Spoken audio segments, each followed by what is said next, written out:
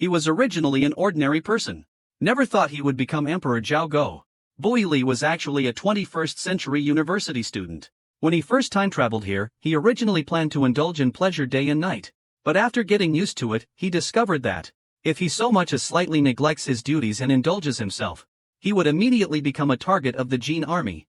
Therefore, he began to reorganize internally and expand his military forces. But being emperor isn't so easy. I'd barely managed to get things in order when I discovered a large Jin force mobilizing. The officials around me either advised me to flee south, or hoped the Jin would pillage and leave on their own. The idea that the Jin army was invincible was deeply ingrained in them. But only I knew the Jin wouldn't stop at Shandong. Within 15 years, a fierce power struggle would erupt within their ranks.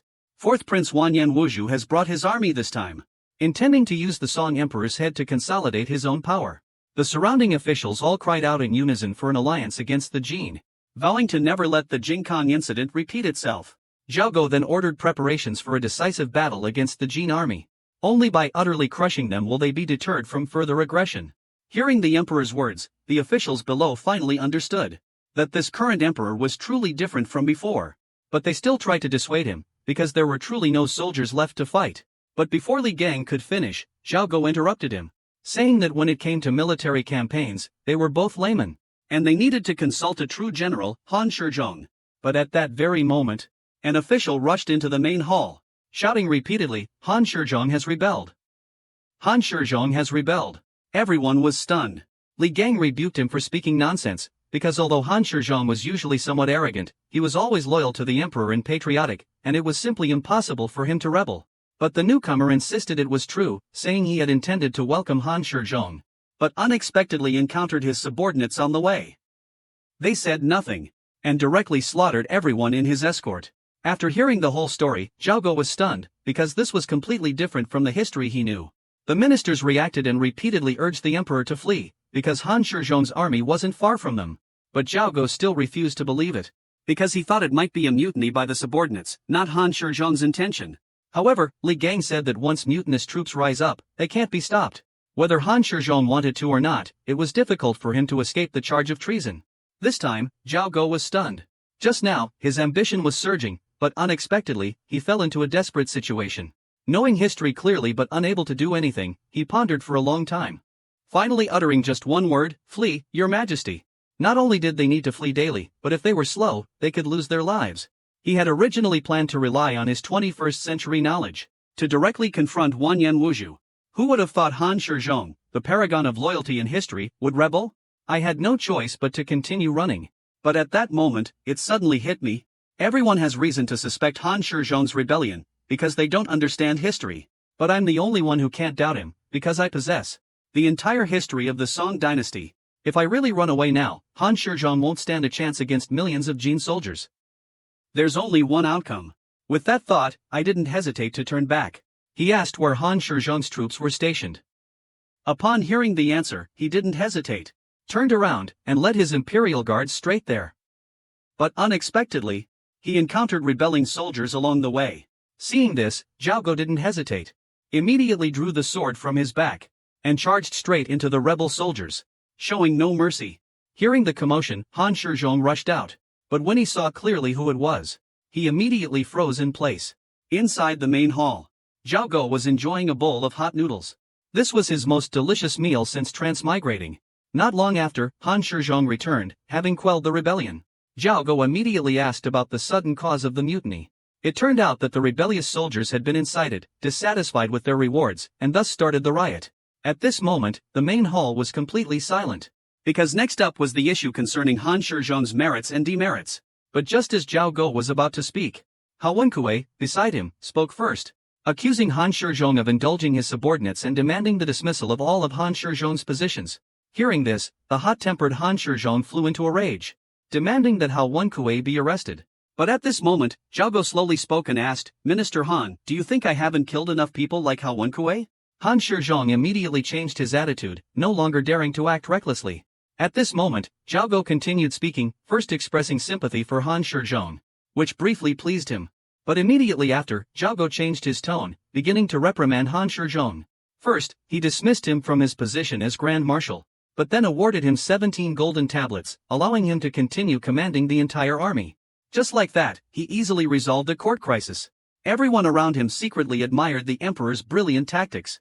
At this moment, Zhao Go gently dusted off his hands. Han Shizhong immediately ran over, kneeling before Zhao Go, and removed his belt. Zhao Go personally fastened the belt for Han Shizhong. This gesture moved Han Shizhong. But before he could decline, Zhao Go patted him on the shoulder, offering a few words of comfort. Han Shizhong was so moved that he choked up, unable to speak. As if remembering something, he started to remove the bag from his hip. But unexpectedly, Zhao Go grabbed his hand and asked a question he had been holding back. Can we engage the Jin army in direct combat? Han Shizhong was a naturally gifted general. He joined the army at 18. At 26, single-handedly charged into Western Xia territory. And at 33, rose to the rank of Vanguard commander. At 38, he achieved a remarkable victory, defeating 2,000 Jin soldiers with only 500 of his own.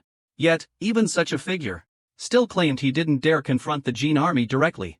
Hearing Han Shizhong's answer, Zhao Go was stunned. Han Shizhong pondered for a moment, and said that if the Jin forces numbered no more than 30,000, then he could engage them in a direct confrontation on the banks of the Huan River. The next day, Zhao Go was in the city supervising the repair of fortifications. Suddenly, I noticed a large number of cargo carts appearing ahead. When I got a clearer look, I realized that the food supplies were coming from the north. But while I was still astonished by the sheer volume of supplies, the next scene made me furious. Because the Jin army escorting those supplies numbered only a few dozen. Thousands of Song soldiers were being chased by just a dozen or so Jin soldiers. What a tremendous humiliation! But the irony didn't stop there.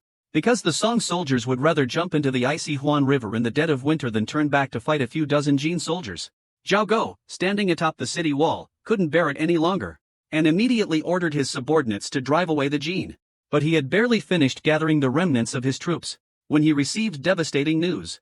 It turned out that Lu Guangshi had sent a message from the front lines, reporting that Wanyan Zhongwan was leading 100,000 troops south and had breached the eastern capital. This meant he would have to flee again. Because yesterday I discussed with Han Shizhong that as long as the Jin army didn't exceed 30,000, we could engage them in battle. But now the Jin army numbers 100,000. Heeding his guard's advice, Zhao Go sighed helplessly, left with no other choice but to flee south. But he didn't know that Lu Guangshi had laid a large trap. At night, Zhao Go looked at the crowded ferry crossing and couldn't help but feel a surge of grief. Everywhere he looked, there were refugees, totaling hundreds of thousands of people. But at this moment, a battle report arrived from the front lines. It is said that soldiers on both sides of the Du River clashed. Despite the emperor's guards maintaining order, chaos continued around the commander. With different factions clashing everywhere, Zhao Go's worries were to no avail. In his late-night sleep, Zhao Go dreamed of countless people being slaughtered, even officials being forced to their deaths. These horrific scenes jolted him awake. He tried to stay calm, but just then, more bad news arrived. Lu Guangshi, a supposedly brilliant general, commanding 100,000 troops, fled before even encountering the Jin army. He even, in a scramble to escape, he even set fire to the ferry. Ultimately, he shifted the blame onto the emperor, slandering others to gain an advantage for himself, claiming that he was not only pursued by the Jin army, but also framed by other officials. Zhao Go immediately inquired about the whole story. He only heard Lu Guangshi tearfully recounting how he risked his life fighting on the front lines. But the other ministers wouldn't allow his soldiers to cross the river. As a result, the soldiers lost control and began seizing boats, ultimately accidentally starting a fire that burned down the ferry. Hearing this, Zhao Go coldly looked at the ministers. But at this moment, they were all silent. Zhao Go then turned to Wang Yuan. But Wang Yuan stammered, not knowing where to begin. Lu Guangshi, standing beside him, then began to criticize Wang Yuan. They urged him to confess quickly so the emperor could deal with it. Finally, Wang Yuan softly confessed, hoping the emperor would punish him. The astute Zhao Go immediately sensed something was amiss. These ministers were all strangely silent today. And Wang Yuan stammered, unable to speak properly, looking as if he was about to cry.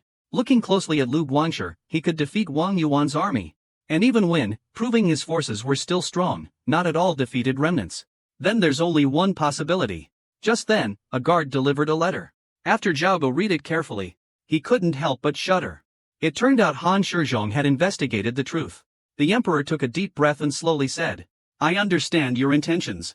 You believe that since things have come to this, if I continue to investigate." Lu Guangshi hastily offered an explanation. He wanted everyone to step forward and clarify. But Zhao Go, enraged, slammed the table and stood up. You interrupt me. Do you want to sit in this chair? If you want to speak, kneel before me and then speak. Terrified, Lu Guangshi stammered that he didn't dare. But Zhao Go grew even angrier. You don't dare? If you didn't have any courage, how could you have done such a thing? He then threw the memorial at Lu Guangshi's face. The surrounding officials were so frightened they dared not move. At this moment, Zhao Go loudly asked two of Lu Guangshi's subordinates, between the Grand Marshal and the Emperor, who was greater. The two glanced at each other, both breaking out in a cold sweat. They hastily knelt down and replied, the Emperor. Hearing this, Zhao Go slowly drew Han Shizhong's sword. In that case, he said, would you two esteemed ministers please help me cut off Grand Marshal Lu's hands? The two were horrified upon hearing this. But at this moment, Lu Guangshi was still trying to defend himself. He claimed his loyalty to the Emperor. The surrounding officials also advised against it, saying that there had never been a case of the Emperor personally killing a general. But Zhao Go didn't hesitate, his eyes cold and sharp. He decided to kill him personally. The next day, while Zhao Go was drilling his troops, he suddenly received a report of a mutiny within the army. The soldiers were threatening the Emperor. Without the promise of beautiful women, they won't go into battle. Hearing this, the Emperor wasn't fazed. He ordered everyone to wait there, and after arriving at another camp, he immediately ordered his guards to prepare a welcoming reception. Zhao Go, fully armored, led his guards into the main tent. The soldiers inside, seeing the Emperor arrive, rejoiced, saying to each other that with such a large entourage, they were sure to be handsomely rewarded. But at this moment, Zhao Chao suddenly drew his bow and fired at them. The soldiers inside, before they could understand what was happening, countless swords and blades were swung. The main tent instantly turned into a bloodbath. The surrounding soldiers were all stunned. Shortly after, Zhao Chao walked out, his expression unchanged. Then, he looked at the surrounding soldiers and said loudly, I've already killed Lu Guangshi, I won't hesitate to kill a few more. From now on, anyone who rebels will suffer the same fate as Lu Guangshi. Zhao Go threw Lu Guangshi's head in front of everyone. All those present knelt down. The next day, the Jin army reached the Hiaai River. This was the decisive moment. All the civil and military officials gathered. But Zhao Go seemed uneasy, because they had burned all the provisions at Mount Bagong. Yet Hiaai City ahead was pitch black. The Jin army would surely attack Hiaai tomorrow. If the garrison at Hiaai fled, the consequences for Zhao Go would be dire. Han Shizhong seemed to notice the Emperor's anxiety, and said he could go there to reassure the troops. Zhao Go thought for a moment and agreed. As if he had made up his mind. The scene shifts to the Hiaai River docks.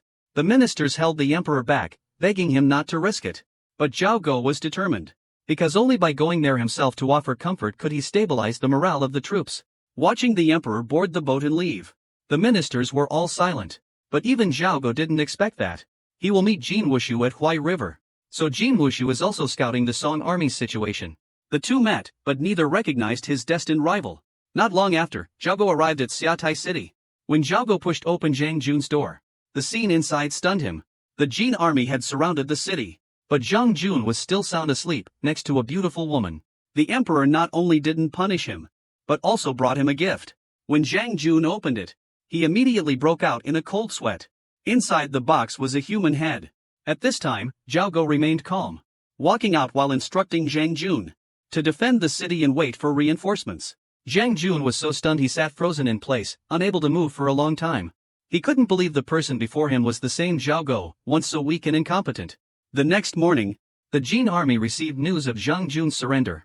But after hearing the amount of wealth Zhang Jun demanded, Wanyan Wuzhu sneered. However, to smoothly capture the city, he still ordered an envoy to bring the treasures to Hiaai. But the Jin army didn't know that this was Zhang Jun's surrender ploy. When the envoy arrived at Hiaai City, Zhang Jun had already assembled his troops. After the preparations were complete, he turned to the soldiers around him and asked, Are you willing to risk your lives with me? Unexpectedly, the soldiers, who were already dissatisfied with the civil officials, they answered in unison, but Zhang Jun had anticipated the soldiers' weariness, and had made arrangements.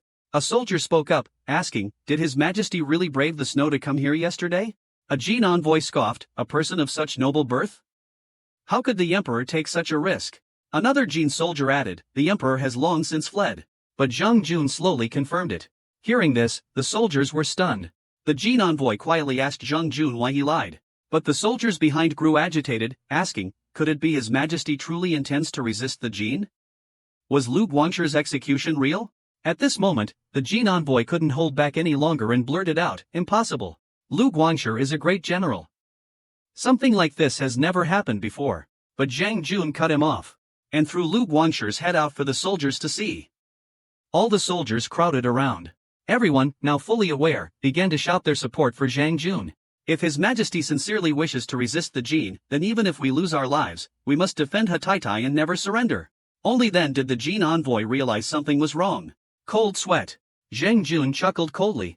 300. 301, then he slowly stood up and said, "You think I'm greedy and afraid of death? But you don't know what 1,000 taels of gold represents. This entire land of splendid rivers and mountains is truly priceless. You also don't understand that even sitting on mountains of gold and silver, if you're just a dog, sooner or later you'll become nothing but shit. Only by preserving our foundation, preserving our nation, can we achieve true glory. So I ask again, are you willing to defend this place with me to the death?" Everyone, looking at this scene, was utterly shocked. Answering him were countless sons of the great Song roaring with indignation. Outwardly, he was the emperor, revered by all. But in reality, he was a 21st century university student who had traveled through time. Having crossed through time and space, with just a belt, he whipped out an aura of Chinese dominance. Then, using only his supreme status, he stopped the chaotic crowd. Now, with just a single whip, he made Zhang Jun, who feared death, defend the city for him. But just as he was pondering how to resist the Jin army's elite troops, he received news that the Jin had sent an envoy. Ironically, the Jin envoy was a former Song official. He listened as the envoy used insulting language, denouncing rebels and traitors, and claiming the emperor, now supported by the Jin, was a wise and just ruler. Some praised his merits, others lauded his sagacity. The ministers couldn't bear it any longer, and began to loudly berate each other. Some even started to weep, whether from shame or sorrow. But Zhao Go, above them, showed no sign of anger. He took a deep breath, and at the sound of his slamming the table, the assembled ministers fell silent. "I hear you were once an official of the great Song dynasty, and surely you once had lofty aspirations. Isn't it interesting that today, in a different capacity, you can witness the great Song's resurgence with your own eyes? The Grand Marshal of the Eastern Garrison and Grand Marshal Hao Wenkui, by imperial decree." At the emperor's call, all the officials below cried out, "Long live the emperor! I, Zhao Go, hereby declare the national policy, the martial edict of war, to be proclaimed throughout the land. For too long, our court has harbored the illusion of peace. Our two nations have fought major and minor wars for decades, yet to no clear conclusion. Today, I sever all ties with such futile hopes. The Song and Jin dynasties have long had a treaty of friendship. The two sides are at war. We fight until victory. I call upon all loyal subjects of the great Song dynasty to join the righteous army and fight to save our nation. All who resist the enemy, regardless of rank, will be promoted. I decree that anyone who surrenders today will be executed. Secondly, according to the treaty, no contact with the Jin is permitted. Anyone who violates this will be considered a traitor. Thirdly, I appoint Li Gang as chancellor. My resolve is firm. I will defend Mount Bawang to the death and fight the Jin army to the bitter end. If we are victorious, we will launch a northern expedition against the Jin and reclaim our former capital. If I lose, take Yuli to Yangzhou, assist the crown prince, and continue the great cause of resisting the Jin. Even if I, Zhao Go, am gone, as long as someone can reclaim Heshan and punish the Jin invaders, that person is the true leader. Even as an emperor, one cannot rule all under heaven." The emperor shouted. Zhao Go was overjoyed. But his joy was short-lived. He found himself on a battlefield, a sea of fire and mountain of blades, just like the northern Song dynasty of old. Furthermore, the Jin army has already reached the city walls. Looking at the dense ranks of Jin soldiers below, the ministers behind him couldn't help but tremble. Hearing the arguing, Zhao Go shouted, "Silence! You all only know how to talk on paper. You understand nothing about military matters. Why interfere?" In an instant, the surrounding ministers didn't dare to make another sound. Just then, the war drums of the Jin army sounded. The Jin army has begun their attack. The Song army on the other side has also started to move. Countless warships are heading towards the Jin army's pontoon bridge. But the Jin army's armored cavalry not only prevented the Song vanguard from gaining an advantage, but also captured their boats. But the Song warships were no pushovers either. With a crash, the pontoon bridge at the center was smashed apart. Countless Jin soldiers fell into the water, facing a barrage of arrows. Although the boat had crashed into the pontoon bridge, it was stuck, unable to break free. This meant the warship had become a target. Following the Jin commander's orders, countless Jin soldiers immediately boarded. Instantly, the sounds of fighting filled the battlefield. As time passed, the already demoralized Song troops lost 2 more ships to the Jin. On Mount Bawang, Zhao Go watched with a chill down his spine, given the decree he had just issued the day before.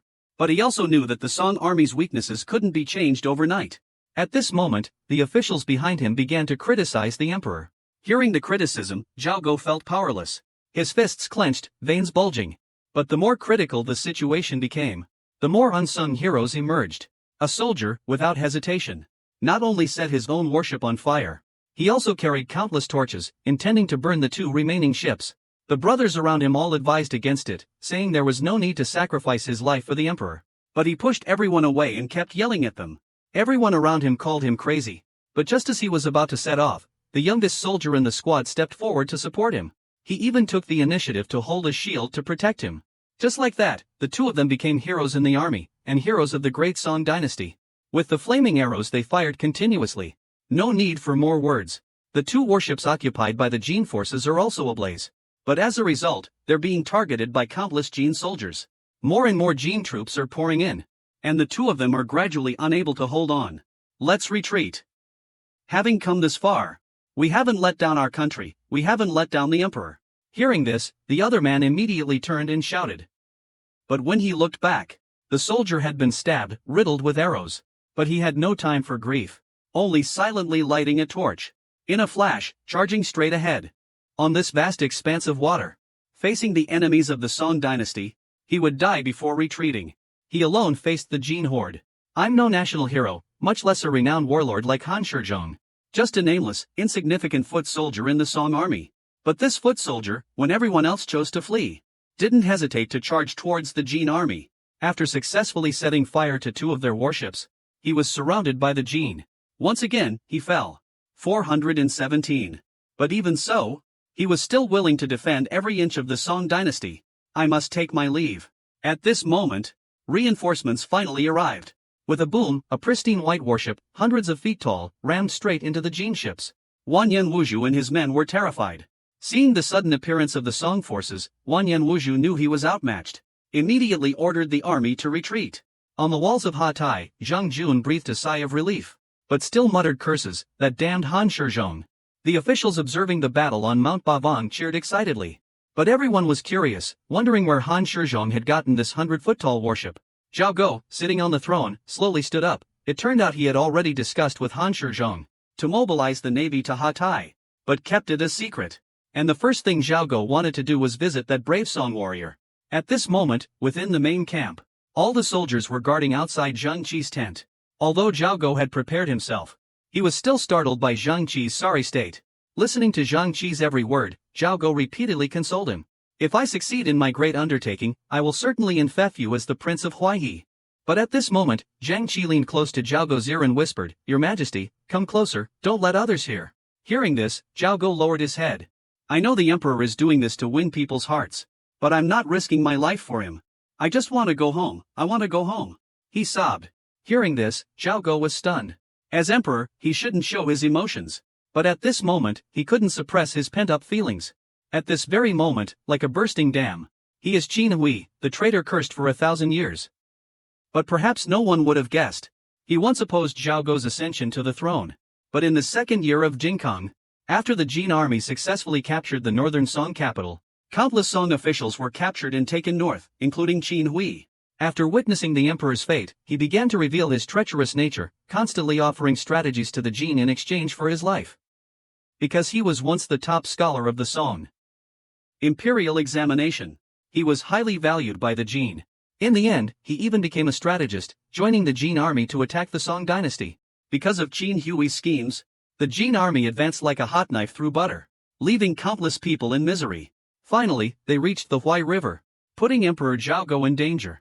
At this time, in the Jin army camp at the Huai River, the Jin forces were still arguing about the day's battle. Knowing full well Han Shizhong would ambush us downstream, why were we caught off guard? Before Jin Wuzhu could speak, the cowardly general beside him asked, Fourth Prince, you miscalculated today. Don't talk about it anymore. Jin Wuzhu's face darkened as he replied. He had originally planned to attack Mount Bawang from 3 directions, but unexpectedly, the cowardly general continued to complain, saying that Jin Wuzhu shouldn't have taken such a risk. Because their original plan was only to capture Daming Prefecture, they hadn't intended to advance all the way to the Huai River. But for Wanyan Wushu, conquering Demingfu was nothing significant. Since Emperor Wanyan Wukamai's death, the internal power struggle has never ceased. And the fourth prince, in his quest for the throne, ordinary military achievements simply wouldn't satisfy him. Conquering the south and proclaiming himself emperor was his true ambition. Thus, he persuaded the Grand Marshal to join him in the southern campaign. Initially, Dalibu disagreed, but it was because of Chin Hui's scheme. Finally, the two of them decided to go south together. But now, such an unexpected event has occurred on the battlefield. The first to be punished was Chin Hui. Suffering alongside him were countless citizens of the Song dynasty. He was an official, but he behaved like a beast, not only abandoning his people, but even offering his wife and children to the Jin army, just for a chance to escape. Just like that, he fled to Hiaai River, waiting with a group of high-ranking officials for Emperor Zhaogo's investiture. When he heard the emperor grieving over the fallen soldier, he said the emperor was just trying to win the people's favor, mocking him for being hypocritical. This caused those around him to sneer. He continued, saying that this lowly soldier, having been mourned by the emperor, might even have his portrait painted and become famous. At this, everyone burst into laughter. Just then, a servant carrying food passed by, and the officials immediately asked if it was for them. I couldn't believe the servant said it was for Han Shizhong, because His Majesty said he wanted to prioritize rewarding the soldiers. The court officials were all shocked, because the Great Song dynasty has always valued scholars over warriors. Even if it was just for show, this was too much. They grew more and more agitated, constantly cursing those bookworms, and saying they wanted to find a chance to suppress them. After who knows how long, just when they couldn't bear it anymore, they finally saw Emperor Zhaogo. The officials all put on respectful expressions and bowed. Today, to strengthen the military, I have made you all suffer for nearly half a month. Do you resent me? Unexpectedly, those who had just been complaining inwardly all said they didn't dare, and continuously flattered Zhaogo. But before they could finish, Zhaogo waved his hand to silence them. By the decree of the two sacred emperors' northern expedition, all cities and armies must follow the two sacred emperors north, prioritizing the resistance against the Jin. Then, Zhaogo looked at Lu Hongdao and said, although you were defeated and fled, considering you never surrendered, I promote you to Jiangnan Pacification Commissioner. I expect you to lead the troops and atone for your failures with meritorious service. Lu Hongdao immediately accepted the order with joy. The surrounding officials were surprised, not expecting a promotion instead of a demotion. Zhao Mingcheng, standing beside Prince Yan, confessed his guilt. In reality, Zhao Mingcheng had achieved great merit, but he forgot that he had fled before the battle, while Lu Hongdao fled after being defeated. Hearing this, Zhaogo slowly said, since ancient times, facing death has been the most difficult. Didn't I also flee from Nanjing to the Hiaai River? Even I fled, how can I condemn you? Therefore, I say, lead the troops and atone for your failures with meritorious service. After hearing this, Zhao Mingcheng hung his head in shame, unable to speak. With the nation in peril, civil officials like Li Ruoshui and military generals like Zhang Jun. As my subjects, do you have no shame? Hearing this, the ministers knelt and cried out, admitting their guilt. But Zhaogo didn't say anything more, instead reciting a poem to boost morale. I hope you will all remember this, even poetry should uplift the spirit. Live as a hero, die as a heroic spirit. To this day, those words still echo in my ears, I can never forget them. The old general cursed the emperor 800 times a day, and said his strategies were worthless. But those around him didn't dare to refute him, because he was Zhong Zhe, the famous general who resisted the Jin. When everyone else chose to flee south, he alone remained to defend the eastern capital. Faced with countless temptations from the Jin army, he never wavered. Directing the elderly, children, and the sick within the city, he continuously repaired the fortifications, along with constant sorties. His son beside him couldn't help but exclaim, serving the country. Father is the Hanoi garrison commander, why do you have to do this hard labor? Tomnat was silent for a moment, not answering directly, but told his son to look towards the once prosperous city of Hanoi, now ruined and desolate everywhere, like a ghost town. During the Jinkang incident, although the Jin army did not massacre, they captured all the officials and artisans. Moreover, hundreds of thousands of Jin troops plundered the capital. The population, once over 1 million, now consists only of the old, the weak, and the sick. Saying this, Zhongshe couldn't help but sigh. Suddenly, he turned his head and said, kill the Jin envoy. Hearing this, his son was utterly astonished, and couldn't help but remonstrate, there's still a Jin escort outside the city walls. But after hearing this, Zhongshe remained unmoved. Someone will deal with that escort. If I remember correctly, it's that young lad patrolling outside today. Outside the Dongjing city walls, a group of Jin cavalrymen were hunting. Looking closely, their prey were commoners. Clearly, these Jin soldiers didn't consider them human, even making bets on who could kill them first. At this moment, a Jin soldier, riding his horse, loudly declared his intention to shoot a man in the head, terrifying everyone. The surrounding people looked around in fear. Not far from the Jin troops, a man was practicing martial arts. When they realized he was a lone song soldier, they laughed unrestrainedly, saying they would only leave him half alive. But they don't know what they're about to face. Seeing the Jin soldiers beside them continuously falling, those around them finally realized something was wrong. But it was too late. 560. At this moment, the man, like a god of war, charged straight into the ranks of the Jin cavalry. Wherever he went, Jin soldiers fell like wheat, precisely taking down each one. The few surviving Jin soldiers wanted to flee, but when they looked up, they discovered they were surrounded. The Jin army looked closely. On the large opposing banner was written a giant character, U. Yufei was scolded by the veteran general Zhang Zhe for 3 days and 3 nights. Yufei was not angry, but listened respectfully. Because this veteran general was Zhang Zhe, a man wholeheartedly against the Jin army. After Yufei unauthorizedly killed a Jin general, people from all over came to Zhang Zhe to demand punishment. But Zhang Zhe didn't pursue the matter, because he knew Yufei was a once-in-a-century military talent. Resisting the Jin should be our top priority. After all, with a general outside the capital, military orders are practically non-existent.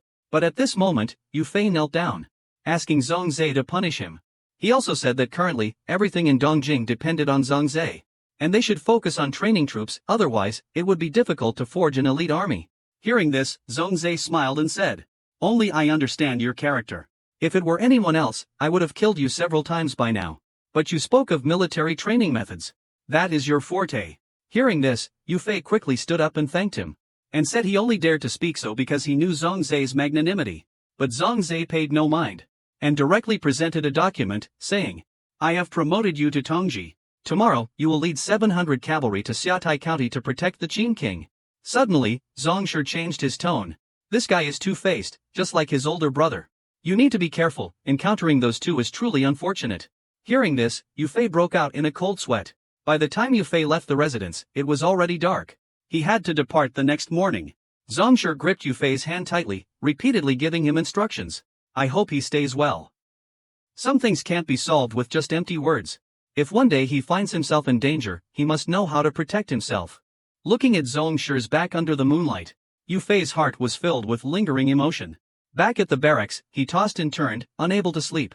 Recalling Zhang Shi's words, he suddenly sat up and called loudly for Hiaai, telling him to summon someone. Not long after, a soldier hurriedly entered. Yufei said to him, "I hear you're the best tattoo artist in the camp. Will this affect tomorrow's expedition?"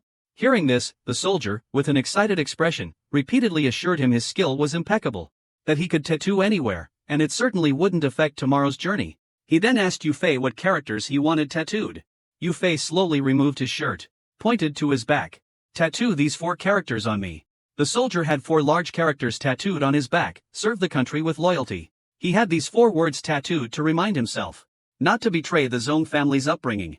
In distant Yangzhou, Zhao received news of Yufei's arrival and immediately stood up in excitement. Ever since he transmigrated, he had constantly searched for news of Yufei. And today his wish was finally fulfilled.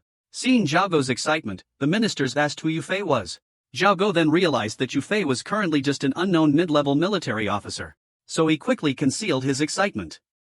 But at this moment, the ministers suddenly spoke up, saying that Yufei hadn't originally intended to come to Huai River to meet Zhao. But upon arriving in Nanjing, I suddenly received military orders from Dongjing, and then immediately turned back to Guangda. After listening to the minister's explanations, I finally understood. It turned out that after the Jin army captured Demingfu, one army not only escaped the enemy's encirclement, but also continued to recruit soldiers and horses, eventually reaching Guangda. And the general of this army was the veteran Yang Weizhong. But at this moment, I couldn't help but wonder, why were military orders issued from Guangda? Could something have happened? Hearing this, the officials below began to argue amongst themselves. Some saying the Jin army numbered several 100,000 and was impossible to defeat, some even accusing Yang Weizhong of treason. Listening to the minister's arguments, Zhao frowned. At this moment, Han Shizhong, standing behind the crowd, suddenly spoke up, saying he roughly understood Yang Weizhong's intentions. Yang Weizhong was stationed in Guangda but hadn't traveled south to pay his respects to the emperor. He must be planning something, because near Guangda lies a strategically important location, Jingzhong, the place connecting Hunan and Hebei. Elsewhere, Yufei arrived in Guangda, but upon entering the main tent, he discovered that inside were not only the volunteer armies from various regions, but also countless bandits, all gathered there, preparing to fight against the Jin army together. At this moment, Yang Weizhong, sitting on a chair, said loudly, because of the mixed multitude of men and horses, we need to choose a commander now. Then I will be the deputy commander. As long as we win, I will definitely appoint that person to the position of commander-in-chief. Hearing this, everyone below immediately started clamoring. Time ticked by. But the people below continued to argue incessantly. 646. Yang Duizhong slammed the table, stood up, and asked, who is in charge here? At this moment, two men slowly stepped out from the crowd. One was the leader of the 10,000-strong rebel army. The other was Zhang Rong of Liangshan Marsh. The first victory in the Song dynasty's resistance against the Jin was led by Zhang Rong of Liangshan Marsh. But now, he was being insulted to his face as a leader of an irregular army. But Zhang Rong wasn't someone to be trifled with. Words were exchanged, and both sides immediately drew their swords. Seeing this, Yang Weizhong hastily shouted, ordering his men to confiscate everyone's weapons. But at this moment, Li Chang showed his disapproval. Why are you only confiscating their weapons and not Yufei's? Hearing this, Yufei spoke up incredulously. I am an official of the Great Song Dynasty. I cannot plan a battle with this unruly mob. Hearing Yufei's words, Li Chang became furious and started cursing him loudly. But Yufei remained unfazed and said he was only stating the truth. At this moment, Li Chang was so angry he was speechless. With a fiery temper, he charged at Yufei, attacking him. The surrounding people were horrified. To dare lay a hand on an imperial court official, this crime was unforgivable. But Yufei showed no fear. In the blink of an eye, he neutralized all of Li Chang's attacks. In just 3 moves, Li Chang was defeated by Yufei. At this moment, Yang Weizhong finally reacted and loudly scolded Li Chang. Hearing Yang Weizhong's scolding, Li Chang snorted coldly, and said that if everyone looked down on him, he would not stay here any longer. But in reality, he did that to prevent Yang Duizhong from eliminating him. He said if Yang wanted to kill him, he could just attack him from behind, and he absolutely wouldn't resist. He just asked who would dare to resist the Jurchens with Yang after that. Watching Li Chang leave, Yang Duizhong asked Yufei, why did you deliberately provoke him? Hearing this, Yufei said that he had obtained evidence of Li Chang colluding with the Jurchens. He said this kind of person would never sincerely resist the Jurchens. As for Zhang Rong, he's the leader of Liangshan Marsh, and his subordinates are all impoverished farmers. So he further believed in Zhang Rong's determination to resist the Jin. Hearing this, Zhang Rong happily gave Yufei a thumbs up. Afterwards, everyone began discussing how to attack Jingzhou. After all, Jingzhou had high walls and deep moats, making it difficult to conquer quickly. They had to lure the enemy out of the city to fight. Once the Jin army retreated, Jingzhou would no longer be vulnerable. However, the task of luring the enemy was essentially a suicide mission, and no one was willing to accept it. But at this moment, Yufei spoke up, saying he was willing to sign a military pledge and lure the enemy out. War god Yufei personally commanded the battle, keeping tens of thousands of Jin troops from daring to leave the city. Seeing the insults written on the banners below the city walls, the Jin army was furious, but they could do nothing, because their general had given 3 orders not to leave the city to fight, preparing to wait for reinforcements. A general named Tian he wanted to test the strength of the Song army, so he devised a plan, not needing the entire army to engage, but just sending out a general for single combat.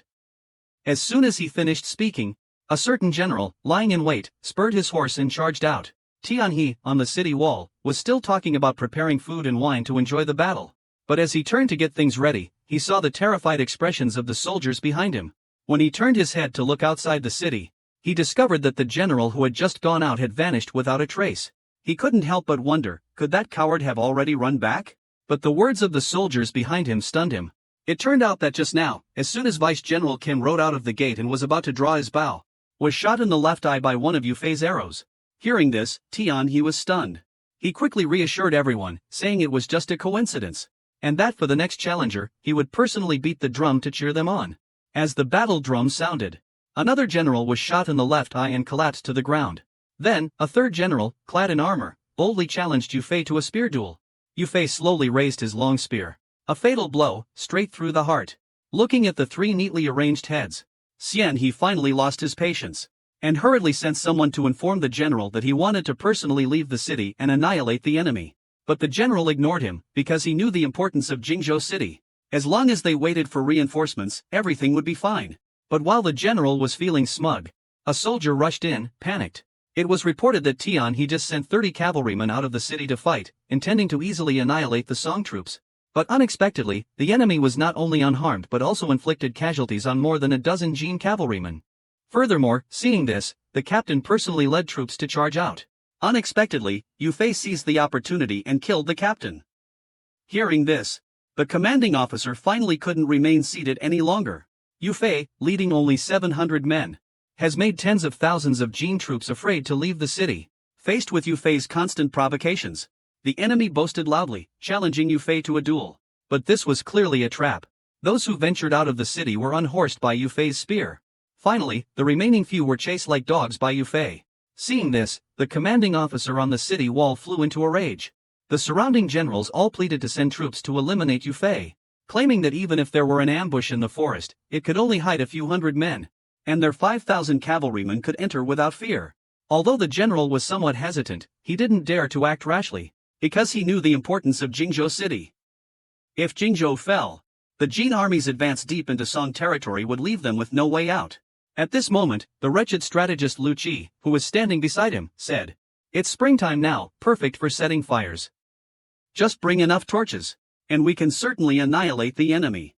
Hearing Lu Qi's strategy, everyone's eyes lit up, and they hastily assembled their troops and set off. But they didn't know that this was only the beginning of their disaster. Seeing the enemy deploy their troops, Yufei cut the suspension bridge and charged towards the forest. The enemy commander, enraged, immediately ordered his troops to give chase. They also dispatched a unit to surround the forest from the left flank.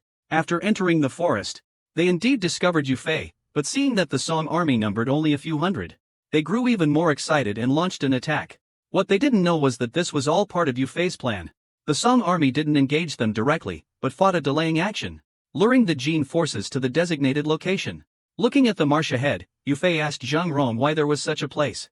Because he worried about leaks within the army, Yufei wasn't aware of Zhang Rong's plan, but he still chose to trust him.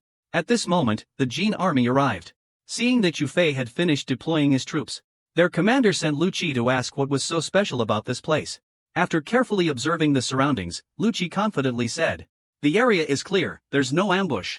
Hearing this, the general felt reassured and immediately ordered his troops to prepare. A great battle was about to erupt. Lu Qi, an official of the Song dynasty, was offering advice to the Jin army. Without people like him, the Jin army wouldn't have been able to gain the upper hand so quickly. And this time, this treacherous advisor had become the Jin army's executioner.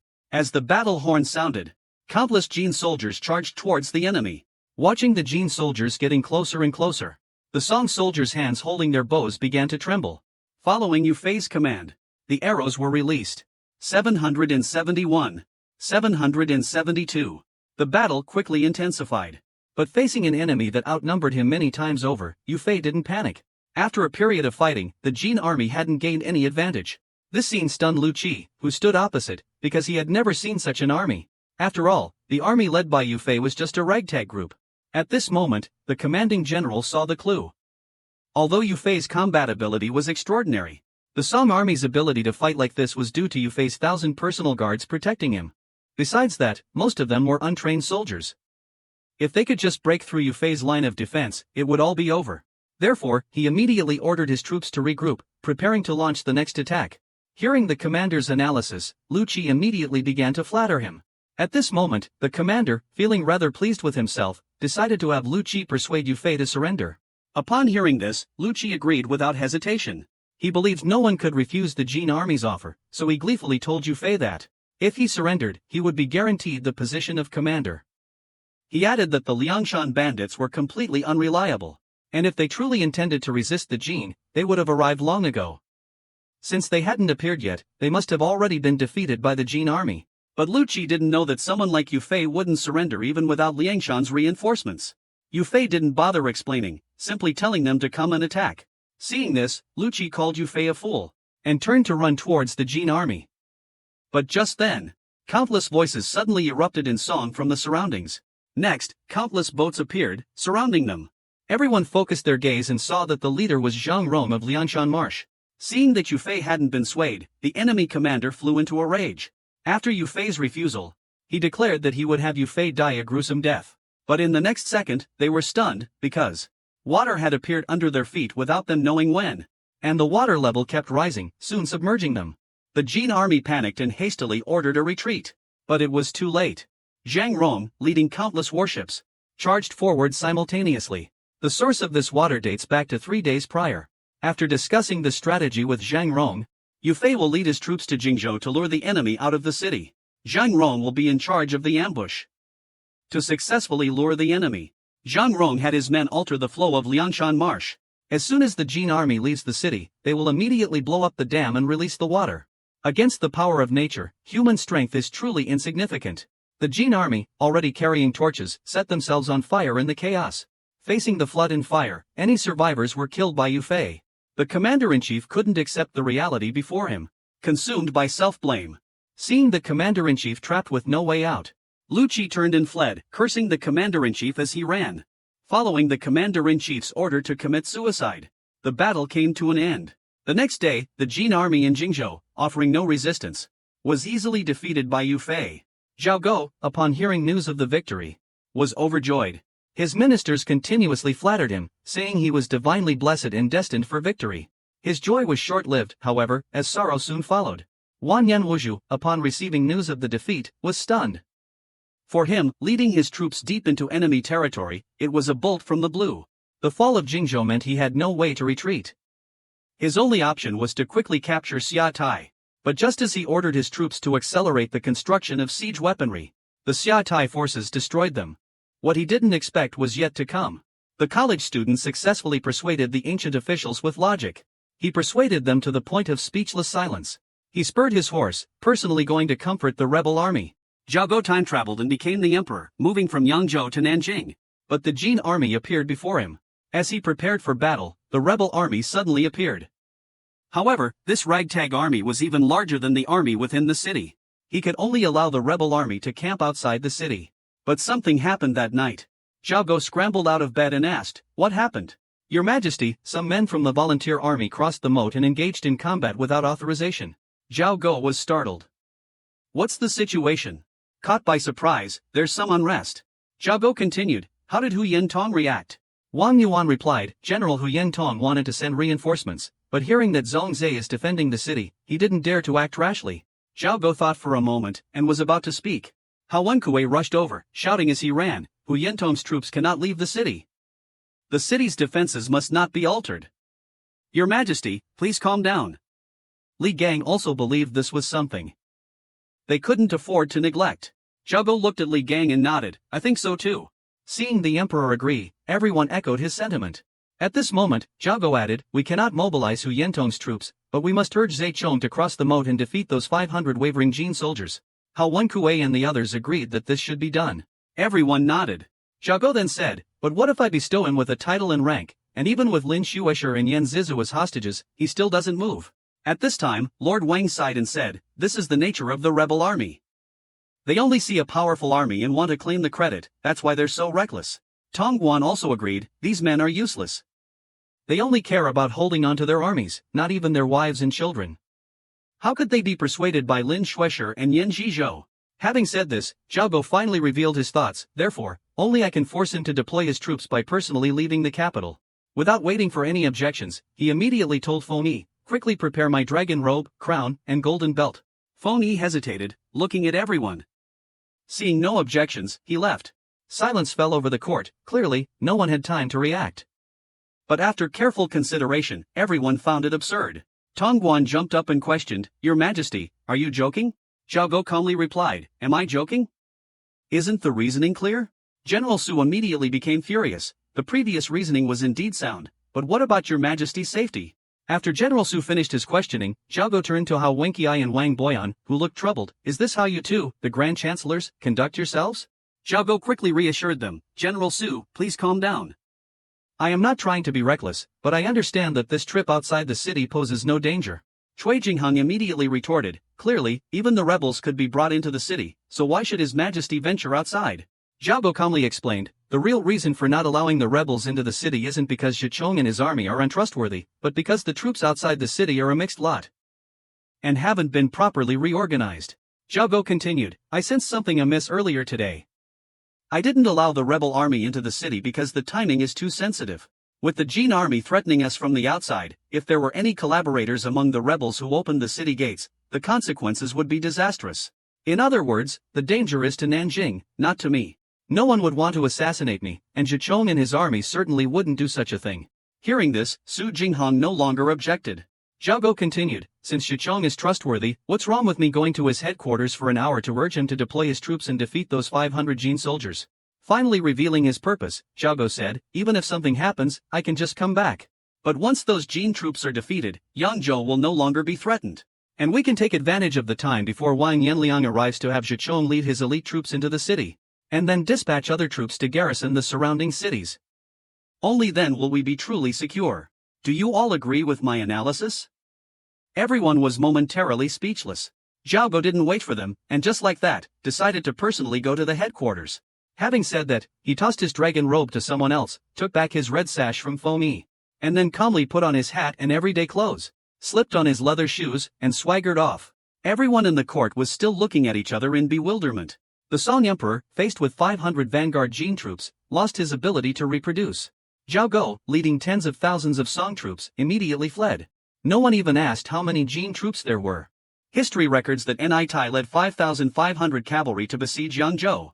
At this time, Zhao Go was reveling with his concubines. The chancellor at that time was Huang Qianshan. The commander of the Imperial Guard was Kong Li. And the general defending the border was Lu Guangshi. Amidst the chaos in the Imperial Court, Nitai, with only 500 cavalrymen, breached Yangzhou, capturing Zhao Go, his large entourage, and tens of thousands of Song soldiers, thus bringing the southern cities under Jin control. It was these same 500 of Nietai's cavalry that cost the pleasure-seeking Zhao Go his ability to reproduce. Therefore, having transmigrated and replaced him, Zhao Go rewrites the history of the Great Song Dynasty. That tragic moment will no longer occur. Zhao Go personally eliminates treacherous officials and appoints talented individuals. Famous generals like Han Shizhong and Yufei achieve numerous military exploits under his leadership. Yufei even annihilates 5,000 elite Jin soldiers. The Zhao Go of now is no longer the cowardly Zhao Go of before. Facing 500 cavalrymen, while he takes them seriously, he isn't overly concerned. Though from a different time, those 500 cavalrymen are a legendary army recorded in history. In some low-level games, they are the kind of troops you need to pay for. Zhao Go only chuckled softly. A general originally stationed in Runyang City had long been slain by him, leaving no one to retreat with. Now, he only needed to strategize to defeat that legendary army. At this moment, Zhao Go, clad in a red robe, sat within Zhichang's tent. Zhichong, 40 years old and dressed in official attire, was prostrating himself for the fourth time.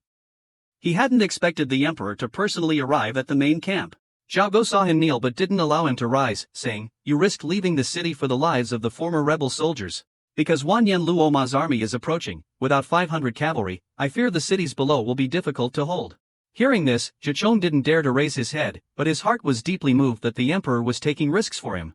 Seeing the fire had reached the right intensity, Zhao Go said sternly, "Deploy the troops quickly. We must defeat those 500 cavalry." Zhichong hastily accepted the order and stood up, taking his saber and leaving the tent to make arrangements, not daring to look at the emperor throughout the entire process. Only after Zhichong left did Zhao Go's expression soften slightly. At this moment, Scholar Lin knelt down and said, "I am incompetent and unable to share your majesty's worries." Zhichong, upon leaving, feigned concern for the country and its people. "I believe we should win him over." But Zhao Go seemed not to hear, remaining lost in thought. A moment later, he started to offer comfort. But Yan Shizhou spoke first. "What is Scholar Lin saying? You are a Hanlin scholar, your nature is to work with documents. Now that the nation is in peril, you stepping forward is already commendable. What does it matter if there are some mistakes? Since the Jingkong incident, so many have fled, and not a few have even betrayed the country for personal gain. You dare to act, how could the emperor blame you?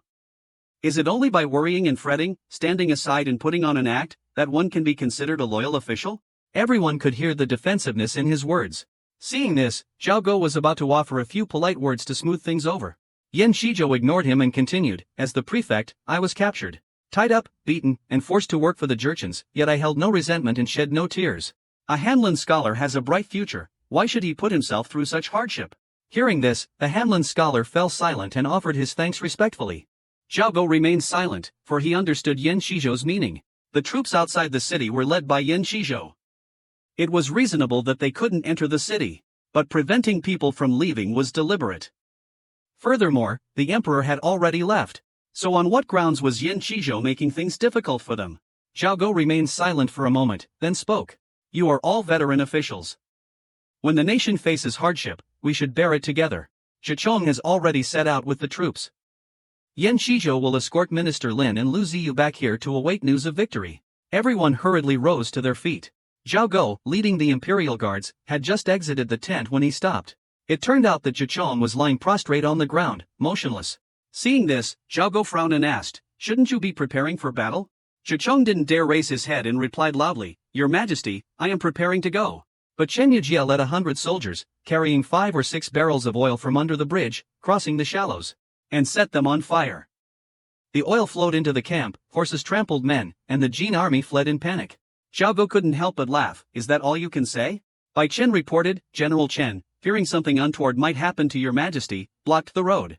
Zhao Go slowly nodded and said, "Since the Jin army has retreated, you and Scholar Lin should reorganize. Find trustworthy people, and quickly enter the city. The rest of you, retreat to the north of the capital and set up camp. Tonight, anyone who crosses the river will be enlisted into the army." Having said that, Zhao Go flicked his sleeves and returned to the city. Bai Chen was overjoyed at these words and thanked His Majesty. Only after a while did he dare to steal a glance at His Majesty's retreating figure. He didn't breathe a sigh of relief until the Emperor entered the city. It was as if Zhao Go's aura could suppress him through space. On the other side, as soon as Zhao Go entered the city, he saw the 4 chancellors were all there. Su Jingheng hurriedly stepped forward and asked, "Your Majesty, is everything settled outside the city?" Hearing this, Zhao Go dismounted, intending to recount what had just happened. But as he was composing himself, Yan Zhizhou hurriedly said, "As soon as your Majesty left the city, Zhe Chong broke through the encirclement." Zhao Go, with a resigned look, simply said sternly, "That is indeed the case. Monk Bingyi's army was defeated by the Jin army. Li Yintian used his remaining troops to recapture Sanzhou. Yelu Mashu's 500 cavalry were driven off. But Lang Yenzong's tens of thousands of troops didn't appear. Therefore, Zhao Go dispatched the newly appointed Banji, Zhe Chong, to investigate. Zhe Chong quickly brought back news about Han Shizhong and the others. Combining this with the scout's intelligence, Xingzai finally deduced that Long Yenzong's army had indeed approached Runyang. However, Yelu Mashu changed his plan.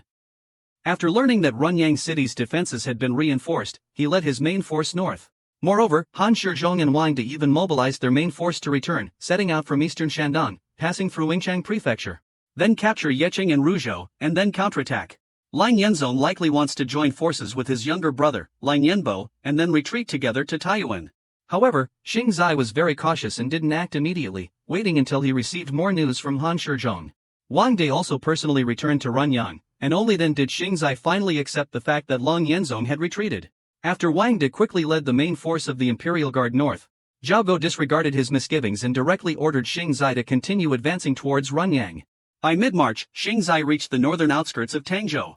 After settling in, he summoned Chen Shu to discuss the situation. So, the ministers who had been summoned gradually returned. After exchanging information, Xingzai discovered a strange military situation. It turned out that a few days earlier, Li Yansan had single-handedly led the remnants of the Sanzhou army to recapture Sanzhou. Lu Yenzong, who was at the foot of Mount Wugong, heard about this and turned back north. Li Yansan had achieved such a great feat, Emperor Zhao Go naturally had to reward him accordingly. Therefore, everyone requested to appoint Li Yansan as the prefectural governor of Sanzhou. No one objected to this appointment. However, this wasn't a regular court session, but a grand assembly of all the civil and military officials in the capital. But this long-awaited assembly was held simply in an open space at the foot of Mount Fangcheng. Although I brought along my entourage with official seals and banners filling the sky, looking quite imposing, I didn't want to hold it within the city walls. Only those who truly understand the situation can see that I'm using this to remind my imperial attendants that although Runyang is right before our eyes, we must still maintain a sense of danger. Back in the present, after Li Yanxian received his reward, Hao Wenkuwei presented a document and reported, "Good news, the Pacification and Defense Commissioner of Kanzhou and other officials have been appointed. Please review them, Your Majesty." Zhao Go glanced at it and returned it to his subordinate, gently saying, "The Chancellor may decide, but such appointments should consider the opinions of the frontline generals. You cannot arbitrarily replace those who are currently serving. If there truly is a vacancy in an appointment, arrangements must be made for the person being replaced. Everything must prioritize the resistance against the Jin. The rear echelon must not compete with the front lines." After hearing the emperor, Hao Wenkuwei solemnly grasped the profound meaning within his words. After Hao Wenkuwei spoke, Zhang Jun stepped forward and reported, "During this southern campaign, the Jin army was terrified along the way. Moreover, Your Majesty declared at the foot of Mount Gongshan that Your Majesty and the troops would not retreat, and anyone who did would be executed. Now, we should deal with those who disobeyed orders. How should we handle this defeat? I ask Your Majesty to decide."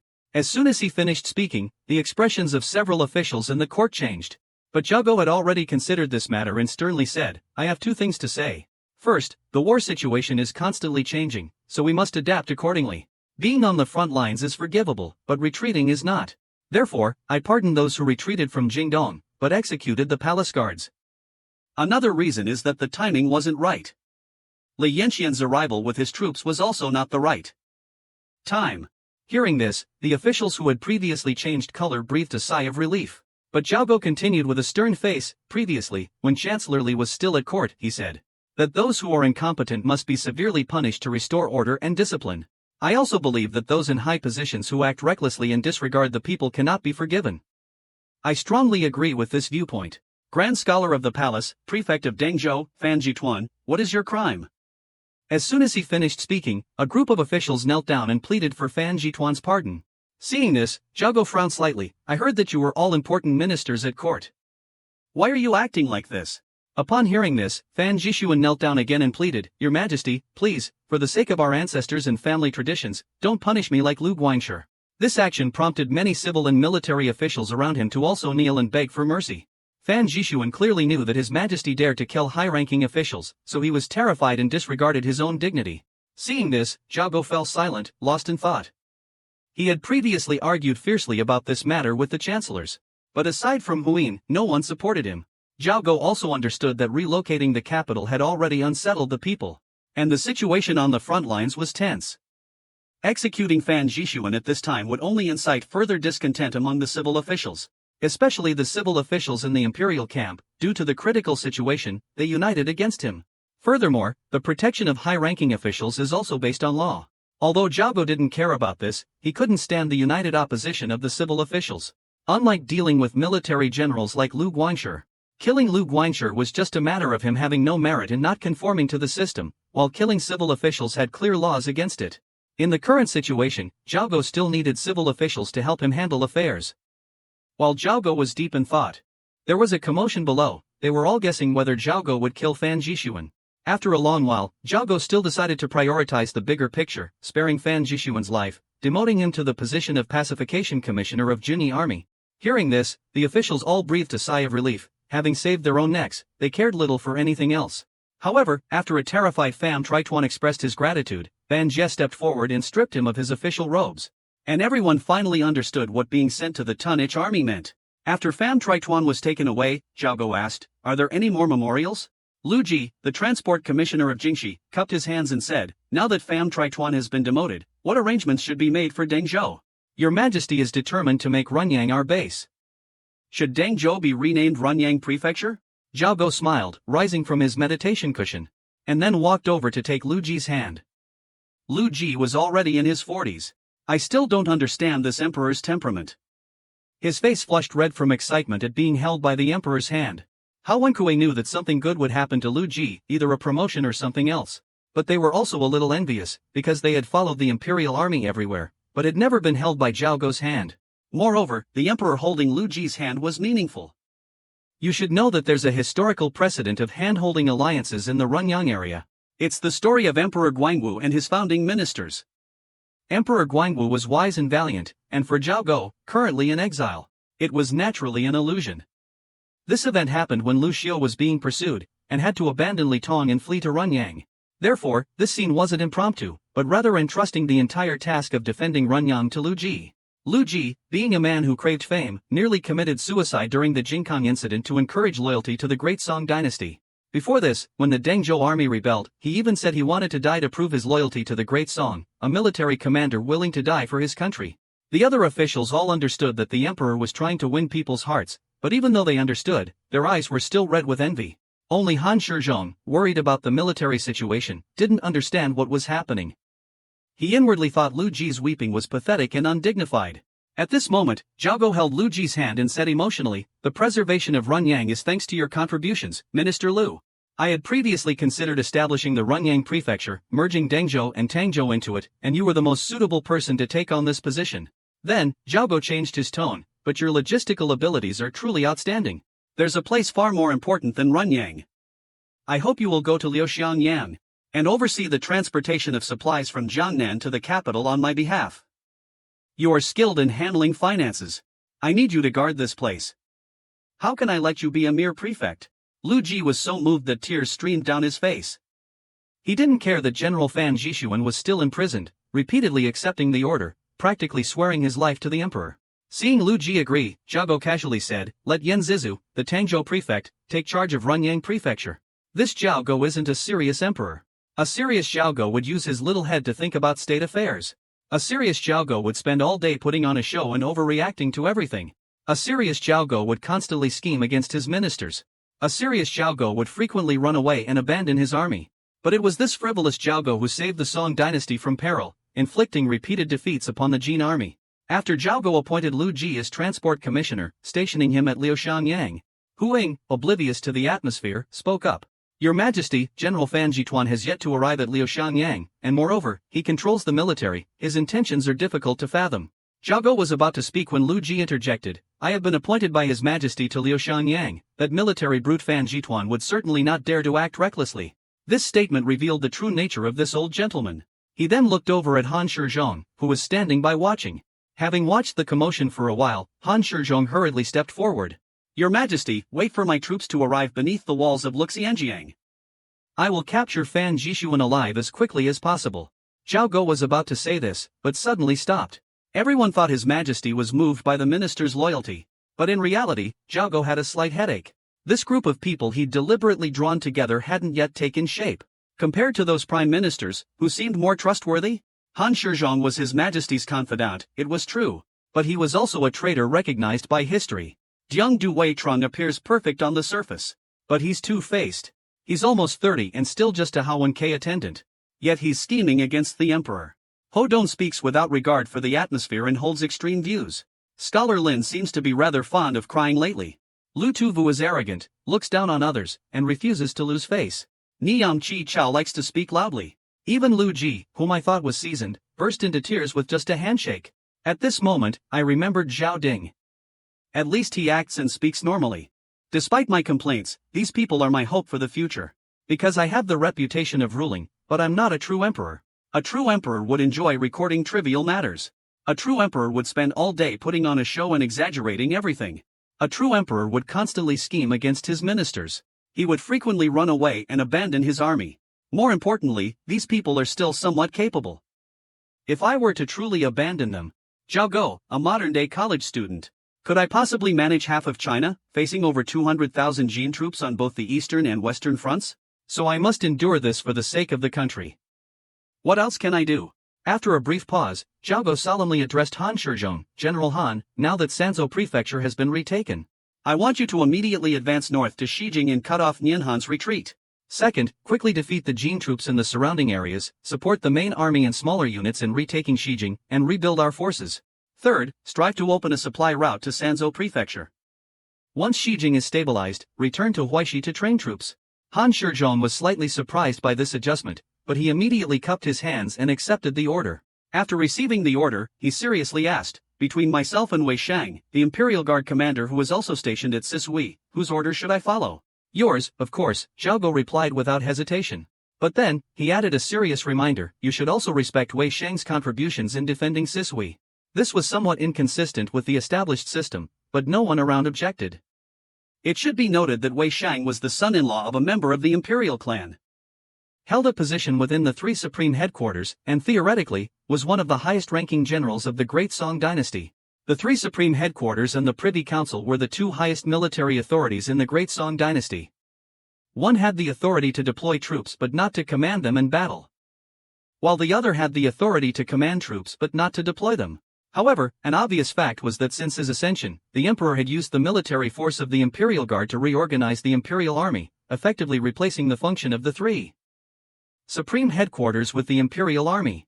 Therefore, in this matter, the officials could only support Han Shizhong, otherwise, they would be denying the legitimacy of the Imperial Army. There was one thing Zhao Go didn't expect, but everyone else took for granted. The Imperial Court, always wary of the eastern capital's Zhongshu retainers, limiting the Zhongshu's considerable power, was almost instinctive for the Imperial Court officials. It wasn't about morality or politics, it was truly instinctual. Even if the Zhongshu were orthodox civil officials, In fact, previously, Han Shizhong and Huai West had seized Taizhou and Xuanshan prefectures, which belonged to the Jingxi North Circuit. Li Yanxian's appointment as the prefectural governor of Sanzhou, and even Yu Fei and Zhang Jun's appointments as prefectural governors, all went very smoothly. Because, deep down, the imperial court officials felt these actions were politically correct. Taizhou and Xuanshan prefectures were the territory of the eastern capital retainers, and Li Yanxian's memorials previously had to go through the Zhongshu. Yu Fei and Zhang Ron's existence can keep Zhang Chu and Zhang Jun in check. It's a preventative measure, treating a disease before it manifests. Yet Zhao Go, who keeps talking about wanting to fight against these things, doesn't pay any attention to these intricacies. In Zhongshu's letter, he commented on someone, intelligent, understanding, dedicated, thorough, just a bit rash and immature. Back in the present, Han Shizhong has received orders to withdraw, but Hao Wenkui is still worried. After all, the three-department system has existed for 100 years, and Wei Sheng has contributed without committing any wrongdoing. I'm afraid that this time Han Shizhong will clash with Wei Sheng, causing unnecessary trouble. Zhao Go returned to his seat, remained silent for a moment, and then said, "Actually, there's one more important matter I was going to save for last, but since we've already mentioned the censorate and the Imperial Guard, I'll just come right out and say it." Having said that, Zhao Go looked around. The officials of the Imperial Guard all wore different expressions. Zhao Go then slowly said, "The political system is the foundation of the nation, and it shouldn't be changed lightly, but the situation is dire. The Great Song and the Jin are irreconcilable enemies. I said at Mount Bagon that this will only end when one side is destroyed. Since that's the case, reforms must be carried out." Hearing this, the ministers remained calm, as this was something everyone had anticipated. A few days ago, the ministers even discussed it. Zhao Go continued, "The Department of State Affairs, the Chancellery, and the Secretariat will be merged into the Chancellery. The Chancellor of the Eastern Mansion, that is, the Chancellor and the Vice-Chancellor, will jointly manage the 6 ministries, the 9 courts, the 5 directorates, and the 6 bureaus. Entitled to participate in court affairs, it's called military and state affairs. The Imperial Camp, Chancellor Hao will be in charge of civil affairs, and Chancellor Su will be in charge of military affairs."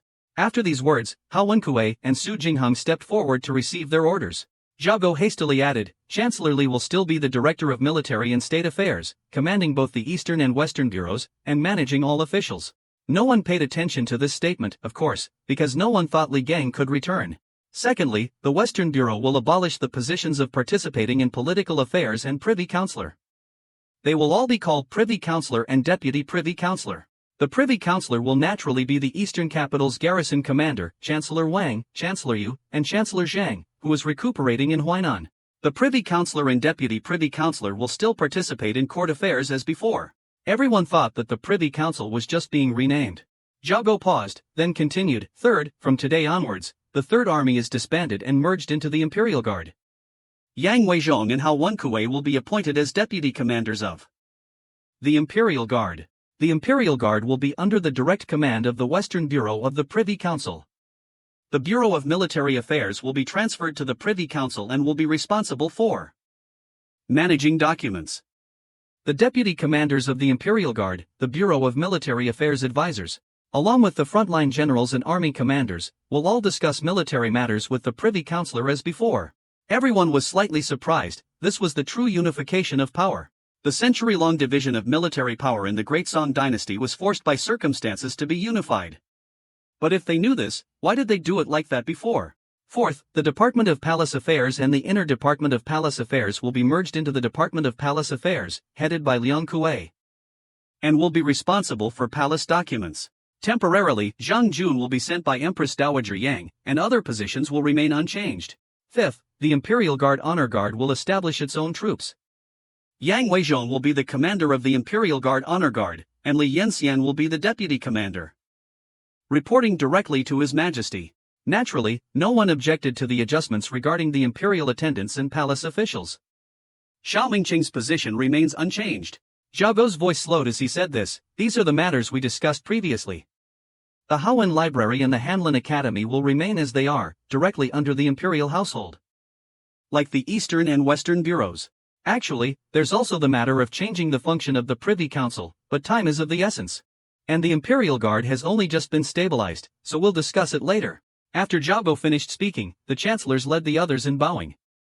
Seeing everyone rise, Zhao Go continued, "I convened this Grand Assembly at Mount Fangcheng for one purpose only, to swiftly and decisively resolve all outstanding issues. I hope everyone will put aside any grudges and political disputes that have lingered since the Jingo incident. We must make a fresh start here in Nanyang.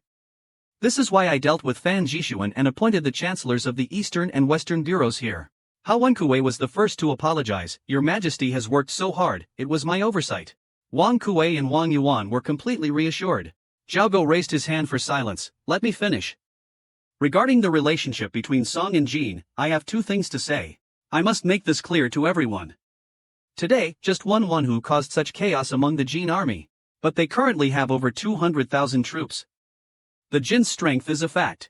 The Great Song has suffered consecutive defeats, losing Hebei, Hedong, and then the Jingo incident. Our army is weak and unable to fight. This is also a fact. The Jin dynasty, established only 17 years ago, has defeated the Great Song and proclaimed its dominance. If the capital of the Great Song falls, a century-old legacy, even the emperor captured, forced into exile, prefectures ravaged, countless people displaced, with traitors rising up, the nation's peril is not an empty threat. Silence filled the tent, broken only by the wind. Zhao Go said, the enemy was defeated at Huazhou, Yufei and Zhang Jun broke them at Mount Liangshan. Han Shizhong repelled them at Huaishan, Li Yanxian just retook Sanzhou. Showing the world that the Jin are also men, and men can be vanquished, men can be defeated. Our population, culture, and institutions surpass theirs, there is still hope. Zhao Go paused for a moment, then said loudly, in short, two things. First, no matter how difficult the situation, the Great Song dynasty will always find a way. We absolutely must not give up. Second, the Song and Jin have been at war for 3 years, but you must be prepared for the possibility that it may last another 10, 8 years. Or even until death before we succeed. This is a war between nations, we cannot be impatient. The four chancellors bowed their heads in unison. Zhao Go, feeling tired after speaking, said, that's all for today. Everyone, prepare to depart for Nanyang. We will continue our discussion on the way. Having said this, Zhao Go put his hands on his hips, preparing to leave the tent. But when he reached Han Shizhong's side, he stopped. It seems you still have something to say. Han Shizhong quickly straightened up. Zhao Go said, I also have something to tell you. Upon arriving in the western capital, you will meet with the imperial clan. This matter must be handled with caution. As Chancellor Li said about welcoming the two saints, to welcome them, our military must be stronger than the Jin. By the same principle, to maintain your positions, the western capital must be truly stable. Therefore, you must tell Wei Sheng and the other generals not to neglect the battlefield for the sake of their positions. If the imperial tombs are damaged in the war, it is my fault and the two saints' unfilial piety, and has nothing to do with them. Everyone murmured for a moment, then quickly fell silent. Han Shizhong was also stunned for a moment, then hastily accepted the order. Zhao Go put his hands on his hips and frowned, saying, I heard you like giving nicknames to the literary officials. Before, you called them chicks. Why have you changed it now? Following the emperor's question, Scholar Lin's face, in the distance, immediately turned pale. Han Shizhong didn't dare to lie, I now call them virgin boys. As soon as he finished speaking, everyone roared with laughter. Only Zhao Go stood with his hands on his hips, sternly asking, why virgin boys? Han Shizhong saw the emperor's displeasure, but he didn't dare not answer, so he could only blush and explain. Virgin boy refers to a man who is inexperienced in worldly affairs, just like calling a woman a virgin. Everyone burst into laughter. Some of the literary officials' faces turned crimson, and they lowered their heads, not daring to look up. The esteemed scholar official Wang Kuei was about to stand up and object. But Zhao Go sternly rebuked him, Minister Han is my beloved official, but the Mongols you speak of are also my subjects. They call you a warrior, and you speak of them like that. Isn't that insulting me? Han Shizhong hung his head in shame, speechless. The scholar officials became even more frightened. Yan Zhizhou, standing beside him, suddenly understood. He stepped forward and softly said, it's your turn. What do you want to do? Han Shizhong hurriedly replied, I was once a subordinate of Prince Yan Zhuang. Though brave, I am but a general, not a commander. Prince Yan abruptly raised his head to look at Han Shizhong. Han Shizhong hastily explained, I didn't mean to slander my colleague. I'm just worried that if we go to the western capital, who will help your majesty deal with the rebel Fan Jishuan? Hearing this, Prince Yan became even angrier. If Zhao Go weren't there, he would certainly duel with Han Shizhong. Upon hearing this, Zhao Go said indifferently, Fan Jishuan is just one man. I can handle him myself. After saying that, he put his hands on his hips and walked away. Once the emperor left, everyone dispersed. In the end, only Han Shizhong and Prince Yan were left facing each other, neither daring to make a move. The imperial camp had just arrived in Hiaai City when Sun Mantang caused the emperor to lose face again. They even spread rumors that the emperor didn't know how to fight a battle. In the end, he was impeached by the ministers and dismissed from his post. After more than a month, Jingo finally arrived at Runyang. But there were still many regrets.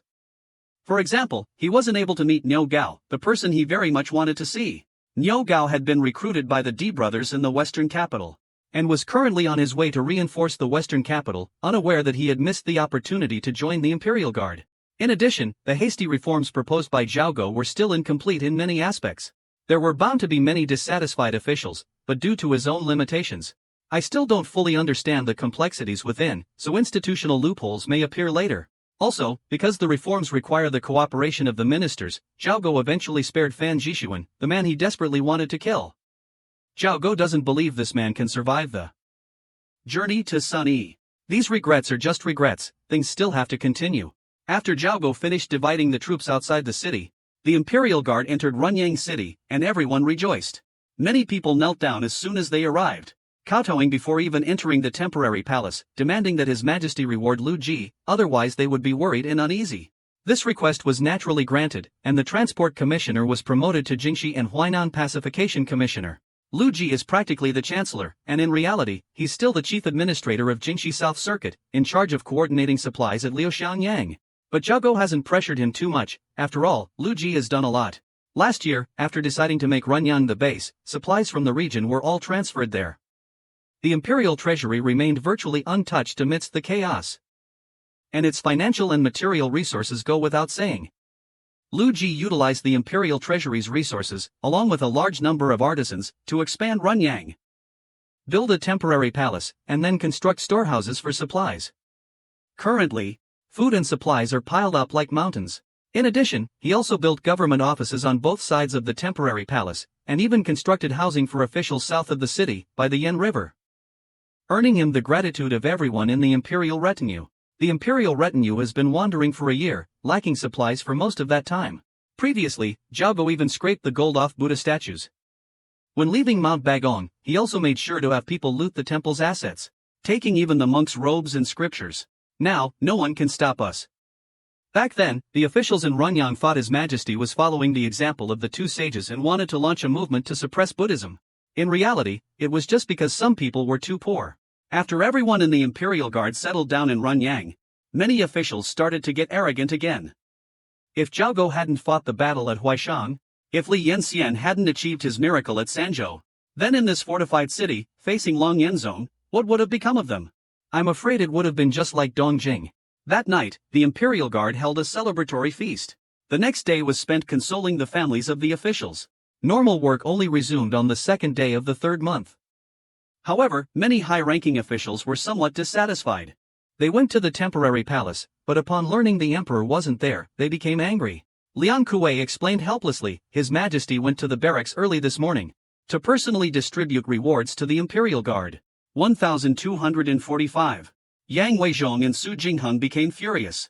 Not daring to scold the emperor, nor comfortable scolding his close aides, they could only criticize Yang Weizhong. His Majesty left the city without informing anyone. But others could only offer consolation. The emperor wants to win the army's favor, it's not convenient for us to say anything. Yesterday, he just appeased the officials, and today His Majesty rushes off to distribute military rewards, clearly wanting to tell the army that only he remembers them. It's fine to curry favor himself, but he shouldn't step on others to do it. Liang Kuei spoke up. Before leaving, His Majesty left a petition, wanting everyone to reach a decision soon. He'll hear it upon his return. Therefore, I dare not make a decision on my own. I invite the Grand Councillors to review it themselves. The group of ministers swallowed their anger and went to review the petition. Hao Kuei opened the first sheet and immediately felt a headache. Written on it were two words, land confiscation. The ministers all gasped. Household registration reform was a policy of Lu Yu during the Southern Song Dynasty, primarily intended to reorganize the household registers in occupied territories. Currently, the western capital is in chaos, and refugees are everywhere. But the Great Song doesn't have the capacity to take them all in. Therefore, resettling these refugees from the north is even more critical. Though this is the case, this matter is extremely complicated, involving many aspects. How can we make a quick decision? But we also can't ignore it. With a complicated expression, Hao Kuei handed this heavy document to Su Jingheng. Then he picked up the second document, and another headache ensued. Written on it was the rebel Fan Jishuan. These two words are all too familiar to the Imperial Guard. Since Zhao Go ascended the throne, the Imperial Guard has frequently discussed this matter, from Nanjing to the Bagong Mountains. Even Runan couldn't be spared. Fortunately, unlike with Prince Yan, this time everyone agreed, he must be killed and Luxianjiang taken as a rear base.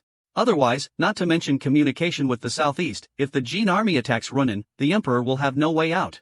Emperor Zhao Go bringing him up now is definitely not to discuss how to deal with him, but rather, he wants everyone to offer strategies to help him take down Luxianjiang. The chancellors, of course, took this seriously. Hao Kuei handed the paper to Wang Boyan. Then he opened the third one, saw the two characters Sun Mo, felt a chill, and handed the paper to Lu Ji behind him. Sun Mo died at the hands of the Jin army while defending Yingchang Prefecture. His case had nothing to do with the Imperial Guard, but it was a major case for the local officials. The new prefect of Yingchang was Pei Zude. Lu Yu had sent an official document appointing Pei Zude to the post. When the Jin army went south, Sun Mo hastily gathered his troops and ordered Pei Zude to retreat to Yancheng, south of Yingchang Prefecture, for defense. At this time, Sun Mo went to Yangdi to retrieve his family. Pei Zude, while weeping bitterly, submitted a memorial accusing Sun Mo of being cowardly and fleeing. Luan Yenzong advanced his troops and killed Sun Mo at Yangdi, but did not touch Pei Zude. At this point, right and wrong became clear. Sun Mo held a high position. But in times of crisis, he prioritized his family. Pei Zude, as a Tongpan, took charge of the overall situation, clearly demonstrating his superiority. Moreover, he had the protection of Lu Yu and the Imperial clan, and since Sun Mo ultimately died for the country, and Pei Zude survived, no one said anything further. But the matter didn't end there. After Luan Yenzong withdrew his troops from Yingchang Prefecture, Sun Mo's family went to Lu Yu to appeal for justice. He also brought the official document that Sun Mo hadn't sent yet. According to this document, Bui Taduk deliberately spread the rumor that the Jin army wouldn't come, tricking Sun Mo into going to Yandi. According to the document, Bui Taduk is two-faced, and even used others to eliminate his rivals, harming his superiors. This matter also involves Lu Ji and the Imperial clan. A deceased prefect is being posthumously investigated, so there's a lot of controversy. Bui Taduk's promotion has also been delayed. This time, the Imperial Guard's discussion about Yingchang inevitably brought this up. Lu Ji had no choice but to accept the document. Hao Kuei opened the fourth document, saw the two words "two saints," and then handed it to Yuan Zizhong. I came to Runyang to pressure the two saints. But the Imperial Guard and the two saints have lost contact for a long time. I only know they're imprisoned in the Jin territory, guarded by Yuan Hu. We must clearly understand the situation there before formulating a strategy. As I said, matters of national importance require someone to take charge. Without hesitation, Seng Jingheng accepted this heavy responsibility. At this moment, Prime Minister Yu opened the fifth scroll. Seeing the two words military fields, he recalled Zhao Go's promise to the soldiers on Mount Bagong. Prime Minister Yu understood that the two-Duan method was to be used to reorganize household registrations and allocate land to the Imperial Guard. He quickly took the scroll, intending to handle this matter personally. The other four prime ministers exchanged glances, none of them objecting. The five men stood in the empty hall, silent for a moment. Finally, Chancellor Hao Wenqiai spoke first. Everything is urgent. But we have a severe shortage of personnel. We must address these matters while simultaneously recruiting new staff. Zhang Jun reminded him, His Majesty, while in Taizhou, ordered recommendations for talented individuals from all regions. But due to the long distances, they haven't arrived yet. Those accompanying the imperial retinue were appointed by Tian Sung. Now that Tian Sung is the Minister of the Secretariat, who can make appointments? Chancellor Hao was speechless. Finally, the chancellors decided to return to their residences and search among their retainers, friends, and students, then reconvene to discuss the matter. They would wait for His Majesty's return, give him a summary report, and proceed from there. But as the five chancellors turned to leave, Liang Kuei stopped them. Hao Kuei asked, Does His Majesty have any further instructions? Liang Kuei carefully said, It's not His Majesty's instructions, it's something the Department of Internal Affairs discussed yesterday. They have something to discuss with the Grand Councillors. His Majesty is 22 this year, in the prime of his life. But he only has one prince. Consort Pan has to take care of the prince and also attend to the Empress Dowager on His Majesty's behalf. Before Liang Kuei could finish, everyone understood. Zhao Go had entrusted his wife and child to Li Gang, and had no other women by his side. Seeing that the five understood, Liang Kuei sighed, His Majesty has repeatedly instructed us not to seek out local women, and not to take any concubines without his permission. Before, when the Imperial Army was struggling, we understood the difficulties and didn't dare to interfere, but now we've arrived in Runyang, and are settled in the temporary palace. His Majesty, being the Emperor, cannot live such a solitary life. If this continues, there will be unpleasant rumors outside. We're forced to implore the Grand Counselors. There's no need to wait any longer. In the Bagong Mountains, I heard that the Emperor is impotent. Hiaai really wants to say so, but he can't bring himself to. In any case, this is a delicate matter. As Liang Kuei said, whether it's for the royal family, or for the Emperor's image, or even to allow the Emperor to stay at the temporary palace in peace, we must find some palace maids for him. This matter should have been decided by Jingo himself, and then the Department of Palace Affairs would handle it. The ministers only need to echo a few words, and everyone would be happy. Why is it up to the Emperor? Why is it the Department of Palace Affairs that brings women to the Emperor? As inner court officials, we serve His Majesty, handle political affairs, decide strategies, and resolve conflicts between ministers. How can we possibly be tasked with finding women for him? But if we don't, what then? Should we let His Majesty live in solitude? Didn't Liu Yu build an entire palace for his concubines? If His Majesty resides in Runyang and abstains from female companionship, I fear it would be seen as neglecting his duties. It's not that the chancellors haven't considered refusing, but they can't. They all have wives and children, yet His Majesty is alone. It just wouldn't look right. Since it's unavoidable, let's move on to the next issue. Who will take responsibility for this inevitable reprimand? The four chancellors all looked at Ngo Van Tu Trong. Ngo Van Tu Trong reluctantly agreed, "Rest assured, Minister Liang. I am also a servant of the Emperor, of course I will think of a way." Hearing this, Liang Kuei and the 5 prime ministers fell silent. This time, they hurriedly left the main hall. Emperors all have 3 palaces and 6 courtyards, countless wives and concubines. Yet, the Emperor, having arrived at the Runyang Palace, hasn't gone near any women. Instead, he distributed the palace maids to his ministers, while he himself remains solitary, only able to play with dolls. Emperor Jingo left the prime ministers at the Runyang Palace to deliberate, then left the capital and stayed at the barracks for 3 days. During this time, I toured the imperial camp, not only replenishing supplies, but also taking the opportunity to promote some low-ranking officers. After that, I watched 2 wrestling matches. And finally, I personally drafted the military regulations. Only then, satisfied, did I return to the capital. Upon arriving, before I could even enter the palace, I ran into Yan Zhizhou, from whom I learned of a preposterous story. After hearing it, my face flushed red, and I was speechless for a long time. After a while, I finally regained my composure and said, "I never ordered a search for the Runyang girl, much less marry them off to the Imperial Guard. I did intend to arrange marriages for the soldiers." Yan Zhizhou hastily said, "I don't believe it either. I'm waiting here, because I heard that more than 10 palace maids have been brought into the palace." Hearing this, Jingo was stunned, then looked at Yang Weizhong. Yang Weizhong nodded. Understanding each other, they immediately entered the temporary palace. A short while later, they hurried back, reporting the situation to Jingo. Informed of the matter, Jingo immediately ordered these palace maids and servants to be expelled from the palace. Just like that, after waiting for another half an hour, seeing 7 or 8 carriages leaving the palace, Jingo shook his head, stepped forward and said to these carriages, "My ladies, it's not that I don't want you, nor do I not wish for comfort, but our nation is in peril. The Jin army could attack at any moment. It's not that I believe you are too young to be consorts, but I am often away.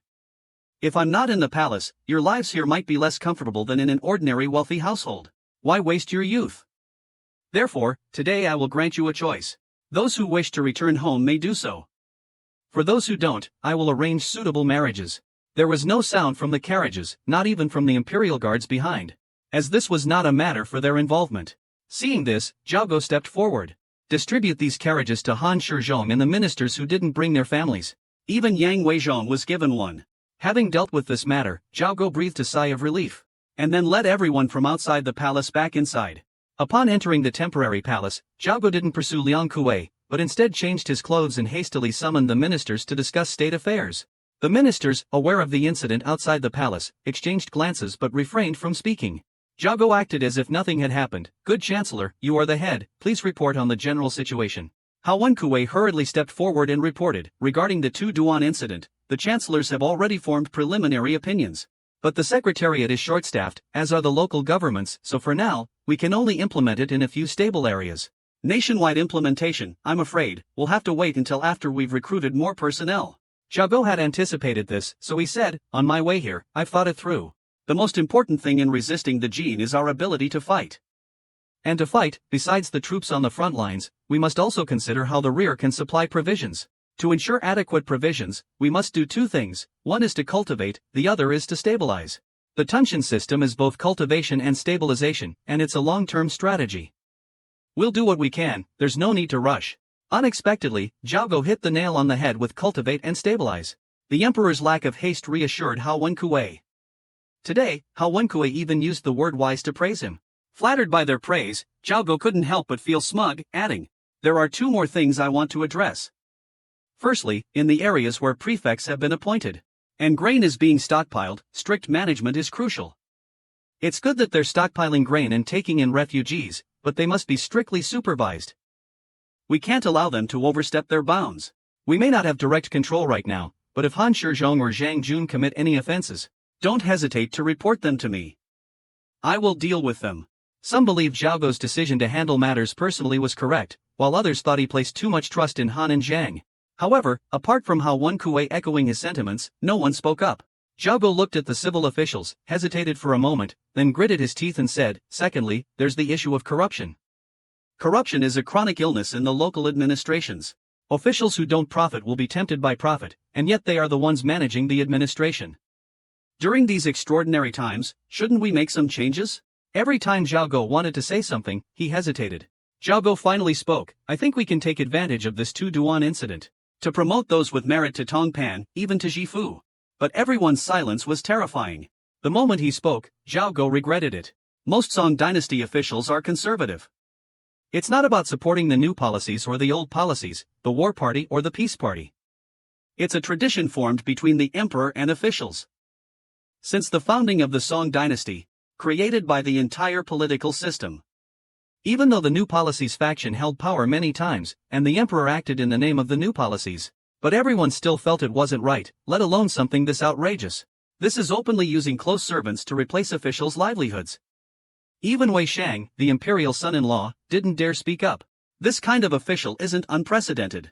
It's common in the southern regions and the military. But the areas needing to Dong implementation are different. Are those who have rendered meritorious service to be demoted to the treacherous southwestern mountains? You keep complaining about a lack of personnel, so I am sending people. It's only temporary. And it's just for Dong, a basic national policy, nothing more. Besides, we've already taken special measures along the way. Are we going to continue like this? After things settle down, we'll still have to reinstate the imperial examinations. Otherwise, where will we get our officials? Hearing this, everyone was somewhat reassured. It seemed the emperor placed special trust in these people. Hiaai, seeing the others' expressions, quickly said, "I understand," and recommended Zhang Chu as Vice Minister of Military Affairs. Jiaogo interrupted him and changed the subject to Han Shizhong. Hiaai hastily presented Yu Wentishong's list. The list detailed invaluable Western Army generals. Yu Wentishong had compiled it after repeatedly investigating and cross-referencing surviving Western Army generals. One could only say that these ministers weren't incompetent. As long as they were given a task, they could find talented individuals. Regarding the Tun Mo case, Lu Ji suggested further investigation and the transfer of Bui to Duk to either Huaidong or Xine. But without clear witnesses or evidence, no one can uncover the truth of this case. What Jiaogo wants is to keep the two high officials, Lu Ji and Zongshi, worried. After this matter, everyone is worried again, because next is the matter of the imperial marriage. Tu Kanhang spoke first. "It seems there's some unrest outside the palace, so I have put forth countermeasures. However, your majesty can rest assured, what I said outside is from the bottom of my heart." Whether Hao Van Q believed him or not, he hastily echoed his sentiment. Jiaogo continued, "I am a normal man, I don't want to become a monk. If I could have a wife like Han Shizhong's, I believe anyone would agree. I want to emulate Emperor Guangwu of Han, Lu Xiu, not his abandoning of his wife." The ministers remained silent, but there was some stirring beside the emperor. Jiaogo said sternly, "That's enough. The Jin army is still out there, the Imperial Guard has just found a place to settle. Absolutely no troublemaking." Zhang Jun hastily knelt and accepted the order. Jiaogo spoke sternly to him, "You are the Hiaai gentleman in waiting. If any Hiaai dares to gossip about this, no need to report beforehand, just slap him, then report it to me." Hearing this, Zhang Jun became even more frightened and hastily accepted the order. The two Hanlin Academy scholars also knelt down. Hiaai was naturally grateful and thanked His Majesty on behalf of the Imperial Mausoleum. Liang Qi caught out his thanks even more fervently. Hanlin scholar Lin Jingma watched, secretly scrutinizing Hiaai and Liang Qi. On the way here, Lin Jingma had already noticed the difference. Arriving here, he saw it even more clearly. His Majesty is furious about this rumor, but not because of the palace maid, but because someone, having just secured their position, is taking this opportunity to stir up trouble and try to rope in Prime Minister Hao, the weakest among the Prime Ministers. His Majesty's attitude is clear. He wants to maintain the imperial city's political stability and is furious about the infighting. Therefore, Zhao Go would rather suffer the criticism than abandon Hao Wenkuwei. Liang Kuwei was unintentionally dragged into this by Hao Wenkuwei. Thinking of this, Lin Jingma looked over at the eunuchs. Of the 4 chief ministers, excluding Lu Ji, the remaining 3, Su Jinghang is frightened to death, Yuan Zizhong is silent. And Yan Zhizhua actively brought up this matter. Considering their status and personalities, Zhang Jun is the most suspicious, and Yan Zhizhua is also highly suspicious. The other 3 chief ministers are certainly not clean. This must be the key reason His Majesty suggested the official appointments, and with a slight concession, it was approved. Everyone is a suspect. Lin Jingma pondered for a moment, then couldn't help but step forward and say, I've been completely impartial in this matter. This rumor benefits me in no way. Zhao Go sternly declared, this matter is not about right or wrong. There's no need to mention it again. Yan Zhizhou reluctantly bowed his head and accepted the rebuke. Zhang Jun and the other ministers also dared not speak further. Zhao Go softened his expression and hastily said, leave military matters to Chao Wei and Zhao Yangyue. There's no need to consult me about anything else. You ministers will naturally handle things well. Let's discuss Fan Jishuan. Hearing this, Hao Wenkuwei looked towards Wang Boyan. Wang Boyan hurriedly stepped forward and presented the details of Fan Jishuan's case.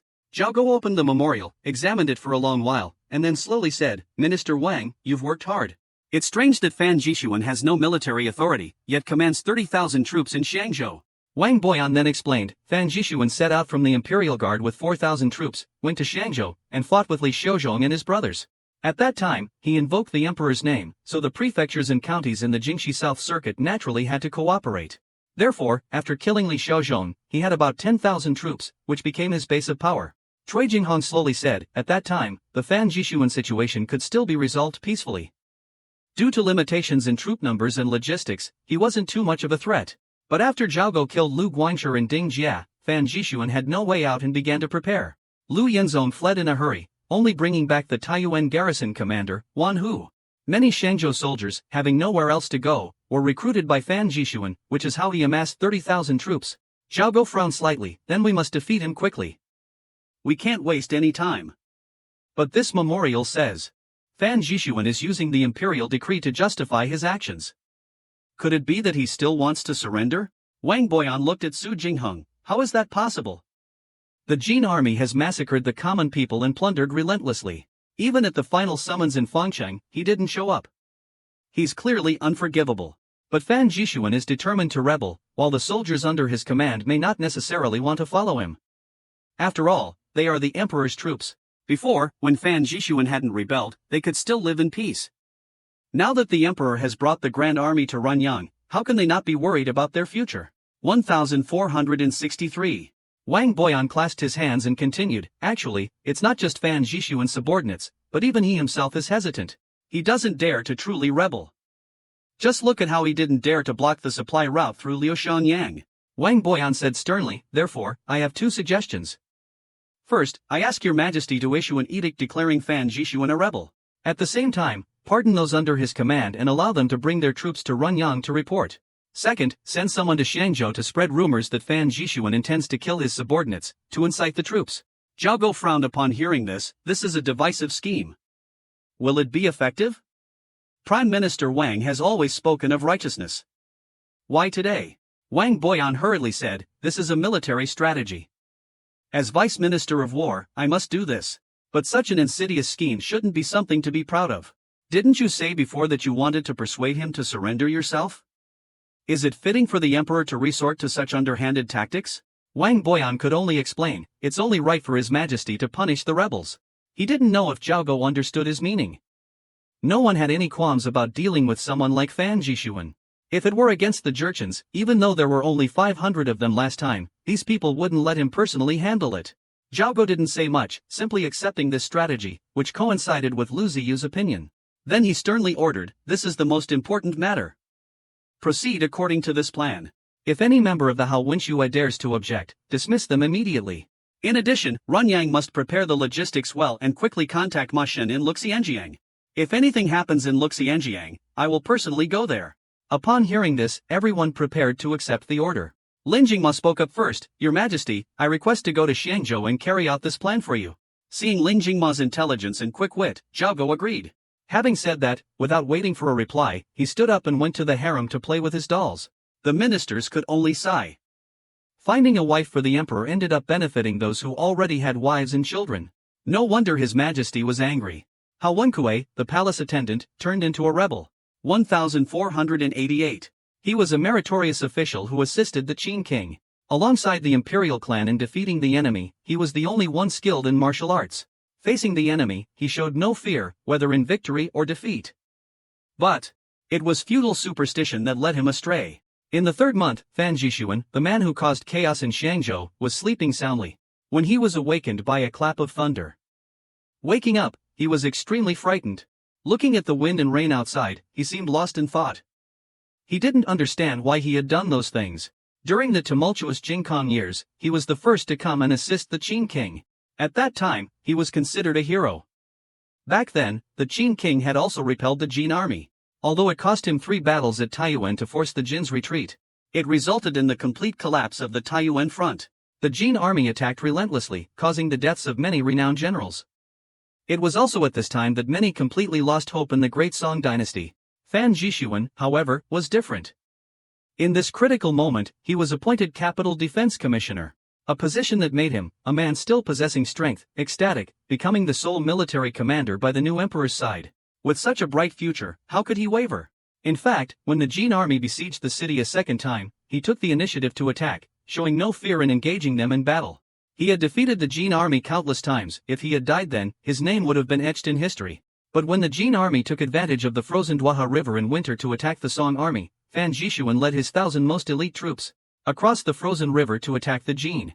The result was that they were lured onto a reef by the Jin army. As soon as the Song troops stepped onto the ice, it cracked from the middle of their formation, and many were swallowed by the bone-chilling water. From then on, the defending army lost its last vestiges of courage.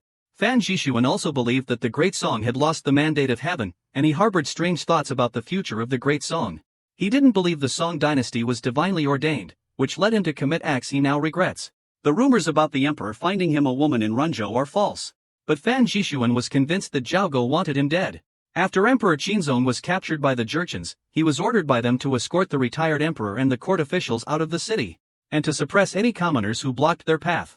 This enraged the Imperial Guard, especially since he commanded a large army. The emperor and Li Gang had promised not to hold his past actions against him. Now that the situation had improved, and the emperor had repelled the Jurchens, he was starting to settle the score. It was pointless to dwell on it. Pham Tri Tuan could only lament his poor judgment of character. Never expecting Quan to possess such courage and strategy, capable of turning the situation around to what it was today. He could only say that this Quan, compared to the 2 saints who were taken north, truly wasn't like the Zhao lineage. Just then, footsteps sounded. Pham Tri Tuan immediately gripped his saber. It turned out to be his daughter, Pham Tu Nuong, carrying a lamp. Seeing her father holding a saber, Pham Tu Nuong cautiously asked, "Father, there are so many mosquitoes lately. Should I burn some realgar?" Pham Tri Tuan shook his head. "No need. Burning that makes one dizzy. This is a crucial time, I can't afford that." Pham Tu Nuong set the lamp down and carefully replied. Pham Tri Tuan looked at the lamp, finally regaining his senses. Pham Tu Nuong softly asked, "Father, you've been wearing these clothes for 3 days now. Would you like to change into something clean?" Pham Tri Tuan's expression flickered at her words, but he ultimately shook his head. "The magistrate is in Runyang, and there are people in the city who want us dead. I can't let my guard down for a moment." Pham Tu Nuong silently lowered her head, then turned to fetch some warm water, intending to wash her father's face and neck. Looking at his daughter, Pham Tri Tuan thought to himself, she used to dislike the magistrate and spent her time searching for painted quails. A few days ago, the emperor was again searching for beautiful women in Runyang, sensing impending doom. He had intended to send his daughter away, but a burning oil barrel caused him to miss his last chance. At this moment, Fan Xianyang broke the silence. Fan Jituan came back to his senses and took the warm towel to wipe his face. Fan Xianyang looked at her father and couldn't help but ask the question with the predetermined answer. "If the emperor insists on your death, what are we going to do?" After wiping his face, Fan Jituan threw the towel into the basin and repeated the answer he had given countless times. I just need to hold out for 6 months. The Jin army will definitely arrive in Runyang. By then, I will surrender.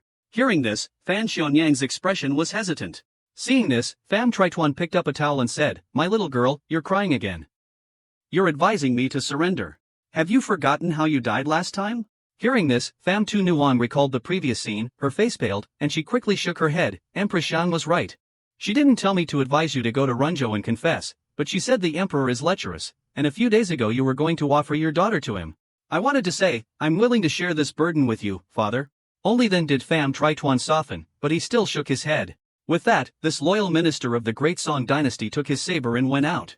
Not to mention how worried Pham Tu Nuan was about her father.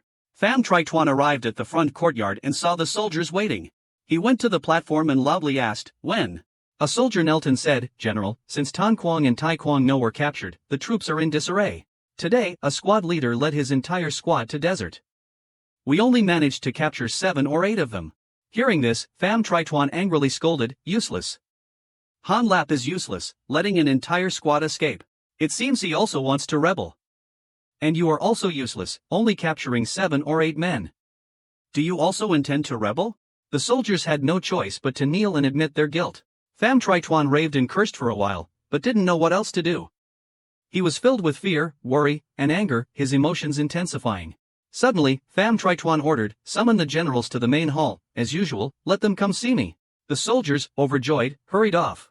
Within Liushan Fortress, Pham Trituan's 10,000 most elite troops, including Han Li and Wang Junbo, along with those not directly under central command, all received the news. No one paid much attention, as this had been happening for the past 3 days. Today, the only ones needing to be cautious were Han Li, commander of the left flank, and Wang Jun, commander of the right flank, who could come and go as they pleased. Wang Jun, the notorious braggart general, who had 2 teeth knocked out by the Jin army, upon receiving the order, he immediately ordered someone to feed the soldiers, and then led his personal guards to the rear courtyard to change clothes. According to Fan Jiwen's new rule, no one was allowed to carry weapons when meeting him. Wang Jun entered the residence and went straight to a secret location. Upon arriving, Wang Jun bowed with hands clasped. Scholar Lin, please change your clothes and come with me to the government office. This person was Lin Jingma in disguise. Scholar Lin calmly said, Commander Wang, 6 days ago, the emperor's decree arrived, and you immediately sent men to search for the woman in the Runyang residence. I am a court official, and you are a general under Fan Jiwen. I'm already giving you face by coming to see you. Yet you've hesitated for 3 days. Do you really think Fan Jiwen still has any hope? Wang Jun clasped his hands again and said earnestly, I know General Fan won't meet a good end. But he has shown me kindness, so I couldn't bring myself to act against him. Scholar Lin scoffed, then why are you talking to me? Tie me up and deliver me to General Fan. Wouldn't that repay his kindness? Wang Jun knelt down again and said, I know you are loyal to the emperor and wholeheartedly devoted to the Grand Marshal. Back then, in the Dongping prefecture, I, along with Zhang Rong and Grand Marshal Zhang. Before he could finish, Lin Jingma threw down his book and said angrily, if you hadn't mentioned Zhang Rong, I wouldn't have followed you. Do you think you have the right to arrange a meeting between me and Zhang Rong? Zhang Rong was already the prefect of Dongping. Who are you to give me so much trouble repeatedly? Wang Jun hurriedly clasped his hands and said, I know I was foolish and heartless, but I truly have my reasons. I invited you to the Yamen today so you could witness my predicament firsthand. Seeing the other man's sincerity, Lin Jingma softened. My troops are all from Jingdong. They don't know you. And today, the sky is as dark as night. You'll only need to suffer a little, pretend to be captured. There's absolutely no danger. Lin Jingma thought for a moment, and finally nodded. Following Wang Jun's arrangements, Scholar Lin took advantage of the darkness to go to Lu Xianyang's Yamen. Not long after, Lin Jingma understood the reason. It turned out that 3 days ago, Fan Jituan ordered the city sealed, and everyday deserters were being executed. It's raining today, so the execution will be held in the prefectural hall. Lin Jingma understood Wang Jun's intention. This braggart wanted to tell him that, while the imperial inspector's reputation held some weight, Fan Jishuan had held power for many years and employed ruthless tactics, so no one dared to be the first to oppose him. It was also meant to intimidate his subordinates. But Lin Jingma had experienced many battles, so how could he be afraid of a mere execution? While Lin Jingma was lost in thought, a piercing horn suddenly blared. Everyone in the hall turned pale and hastily knelt down. Fan Jishuan, clad in armor, entered the hall. He said nothing, only gesturing to the soldiers to proceed. Yamen runners escorted the escaped convicts into the execution grounds and began their preparations. The crowd began to murmur, because the Yamen runners weren't simply going to behead the fugitives. They first cleared the execution grounds of stones and rubble, then poured water and mixed it with the earth, and finally drove a sturdy wooden stake firmly into the ground. 4 braziers were placed around the stake. Only then did they bring forth a member of the prestigious Tao clan. It didn't look like a simple beheading at all. Could they be planning to extract his heart and lungs to make hangover cure wine? From within the crowd, Fan Jiwen suddenly spoke, "Beheadings all day long. How tedious. Music fills the air, the rain pours down. A perfect time for a change of pace. Those other ones, behead them first." At Fan Jiwen's command, the remaining escaped convicts who hadn't been brought to the stake were immediately beheaded by the Yamen runners. The fresh blood of the executed splattered across the execution grounds, staining the stone red. Pham Trituan continued speaking calmly amidst the shower of blood. "This last one, the fattest, skin him for me." His words left not only Lam Kanemo, but even the officers and soldiers in the execution grounds terrified. In his several decades of life, Lam Kanemo had never imagined he would witness the skinning of a living person. Witnessing this barbaric scene and hearing the victim's agonizing screams, the scholar surprisingly remained silent. The Yamen runners carrying out the sentence, however, gradually became clumsy and hesitant.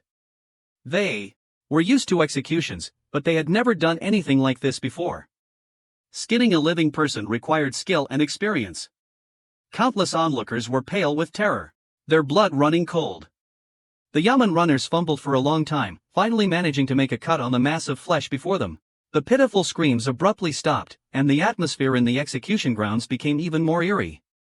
Seeing this, Fan Jishuan was about to fly into a rage, but noticing everyone silently staring at him, he suddenly felt uneasy. In the end, Fan Jishuan reluctantly gave the order to execute the man. After the execution, Fan Jishuan invited several officials to the back courtyard, treating them to fine wine and premium venison, and then sent someone to escort Lin Jingma back to his residence. Not long after, Wang Jun returned, reeking of alcohol. Lin Jingma unexpectedly shook his head inside. "Please forgive me, scholar. I truly didn't expect this today." Scholar Lam simply focused on his book, completely ignoring Wang Jun. "What husband? I came back and vomited. It wasn't from drinking, I was just nauseous." Wang Jun quickly added, "Indeed, nauseous." Scholar Lam calmly said, "Like Ding Jing of Huaishi. When he was alive, he commanded tens of thousands of troops, held a high and respected position. After death, isn't he just a pile of rotting flesh? Do you think I haven't seen it with my own eyes? Today's matter at the execution grounds, that Tao clan wasn't some righteous and virtuous group. They deserved to die. Killing is killing. Why the need to skin them? Do you think doing that will absolve them a few days later?" Wang Jun was silent for a moment, then nodded. Lin Jingma said again, "Scholar, please continue. If this matter truly has consequences, they won't be good. Everyone says Fan Jishuan is cruel. Everyone is afraid and doesn't dare to speak up. It seems Fan Jishuan's flaying someone alive today was intentional. After he's dead, no matter what punishment is used, absolutely no one will dare to say another word." Wang Jun said carefully, "Scholar, you are absolutely right. I've seen Fan Jishuan's cruel methods. How would I dare to be the first to speak out?" Scholar Lin finally looked at Wang Jun and said, "He's not cruel, just lecherous. By the way, I don't want to say much more to you. Today, I'll just tell you one thing. Listen if you want, don't if you don't. Don't regret it later." Wang Jun hastily stood up and respectfully said, "Please, scholar, instruct me." Scholar Lin looked directly at Wang Jun and said, "Currently, Fan Jishuan is causing chaos. You cannot continue to ignore it. Reason with those who can be reasoned with, but you absolutely cannot reason with a madman like Fan Jishuan. Think about it. He skinned someone alive for no reason today. Tomorrow, he might go mad and kill you in Hanli. These past few days, I've come to a realization. You likely want to take this opportunity to build your career. But now I see through you, so all my previous words about military power and official positions are null and void." Wang Jun suddenly raised his head. Lin Jingma didn't look at him, but continued speaking to himself. "Right now, I'm not asking you to raise an army against Fan Jishuan. As soon as you encounter the Imperial Army, surrender immediately. If you agree, I will guarantee the safety of your family and your property, nothing will be confiscated. If you don't agree, you may leave. I absolutely will not go looking for Hanli. But when the Imperial Army arrives, I can no longer guarantee your safety." Wang Jun remained silent for a long time, a mixture of helplessness, dejection, and unwillingness swirling within him. But after a while, he finally lowered his head, kowtowing repeatedly in gratitude to the scholar, saying, "Thank you, scholar, for your guidance. Please give me a token, scholar. I will immediately send someone to Nam Duong with the news." The soldiers in Nam Duong were all in high spirits, eager for battle. Since the emperor's arrival, it was as if an angel had descended.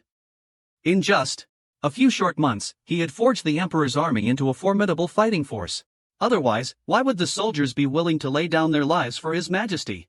The rain poured down incessantly, but the Nam Duong army camp was bustling with activity. Even the officers and soldiers involved in the Nam Duong construction projects hurried back to the camp. His Majesty personally arrived at Naksun headquarters and issued a single order: assemble the entire army. This was naturally due to news arriving from the north. It was said that the emperor was preparing at the foot of Phuong Tan Mountain to personally lead the troops to suppress the rebel Pham Tri Tuan. His Majesty's troops were naturally filled with fighting spirit, eager to go into battle. The generals also wanted to take advantage of the upcoming opportunity to expand the borders. Everyone knows that, previously, nearly 30,000 soldiers of the Huaishi Dingjing army, after being defeated, were all incorporated into the Han clan's Imperial Guard. It's just that the Han family's Imperial Guard hasn't replenished its ranks. Furthermore, this time, the Han family won't come to seize people again. Wang De has always wanted to deploy the deputy commander's troops, and the Xin brothers haven't been in battle for a long time, so they also want to prove themselves this time. But the troops will set out tomorrow. Yet there's no news from the Xin brothers, which is very worrying. They looked at each other, silent for a long time. Then, Xin Yangzong, the fourth brother, spoke up. "Is there any other way? What's the use of just charging in like this?" Xin Xingzhong sighed. "It's too late. This is our last chance.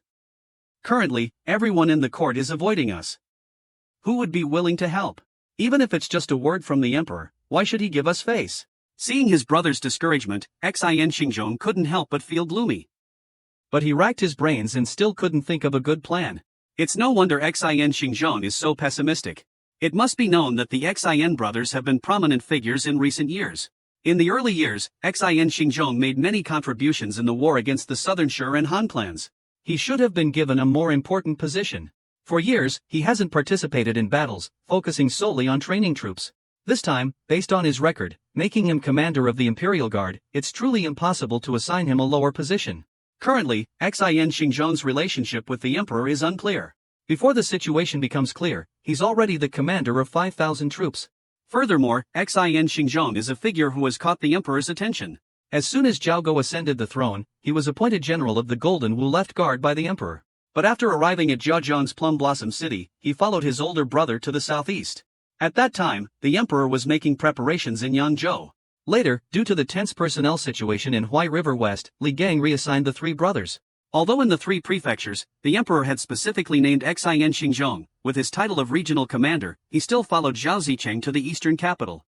Xin Yangzong, the fourth brother, was also a regional commander, but his troops were allocated by their eldest brother. Compared to his brother Xin Xingzhong, Xin Yangzong was no less capable. When old Ninth Zhao was still the Grand Marshal, he led his Bazhou troops under the Marshal's command. At that time, he was the Vanguard commander of the Marshal's office, even more skilled in battle than Xin Yangzong. Only this time, he remained in the southeast and didn't return. A few days ago, an official document arrived from Li Gang. He'd been appointed as one of the commanding generals of the Imperial Guard's rear army.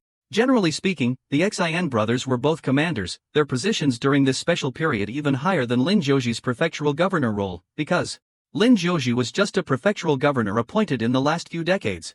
The Xin brothers both held the position of commander. There used to be a saying in the army about the four great generals, Lu, Zhang, Han, and Xin. Lu Guangshi, Zhang Jun, and Han Shizhong, these three were all independent commanders. Xin Xingzhong, however, only commanded a group of his own brothers. Originally, true heroes don't dwell on the past, but who would have thought Xin Xingzhong was so adept at flattery? That unexpectedly. Having command snatched away by the Han family, truly the strangest thing under heaven. Even the ordinary soldiers in the Imperial Guard know this. The Xin brothers fell into this predicament because of Han Shizhong's emergence. The emperor and Li Gang deliberately separated the Xin brothers. The two major battles the Xin brothers participated in were both at the foot of Mount Bagong. They couldn't participate in the Huaibei campaign, so they could only become second-tier figures in the Imperial Guard. Otherwise, as a veteran general, Xin Xingzhong could have held onto the position of commander-in-chief. It was Han Shizhong who brought the Huaibei campaign to a swift end. I don't know if he did it intentionally or not, But he didn't mention the Xin brothers in front of His Majesty. His Majesty's reorganization of the army was clearly out of respect for Han Shizhong. At that time, the emperor wanted to attack Nanshur, and logically, Xin Xingzhong should have led the charge to break the siege. But instead, he gave this task to the Han family. His Majesty favors the Han family. The biggest victims of His Majesty's favoritism towards the Han family are the Xin brothers. Now, the Zins don't even have a voice. While the Xin brothers were feeling dejected, a voice called out from outside the camp. Xin Yangzong recognized Hu Hongtu's voice and hurried out to greet him. Hu Hongtu was a rare educated man in the army. The Tan brothers, having fallen on hard times, dared not act rashly, so they both went out to greet him, inviting this brilliant strategist into their camp. Similar to Guan Shang in Luoyang. In the Song Dynasty's 53 ranks of officials, Hu Hongtu ranked 50th. About 20 ranks below Guan Shang. Guan Shang was a wealthy commander, while Hu Hongtu was Guan's chief of staff and military secretary. Hu Hongtu was a graduate of the Imperial Academy and was exceptionally talented in his youth. Pham Trituan was once in charge of his protection. After that, Pham Trituan befriended him and followed Tan Daotong from Hadong to Nanjing to find the Grand Marshal. Hu Hongtu casually sat down as soon as he entered, glanced around, and after listening to Tan Vin Tong, shook his head. "You two are truly wasting your talents." Hearing this, the Tan brothers became even more dejected, but Hu Hongtu continued leisurely. "In my opinion, you two have made two big mistakes. The first is not knowing when to advance and when to retreat." Tan Vin Tong was about to retort, but Tan Tin Trung stopped his brother. Seeing this, Hu Hongtu smiled faintly. Grand Commandant Han indirectly controls the Huaishi military. All military power is in his hands. Furthermore, Grand Commandant Han also controls the military power of the capital. No matter how far away, Grand Commandant Han has a share. Not only that, since the emperor established the Imperial Guard, for the past 6 months, despite going to Nam Duong and Southeast, he has never deployed them. Even the recent Grand Court Assembly at Mount Phuong Tan was merely ceremonial. Such great grace and power, how can you two brothers easily shake it?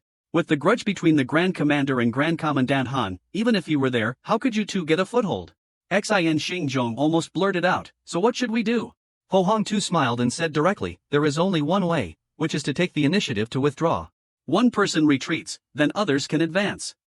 Tan Tin Trung got angry upon hearing that. At that time, wouldn't I be throwing away the opportunity with my own hands? "Thank you, Master Ho, for the reminder." Hu Hongtu waved his hand and said, "In my opinion, it's best to take this opportunity to retreat. Everyone in the Imperial Army wants to be the vanguard, but the weakness of the Nam Duong soldiers is well known. Why not directly tell the commander, request to be a deputy general for the Nam Duong army, and at the same time ask to stay in Nam Duong after the war ends?" Tan Tin Trung immediately became excited. "I understand Master Ho's intention. I'll withdraw, and then recommend fourth brother to take the lead. This way, we have an 80 to 90% chance of being favored." Tan Vin Tong rejoiced inwardly. Hu Hongtu shook his head and chuckled. "This is one of the two major mistakes of the two commanders, and also the main reason I came to see you. Even if you win the vanguard position, what good is it?" Tan Vin Tong moved closer to Hu Hongtu, grasped his hand, and earnestly asked, "Then, Brother Hu, please show us the right path." Hu Hongtu calmly withdrew his hand. "I want to ask Commander Tan, if you were to be the vanguard, where would you attack?" "Of course, I would follow the Bakha River south, attack Phuc Tan, and seize Hung Duong." Hu Hongtu suddenly turned serious and asked, "Is Fuqing that easy to conquer? Is Xiangyang that easy to take?" Tan Xingzhong clearly didn't understand. He said, "It's not that difficult. Fan Jituan still has a way out, it's just that he's concentrated his troops in Xiangyang. He originally intended to use the Jingqing troops to deal with the Jin army, but Fan Jituan took this opportunity to move the Jingqing troops to Tongguan. His main force is concentrated in Xiangyang. In other words, the troops in Dengzhou will be weaker. Before the war starts, we can definitely delay for a while." At this point, Tan Xingzhong suddenly understood. "If we want to attack Xianyang, we must first attack Dengzhou." Tan Yongzong wiped away his cold sweat. "But it's raining, crossing the river is extremely difficult, and it's flood season now. Fan Jituan is guarding Dengzhou, the gateway to Jingcheng. It's definitely his most elite troops." Hu Hongtu immediately changed the subject. "The new commander can volunteer to be the deputy general, attacking Nyashausen in coordination with Sun Dianhua, and then take advantage of the attack on Nyashausen to launch a surprise attack on Xiangyang City from the south bank." The Xin brothers and their strategist Xin Xingzhong still didn't understand the brilliance of this plan. Xin Xingzhong was silent for a moment and asked, "Young Master Hu, I don't understand the key point of this plan." "Nyashausen has few troops, but the commander is Sun Dianhua, who is famous for his defense. If we want to attack the fortified Hiaai City, which is defended by Sun Dianhua's 10,000 troops, with only 1,500 men, aren't we courting death? Hu Hongtu had no choice but to explain, too. Commanders, let me ask you, we all know that Sun Dianhua hasn't been mobilized. But did he anticipate being deployed? He must have made preparations. But it's pouring rain, and His Majesty insists on deploying troops at this time. Is His Majesty mad, or are all the generals fools? Xian Xingzhong paused for a moment, then said, you mean we use Sun Yanha's life to threaten him into surrendering, and then create unrest within Xianyang? Seeing that Xian Xingzhong understood, Hu Hongtu asked, what about Commander Xian? Xian Yangzong still seemed confused, making Hu Hongtu somewhat disappointed. He coldly replied, what if not? Xian Yangzong hurriedly said, Master Hu, I understand what you mean. We are indeed in a dire situation. Let me ask you 2 more questions before I make a decision. Although Hu Hongtu didn't understand, he still agreed. The two stayed in the barracks for a long time, questioning each other back and forth. Everyone in our army knows you're a disciple of Mr. Jin Kong. But everything needs a foundation. You come from the Imperial Academy and have wide connections. Your father-in-law, Wang Shuzhen, is one of the 4 great ministers of the court. In other words, if you want a foothold, you can climb to one. But seeing so many people around you rising up, why have you remained inactive? Xian Xingzhong asked, my second question is, why did you remain inactive before, but suddenly appear today, and moreover, instead of seeking out acquaintances in the Imperial Guard, you came to find us 2 down-and-out brothers? As soon as Tan Xingzhong finished speaking, Hu Hongtu sighed, Qindong and I were classmates at the Imperial Academy. I once asked His Majesty to clear Qindong's name, but he had no intention of pardoning him. I've always felt uneasy about it, and I've been worried whether His Majesty has truly changed. I haven't been able to overcome this hurdle, so naturally, I didn't want to plead with him. Tan Xingzhong suddenly understood, so that's it. You were both prominent figures at the Imperial Academy during the Jin Kong era. I never would have thought you knew each other. Hu Hongtu sighed, the dead cannot be brought back to life. These days, from Mount Bagong to Taizhou, then to Nanyang, I haven't been able to forget him. But the situation in the court seems to have improved somewhat. The key is that everyone seems to be truly working, so I couldn't help but want to come out and investigate. Tan Xingzhong couldn't understand. He'd returned from a trip to the southeast, only to find the emperor seemed like a different person. Hu Hongtu gave a bitter laugh. As for why I sought you 2 out, it's not because I'm overly kind. And there's nothing to hide. My elder brother, Hu Guangruahai, was also a student at the Imperial Academy, a friend of Chendong and Ouyanja. These past few months, my brother, in order to petition the emperor, has spared no effort in flattering the high-ranking officials. But he's been met with disappointment from their side. As for Fan Jituan, I had a conflict with him in Dongqin. At the time, I wished I could kill him, but I was powerless. I could only harbor hatred in my heart. Hu Hongtu choked up as he spoke. Tan Yongzong couldn't help but interrupt, don't we also have a grudge against him? Hu Hongtu was clearly filled with resentment, finding it difficult to express in words. After a moment, he calmed down and continued, ever since Jin Kang's death, I believe that military might is paramount in this world. If I truly have the opportunity to help you 2 regain command, I, Hu Hongtu, am willing to become your subordinate. Even as a civil official, I am willing to continue assisting the emperor. Compared to the lives of tens of thousands, what difference is there between civil and military roles? Xian Xingzhong looked at him, silent for a long time. Then, disregarding their difference in status, clasped his hands and said, in that case, I entrust everything to you, young Master Hu. Hu Hongtu quickly evaded the gesture. Commander Xian, there's no need for such formalities. Just then, a war drum sounded from outside the courtyard, startling the 3 of them. Emperor Xian Vin Tong asked urgently, it seems His Majesty is assembling the troops, where is His Majesty now? Zhao Zicheng's indictment to the Song Emperor has made His Majesty begin to doubt his judgment of Zhao Zicheng. Although it may be an injustice to Zhao Zicheng, His Majesty will not cover it up. His Majesty has been very busy lately. The Song Dynasty's memorial system, while perfectly guaranteeing His Majesty's power, also gives Zhao Go a headache.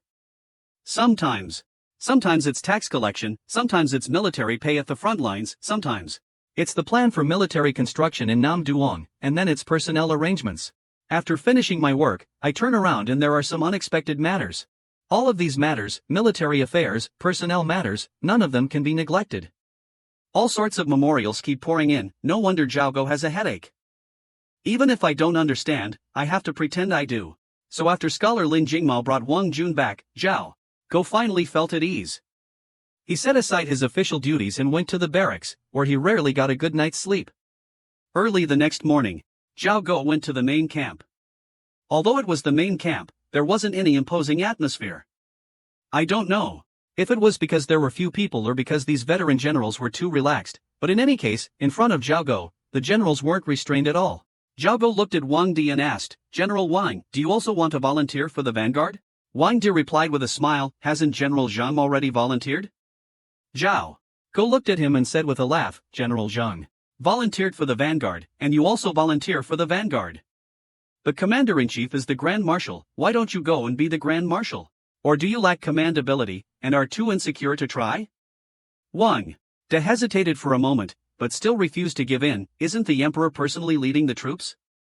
With the Emperor as the Supreme Commander, what need is there for a Deputy Commander? If I am given 1,000 soldiers, I can capture Xiangyang for the Emperor. The Emperor only needs to remain at the rear.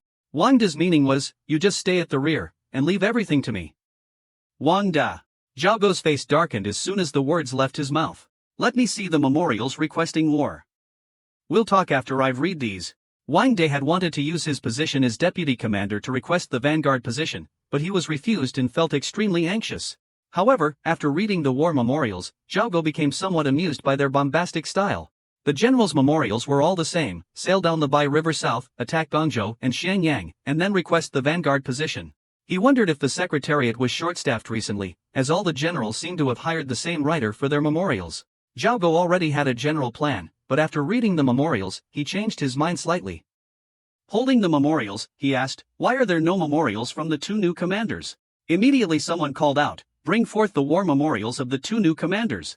Tan Xingzhong hurriedly stepped forward, clasped his hands, and said, "Your Majesty, my brother and I also have two memorials, but before coming here, we discussed with Hu Hongtu. We do have some ideas about this battle, but we didn't have time to write them into the memorials." Having said that, he recounted the plan he and Hu Hongtu had discussed to defend Nanyang and ambush Nanyang. The Tan family also requests to stay and defend Nanyang. After they finished speaking, Zhao Go remained silent for a long time. So, the Tan family's plan is indeed different. Then let it be decided this way. I will let the two of you do it. General Wang, temporarily appoint Wang De as the Vanguard. Depart tomorrow for Dengzhou. Tan Xingzhong will be the deputy Vanguard. Depart tomorrow for Nanyang. The new Eternal Army will remain in Nam Duong, the other units will form the Central Army, and depart with the main force tomorrow at noon. Having said this, Zhao Go didn't speak further and led Yang Weizhong out of the main camp. But upon leaving the camp, Zhao Go's face darkened, worrying Yang Weizhong. Returning to the royal mansion, Zhao Go suddenly spoke, "Leave Sanlang with Yang Weizhong. The rest of you, withdraw." The guards didn't dare to speak further and quickly withdrew. Yang Weizhong immediately clasped his hands, awaiting orders. Zhao Go sighed, "I don't want to be a suspicious emperor. I don't know if these two matters are coincidental or not. For example, the previous incident regarding private matters within the palace, which was originally just common gossip, was caused by the actions of the constables. This time, Xian Xingzhong is, after all, a veteran general of several decades. You and Lu Ziyu, Wang Yuan, and Lu Yi could think of it, it's unlikely he didn't." Yang Duitrong hastily replied, "Your Majesty, I was just thinking." Zhao Go didn't wait for him to finish, continuing, "But what if someone uses underhanded methods? What if someone leaks our palace discussions to the generals? If we don't address this, it will cause a great disaster. Don't accompany me to battle. Stay in Nanyang and take this opportunity to re-establish the Imperial City Division." The key is, the Imperial City Division was originally managed by the Department of Internal Affairs, and I'm not at ease entrusting it to anyone else. It must be you. I've only known Feng Wei for a little over a month. Yang Duitrong nodded, offering no further objections. Seeing that he understood, Zhao Go continued, "Do you remember Feng Wei's suggestion to re-establish the Imperial City Guard? Upon arriving in Nanyang, in 1874, use the authority of the Imperial City Guard to keep the officials in check. The key is to first consolidate the personnel for the Imperial City Guard. We can select honest individuals from the nearby exiled population, or we can expand the ranks and select from within the army.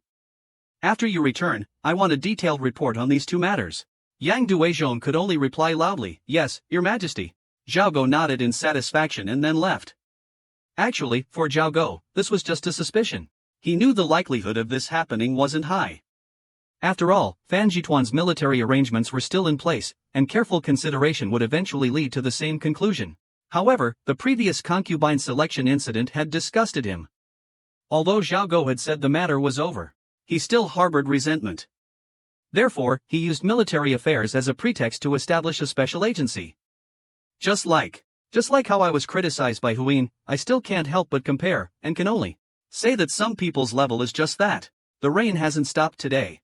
But encouraged by the bonus and personally urged by Zhao Go, the Imperial Guard army units still set off as planned to quell the rebellion in Fuzhou. It's worth mentioning that, perhaps because they had just been resupplied, this deployment didn't involve any looting, breaking a record for the Song Dynasty army. Actually, Zhao Go also wanted to see if, after the court allocated military provisions and the soldiers received proper training, the Song Dynasty army could fight effectively. The result seems to be no. On April 3, the emperor personally led over 10,000 troops and set out, undeterred by the wind and rain. Early in the morning of April 4, Wang De arrived at the foot of Dengzhou City. After scouting the area, he dared not attack. For the past few days, Marshal Zhao's main force had been stationed beneath Dengzhou City, but they had yet to breach its defenses. At this time, Xian Xingzhong, seeing the emperor's arrival, sent an emissary out of the city to sue for peace, naturally wanting to ensure the safety of those within the city walls. Zhao Go did not make things difficult for the emissary, but he naturally refused the offer. Dengzhou City then sent troops out to challenge them, but they were easily defeated by the generals. On April 10, the rain temporarily ceased. The Baihe River had risen, making it impassable. Zhao Go refused the enemy's plea, so they began constructing rafts in the camp. Xian Xingzhong sent an envoy a second time. This time, the envoy was captured, bound, and brought to the camp to kneel before Zhao Go. He kowtowed repeatedly, begging for his life. But it was too late, the envoy's regrets were futile. He now knew he was powerless against the emperor's heavenly troops. In these times, all he desired was to live. Zhao Go raised his head and sternly said, "Just to live? Meaning, as long as I spare your lives, be it forced labor or exile to a desolate land, you will accept it?" Seeing a glimmer of hope, the envoy hastily kowtowed. "Precisely as your majesty says."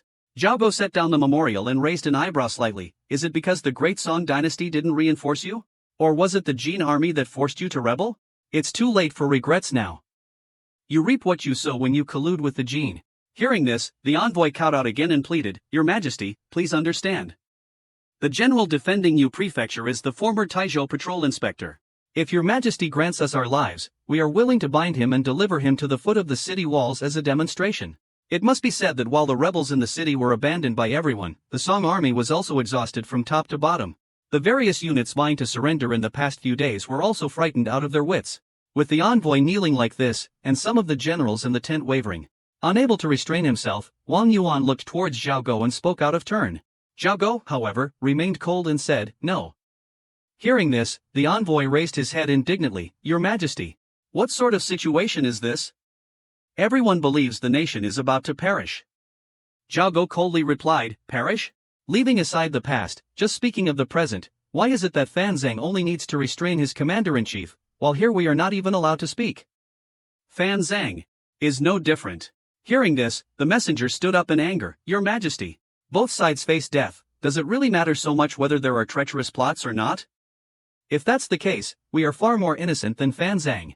You must know that it was the Zhao family's incompetence that caused the chaos in the nation in the first place." Wang Yuan roared furiously, "Stop." His soldiers instantly drew their swords. "No need." Zhao Go waved his hand to silence them. "Let the envoy continue." Knowing he had no way out, the envoy stood up defiantly and declared, "This is supposedly the emperor's realm. But we, the wretched, were first deceived by the Zhao family, and now with the enemy at the gates, where is the emperor? Our parents, wives, and children are all inside. If something were to happen to them, who will protect our families?"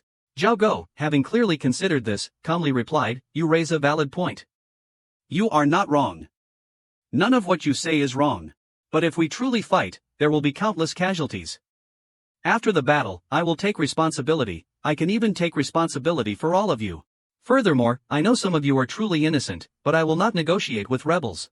It's the same offer. If you wish to surrender, find your commanding officer and bring him to me. That is all." The envoy suddenly calmed down. "Your majesty, you must know there are thousands of households within the city." These words instantly angered Zhao Go. "Judging by your appearance, you seem to have read some books. Then you should know that since the Han Dynasty, there has been a similar rule: harm the hostages, and the city will be slaughtered. If you truly do such a thing, it will only make my punishment more severe." Overwhelmed by Zhao Go's imposing manner, the people in the tent fell silent for a moment before asking, "Your Majesty, will you truly offer no quarter?" Zhao Go replied decisively, "Unconditional surrender. That is the only condition. Go back and relay my message." After saying this, he turned and left. The envoys remained silent. As soon as Zhao Go left, Wang Yuan stepped forward and said, "Your Majesty, that man is just bluffing. You must know that when the war was urgent, they followed Pan and Gung to Dengzhou, and their families all remained in their hometowns. How dare they risk such a reckless act?" Zhao Go nodded but didn't want to say more. With some tactless people around, Lu Ziyu couldn't help but say, "Your Majesty, such coercion is not the act of a wise ruler.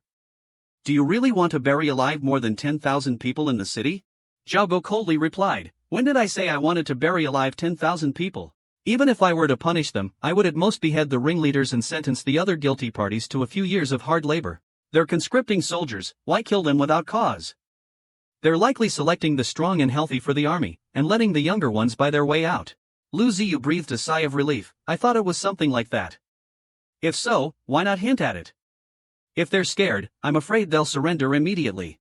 Zhao Go said coldly, "There will be no negotiation. This isn't a matter of severity of the crime, it's a matter of principle. Because if we negotiate today, what about tomorrow? If Dengzhou negotiates, what about the other 100 military prefectures? This is the Song Dynasty's rule of war. Once we set a precedent, countless people will start to gamble. Wouldn't that be encouraging this kind of behavior?" Li Zi then respectfully said, "Your Majesty is thoughtful, my vision is limited." Zhao Go didn't bother with him, but having said this much, he continued, "Do you understand what I just said? I'm not refusing to spare them today because of the extent of their crimes, but I don't want to use them as a warning to you. There are thousands upon thousands of matters in the army, but this is the most fundamental. Rebellion is worse than the enemy fleeing. If the enemy flees, I will at most kill the general, and the rest can be absorbed and reused. If they truly can't win, they can report a retreat. Holding their position is also normal. Unless they make a mistake, I can even reason with the generals. But rebellion is different, it's a capital offense. With them, I won't even speak." Wang Yuan respectfully heeded Zhao Go's teachings. But Hu Yanru didn't understand at all. He basically had no concept of this. He just casually echoed, pretending to be intelligent, but in reality, he didn't understand most of it. On the 12th of April, Dengzhou City suddenly opened its 4 gates, and the rebel army came out of the city to surrender. Zhao Go looked at the soldiers kneeling before him and asked, "Who were the 2 men who came out of the city last time?" His name was Kai Chao, the Tuan Kim, also the general appointed by Fan and Gung. "Yesterday. After returning, knowing he couldn't escape death, he killed all the officers in the city, then forced us to surrender, and finally killed himself." Zhao Go silently looked at his generals, thinking, "If you knew this would happen, why did you do it in the first place?" But somehow he couldn't say it. The once heroic empire now meets its end in this desperate situation. You laugh at others today, but who knows, tomorrow you might be the one being laughed at. Fan and Gung, resolute and unwilling to be humiliated, took his own life. Then there were those who clung to life, too afraid to take their own lives. On April 13th, the entire city of Dengzhou surrendered. Under the pouring rain, the Han soldiers were ecstatic. Although Zhao Go repeatedly tried to maintain a stern demeanor, the soldiers couldn't contain their joy. Fortunately, no one was reckless enough to engage in battle without orders. When the Great Dragon banner appeared on the north bank of the Han River, the city of Shenyang was still in a state of panic. Regardless, he's still the emperor, and that's still the emperor's uniform. Basically, everyone recognizes the emperor as the master of the Great Song Dynasty, so those 2 words along with that dragon banner are enough to stir people's hearts. The first time the Jin army was repelled by Zhao Go, it showed the world that he was a somewhat capable emperor, at least seemingly stronger than the 2 previous emperors. The Great Song, which seemed on the verge of collapse, now appeared different. Of course, some harbored ambitions, wanting to replace Zhao Go. But it definitely wasn't this group in Shenyang City, nor was it those people previously in Dengzhou. The Shenyang rebels, though numerous, felt they had no way out as Zhao Go continued to win battles. Those people were, after all, the emperor's generals. Although nominally in rebellion, if you compare it to their lives, where do they stand? At this moment, within the besieged walls of Shenyang. Your Majesty, how much longer does the emperor intend to wait? Could it be he still doubts us? Mo Wenyan remained unworried. What are you worried about? The emperor once entered Jiankong alone, would he be afraid to leave Shenyang to meet us? Now he's merely leading his troops here, what's there to worry about?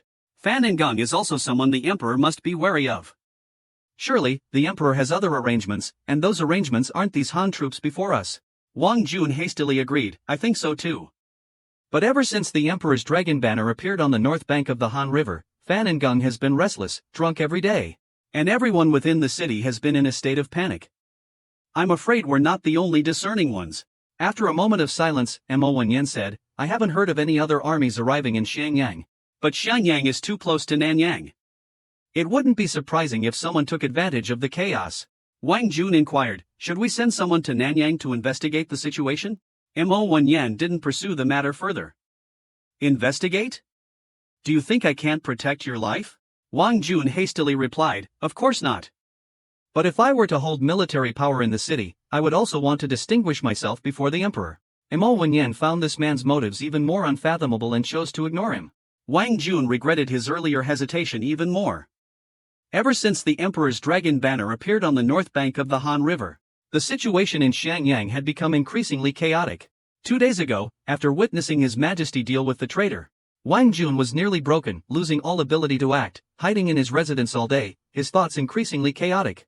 Mo Wenyan pondered for a long time before finally speaking, if it were up to you, what would you do, Wang Jun? Overjoyed, Wang Jun turned and presented his plan. After listening, Mo Wenyan understood little of it, but didn't hide it, saying, I don't understand military matters, nor do I participate in them, but there are 2 things you must agree to before you can proceed, Wang Jun. Overjoyed, Wang Jun hastily kowtowed and replied, I await your instructions, scholar. Mo Wenyan spoke sternly, first, you must succeed, failure is not an option. The plan must be truly thorough before you act. Second, once you succeed, you must strictly control your subordinates and not allow any disturbances within the city, otherwise, your efforts will be in vain. Wang Jun practically swore an oath, the safety of the prefecture, I understand clearly. I dare not let personal feelings run wild.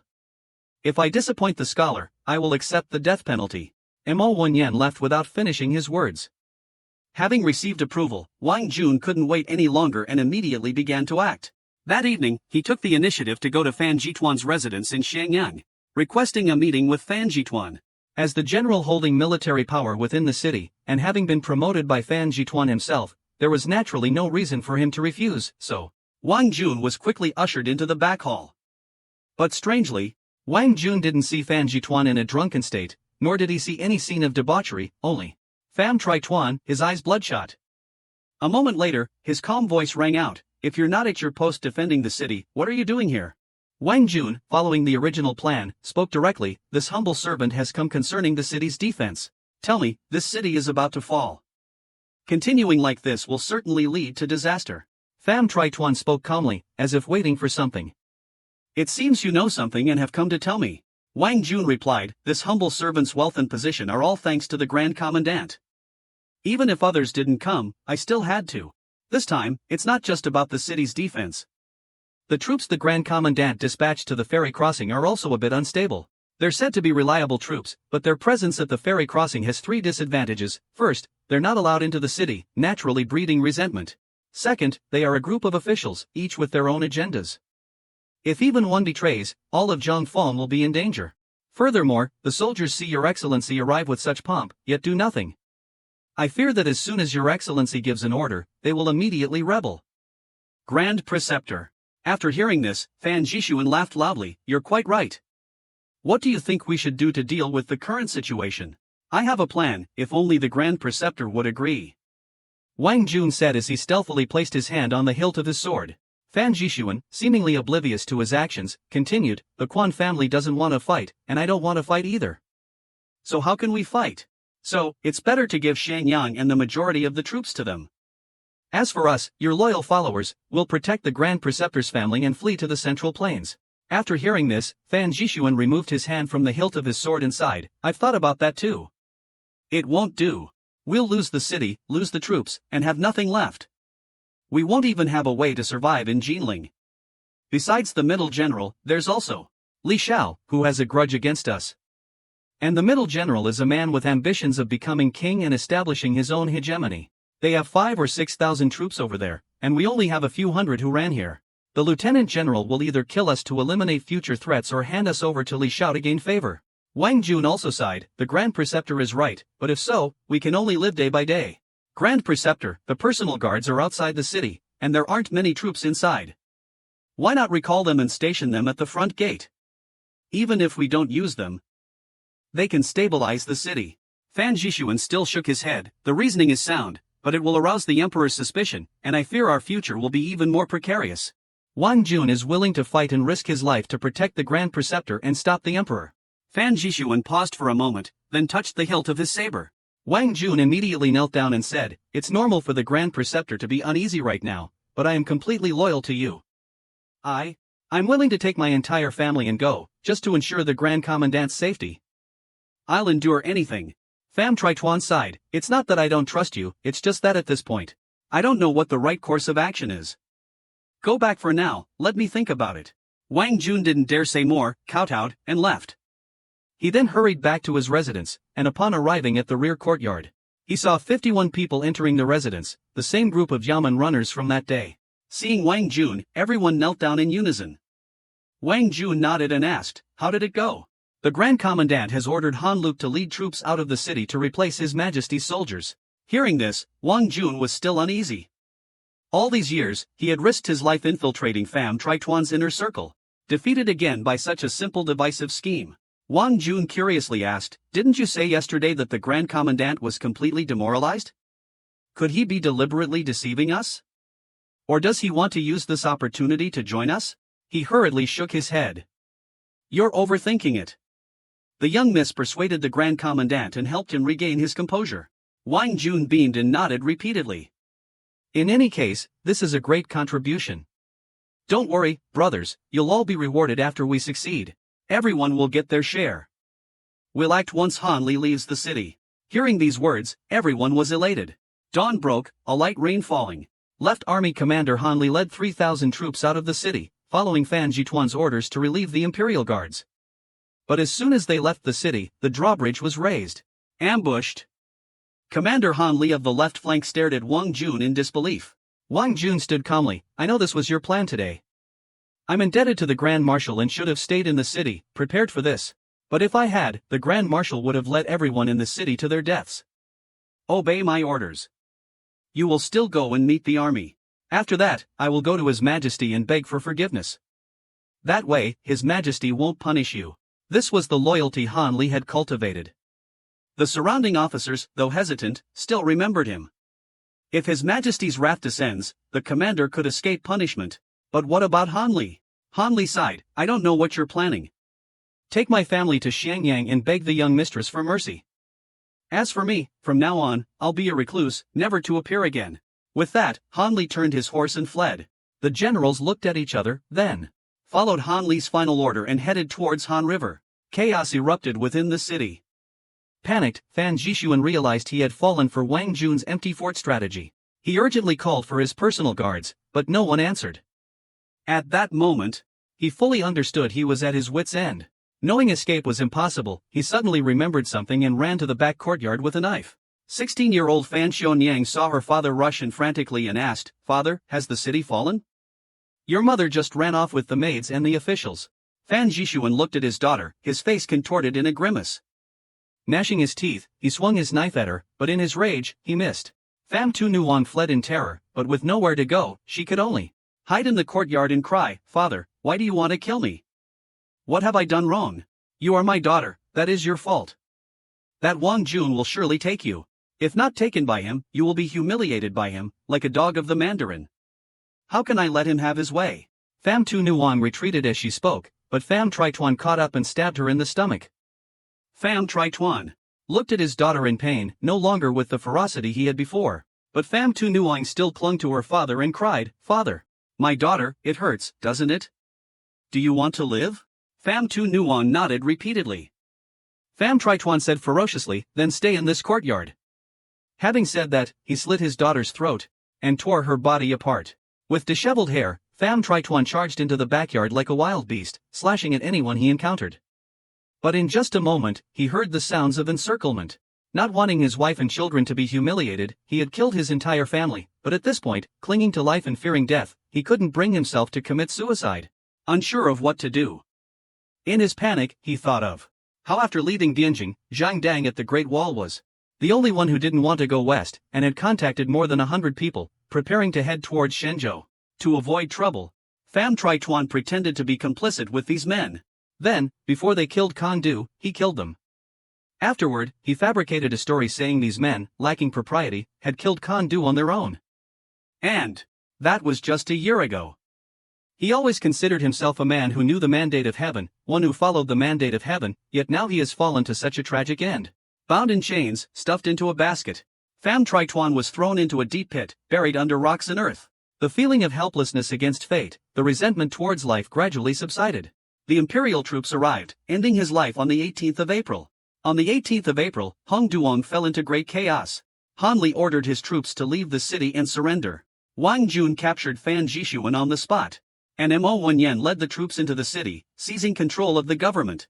At this time, they were at the Han River bank, unable to cross due to the high water levels. Xin Xingzong, having just arrived 20 miles from the city, missed a chance to achieve a great victory. Zhao Go led the main force of the Imperial Guard across the river and ordered Wang Di and Xin Xingzong to enter the city first. Following this, Yu Fei took complete control of the city.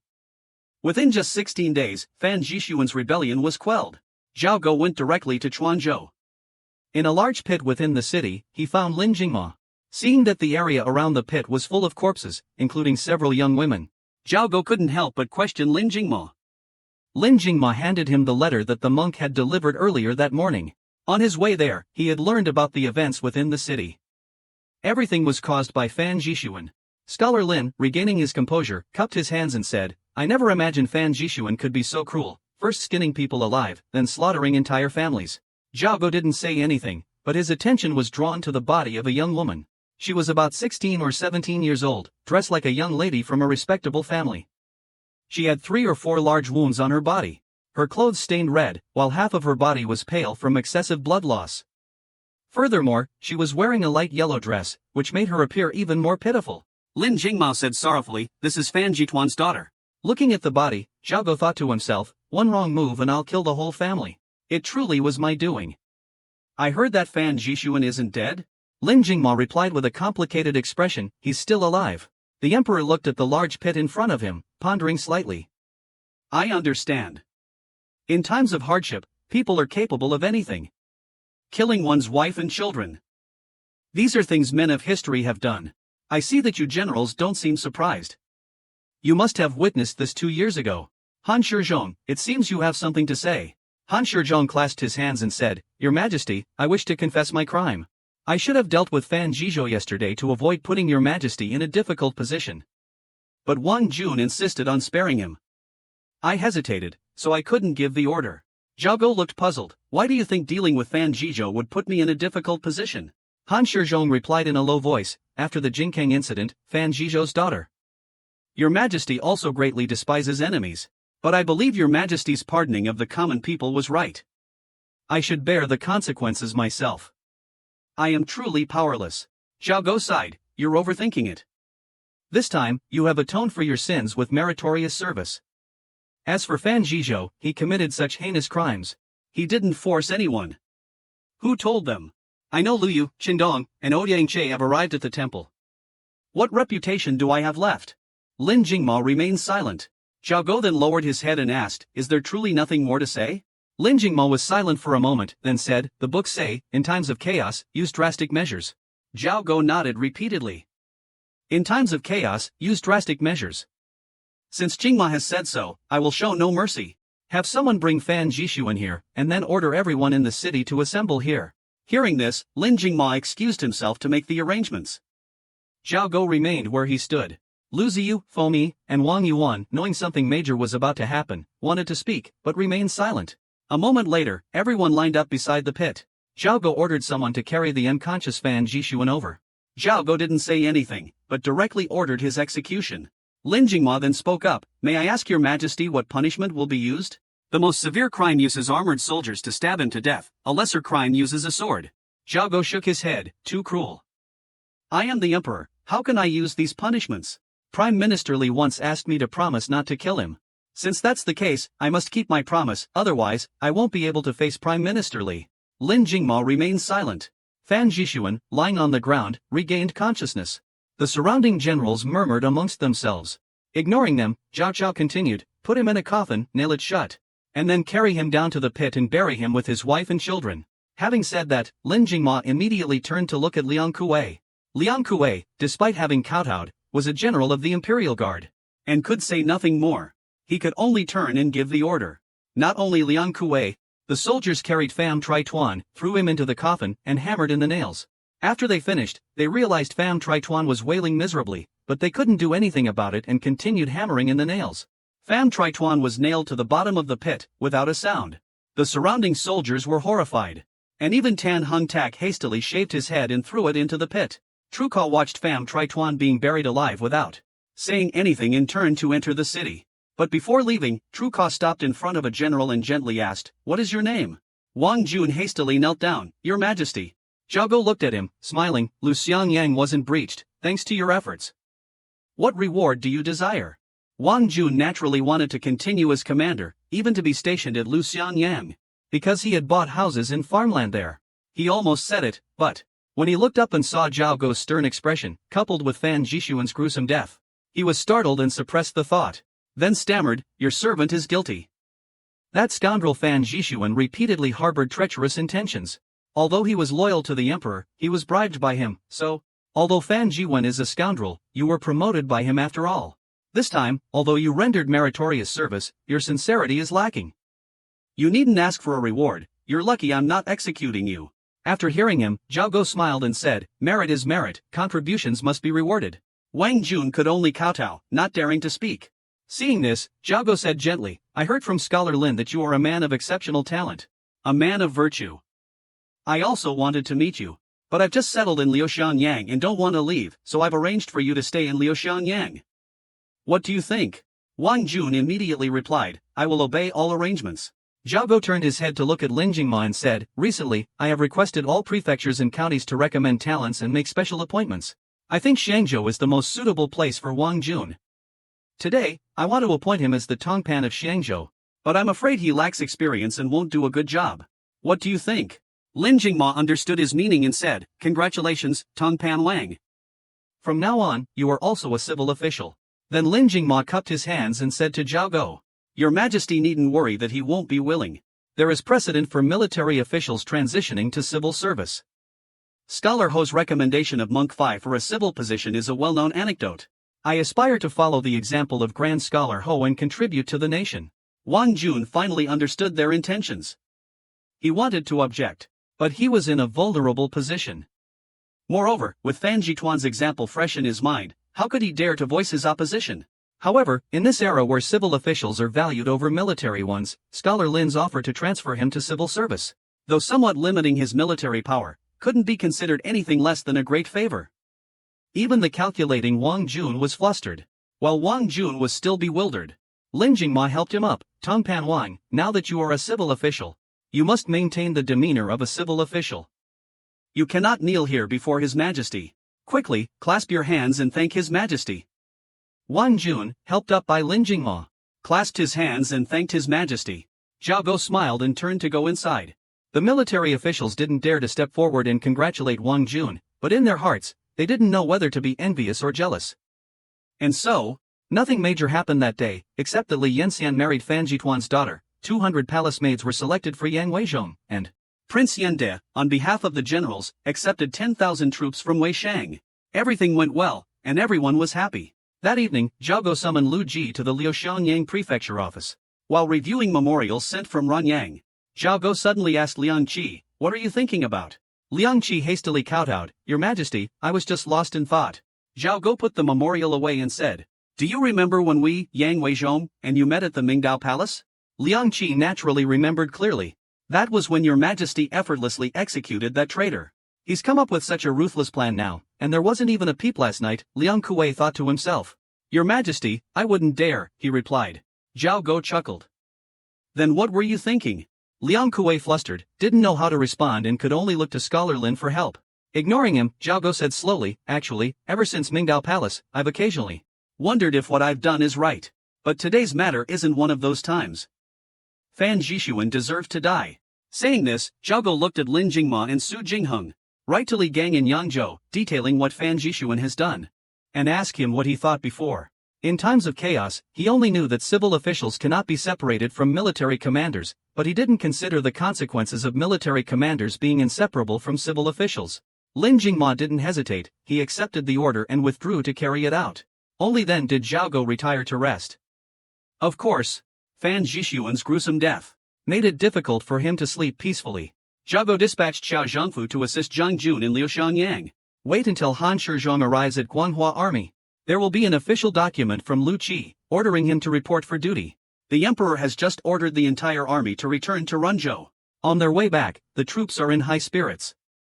After all, this expedition was a great victory, a divine intervention. Tens of thousands of rebel troops disintegrated in the blink of an eye. This is certainly a very encouraging process. More importantly, the capture of Liuxiangyang provides Runzhou with additional support, and allows the Song dynasty officials south of the Yangtze River to transport supplies to the temporary capital by water. This is a strategic victory. The capture of Liuxiangyang also has another meaning, that is, if the Jin army attacks again. If we cannot hold Runyang, the imperial court can retreat to Luxianjiang and hold out for a while longer. Zhao Go is putting on an act in front of the Song dynasty generals. He is not a person of this era, but a modern-day university student. As soon as he started manipulating things, the underlying principles were seen through. But His Majesty cannot punish these people. Zhao Go led his troops back to Runyang, only to be surprised by the scene before him.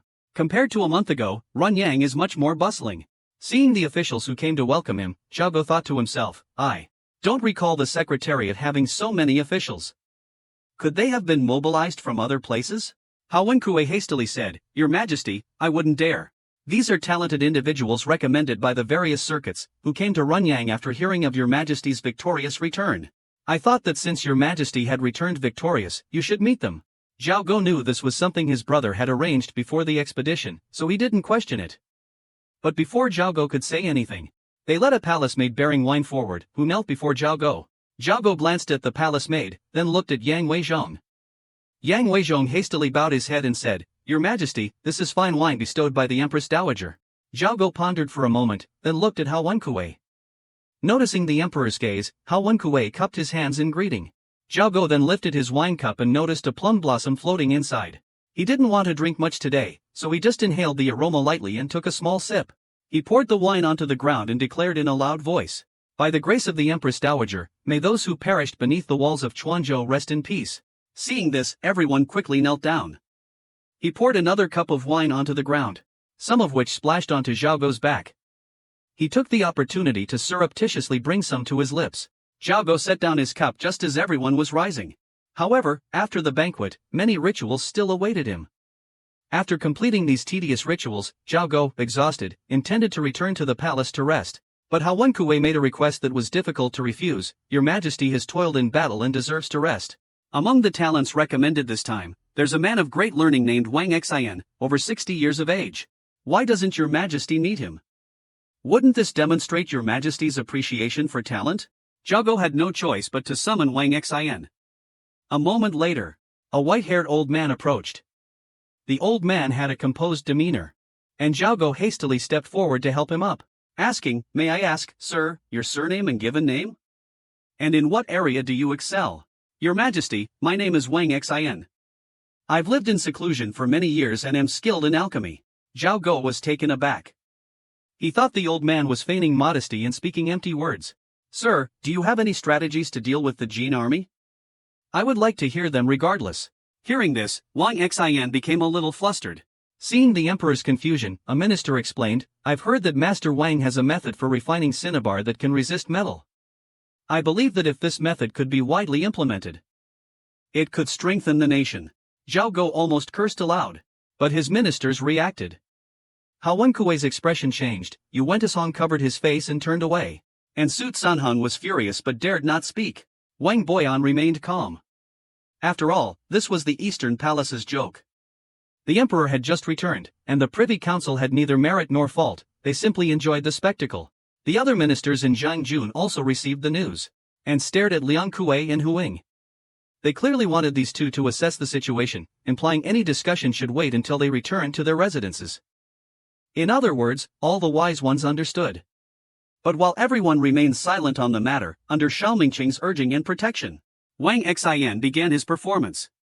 He took out jars, bowls, pots, and a stove, and started working right there.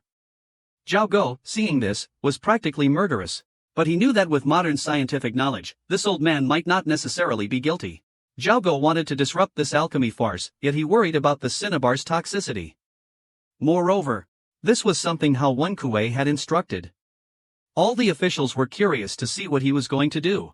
Zhao Chao could only be patient and ordered those unrelated to stay back. He also guessed the method: first, boil mercury with cinnabar. Then stir it with chopsticks and add gold. Finally, use distillation to evaporate the mercury and obtain the gold. The strange thing is, in this era, gold doesn't fear fire, yet it can be dissolved by mercury. After all, in this feudal era, apart from alchemists, ordinary people don't have access to liquid mercury. In fact, when Wang Xian took out the mercury and gold, some of the high-ranking officials wavered. The other civil officials couldn't bear it any longer, staring intently at the mercury and the pot. At the same time, Zhao Go felt he'd been tricked, but for the sake of the overall situation, he couldn't expose it. While Wang Xian was refining the elixir, the emperor discussed the matter with the ministers and decided on the outcome. Someone accused Wang Xian of acting illegally and forging official documents.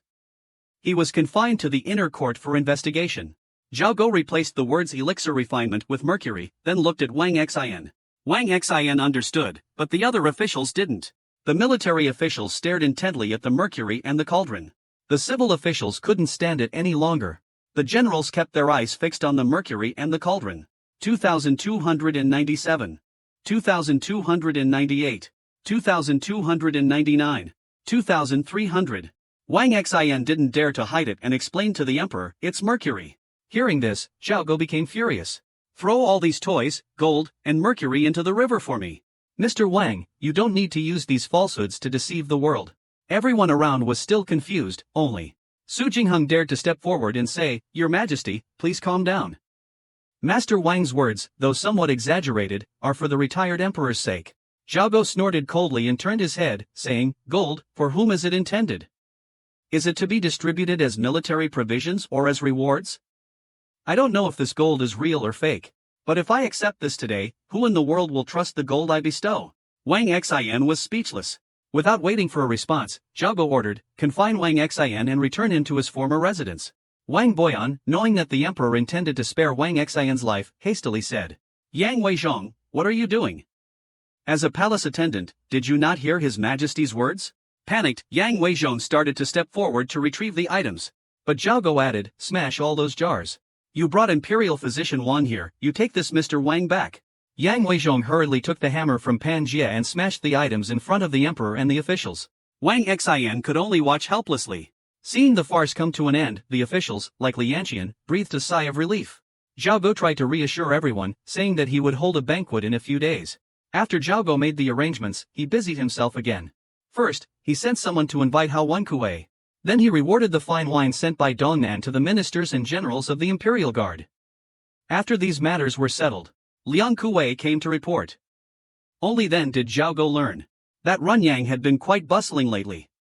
Due to Runyang's stability and its two talented generals, the army had grown, and many people had come to Runyang. Someone reported on recent important matters. Among them was Sun Mo's grandson, who came to seek exoneration for his grandfather. Hearing this, Zhao Go frowned slightly. Of course, he should be exonerated. But the fact that this matter was being brought up now meant someone was definitely trying to stir up trouble. This was also something he had given instructions about before the expedition. Naturally, out of respect for Sun Mo, there was no reason not to exonerate him. I just don't know who's in such a hurry. Anything else? Liang Kuei carefully continued. Recently, a devout laywoman had a falling out with her husband. Some say it's because His Majesty is lecherous. Zhao Go, upon hearing this, dismissed it casually. Lecherous, so be it. I only borrowed the laywoman for a few days. It's as if I intentionally stole someone's wife. Liang Kuei and Yang Weizhong lowered their heads, not daring to speak. Xiao Mingcheng then spoke up. Most of the palace maids have stayed. And there are also several talented and beautiful young ladies who came from Dongjing to Runyang. His Majesty has stipulated that no new concubine should be taken arbitrarily. Zhao Go, after hearing this, thought for a moment. If they are already in the palace, then keep them. Anything else? Xiao Mingcheng continued. There are also a few imperial physicians who have chosen to stay behind. Zhao Go asked sternly, is someone practicing alchemy again? Make it clear to me. Anyone who dares to practice alchemy in the palace, send them to Shaozhou. Xiao Mingcheng hurriedly explained, Your Majesty, please rest assured. These physicians are all skilled in medicine, especially acupuncture. Wang Ji is proficient in pulse diagnosis. Zhao Go slowly nodded, but sensed something amiss. If that's the case, these two should have gone to Yangzhou. Yang Weizhong lowered his head and said nothing. Zhao Go pondered for a moment, then suddenly realized. He sneered, So you've already discussed amongst yourselves finding palace maids who resemble Lady Han Shizhong. Liang Kuei, Yang Duizhong, and Xiao Mingcheng, scolded by the emperor, knelt down. Xiao Mingcheng hastily explained as he knelt, Your Majesty, I didn't discuss this matter arbitrarily. I contacted several eunuchs in Yangzhou. By then, the letter had already reached the Empress Dowager, and she dispatched Consort Wu to Runyang to attend to Your Majesty. Zhao Go raised his head. Who is Consort Wu? Did the prince's manner approve of this? Xiao Mingcheng said, Your Majesty, don't worry. Consort Wu's real name is Zhou Jinju. She entered the prince's manor as a palace maid at the age of 14 and was a favored servant while there.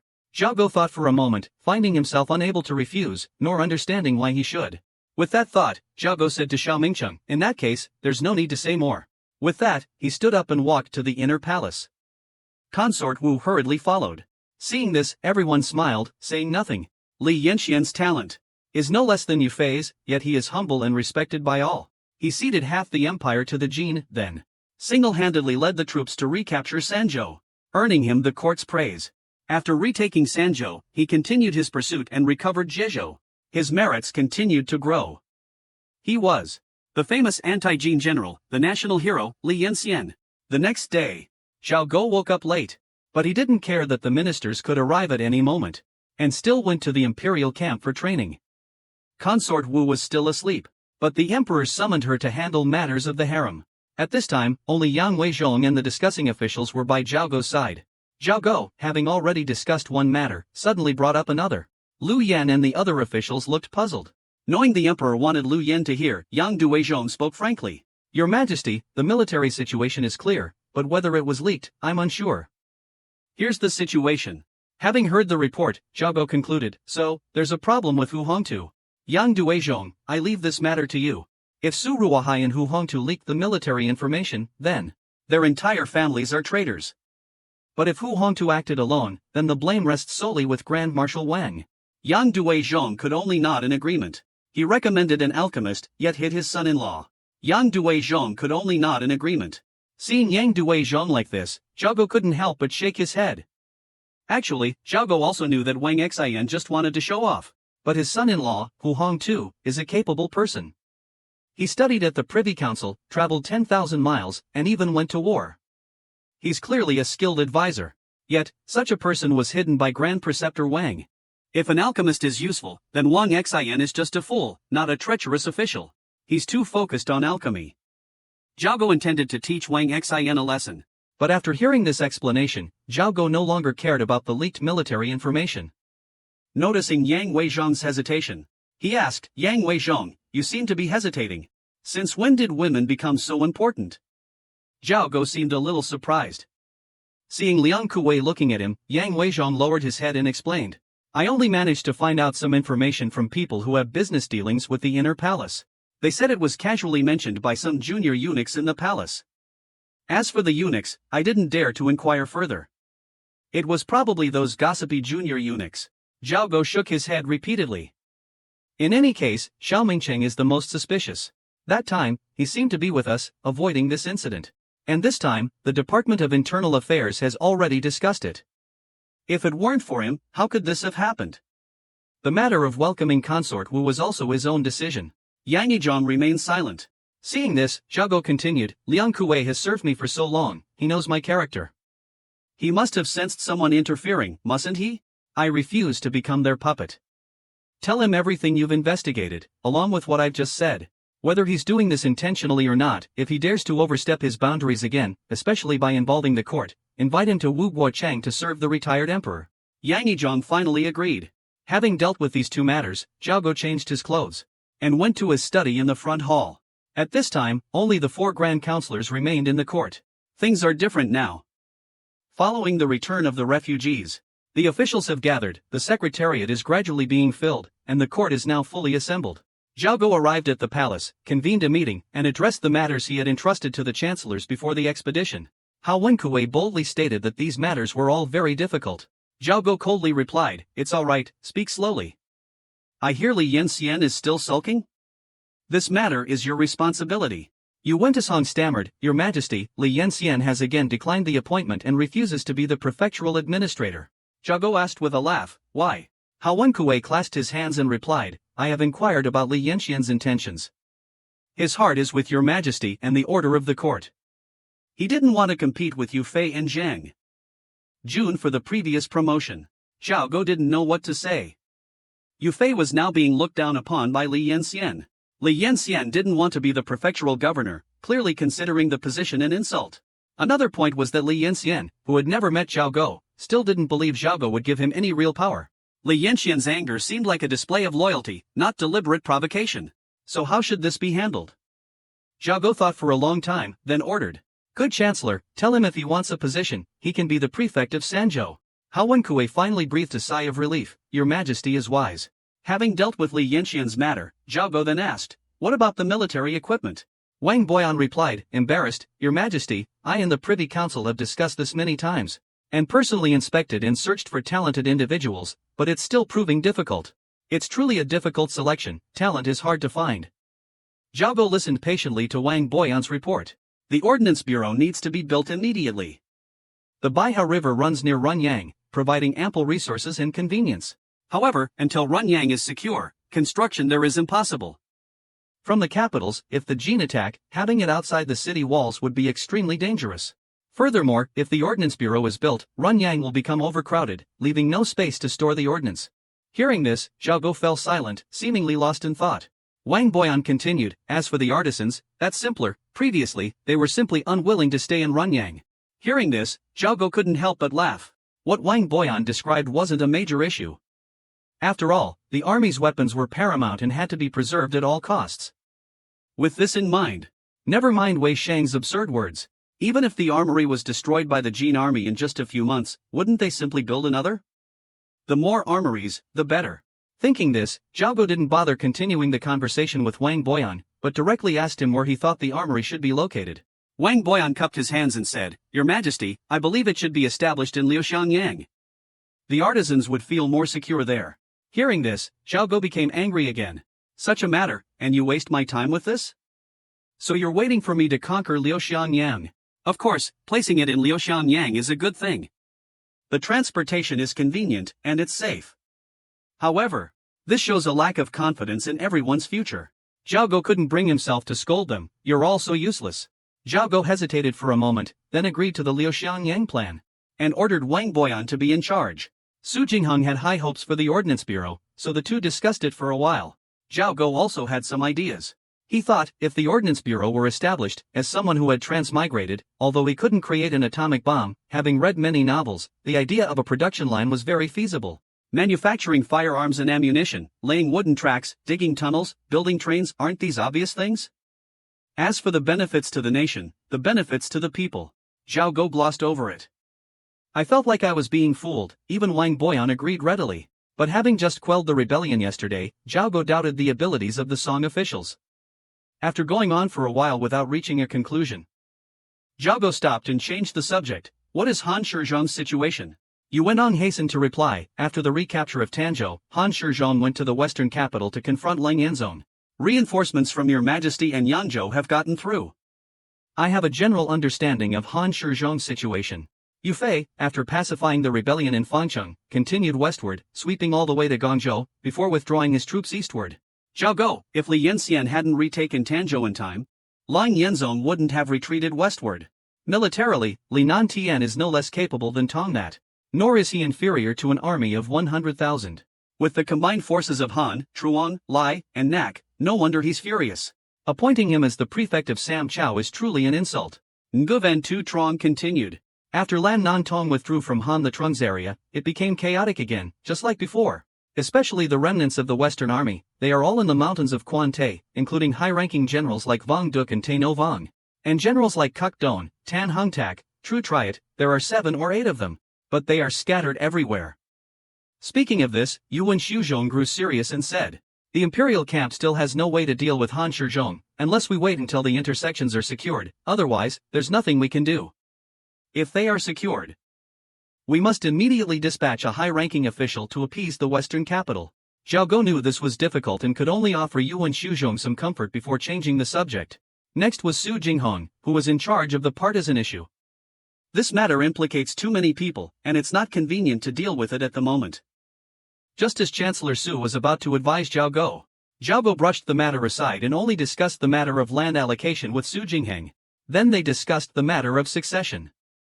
After finishing these discussions, it was already dark. Zhao Go excused himself, claiming he had run out of time, and dismissed the chancellors. Then he called for Lin Jingma to follow him to the inner palace. Summoning Scholar Lin to attend him was a common occurrence. So while some newcomers were a little jealous, no one dared to say anything.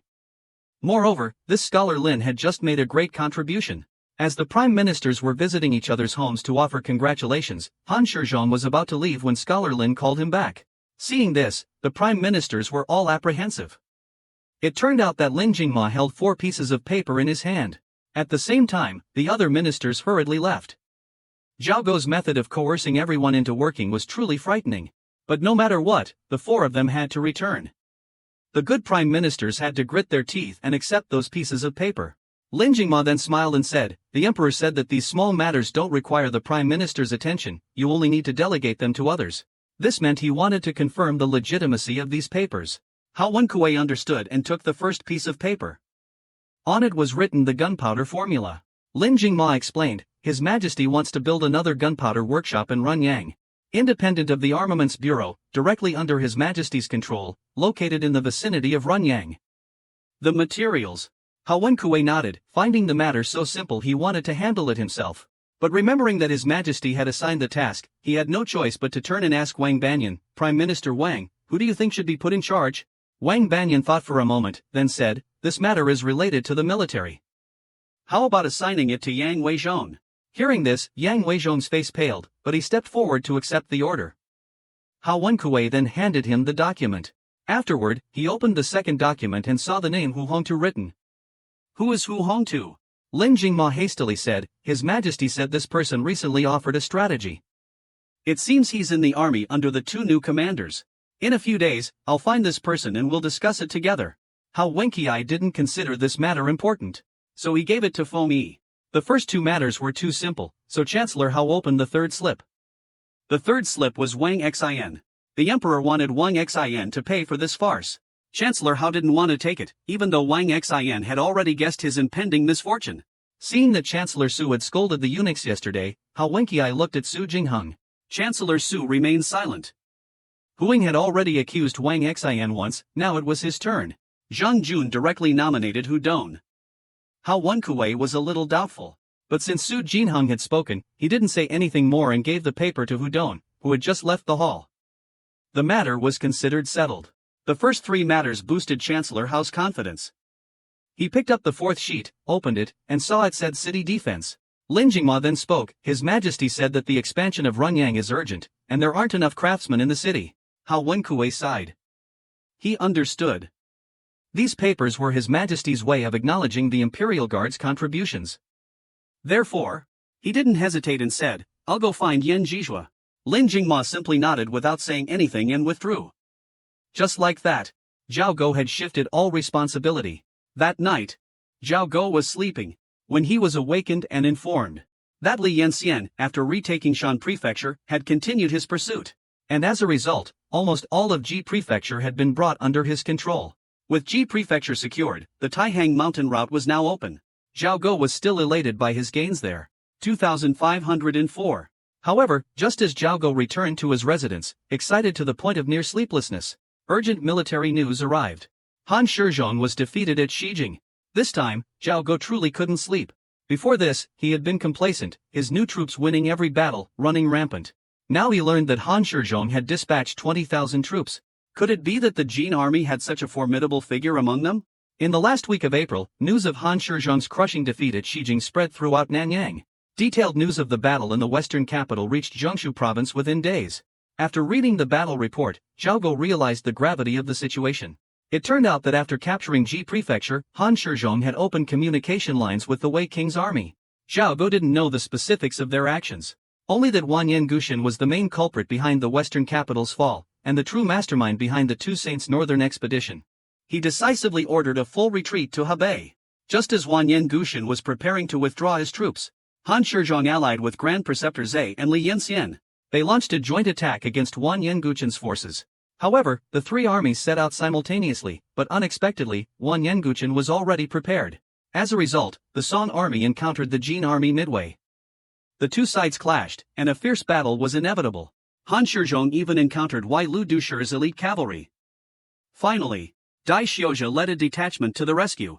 Even so, facing the battle-hardened Jin army, the Song army suffered a crushing defeat. Fortunately, Han Shizhong repelled Wai Lu Dusher in time, otherwise Dai Xiozha would have perished on the banks of the Yellow River. However, the outcome was still not as optimistic as expected. Because even after his great victory, Wanyan Gushan decided to abandon Hunan and Luoyang. I don't know why.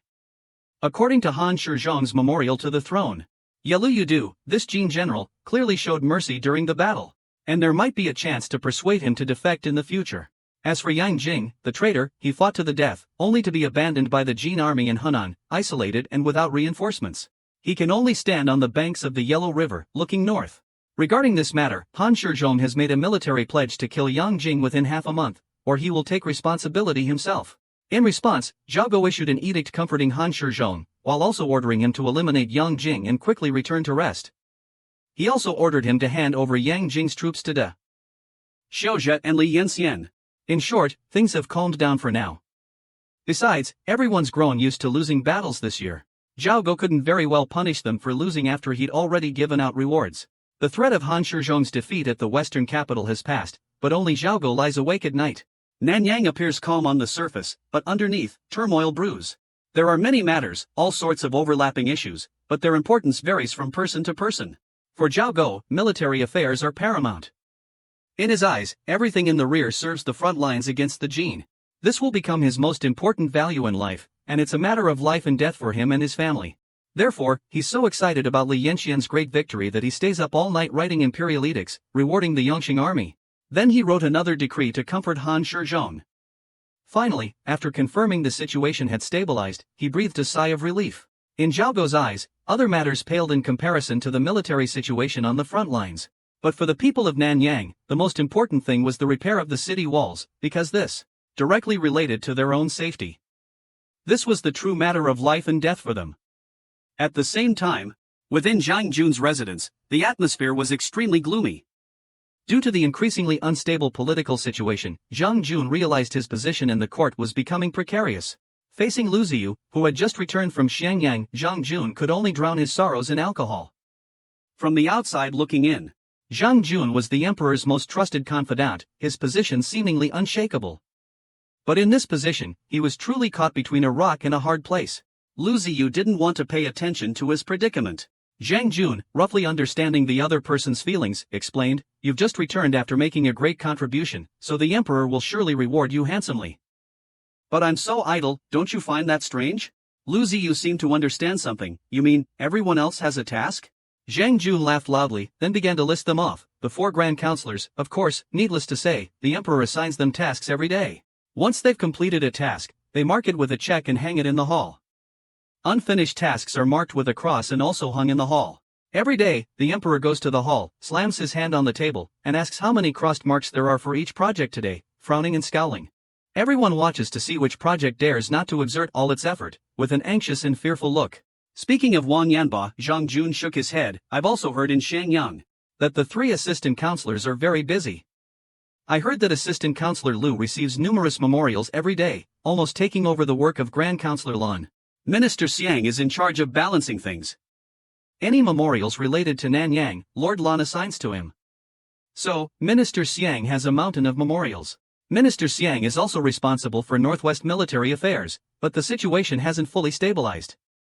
So, most of his memorials are marked with crosses, filling the hall. And Wang Boyan is in charge of other military affairs. He often works efficiently, so his memorials are marked with checks, also filling the hall. He's truly riding high." Zhang Jun sighed at this point. Who wouldn't want to hang up their own memorials like that? Lu Ziyu also turned serious. Who wouldn't want to be like Minister Xiang? Except for Minister Xiang's slight oversight, everyone else. Whether they have many checks or many crosses, the world knows they're working. "But General Zhang, you're only 31.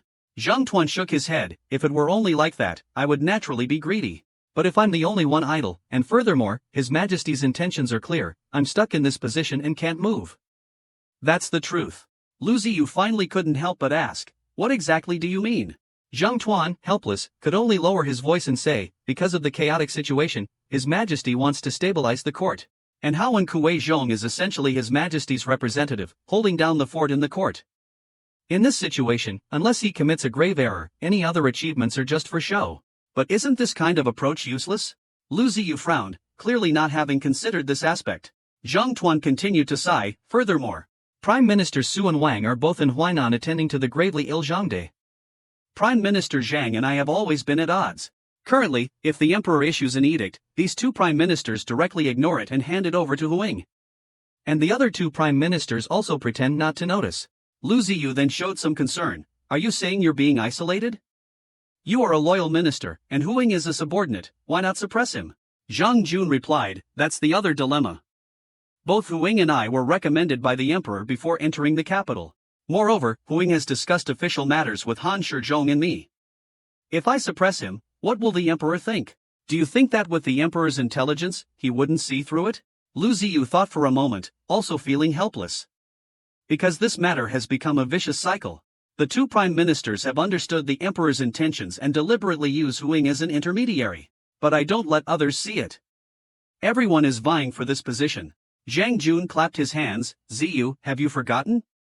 I'm criticizing others for contributing to the country, how can I just sit idly by? Lu Ziyu suddenly realized, if that's the case, what do you plan to do? Zhang Jun replied, I plan to volunteer to lead an expedition, like Zhao Ding. Lu Ziyu just chuckled wryly, you advised me to broaden my horizons, to stay in the Jiangsu province, but you yourself want to go out? Zhang Jun said calmly, you being here is useful. Hasn't Xiangyang proved my point? As for me, staying in the Jiangsu province is useless. Lu Ziyu chuckled wryly, so where do you plan to go? Zhang Jun replied, I reckon, within 1 or 2 months, His Majesty will dispatch someone to clean up the situation. Lu Ziyu frowned slightly, you want to go to Shaanxi? Zhang Jun corrected him, I want to go to Sichuan and Shaanxi. His Majesty will eventually send someone to lead the troops in Sichuan and Shaanxi. If I go to Sichuan and Shaanxi now, His Majesty certainly won't allow it. But if I follow Zhao Ding's example, stationing troops in Huainan to support Zhang De, stationing troops in Sichuan and Shaanxi to observe the situation in Jiangsu province, His Majesty will naturally agree. Lu Ziyu seemed to understand, then wait until His Majesty finds a suitable person to be your Zhang De. But His Majesty has you monitoring Han Shizhong, what happens if you leave? Zhang Jun gave a wry smile, that's the other reason I want to leave. Han Shizhong is stationed closest to Nanyang. His Majesty wants to see reports every day, reviewing them himself, so where's the need for me to monitor him? Lu Ziyu nodded. Knowing they were just being polite, I dropped the act and stayed. Just then, someone from the residence reported that 2 people were waiting outside the city gates, claiming to be from the Guan family. When everyone arrived, they found over 100 people gathered there. The 2 looked flustered and couldn't produce an invitation. So they started loudly berating Grand Scholar Su Shi, accusing them of impersonating his descendants and daring to cause a disturbance.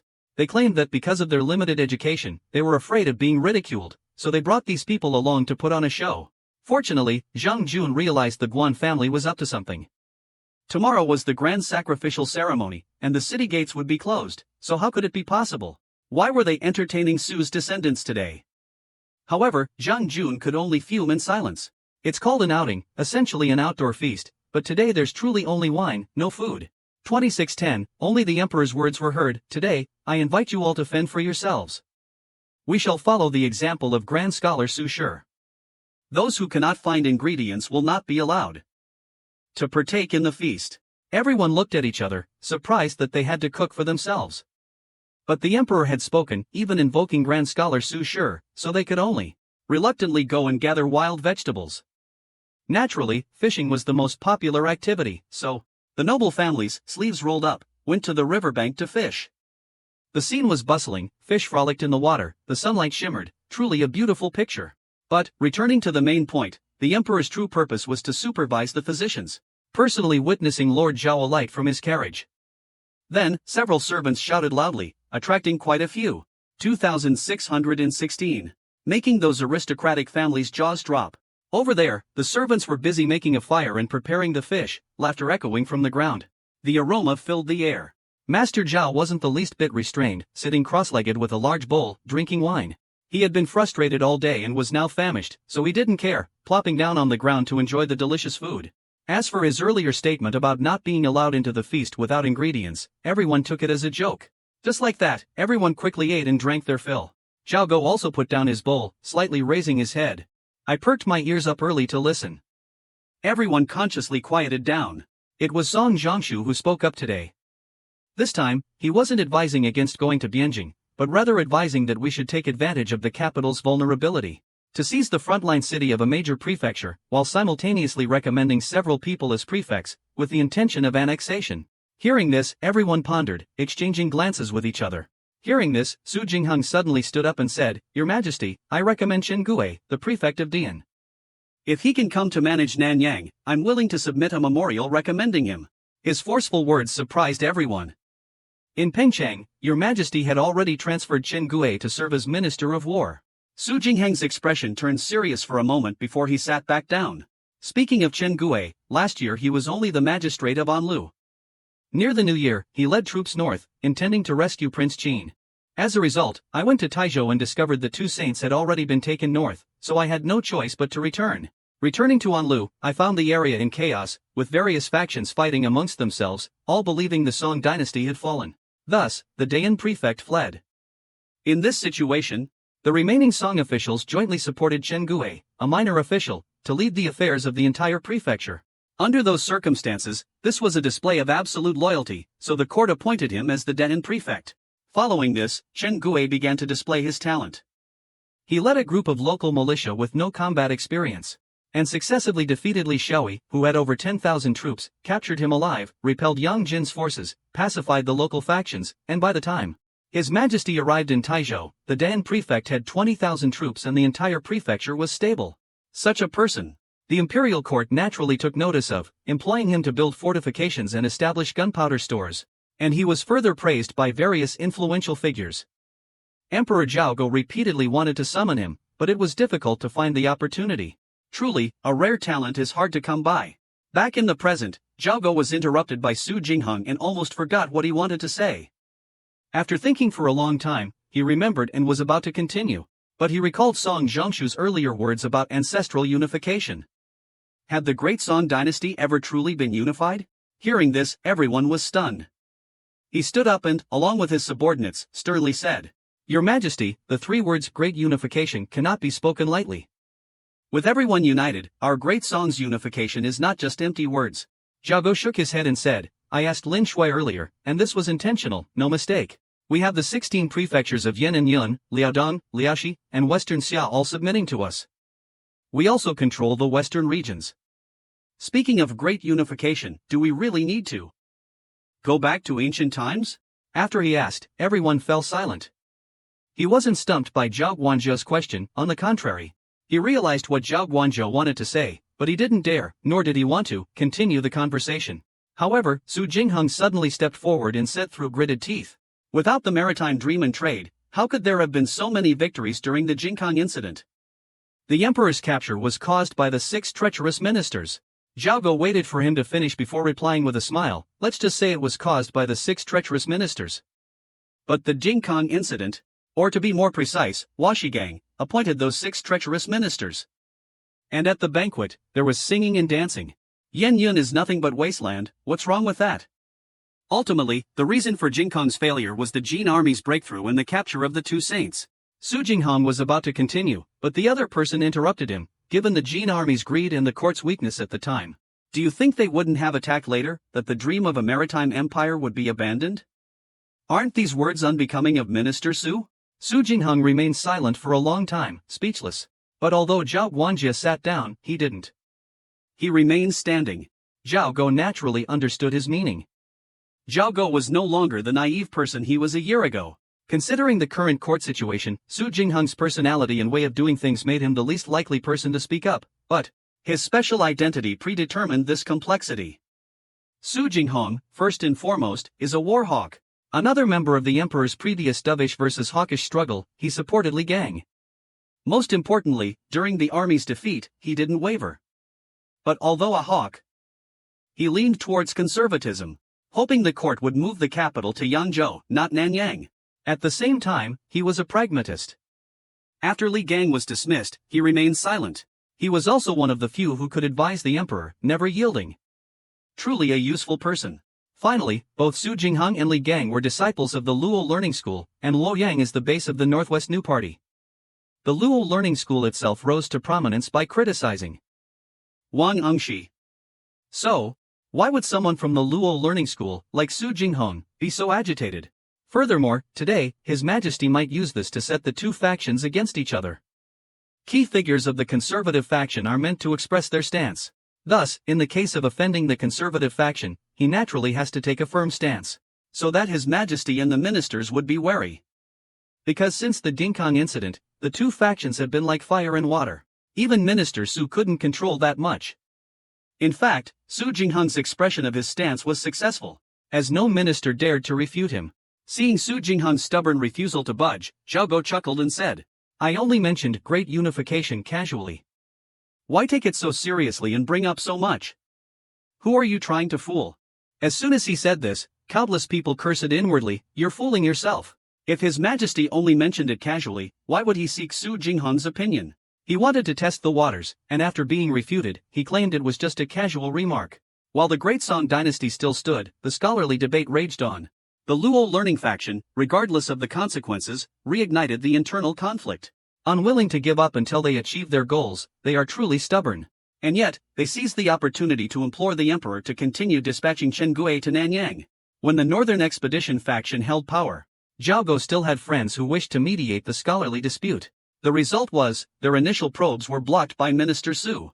Ignoring Su Jinghong, Zhao Go continued, "Compared to the Han Dynasty, our dynasty is considerably inferior in both literary and martial affairs. Otherwise, we wouldn't be bullied by the Liao. But culturally, our dynasty is no less than the Han." Everyone nodded in agreement. But Zhao Go's next words broadened everyone's horizons. He said without hesitation, "In terms of literature, since the Tang Dynasty, the writing style has been clear, abandoning flowery language. And the Tang and Song dynasties have 8 great figures. In the Tang Dynasty, Han Yu and Lu Zongyuan founded their schools. In our dynasty, Wang Engshi, Ouyang Xiu, the Three Sus, and Zhang Gong brought it to its peak, completely establishing the Guan style. The Su descendants all turned pale. But an official asked further, why is Ouyang Xiu ranked before Wang Engshi? And in terms of achievements, why is he ranked above Grand Scholar Su Shi?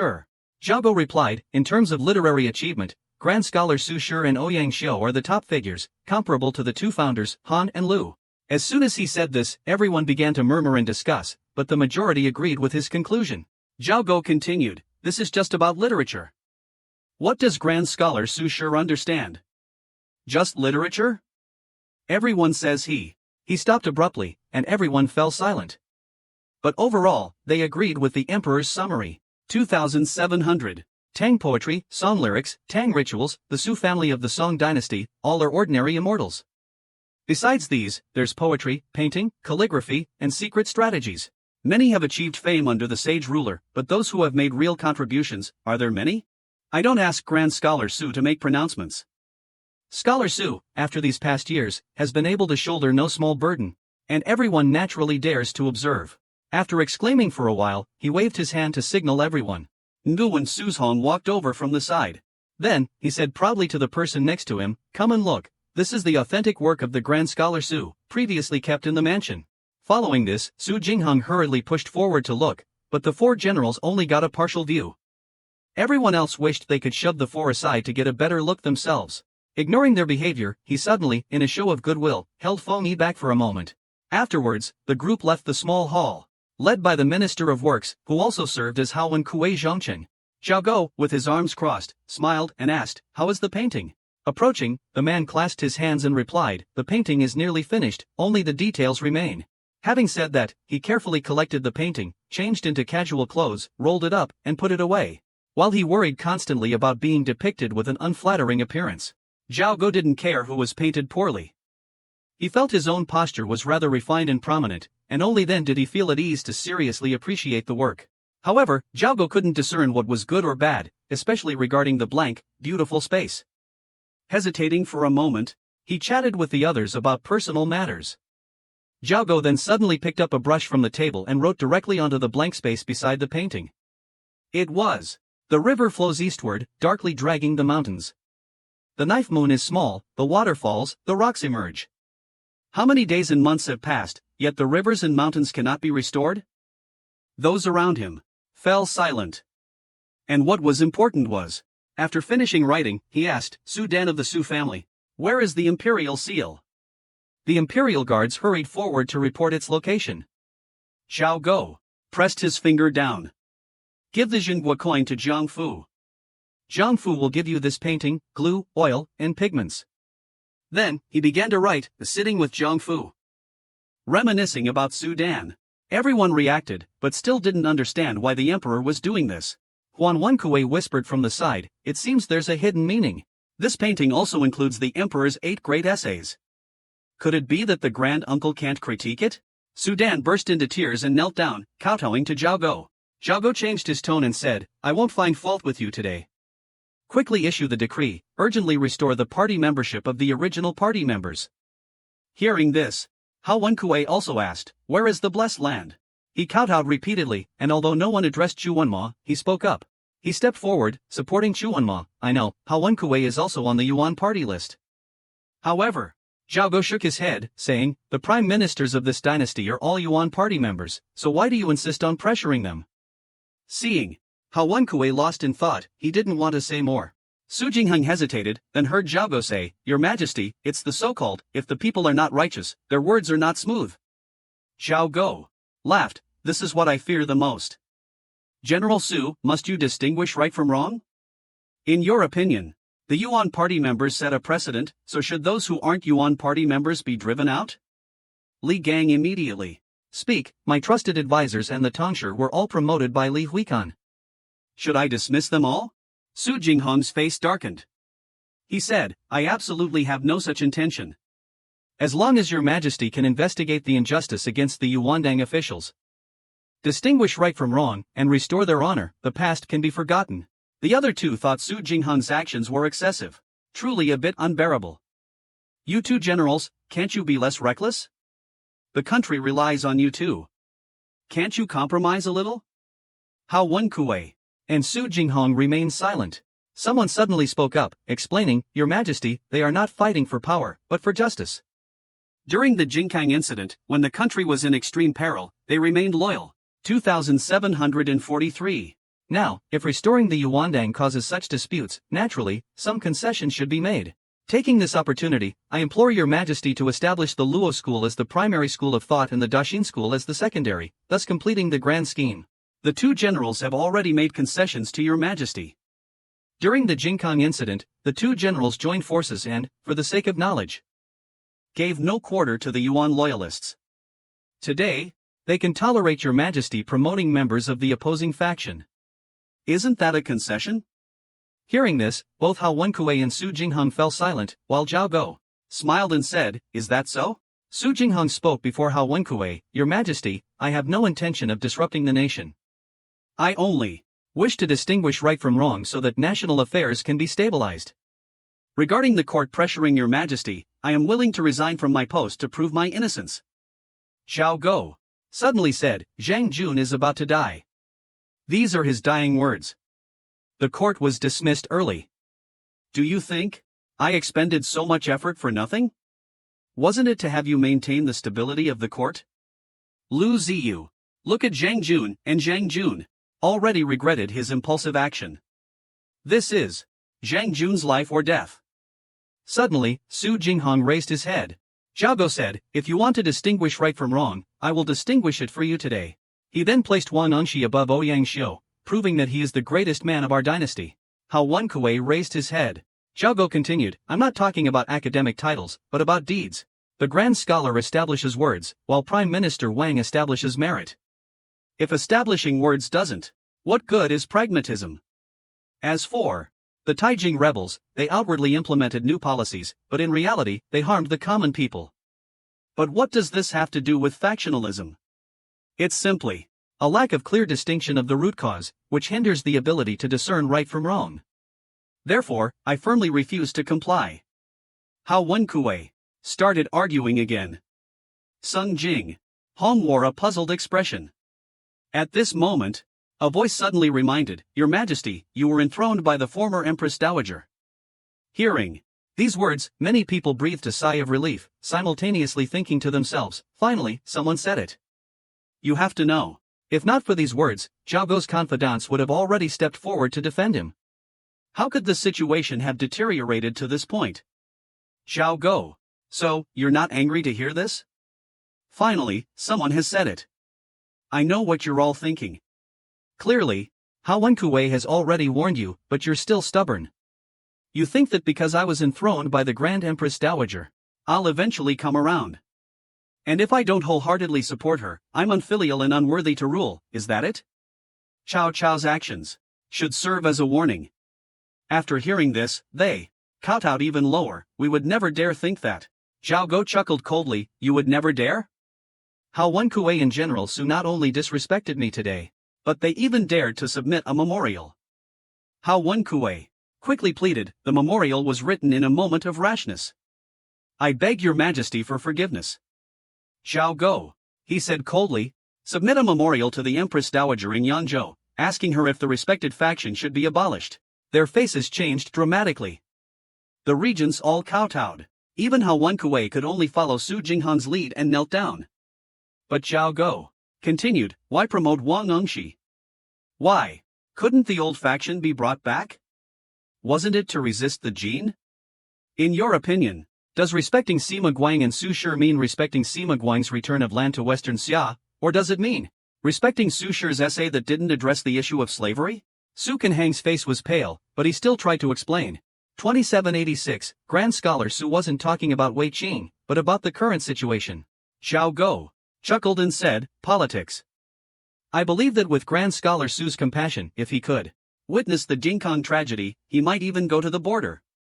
But he hasn't seen it, has he?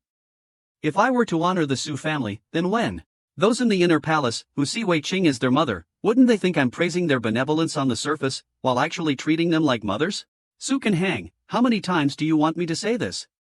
Today, resisting the Jin is the utmost priority. I won't. Obey me and live, defy me and die. If you simply obey, I will pardon you. But you can't even do that." From Jinghong had no strength left. Zhao Gou seeing this. "Let me say this, you are not stupid, just stuck in your old ways. I will tell you something. In the first year of Jingkong, the Jin army first came south, retreating 2 months later. The court immediately began to bicker. The result? In the 8th month of that year, the Jin army returned. In the 2nd year, 4th month, the Jin army captured the 2 saints. In the 6th month, I ascended the throne in Nanjing. Chen Xianzhou and Li Gang then bickered, and as a result, in the 10th month, the Jin army came south for the 3rd time. Now, in the 2nd year of Jianyan, Jingdong, Jingxi, and Guangzhou are all in danger. The Jin army retreated in the 4th month. I just ask you, when will they come this year? You're causing trouble now, what are you trying to do?" Hiaai City and Su Jinghong fell silent. Zhao Gou looked at the crowd and continued, "I'll be blunt. I forbid resignations, I forbid feigning illness, and I especially forbid discussions about the new and old party strife. Because the Jin army is lurking. In just 2 months, the Jin army will invade the south again, and I am forced to say these words today. Anyone who dares to stir up trouble is colluding with Lu Guangshi to betray the country. Anyone who disagrees can go find Yi Zhifu and jointly petition the Empress Dowager to depose me." Hiaai City and Su Jinghong exchanged glances, both remaining silent. Prince Yen De was completely dejected. At this moment, Huing suddenly stepped forward and addressed him, "Your Majesty, I believe Prince Nan Duk should be removed from his position and confined to Chaoan." The two beside him immediately reacted, both agreeing. Zhao Gou looked at Huing, then at the group, and suddenly understood. Shu Wen fell completely silent, and also silently thanked Huing for his courage. Otherwise, he would have had to jump into the river and kill himself tonight. Following this, everyone excused themselves one by one. Zhao Gou wrote something on his arm and had Minister Su deliver it to General Zhang's family. Afterwards, after giving instructions, I boarded the carriage to return to the palace. Quickly arriving ahead of Minister Su's carriage, I explained everything. Su Jinghong hurriedly got out of his carriage, accepted it, and carefully examined it, surrounded by his subordinates. They were also curious. A reward from the emperor, they hastily looked at the contents. However, after Reading it, they all fell silent. It turned out the content was Wang Unxi's Ming Fei Bao San Shan Jai, which is a lamentation, honest enough to share with others. It's a pity that the predecessors couldn't advance it, nor could they implement it. Can one not reminisce about the remarkable theory of accumulated control? Now, the grand scholar is managing it. If the Song dynasty could implement it now, unfortunately, this book isn't a brainless novel. There's no instant blessing or expansion of manpower. Managing finances, developing firearms, fortifying the city, dispatching troops to fight. However, the newly formed Jingxianglong mini-court is still on the verge of collapse. The 22nd year of Jianyan, the 5th month, everything thrives. This month, the exiled mini-court of the Great Song dynasty accomplished many things. First, they held several impromptu talent selections, promoting and appointing many officials, filling the secretariat. Second, the Directorate of Weapons, under the Emperor's supervision, successfully manufactured firearms. But this is actually not that important, because Jingo finally understands that the local iron reserves, while strategically significant, are not what the 3 army camps, currently in training, are using for their live-fire exercises. That iron is transported via the Yangtze River. Therefore, the key is still experienced artisans. In addition, there's also the thing Jingo values most, the gunpowder formula. Although others consider it insignificant, because gunpowder in the Great Song dynasty isn't a secret weapon, but rather more like firework displays, Jingo values it because he enjoys it. Furthermore, the 2 fortresses in Nanyang are also being built according to plan, and, with Yanyan prefectures as the center, the anti-Jin plan has a large amount of military supplies and provisions being transported there, clearly intending to build a surveillance base in the northeast of Nanyang. Overall, everything Jingo does is for resisting the Jin. Resisting the Jin is everything. It's just that, as an official reaching this level, all of May, except for Zhang Jun's serious illness, seems to have been filled with good news. Mid-May, Han Shizhong succeeded in Zhonghan, in the northern mountains, annihilating the stationed Jin troops, and then reclaimed the ruins of Luoyang, making it a base, and then in the name of reclaiming the western capital, returned to Huanxi. Not long after, General Li sent several letters, reporting the suppression of the Fujian rebels and proposing a new financial distribution plan. He also requested the expansion of the Imperial Guard into a full defense force. As for His Majesty, he remained in Nanyang in April. Since His Majesty's arrival in Nanyang, the situation in the Song dynasty has improved, even exceeding expectations. By June, Jingyuan Circuit was stabilized, the troops of the 2 circuits had retaken Chang'an, and the unrest in Guangzhou gradually subsided. At this time, a compilation officer named Mochi put forward the slogan Nanyang as the center, openly comparing Jingo to Emperor Guangwu Luxiu. This Mochi, due to his outstanding performance, caught Jingo's attention, and was exceptionally appointed, along with the top-scoring graduate Hu Hongtu, to the position of 8th-grade compilation officer in the Secretariat. He also participated in military affairs as a Secretariat official. Actually, that's why Mochi was in such a hurry. However, he flattered the wrong person. Jingo didn't have a strong impression of him and rarely even looked at his memorials. He only reviewed Mochi's memorials every day and spent most of his time at the gunpowder workshop. But this couldn't be helped. Because, with the selection of officials concluded and the rebellions gradually quelled, the emperor's new task became a financial one.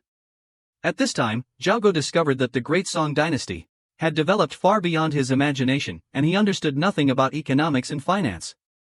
Therefore, these matters were basically discussed by the Secretariat, and then he listened to the final opinions and approved them in a daze. In the end, I naturally have to make the most of Kuyan's outstanding abilities to lead the Great Song into modernization.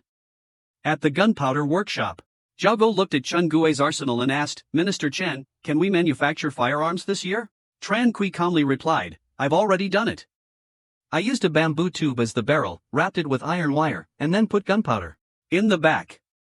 When the enemy gets close, I light it from behind and the gunpowder shoots out the front. At the tip of the barrel, I attach a spearhead so I can charge while the enemy is in disarray. I used this method to defeat the enemy troops. However, it's still a breechloader, and I have to light the fuse myself. Jingo listened in silence for a long time, then asked, Minister Tran, have you considered using an iron tube instead of bamboo? If you use an iron tube, you could separate the gunpowder chamber and the ignition mechanism at the rear, and you could also put an arrowhead in the front. In response, Tran Kui let Jingo try it himself. The chief explained, it explodes easily.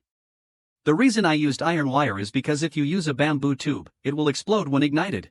I thought about using iron pipes as a substitute, but small iron pipes explode. And large iron pipes are too heavy. Zhao Go nodded repeatedly. As expected, it was no surprise. Because this is the difficulty with firearms, the technical problem of high-quality barrels. But Zhao Go was unwilling to give up and couldn't help but advise, gunpowder is a good thing, but for now, we should focus on aiding labor. Forcing the production of firearms is useless. My guns are only used to scare the enemy. I only kept 20, and moreover, after the resistance against the Jin, the craftsmen dispersed, so manpower should be focused on making swords and spears. This was professional advice from someone in the field. Mochi also said that researching firearms was a dead end. Although Zhao Go knew what to do, Chen Gui had maximized his creativity, and Zhao Go didn't understand this aspect. Limited by the current level of technology, he couldn't achieve a technological breakthrough in a short time. More importantly, like Chen Gui said, from a soldier's perspective, in terms of efficiency, having more craftsmen means more armor can be made. I should listen to the experts. Change my specialization early, escape early. Thinking this, Zhao Go naturally obeyed. After that, he also gave up on this and went to observe the gunpowder experiments. At the same time, Chen Gui became the new favorite of His Majesty that month.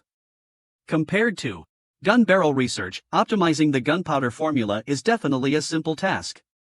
Change the ratio, then fail repeatedly. However, while the gunpowder division was conducting gunpowder experiments, Yang Yi suddenly brought two people and requested an audience with His Majesty. One was Mochi, the other was Hu Huangtu. Mochi cupped his hands and reported, Your Majesty, Zhong Xiang is leading 6,000 Western Army troops from Yangzhou to Nanyang. Zhao Go was surprised. Is this a detour of over 1,000 miles, fleeing back from Guangzhou?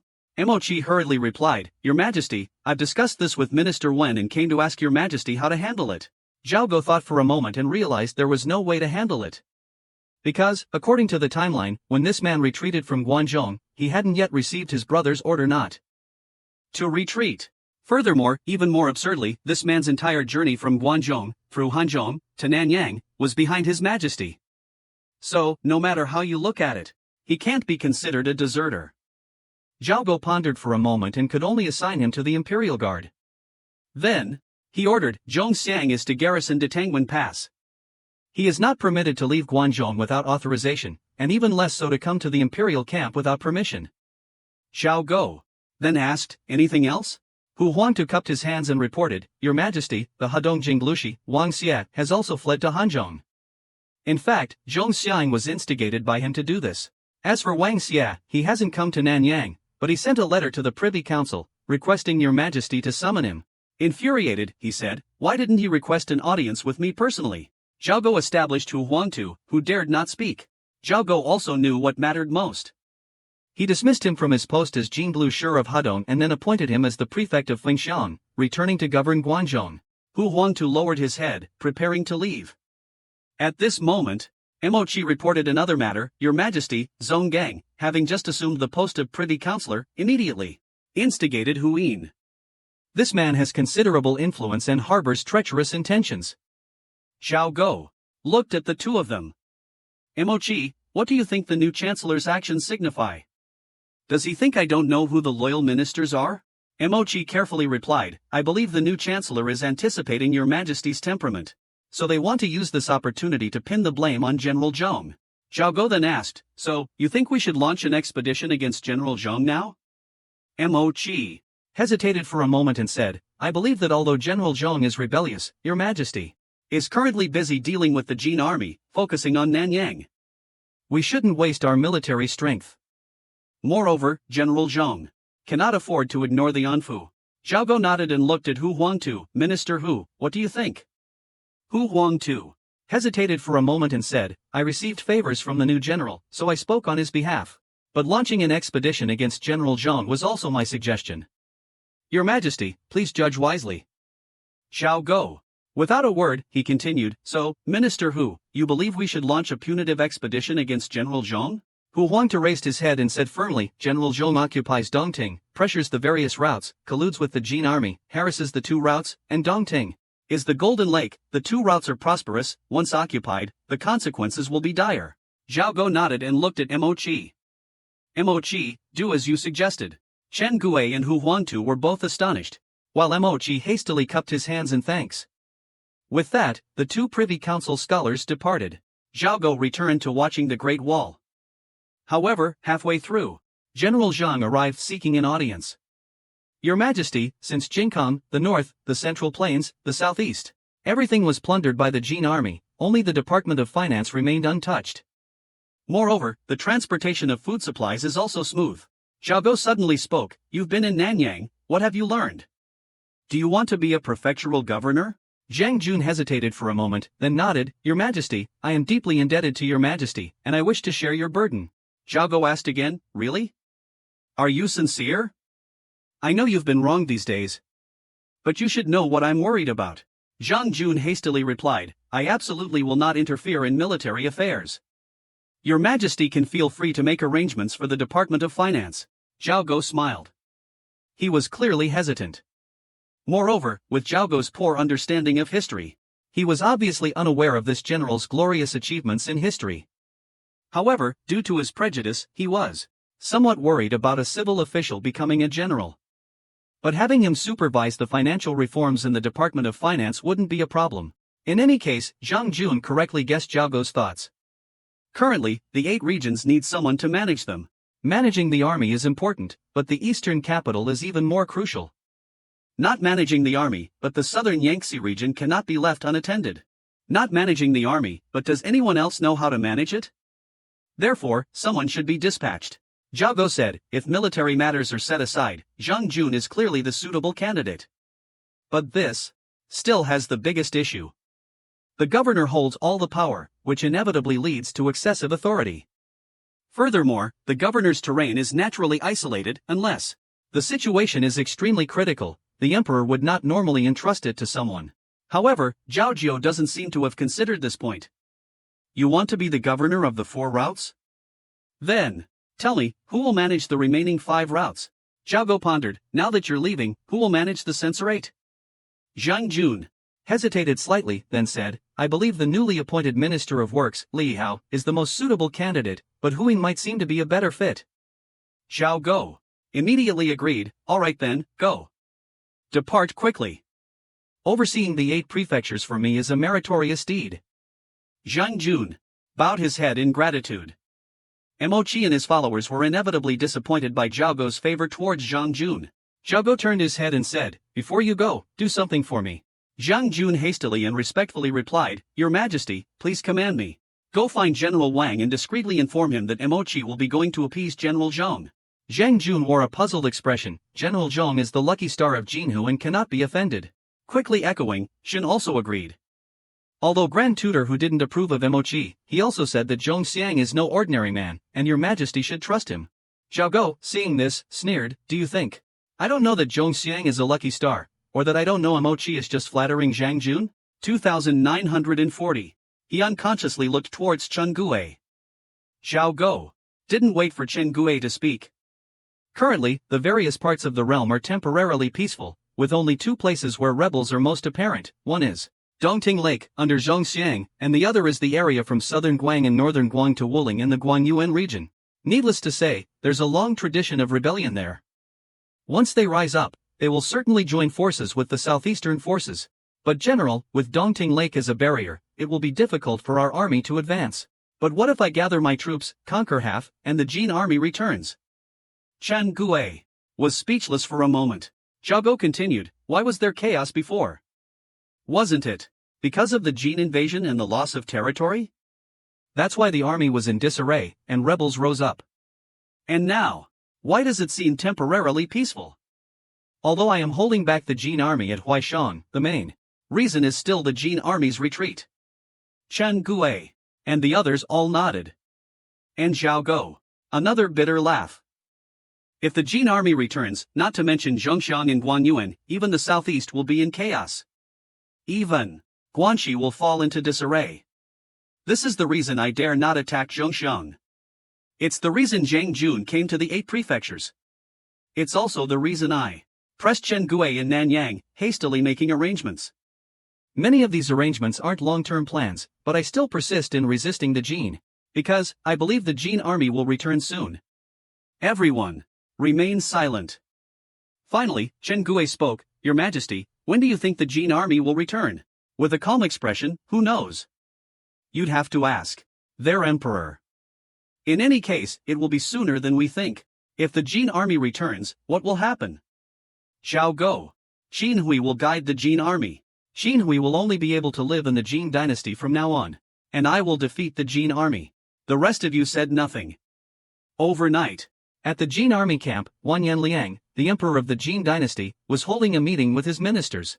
完颜Liang's eldest son, Jin Wuzhu, along with完颜Yin and完颜Zhanghan, were seated below. These were high-ranking generals of the royal clan. However, as soon as the meeting began, they heard someone shouting angrily. Everyone looked around and discovered that it was Jin Wuzhu berating完颜Yin.完颜Yin scoffs speak plainly. "Do you really want to attack the southern Song with me or not?" Humiliated, Jin Wuzhu was furious, but he dared not retaliate. He only said, "Face is important. Where are the 5 routes of Guanxi? The Mongol steppe also needs the western route army. So much to do, and you disregard the bigger picture for your face?" Laughter erupted in the hall, but it quickly fell silent, because Jin Wuzhu drew his sword. However,完颜rarely lost his temper this year, let alone with so many western route army generals present. Outside, there were also many guards. He couldn't let an outsider get hurt. Secondly, this meeting, while ostensibly about military affairs, was actually a crucial meeting between the factions. But Kim got through it, disregarding face and focused solely on saving it, drew his knife, proving this young man's impulsiveness and incompetence. Most importantly, incompetence isn't frightening. What's frightening is that Kim got through it, let others see his incompetence. However, just as Kim got through it sneered, he did something astonishing. This 4th prince drew his dagger, not to threaten anyone, but to silently cut his own forehead. Everyone was shocked. Kim got through it, threw the dagger down. "Brother," he said, "look. You've only been gone 5 or 6 years, and your son has been bullied like this by our family." Everyone, in a blink of an eye, astonishment. Jin Wuzhu was furious.完颜Yin was going too far. Was it just because of a little grudge? At that moment, a terrifying silence fell. Someone immediately shouted, "Zhang Han is our elder brother, not a slave." "What nonsense are you talking about? How dare you speak like that?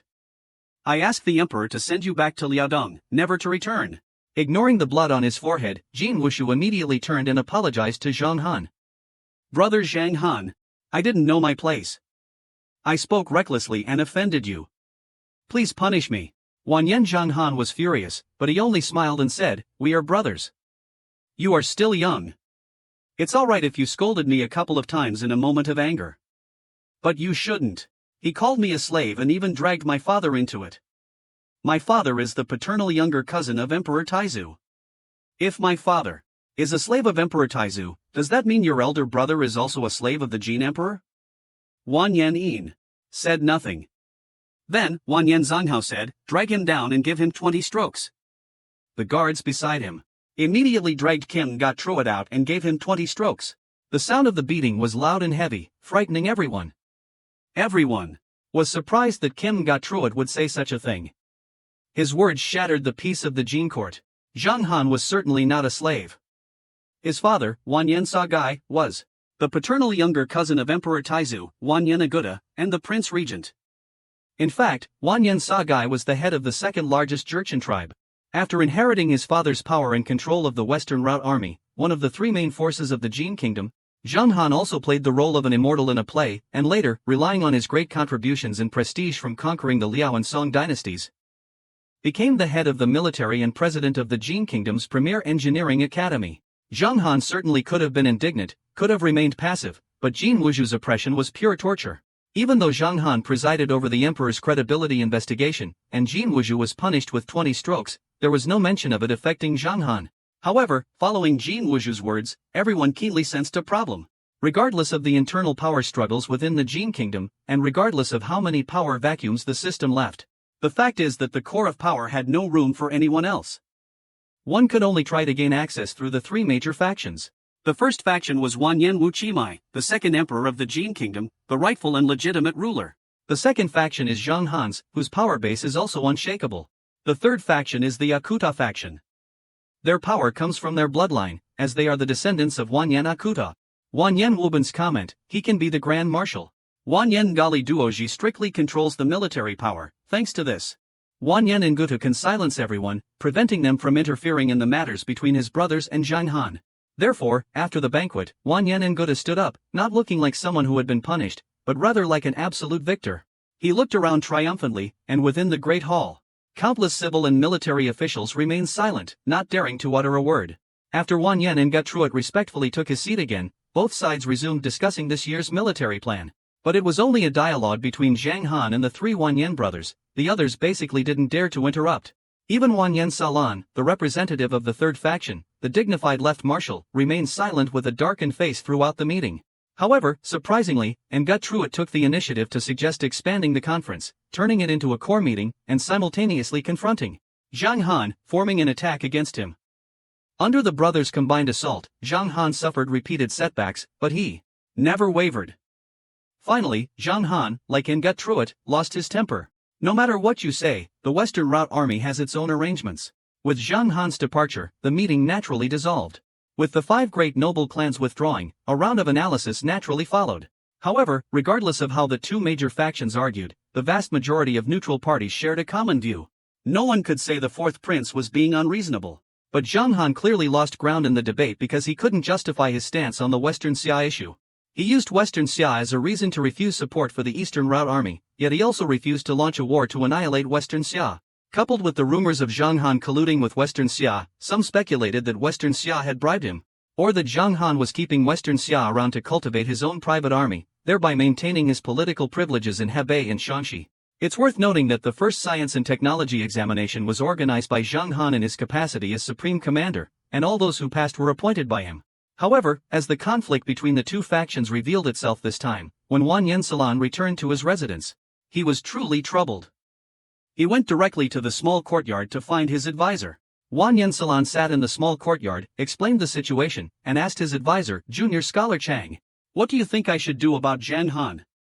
Junior Scholar Chang, who was actually Chin Hui, calmly replied, "This matter is simple."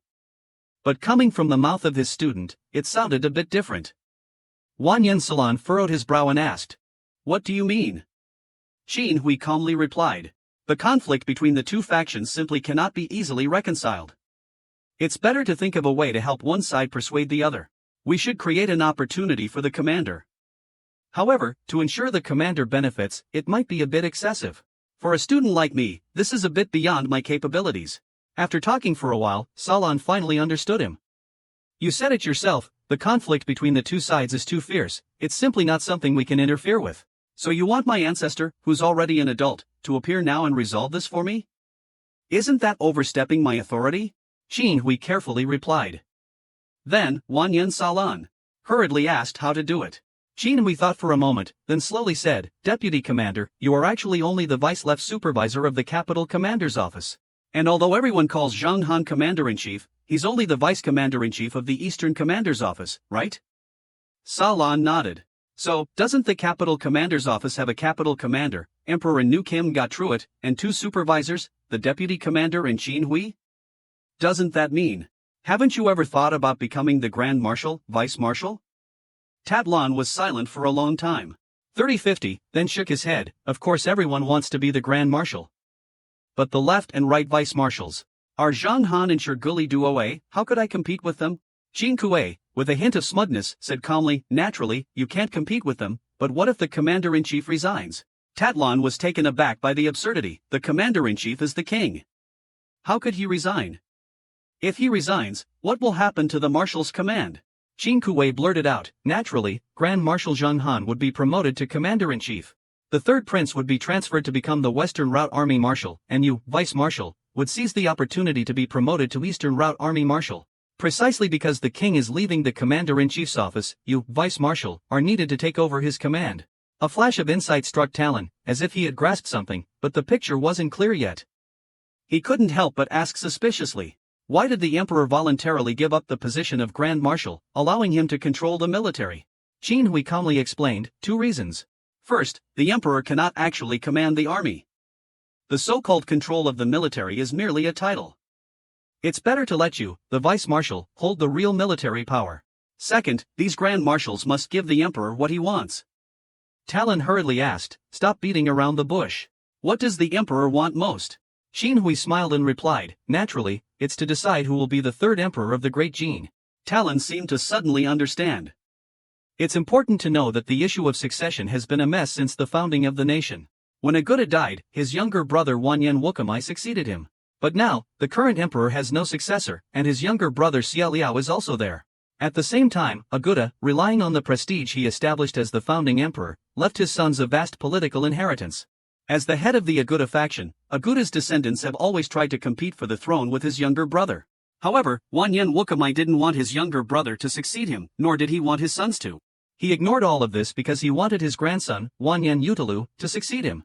Not all of the Jin dynasty nobles understood this. But for the Song people, familiar with the story of Emperor Taizu of Song, Emperor Taizong of Song, and the secret pact in the Golden Casket, and well aware of Emperor Taizong's methods, this was obvious. Actually, there's a common joke that says Aguda, the founder of the Jin dynasty, was the Jurchen version of Zhao Kuangyin, the founder of the Song dynasty, also a democratic version. But Aguda didn't learn the good things, only the bad, passing down a bunch of golden tablet decrees. But Chin Hui's point is simple. The three factions of the Jin court each have their own trump cards. The Eastern and Western route armies fundamentally cannot be reconciled.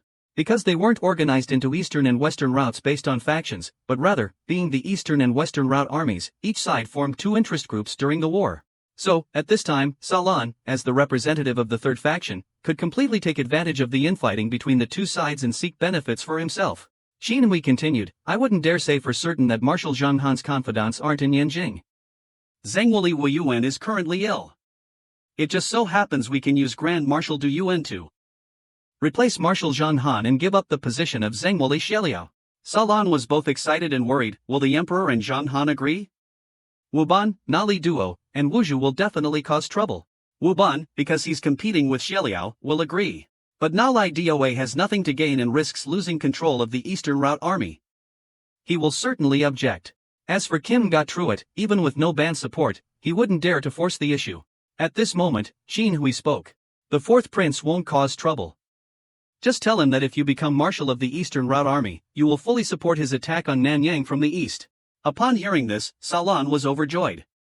Junior Scholar Chang is truly a genius. With just one sentence, he found such a great opportunity to let the fourth prince manipulate national power. Chin Hui hurriedly said, don't rush this. My involvement in Jin's high-level political struggles is essentially a fatal blow, which is why I say, the Jin upper class is becoming increasingly decadent, and internal conflicts are intensifying. But ultimately, it hasn't reached the point of wanting to drive the other side to their deaths. The Jin nobility has just gone through a period of war, very few are putting all their energy into power struggles. They're still determined to unite and look outwards, and they have the idea of using military aggression to ease internal conflicts, so this matter is truly tumultuous. In June and July, after a series of probes and discussions, through Wanyan Salan's maneuvers, the upper echelon indeed carried out a series of personnel adjustments in the Eastern Marshal's office, as someone had planned. Emperor Wanyan Wukamai relinquished his position as Supreme Commander, which was taken over by Zhang Han, the number one figure in the military. Nali Duoe went from being co-deputy commander to left deputy commander. Wanyan Talon became the vice marshal overnight. Finally, Jin Wuzhu successfully ascended from left marshal supervisor to the highest rank in the military. Although his appointment was met with skepticism, most generals considered Jin Wuzhu somewhat incompetent. Last winter, he led troops into battle and suffered heavy losses. His military record seemed insufficient to qualify him as left marshal supervisor. However, the will of the highest echelons prevailed, and besides, the internal affairs of the Wanyan clan were not for others to interfere with. Therefore, by the end of June, the personnel adjustments within the marshal's headquarters were complete, and a period of stability began. Wanyan Wukamai officially issued the imperial decree. The Song dynasty is where the people's hearts lie. Because of him, the north is in turmoil, and the Song people are united. We will attack wherever he is.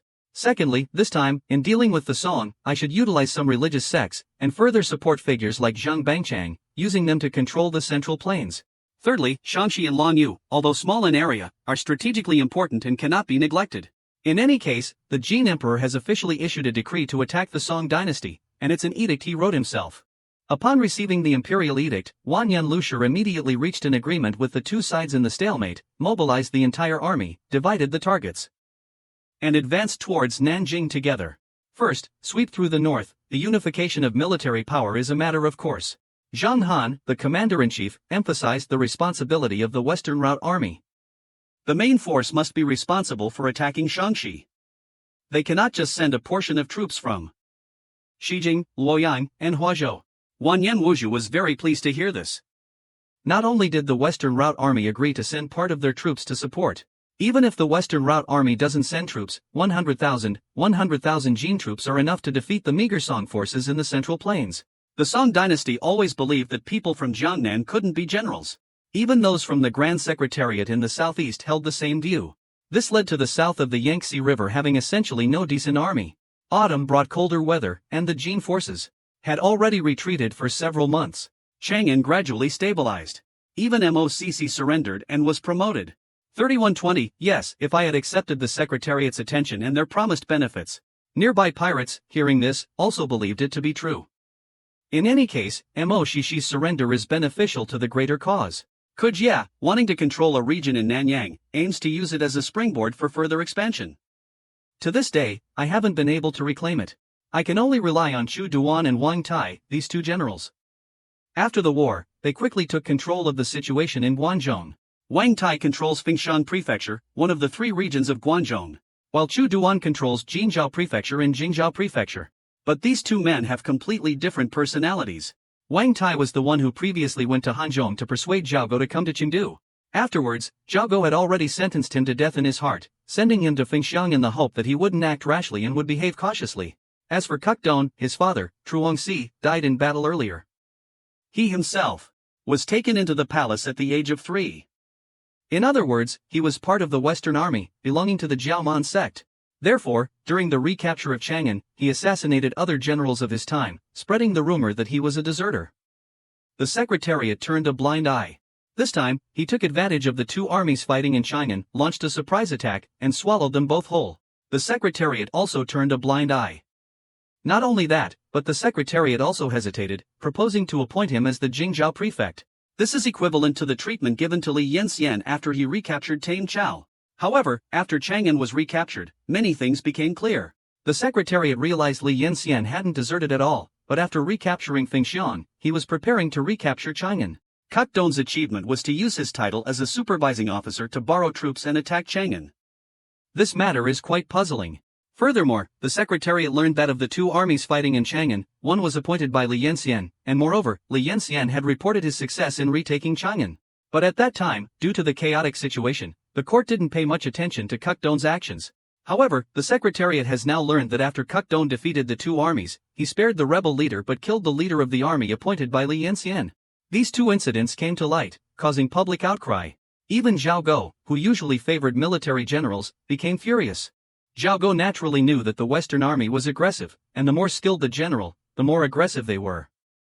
Han Shizhong, Zhang Jun, and Wang De were all from the Western Army. And all very aggressive. But these men's aggression was different from Kukdong's. Most importantly, Zhao Go didn't see any military talent in Kukdong.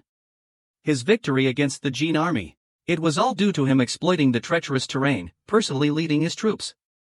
But these two matters were somewhat different in Nanyang. In the end, I had to let Chu Duan explain them. Chu Duan knelt down, weeping and complaining to Marshal Chang'an. He said he was framed by a villain. After crying, he presented Zhao Go with a memorial, saying let him stay in Chang'an, appoint him as the Jingzhou prefecture magistrate. And in 10 years he would definitely be able to recapture the Central Plains for him. He brought this memorial with him and his troops to Shanbei to assume his post, urging Li Duo, Wu Zhu, and the Secretariat to amend the document. This disgusted the entire Secretariat. There was also one more thing that infuriated Zhao Go. Before he went to Shanxi to take office, he wrote a poem. It had nothing to do with official matters, yet he dared to compare himself to Zhuge Liang. This matter, with Han Shizhong, needs no further discussion. But the problem is, Chu Duan directly brought his troops here, and the Secretariat can't do anything to him. The officials are arguing about how to handle this. Su Jingheng said, we can't just let this go. This concerns the Secretariat's credibility. Others said, we agree we can't let it go, but what can we do if we don't let it go now? If we really take strong action, what if they rebel? Hearing this, Su Jingheng continued, I said we need both kindness and power.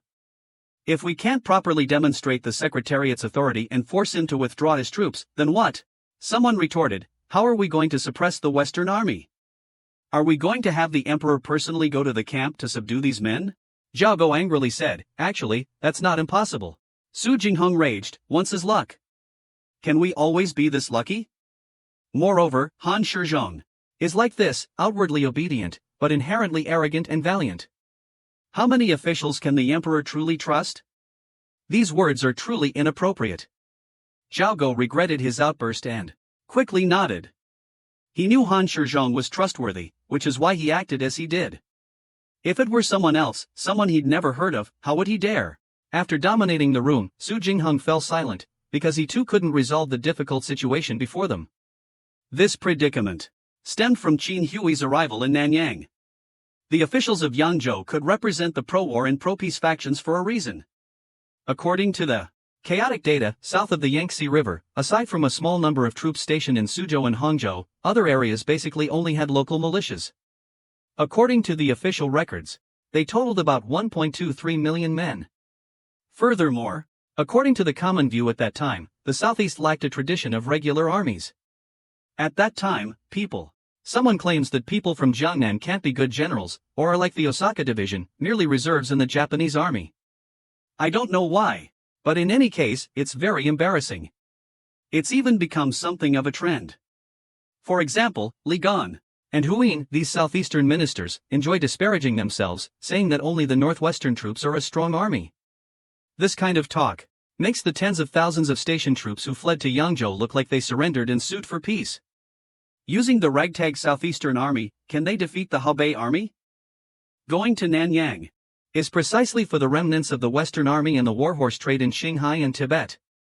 With the Western Army, this price can be exchanged for good Tibetan warhorses. This is what a true desire to resist the Jin looks like. Of course, for Zhao Go, the Southeastern Army being unusable is unfortunate. Coming from the civil service examinations, he isn't accustomed to discrimination. Furthermore, Zhao Go feels that refugees are even more useful. These people have an innate desire to fight. Using them can also avoid impacting local production. But even though, if we want to resist the Jin, we can't ignore the Western Army, otherwise Zhao Go wouldn't have tolerated this pack of difficult pigs. As a result, when Su Jingheng arrived in Nanyang, not only was he unable to train the troops, but he was also thoroughly annoyed by Chu Duan. He's truly incompetent. Su Jingheng thought for a long time and came up with a plan: remove Chu Duan from his position as Jingzhou prefect and appoint him as Yaozhou defense commissioner. Zhao Go strongly objected. Things having reached this point, Su Jingheng argued that Chang'an couldn't be held at all, and Yan'an prefecture might still be defensible. If they remove him from his position as prefect, he might very well abandon Yan'an. Su Jingheng, seeing Zhao Go hesitate, compromised, making one last effort: who will go to Guangzhou to manage the overall situation? Both Yu Wentishong and Lu Hongdao submitted memorials volunteering to go. But regarding these two, this man, Zhao Go, was still hesitant because he wasn't sure these two could handle the situation. Lu Hongdao, although having been captured by the Jin army in Hebei, and Yuan Shuzhong, who had used his status as a civil official to remonstrate, was rather weak.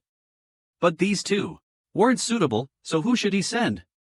Just then, a eunuch rushed in from outside, presenting a memorial to the throne. After reading it, Zhao Go immediately decided Yuan Shuzhong would be the Jingxi Jidushi and would depart for Guangzhou at once. Yuan Shuzhong accepted the order, immediately notified all parties to make thorough preparations, and then reiterated their previous unauthorized actions. Lu Hongdao was about to speak, but at that moment, Secretary Hu Dan was even preparing to resign. However, after hearing what followed, he had a sudden realization and fell silent. Clearly, war was brewing again. Zhao Go, based on previous advice, decided on a southern strategy. The entire court found it absurd, but no one dared to object. Just like that, 2 prefectures were easily handed over to the rebels. This was the second year of Jianyan. From July, news of the Jin's declaration of war reached Nanyang. The situation, which had been a stalemate, immediately transformed into pressure and yearning.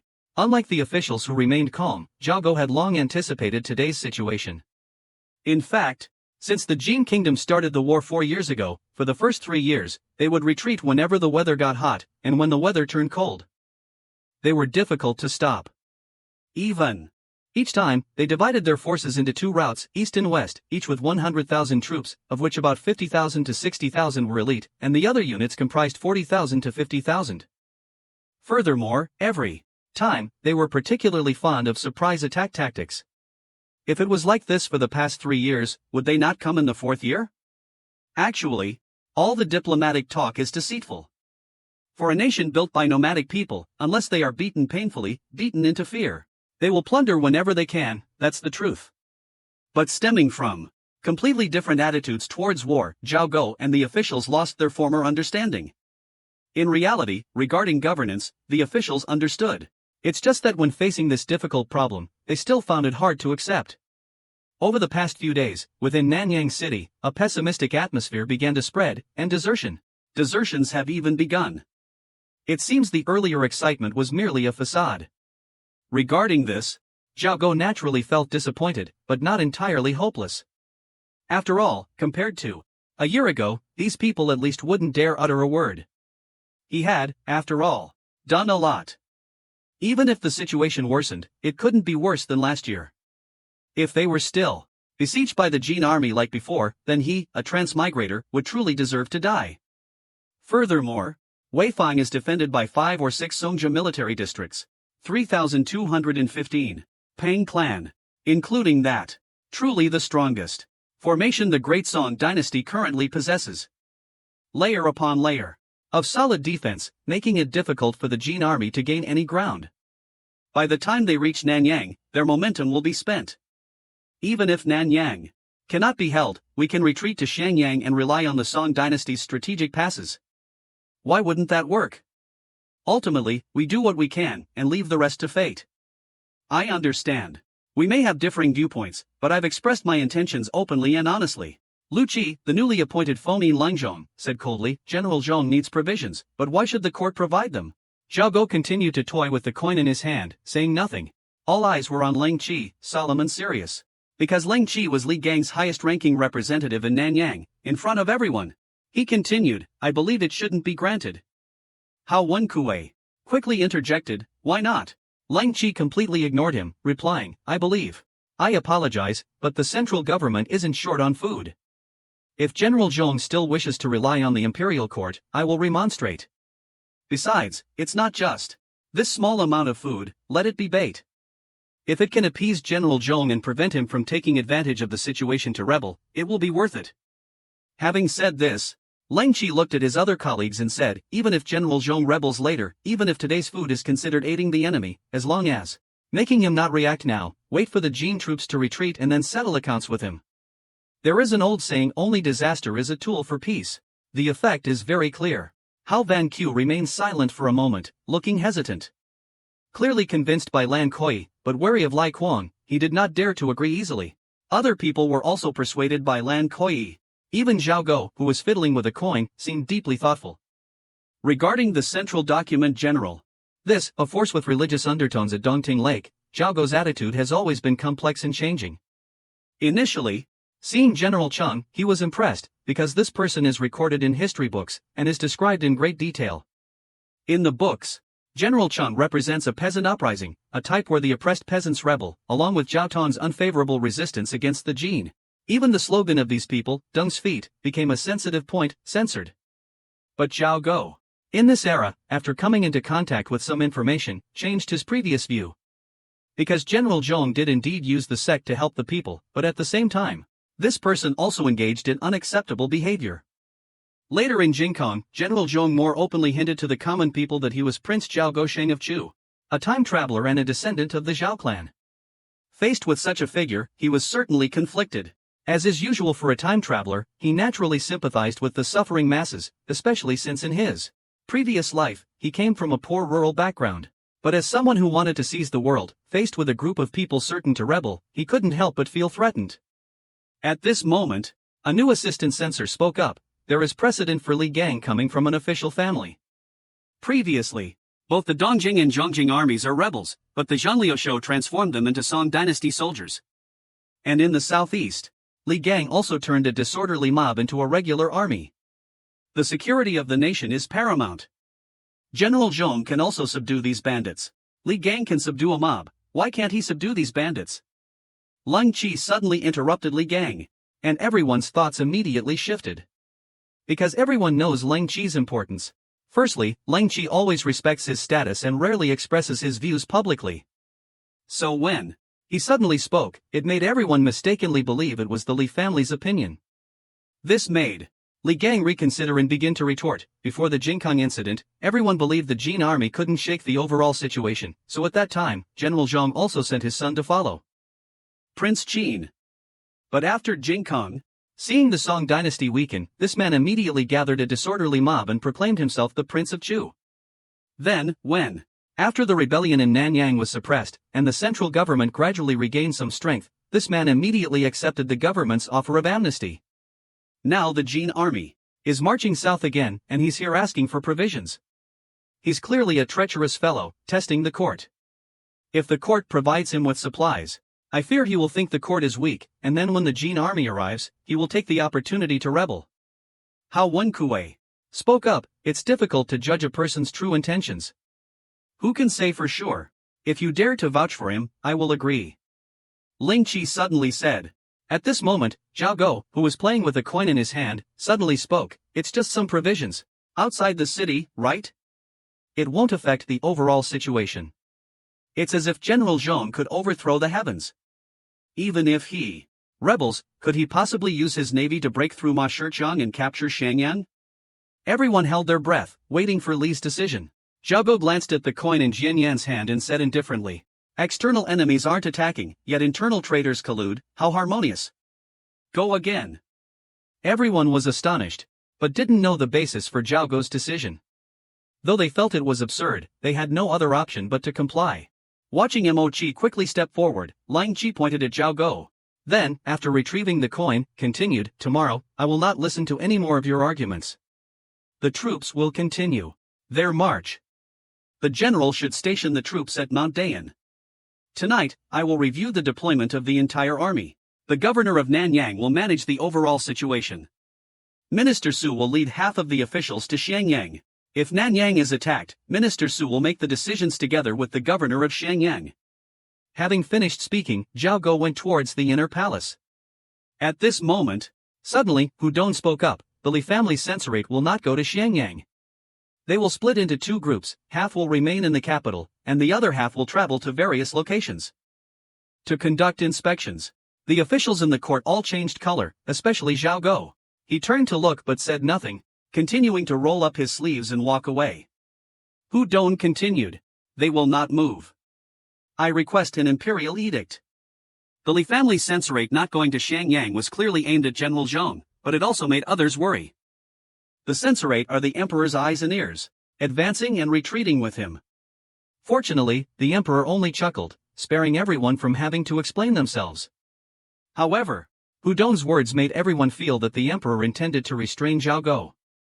This was precisely Hu Dong's brilliance, incredibly ingenious. The Privy Council deploying 400,000 troops against 100,000 enemy troops can indeed shift from defense to offense. But if the Privy Council even takes the initiative to request war, then they must certainly fight. At the end of June, the Jin Emperor issued a decree to dispatch troops, and at the beginning of July, troops were dispatched. The news reached Nanyang, and Zhao Go immediately switched to a wartime state. It was at this moment that Zhao Go truly saw his family's capabilities. At this time, at Daying Mountain, Lang Qi was reporting on the logistics situation. The two granaries had been filled. But if the Twin Front falls quickly, and countless soldiers and civilians flee, even 2 more granaries won't be enough. Zhao Go said, there's no need to consider that. If it really comes to that, the Secretariat will hardly be able to protect itself. Ling Qi then said, why not directly ask the emperor to allocate grain? Zhao Go said, unless we're besieged for several months, I've never heard of the court abandoning us. He then asked, what's the situation with the cavalry? Wang Yuan, not understanding the emperor's meaning, replied, I can mobilize 120,000 cavalrymen in a day. In Dongjing, Nanjing, Xianzhou, and the various Western Army locations, there are no fewer than 300,000. As for Hebei, there are Hu cavalry everywhere. So, the Secretariat has no fewer than 400,000 troops. Hao Wenkui said directly, unless the Hebei cavalry can cross the river to provide support, no matter how many there are, they're useless. As for Tame Chow and the Western Army units, regardless of their size, they'll only be effective against the Jin forces in the west. We'll just have to see how much they can hold them back. Regarding Nanjing, Zhang Shu's troops are mostly bandits and a disorganized mob. These men don't have much fighting capacity, it's likely they'll flee as soon as the Jin army arrives. Zhao Go suddenly asked, are Zhang Shu's 10,000 men under Yufei reliable? Lu Qi replied, Zhang Shu has at most 20,000 usable troops. We also can't rely on Li Luanfu's Yuling rear guard. After reviewing the lady warrior's analysis, everyone was shocked. They then turned their gaze towards Zhao Guanjia, who remained unusually calm. However, Zhao Guanjia showed no intention of speaking, so Wang Boyan gritted his teeth and asked, is it because you're worried about the Empress Dowager, or is it because our rear guard lacks fighting strength? The imperial censor remonstrated. But it wasn't either of those reasons. It's because Li Gang's command of the troops is ineffective. For the time being, inside the tent, no one seemed to know how to react, but I was furious. As soon as I finished speaking, the atmosphere inside the tent immediately grew heavy. I addressed Emperor Zhao Go, continuing, having come from the southeast, I am very familiar with the situation there. Li Gang is indeed a capable administrator, and everything is in order. However, he is utterly inept in military matters, having never read a single military treatise. While the rebels appeared easily suppressed, it was only because he held a powerful army and sought only peace, thus missing the opportunity to crush the rebellion. The rebels will surely regroup, and their forces will grow. The Imperial Guard's rear echelon remains idle. Banditry is rampant, all of these are grave hidden dangers. I concluded decisively, the southeast will fall into chaos. Hearing this, everyone was stunned. They looked at each other, but saw. Zhao Guanjia nodded slightly again. Lan Kai, helpless, could only speak up, Li Gang is in charge of the central government, how can you say he's incompetent? Isn't the Grand Counselor in Dongjing also prioritizing stability? The lady ignored him and said coldly, that's why I say Li Gang favors the pen over the sword. The Grand Counselor knows whose heads to chop off to set an example, while Li Gang is just a benevolent man. How can he be compared to the Grand Counselor? Moreover, the Grand Counselor has always valued talent, and those he employs are all loyal officials. While Li Gang employs nothing but corrupt officials. The lady continued, even benefactor Li Gang couldn't stand it anymore. Li Gang also comes from a virtuous background. I know Li Gang has a good reputation in Jiangnan, and many aspiring heroes are willing to follow him. But are reputation and talent the same thing? Speaking of this, the lady became angry, and those officials under Li Gang are clearly ruining things. She then bowed towards Zhao Go and said, Your Majesty, the southeast is in chaos. We absolutely cannot rely on the southeast and the Imperial rearguard to make plans, otherwise, the situation will become even more chaotic. As soon as she finished speaking, everyone's hair stood on end. Even Lan Kai and Luang Kui paled, not daring to look any further. They realized this wasn't a matter for gossip, but one concerning the lives of thousands upon thousands, even their own. Lan Kai recalled Minister Ren's assessment of Lady Hao, this person, though brash, is dependable in times of need. I only fear she and the Emperor will clash, with neither able to control the other. If that happens, the situation will become chaotic. Emperor Zhao suddenly spoke, I've wanted to say this for a long time. Lady Hao's words are quite reasonable. As for the southeast, he hadn't held out much hope to begin with. But Li Gang couldn't be blamed for his ineptitude, it's that others can't learn from the chief counselor. Li Gang is skilled at utilizing people, so things naturally go smoothly for him. But the chief counselor is also a military genius. In the army, he never concealed his identity. Whenever he marched, he shared the hardships with his troops. All the officers and soldiers in the army respected him deeply. Everyone, listening to Zhao Go, fell into deep thought. He sighed, accepting the truth that the southeast would fall into chaos, then returned to the main issue. In short, we can't rely on the rear guard. The Imperial Guard and the Jin army together total 100,000 men. What about the chief counselor? The current issue is, how many troops does the chief counselor actually have at his disposal? Just how strong are the Imperial Guard's 100,000 troops?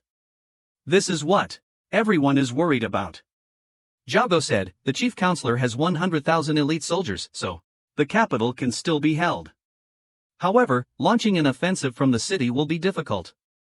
Zhao Go silently calculated, the military situation was not much different from what he had thought. If today remains this difficult, I fear the northwest will be left to fate, while the southeast, and on the main front, it will be 200,000 against 100,000. Yet, the more he understood the disparity in strength, the more uneasy he felt. Moreover, ever since Lang Kai began to present his strategy, this unease became even clearer. Waiting for Lu Ziyu to finish speaking, General Wang couldn't help but ask, according to the Privy Council's arrangements, 200,000 troops are stationed in the capital, while 100,000 Jin troops are attacking from the south. Isn't that like a flood breaking through a dam?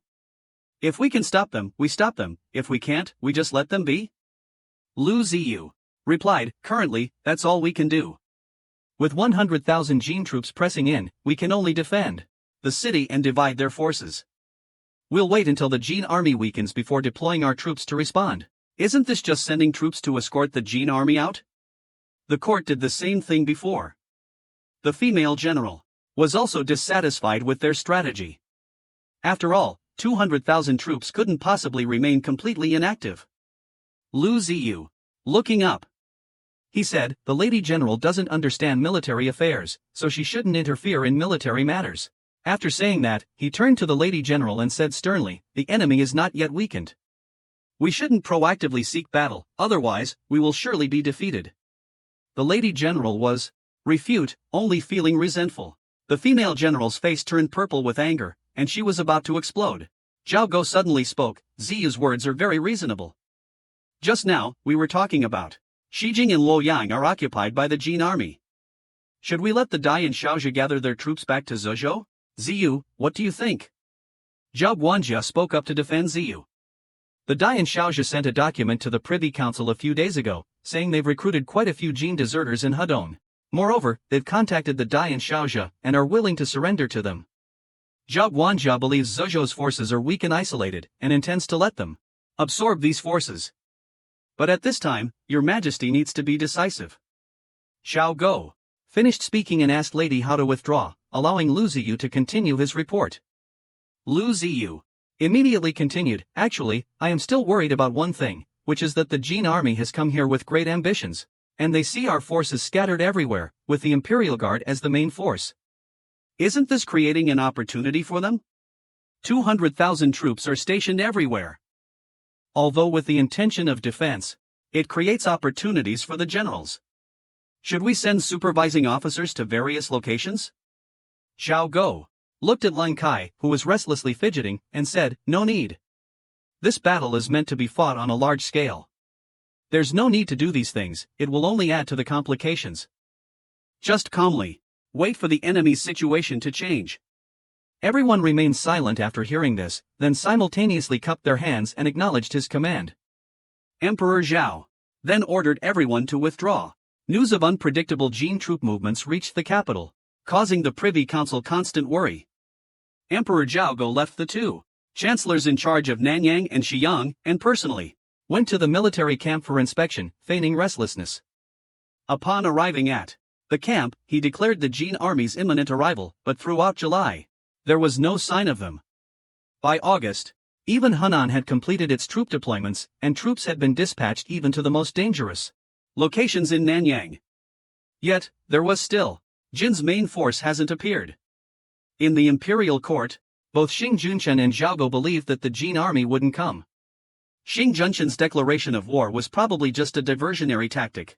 However, at the beginning of August, new information arrived, confirming the emperor's reconnaissance. Moreover, it shocked Zhao Go and the entire Privy Council. It turned out that the Jin army wasn't inactive, they had decided to march south at the beginning of July. But from that very moment, they encountered fierce resistance from the Hebei army. Because the Jin considered Hebei a fertile land, they had begun large-scale migration there last year. The Jin army, upon arriving in Hebei, began looting, causing the local populace forced to live in misery. They continually rebelled. This time, 200,000 Jin troops marched south, continuing to plunder Hebei. At the same time, the backward regime and barbaric behavior of the Jin predetermined the brutal and destructive nature of this plunder. Therefore, the Jin army found themselves in a difficult situation from the very beginning. The Hebei army also grew stronger because of this. In fact, if Zhao Go's strategic vision had been a bit broader, suddenly appearing in Hedong at this time, the deserting Jin troops would have certainly realized something. But not only did Zhao Go pay a heavy price for this. After determining the Jin army's marching route, Nian Han personally led a small cavalry unit south from Yanmen Pass. The result, After clashing with the Hiaai army and nearly being annihilated, Treason was forced to flee back to Yanmen Pass. By mid-July, the Jin's main force had just regrouped, while the Hiaai regional armies were still scattered. Even 3 important Jin strongholds in Jingo prefecture had been lost. The Jin's third prince had no choice but to lead the outer region cavalry on an arduous march. It wasn't until the end of July that they finally reached Jinding prefecture, Hiaai, with great difficulty. There, 200,000 infantrymen commanded by Wang Xiaodong awaited them. However, someone had advised Xiaogo, there's no need to seek a resounding victory, just preserve your strength and wait for an opportunity to counterattack. This advice led to Li Guang subsequently failing to capture any prisoners or encounter the leader of the Mount Wuma rebels, Ma Ku. Just 3 days later, news of Ma Ku and the Prince of Xian arrived from north of the Taihang Mountains. Then, countless routed soldiers fled into the Taihang Mountains, claiming the rebels had returned. This made the previous great battle seemed like nothing more than a disguised strategic maneuver. The Jin army, fresh off their great victory, was furious. For the cavalry from the northeast in Yuzhou, fighting on flatlands was one thing, but climbing mountains and traversing passes was another. The Jin commander of that great battle said it was less a battle and more a necessary cover for a strategic shift. For the elite Jin troops, fighting on the plains and in the treacherous eastern mountains were completely different. Climbing mountains and traversing passes was another matter entirely. This led to a dispute. Some suggested stationing troops in the northern Taihang Mountains and continuing south. Others proposed ignoring the Song troops in the mountains, sweeping the plains clean, and then immediately dispatching troops. Of course, some also suggested recruiting the Jin army, leaving Wanyan Wuzhu in a dilemma. However, with the arrival of the continuous autumn rains, the situation was completely stalled. In the main hall of the inner courtyard of the Jinding residence, only 2 people suddenly sat facing each other, drinking. Among them, Woban said, I initially planned to meet Ma Kuo on the battlefield and, remembering our past relationship in Liaodong, pretend not to see him and just capture that so-called Prince Xin. Unexpectedly, Shiri Tieta, who used to be a gentle official, is now so cunning. Does fourth brother still remember her? Wanyan Wuzhu said, sighing. How could I not remember? I still remember. That day, she shot an arrow, and my father turned to Zhang Han and said, if only we had a few more Makwas like this. Woban. Speak. That Wanyeno Ho band, though just a rabble, their only deficiency is combat experience. Tens of thousands of them, yet 10 go and none return. As for him, Ma Ku, he truly is 1 in 10,000. However, Jin Wushu disagreed, saying, this so-called invincibility in chaos is unreliable. We still have to consider each side's strength and national power. Back then, when we were at Liaoshang, though we fought 2 battles, it was only against a few thousand Jin troops. At that time, the Song army truly seemed like a giant.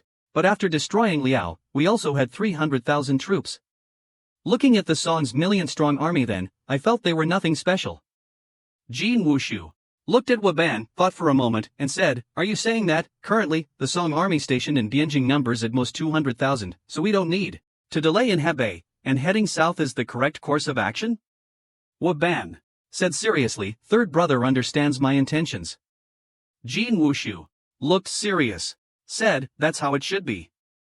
I agree with you, but what about Hebei? What about Hebei? Has Ma Ku stopped his pursuit? Hebei is the foundation laid by the great Jin Emperor. The emperors? My meaning is, the central plains and Jiangnan need to be separated. Jin Wuzhu frowned, and said, is this your own idea, or the emperor's decree? Woban said, giving his fourth brother 2 reasons. 1, we Jurchens cannot adapt to the southern climate. Woban sighed and said, another reason is that the Song army's resistance is too strong. In Hebei, we only have 120,000 regular Jin troops. Even including the Hebei militia, at most 300,000.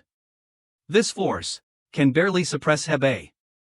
The 120,000 regular Jin troops must be used at strategic locations. Like this time at Mount Wuma, we all know that Prince Xian is a fake, and Ma Ku is the mastermind of 5 Horses Mountain. But third brother, you still want to spare Ma Ku after the war. Isn't it because Ma Ku is using that fake Prince Xian as a cover-up? And that Prince Xian, clearly a fake, can still incite the people.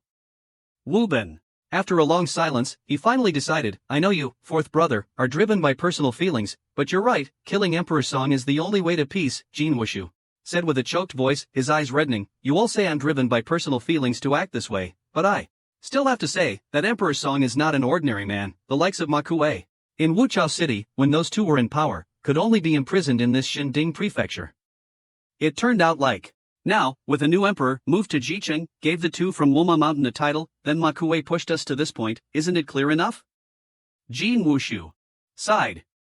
Wu Ben said, "Besides Nanjing, there's also the pacification of Hebei. If Hebei isn't pacified, the root cause lies in the south. What was last year's southern expedition for? Wasn't it to sever the connection between Hebei and the south? Then Hebei naturally stabilized. Why now? Is it like this again?" Wu Ben sighed. "I don't mean that second brother must go to the military camp, so that we two brothers can withstand Zhang Han and Zhuo Shigan." Jin Wuzhua angrily said, "Fine, consider it my selfishness. As long as I win the battle in the south, what about Ma Ku and the 8-character army? As long as the Song Emperor runs from Nanyang with his tail between his legs, you'll see that Hebei will immediately stabilize. Once I catch up and kill that emperor with one slash, not just Hebei, the entire world will be at peace." Wuzhua finally spoke, "Do you still want to attack south, regardless of Ma Ku and the 8-character army?" Kim Got Truett didn't hesitate. "No Ban patted his fourth brother's hand gently, "Go ahead. I'll cover you from behind." Kim Got Truett stood up, suppressing his pain, and limped forward. In mid-August, the autumn rains fell on the southern banks, and the Jin army still hadn't completely withdrawn from North Taihang. There was no intelligence from the 8-character army regarding any large-scale engagements. The Song army on the entire southern bank of the Yellow River had practically become a laughingstock. At this time, the commanders, granted autonomy by Nanyang, harbored different intentions due to the unclear situation. In early August, Zhang Jun launched a probing attack on Jingzhou. The local bandits immediately chose to surrender. On August 12, Yufei received orders to lead Zhang Rong and Nyogao's troops north, intending to seize Jeju Prefecture before the Jin army arrived. On the 10th day, on the 6th, Mid-Autumn Festival, Yufei received orders to embark on the expedition. However, on the 18th, before Yufei had even left the Dongping Prefecture, he encountered Zhang Rong, Nyogao. Countless Song soldiers scattered. Almost all of them were Lu Yu's disguised enemy soldiers. By the time Yufei discovered it, his head was already covered in grass. The mutinous soldiers begged for their lives. I can't blame them for being weak. Yufei immediately ordered the defense of Lining City. Meanwhile, the cavalry quickly rallied the routed troops and scouted the enemy's position. However, Zhang Rong, having campaigned with Yufei, didn't need to deliberately rally the troops. They automatically fled back to Lining, their banners still bearing Yu's name. Among them were also those who had dealings with Liangshan Marsh. Soon after, Deputy Commander Zhang Xian arrived before Yufei and knelt, saying, "I heard General Yu has arrived." Yufei couldn't help but feel invigorated.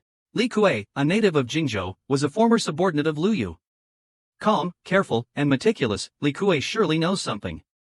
Thinking of Li Kuei, Yufei rushed forward and bowed. Before Yufei could speak, Li Kuei delivered two critical pieces of military news, leaving Yufei. He was startled. "The Jin army is here? Hasn't Jingzhou already fallen?" Yufei. Although I had already guessed it, I was still somewhat taken aback. He confirmed, today? Why was there no movement before? Li Kuei hastily explained, although the Jin troops disguised themselves as soldiers from the Jinan prefecture, their bearing and swordsmanship clearly marked them as Jin. Yesterday afternoon, Lu Yu remained at Changziluling, setting up an ambush. Behind him, 1,500 soldiers to suddenly mount their horses, bearing the banner of Jin Wuzhu from last year's campaign in Jingdong. Jingzhou must have colluded with Lu Yu beforehand. When they surrendered, they intentionally lagged behind, waiting for our. They betrayed us immediately after the defeat, joining forces with the Jin army to destroy our forces. And the Jin troops in where they came from isn't clear yet, but they're likely disguised as refugees from Hebei. Li Kuei finished speaking, and another general agreed, saying, the Jin army couldn't cross the river in time, so they entrusted Lu Yu with 5,000 cavalry. That's why General Zhang decided to attack Jinan. But now that the Jin army has arrived, we can see they've divided their forces, with the cavalry arriving first, followed by the infantry disguised as refugees. Zhang Xian cursed loudly, Lu Yu, being in Jingzhou, how could he ruin the reputation of us Xiangzhou people? Before, I thought he was a coward. Now it seems he's still the same scoundrel he always was. Yufei closed his eyes, clearly deep in thought. Seeing Yufei remain silent for a long time, Li Kuei couldn't help but ask, General Yu, what should we do now? Yufei roused himself and said, first, secure Lining, gather the troops, quickly find Zhang Rong, and at the same time prepare defenses in case the Jin army takes advantage of the situation to attack. Yufei finished speaking, and everyone immediately took action. Everything that followed went smoothly. The scattered troops gradually regrouped, and the enemy didn't pursue them all the way to Pangwon, allowing for accurate news of Zhang Rong to arrive. He had been shot in the thigh by the Jin army and was being brought back for emergency treatment.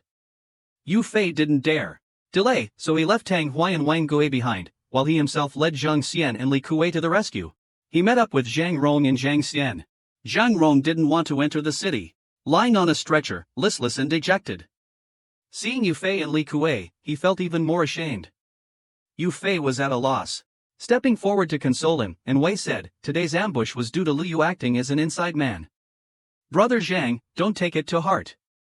Yufei finished, then quickly added, I'm worried about the Jin troops converging from Jinan and other areas.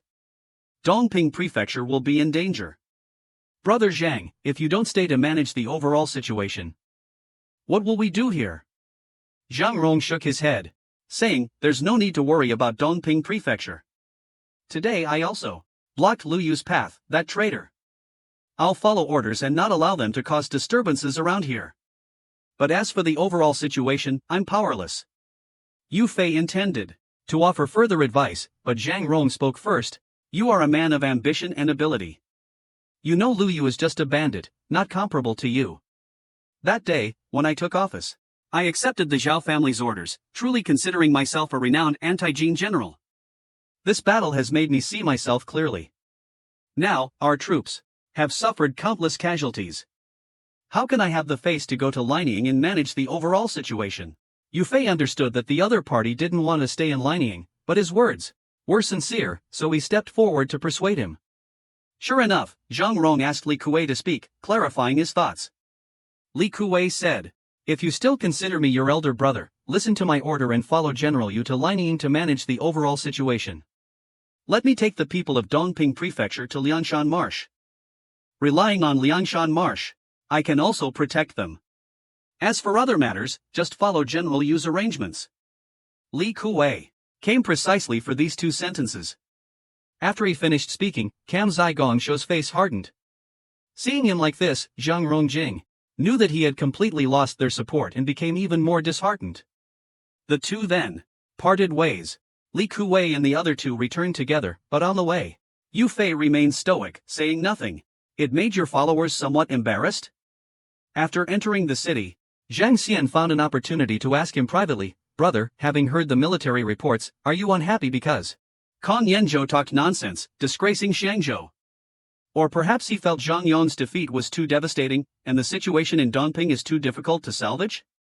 Facing his brother is at our doorstep. Yufei didn't hide his feelings. Kong Yanzhou deserves to be executed, but people like him will not be the last Zheng Bangchang. He is not worth our hatred. The situation in Dongping is indeed worrying, but today the Jin army. If the southern Song falls, then all of China will be in chaos.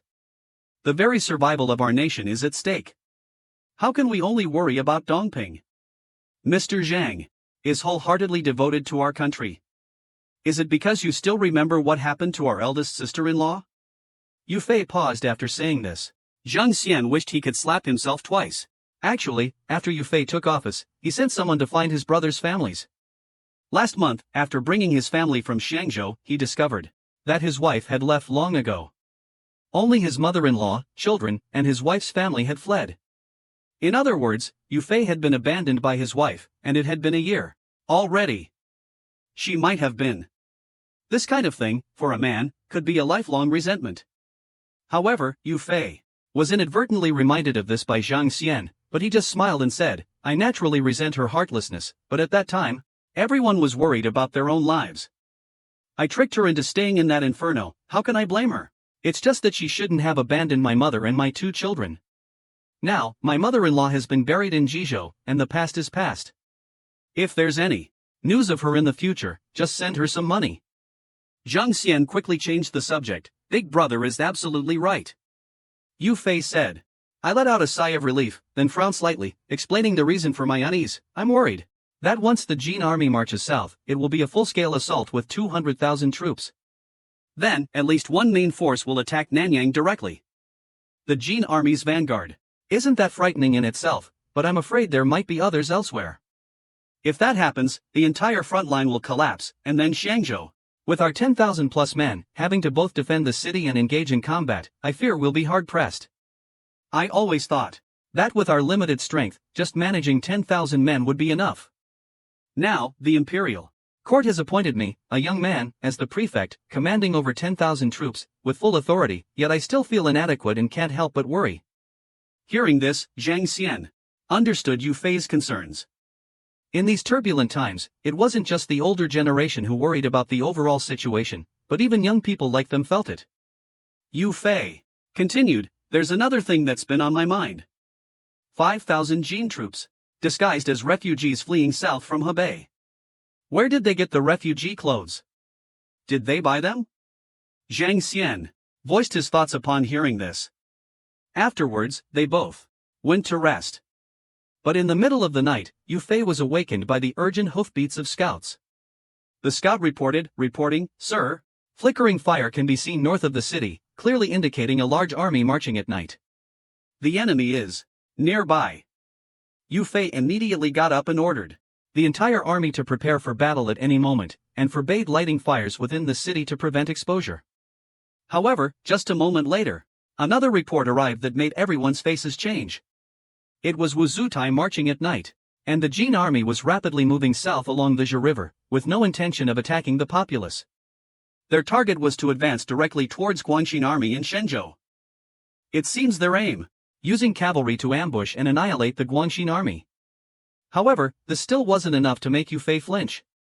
What truly worried Yu Fei was that this southern expedition of the Jin army most likely had another purpose. It was possible that Wuzhou was merely the vanguard, tasked with a more important strategic mission. Therefore, the enemy fundamentally didn't consider his 10,000 men a threat.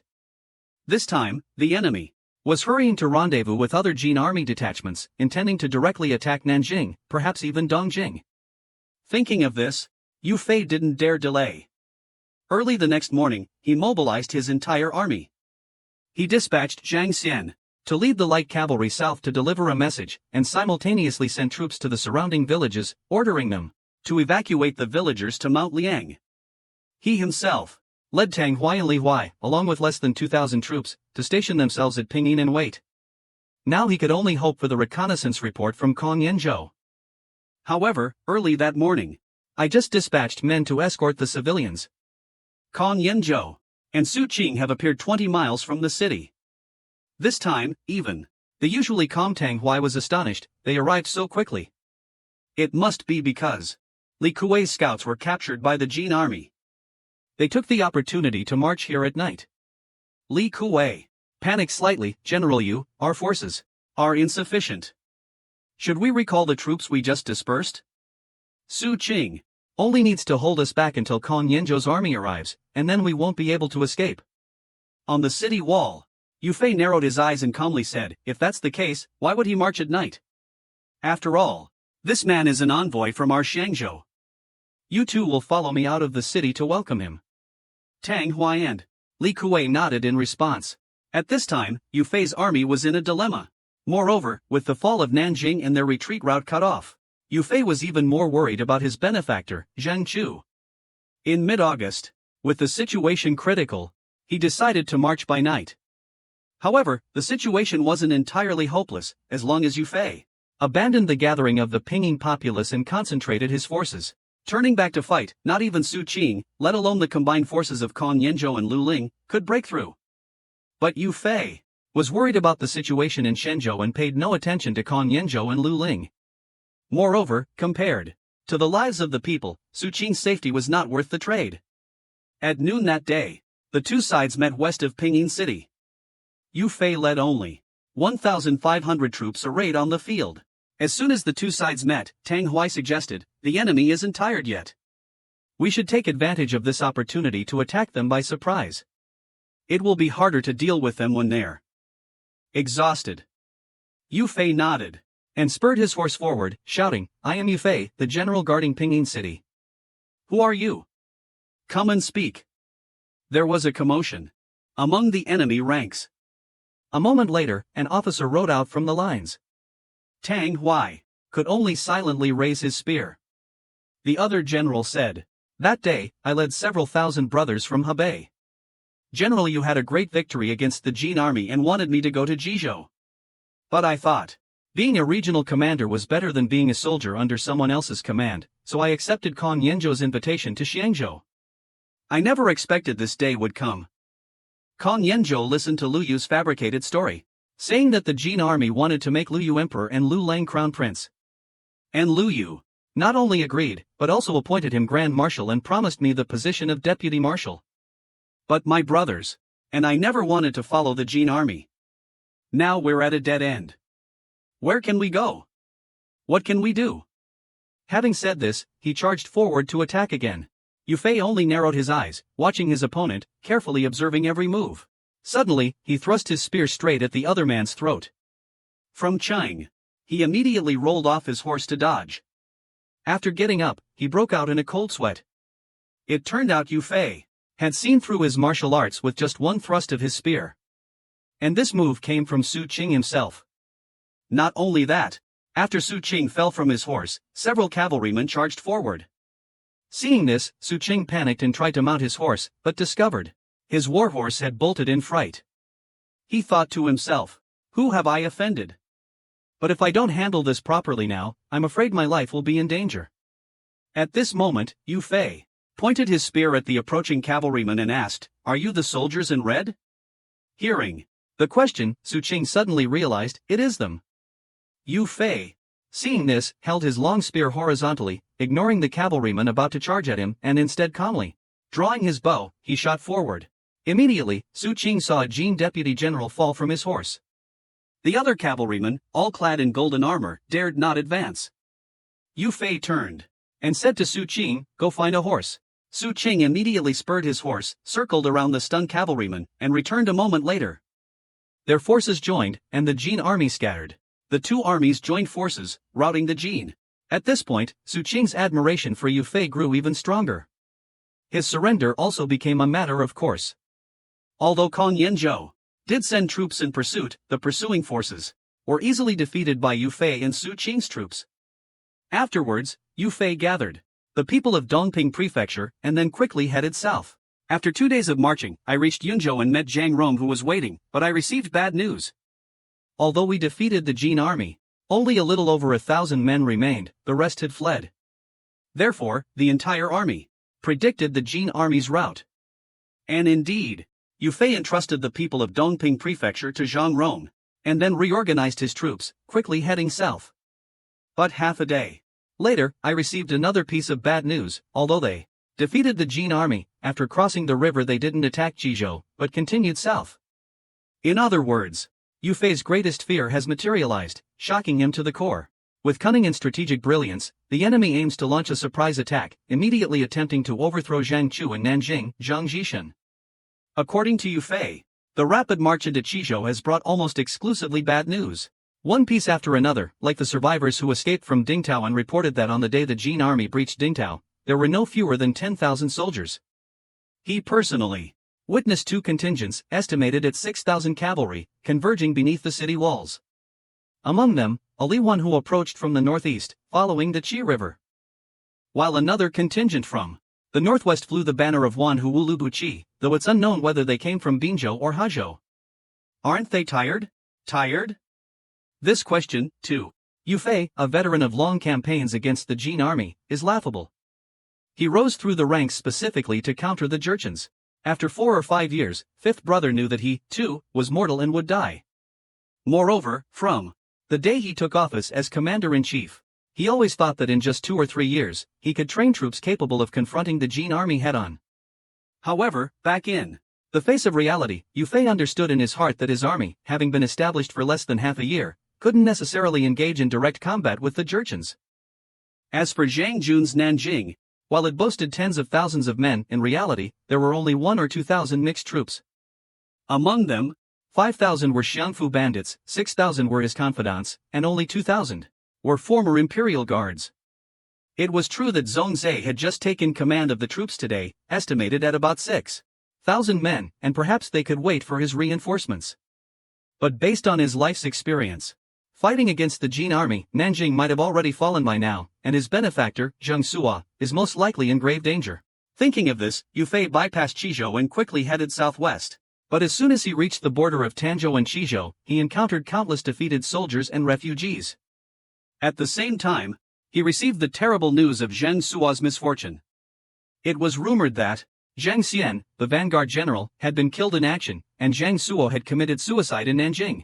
This was an unprecedented blow to Yu Fei, because Zheng Suo had shown him kindness like family. Both Zheng Suo and Zhongzhe were like fathers to him. But his anger couldn't be quenched, especially since the enemy's situation remained unclear. Yu Fei had no choice but to cautiously retreat to Qizhou and then station his troops there. In the southwest of Qizhou, strengthen the defenses and dispatch scouts to the southeast, where Zhang Jun's troops have been sighted. However, just as the defense lines were stabilized, a major conflict arose within the army. It was a clash between his uncle, Yao Wang, and his trusted aide, Zhang Xian, the deputy commander of the Central Army. Yu Fei had to intervene several times to save Yao Wang. Yao Wang is Yu Fei's only surviving relative. Yu Fei gave him the position of co-commander, putting him in charge of logistics and supply management in Qizhou. Because of the urgency of this campaign, he was brought to the front lines, but he still managed finances, not troops. As for Zhang Xian, they were true brothers, born and died together. Hearing about their conflict, Yu Fei was furious and naturally had to personally investigate. But after learning the truth, he was even angrier. It turned out, Yao Wang's troops, while rescuing refugees, were undisciplined and plundered their belongings. Zhang Xian witnessed this and wanted to punish them. However, Yao Wang, relying on his kinship with Yu Fei and his recent military achievements, refused to let the other man show his authority. As a result, the two openly fought in front of the troops. Fortunately, they both remembered Yu Fei was their superior, so others intervened and quickly stopped the fight. This incident, leave it to Yu Fei to handle personally. Speaking of Yu Fei, what kind of person is he? He is someone who values military discipline like few others in this world. After the Battle of Mount Liang, having integrated the military discipline of the Western Xia, he believed that an army must have ironclad discipline, dedicated to the country and the people, in order to become strong. Because of the killing of innocent people, otherwise, Zhang Chu wouldn't have risked his life opposing Yao Wang. This was also what Yu Fei emphasized every day. Therefore, the outcome of the matter was not beyond the expectations of Zhang Xian and other reasonable people. As a result, the plundered property had to be returned. At the same time, Yao Wang was demoted, stripped of his command. And Zhang Xian was rewarded for his meritorious service, which impressed the new recruits. With Li Kuei's recent arrival, the Academy of Generals was shaken. Under the leadership of the two of them, the new generals jointly petitioned Yu Fei, voluntarily requesting a demotion to the rank of common soldier. This matter was then considered settled. In front of the entire army, he sternly dealt with Yao Wang's troops, making them fearful and deterring them from further transgressions. Because Yao Wang's troops remained incorrigible and continued to violate military law, Yu Fei, after careful consideration, decided to place him under house arrest in a remote location. Watching Kong Yanzhou lead his troops around Qizhou, advancing directly towards Nanjing, Yu Fei, he was anxious, yet he didn't dare act rashly. He worried about the consequences. Qizhou was empty, so he didn't dare give chase. He only sent men to retrieve Su Qing's family and the others. Time flew by. As September approached, Yu Fei received news from the southeast that 5,000 troops were coming. Furthermore, what was noteworthy was that, during this emergency, Zhang Jun hadn't dispatched regular troops, nor a known general, but one of the former bandits who had plundered Qizhou recently, pacified by Zhang Jun. Some said he was coerced. Moreover, Huaining was originally a border region of the Great Song. If this man rebelled, it would be far too convenient. It's unclear. Why did Grand Marshal Zhang send this man as reinforcements? But since he's nominally here to help, I can't ignore him. To be safe, Yu Fei still dispatched 5,000 cavalry to the border of Danzhou and Qishui to receive him. When the two armies met, this man turned out to be Su Ning, sent by Huaining commander Zhang Jun. Yu Fei felt somewhat relieved. After confirming the other side had no intention of fighting, Yu Fei led Zhang Xian to Fuqiao to meet Su Ning. And Su Ning didn't disappoint Yu Fei, arriving in plain clothes as well. After they met, they finally cleared up the misunderstanding. So, it turns out he was forced into banditry, then surrendered. Su Ning, originally stationed in Huaining, upon hearing of the crisis in Nanjing, was naturally shaken. He immediately dispatched Lu Bao and Tian Shizhong with 20,000 men to Suzhou, hoping to support the emperor from the south. But Nanjing is Zhang Chu's territory, and his power is immense. Zhang Jun, knowing he was the highest-ranking general in the vicinity, had to dispatch Su Ning from Qizhou to reinforce Qizhou. Yu Fei knew that Zhang Jun had anticipated Zhang Chu's downfall and didn't hold out much hope for him. As soon as he received the news, he sent a ragtag army to respond. But Su Ning nodded. Grand Preceptor Shang's actions aren't bad. Su Ning's defense is simply, I am willing to serve the imperial court, willing to serve you, my lord. What should I do? Yu Fei was in a difficult position. Willing to serve the court? He shouldn't have to listen to Grand Preceptor Shang's reinforcements. Zhang Zhengfu was utterly defeated, only able to hold Liangshan Slope, at most. Reinforce us. As for Nanjing, with those 10,000 cavalry, only our independence army, General Yu Fei's fleet. Seeing the urgency of the situation, he frankly said, even if we can't win, we don't need to fight. I believe the Jin army will defend Nanjing, train soldiers, and reinforce their flanks and rear. 10,000 elite Jurchen soldiers, plus a fortified city, our 20,000 men simply can't defeat them. Su Ning's analysis enlightened Yu Fei. Then that's excellent. Yu Fei decisively stated his intentions. My intention is to ask Commander Su to defend this place in my stead, as I have received the imperial court's favor and absolutely cannot sit idly by. Su Ning immediately understood his meaning and said with emotion, Commander Yu wants to entrust Qizhou to me and personally lead troops to reinforce the southwest? Commander, your unyielding loyalty is admirable, but I truly cannot shoulder this heavy responsibility. Yu Fei smiled, saying, in this situation, I'm the one putting Commander Su in a difficult position. I've given this much thought these past few days, and I've decided. Since Commander Su's troops have arrived, I'll leave 6,000 cavalrymen behind, and I'll lead the remaining troops to find Commander Zong. Su Ning still felt the burden was too heavy and intended to refuse, but Yu Fei said seriously, if the military situation changes, Commander Su needn't worry. Just hold Suzhou, that's enough. Su Ning, hearing that Yu Fei was volunteering to leave, was deeply moved. Seeing his sincerity, he finally agreed through gritted teeth. Then he turned and, pointing to the man behind him, said, This is my sworn brother, Li Jiangsu. He's skilled in formations, troop movements, and battle. The arrangements for the battlefield and the siege are all thanks to you, brother. Have him lead 200 cavalrymen and follow the commander. Yu Fei had already noticed this valiant general and happily stepped forward to shake Li Jiangsu's hand. As the two shook hands, this man suddenly exerted his strength, intending to wrestle Yu Fei to the ground. But Yu Fei possessed superhuman strength and didn't budge. Instead, Li Jiangsu nearly fell. A sword flashed out, followed by a startled roar. But it was too late to turn around. As it pierced his flesh, Yu Fei struggled, but having been struck in the shoulder, he was clearly too late to draw his sword and could only block with his hand. Yu Fei turned his head and looked. It was indeed a treacherous fellow, because the attacker's head was suddenly covered. After removing the helmet, seeing clearly who it was, Yu Fei couldn't help but sigh. Distracted, Yu Fei was struck again. He turned his head then, offering a wry smile. Commander Wei, you must be laughing at me. I'll be back in a moment. A moment later, Yu Fei had Zhang Xian's wounds treated by the medics, following the hygiene regulations Zhao Go had laid down. Seeing the wounds bandaged, Yu Fei turned to Yao Wang. By now, Yao Wang had calmed down and pleaded with Yu Fei, Fifth brother, save me. I was foolish. Please, give me another chance. Go home and plow the fields. Be your mother's cart driver. If you weren't willing to serve, why dream of riches and glory? Yu Fei roared. His voice softened as he continued, I was truly foolish. If you had told me earlier you were joining the army for riches, would I have let you enlist? But, what do you mean? I don't believe you. You're just holding a grudge because I enforced the rules in front of everyone, aren't you? Aren't. Using Su Jing's incident as a pretext, you wanted to kill me, blame Wei Cheng during the chaos. And then under the guise of saving me, support Yu Yun's ascension, ultimately usurping the throne yourself? Don't expect Jiang. You, Yao Wang, are speechless, but you don't know how to refute me. Now that it's done, how do you plan to deal with me? Yu Fei asked coldly. Militarily speaking, you assassinated the commander-in-chief. In terms of family, you wanted to kill your nephew and seize the family fortune. From an outsider's perspective, you disregarded the looming Jin threat and provoked a war between the two armies. Yu Fei said.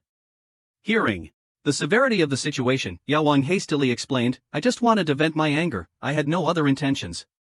Someone else did it. The army is my private property. Being a military governor means treating the army as private property. Why not? Don't talk nonsense. My place isn't like Xianxing, all the money goes to the army. Yu Fei said. Yao Wang wanted to say more, but after hearing the next few sentences, he couldn't hold back. No more words are needed. In Nanjing, Zheng Xizheng has already sacrificed himself. You came from Hebei, you witnessed the misery with your own eyes, yet you dare say these riches are yours? I haven't made my army's rules clear yet. Wang Gui, Wei Chang, each of you grab one of his arms. The two, who were pinning Yao Wang down, instinctively loosened their grip, but, halfway through the action, they looked up. Just then, Zhang Xian, who was fiddling with his knife, suddenly jumped up. Let me handle this for you, brother. Don't tarnish your reputation. Glancing at his father, seeing him say nothing, he raised his head and said to Wang Gui and Wei Chang, restrain him. Yao Wang wiped the sweat from his brow and said to Yu Fei, I deserve death for my crime today, but you don't need to dirty your hands yourself. Yu Fei pushed. Zhang Xian stepped forward, drawing his blade as he stood before Yao Wang. Reputation? What can't be changed? The emperor shouldn't have killed Lu Guang himself. True, but if the emperor hadn't killed Lu Guang himself, the great Song dynasty would have been destroyed. Wang Gui and Wei Chang had no choice but to restrain Yao Wang. Even now, Yao Wang still couldn't believe it. Yu Fei, you dare to kill me? What are you going to tell? His words were cut short. As Yu Fei, without hesitation, thrust his blade into Yao Wang's chest, killing his own nephew in front of both armies. The two armies were in an uproar, but only for a moment. Then, Yu Fei turned, blade in hand, and stepped before the Yu family army. The Yu family army and the Northwest army fell instantly silent. Yu Fei looked at them. To his soldiers, raising his blood-stained saber, today, this nephew of mine says I ambushed him, just like the day he arbitrarily changed the plan. To prevent you from misunderstanding and making the same mistake, I'll make this clear to you today. I, Yu Fei, was born into poverty. I joined the army the first time to escape disaster, the second time to make a living. Although I also had the intention of achieving fame. From the third time on, after experiencing the Taiyuan campaign, witnessing firsthand the misery of Hebei and Hedong, and seeing the Jin's wanton slaughter, I have since only wanted to drive out the Jin invaders and liberate the common people. I no longer have any desire for promotion or wealth. As for you, if you want promotion and wealth, find another place. Don't join my army. Yu Fei's voice, by the end, boomed like thunder in the autumn wind. The entire army was silent, even on the Li Xian bridge. Zhang Wenyan was also moved. Yu Fei spoke. Right, then looking at Zhang Xian, there are punishments, and there are rewards. You saved my life, so I appoint you Vanguard. And as for Zhang Xian, Yu Fei thought for a moment, then said to his sworn brother, with your status, I should grant you an official title, but as your elder brother, I feel somewhat ashamed. So, I will give you a new name. Zhang Xian was taken aback. Back at the mansion, Yu Fei slowly explained, Zheng Xizheng self-immolated, his son was Zhang Xian, the same courtesy name as yours. I'm not asking you to replace him, but I hope you will do even better. Before, when you investigated Yao Wang, you upheld the law strictly, and therefore I want to change your name to Zhang Xian. I hope that in everything you do, you won't forget the law, and you will surely achieve great things. Zhang Xian, now also known as Zhang Xian, immediately knelt down and expressed his gratitude. Yu Fei quickly had someone help him up. After that, everything was arranged. At the beginning of September, Yu Fei left Wang Gui and Wei Chang to guard the city, and personally led 10,000 elite soldiers to attack the Jin army in Mi County. Arriving at Puzhou, he encountered Li Bao besieging the city. Seeing Yu Fei's arrival, Li Bao requested to cooperate. Their combined forces easily captured Puzhou. Yu Fei Also learned about the Wei Yufei Buzhang from Wei Yangdu, with Wen Yan and Zhang Hanzheng as witnesses in Daming Prefecture, behind Wei Yang, so their army will arrive there. Li Bao couldn't hold out here, so he went to Puzhou. Weiyang City currently oversees both Daming Prefecture and Lianqing, single-handedly controlling two vital locations on the Yellow River. In this situation, going south to Puzhou and Deshan is no longer strategically significant. So, Yufei and Li Bao took Puzhou together, then headed west, towards Huazhou, Dongjing. Li Bao was originally from Dongjing and holds considerable influence there. Although Yufei's army wasn't large, they followed him. But he didn't know that Yufei was actually leading his troops west because he was worried about the war situation in Xinjiang, completely unaware of the real situation. He was truly taking a gamble. The Song dynasty received news that Zhang Chu had self-immolated in Nanjing. Zhang Chu was pressured by Yao Wang and subsequently self-immolated. However, the emperor, I heard the news, but I couldn't remember who he was. After the initial chaos, Wei Yang finally gathered the intelligence and grasped the general situation. In the court, Zhao Go looked at the map for a long time and asked, so, they're attacking simultaneously on 5 fronts? Lu Ziyu and Chang Mo, after a while, attacked eastward. Ao Li crossed the river and captured Fuzhou. Yufei and Buzhang defended the city, then launched a surprise attack and captured Nanjing. Zhang Chu, in the center, was killed. The two routes to Dongjing were thus cut off. In the middle, Yi Su and Ma Wu launched a surprise attack from Huazhou on Wenyan, defeated Li Chang, and captured Zhengzhou and Shishui Pass, aiming to encircle Dongjing. On the westernmost front, Wenyan and Saba planned to attack Lianqing, but were discovered in advance by the Jin army in Hedong. Lian He and Dezhe, in Jezhou, advanced deep behind enemy lines and successfully defeated the enemy. After listening, Zhao Go said, actually, it's mostly within the Privy Council's predictions. The Jin kingdom is the weakest, Dongjing the strongest. The only discrepancy, Zhang Suojing was ambushed and killed. That Li Jinglu was able to repel the enemy was also unexpected. The key now is Wanyan Zaka, Wanyan Lushir, Wanyan Wulu, and Wanyan Safa. All 4 of them are in Hezhou. We must investigate what they will do. After hearing this, Zhao Go seriously discussed with the 2 chancellors. As for Li Xian and Dezhai, Li Xian has at least 30,000 troops. We must be especially careful at this time. Posthumously honor Zhang Xizheng, let Chang Yi figure out how. As Zhao Go spoke, he couldn't help but choke up. I really should have paid more attention to Zhang Suojing earlier, I shouldn't have. Your Majesty, please don't grieve.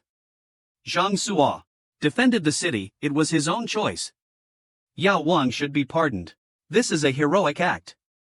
Zhang Suo sacrificing himself to defend the city is to show the world that the Great Song has people willing to die for their country. Just like Wen Yan and Li Ruoshui, they are all heroes. Your Majesty, blaming yourself like this will not give these people peace in the afterlife. Wen Yan, Li Ruoshui, Zhang Suo are all heroes. Zhao Go lowered his head. Your Majesty shouldn't be like this. It's just that you hadn't met Zhang Suo many times, so you didn't remember him for a moment. You just feel regretful. 3791.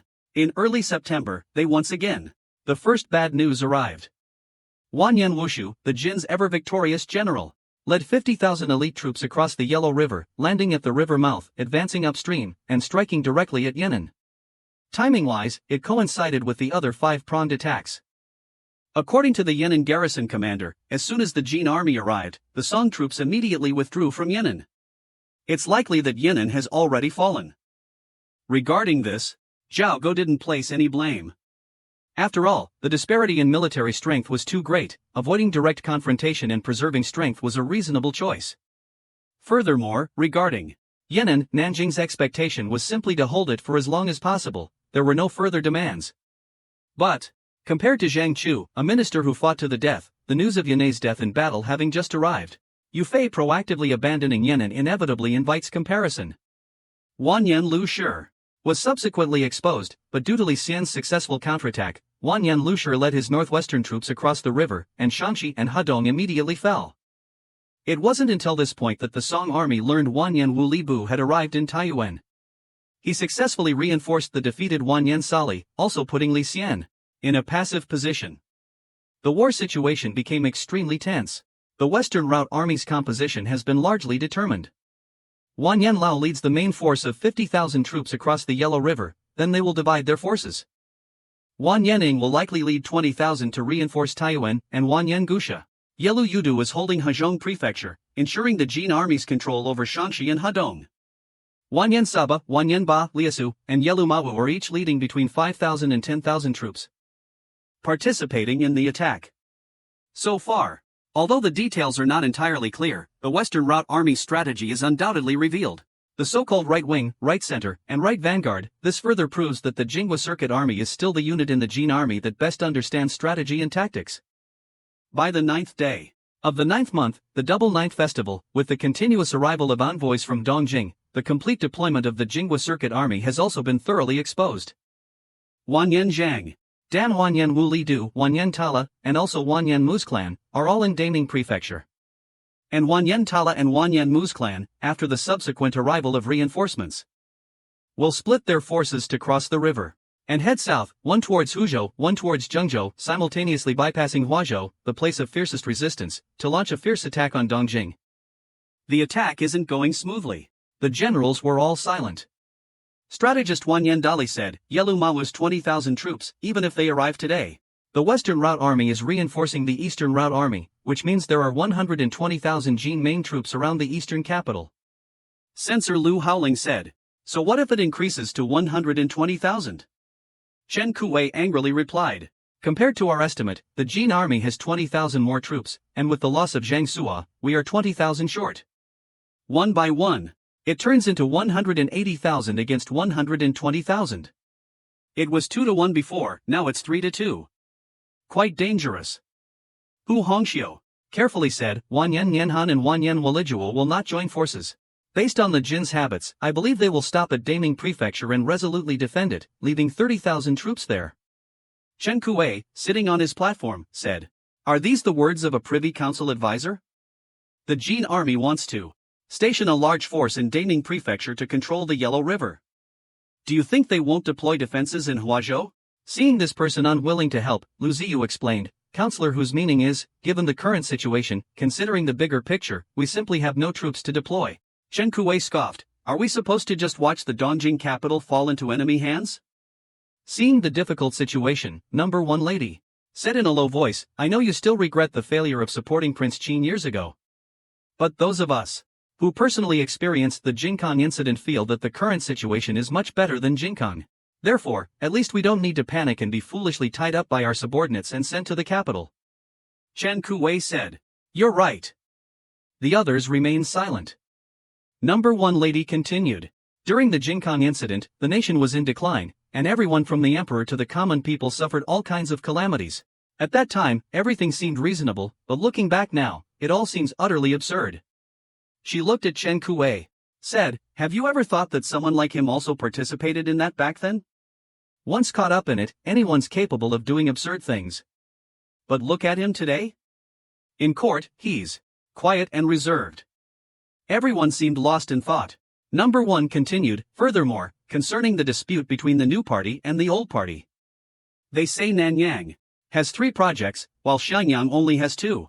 This proves that Zhang Jun's claim that the construction of Weizhong City was urged by these 2 men, prompting Yuan Sheng to change the curriculum of the Imperial Academy, causing Wang Engshi to be removed from the ancestral tablet of the Sage of Wisdom. Thus, the people of Dongjing resented this.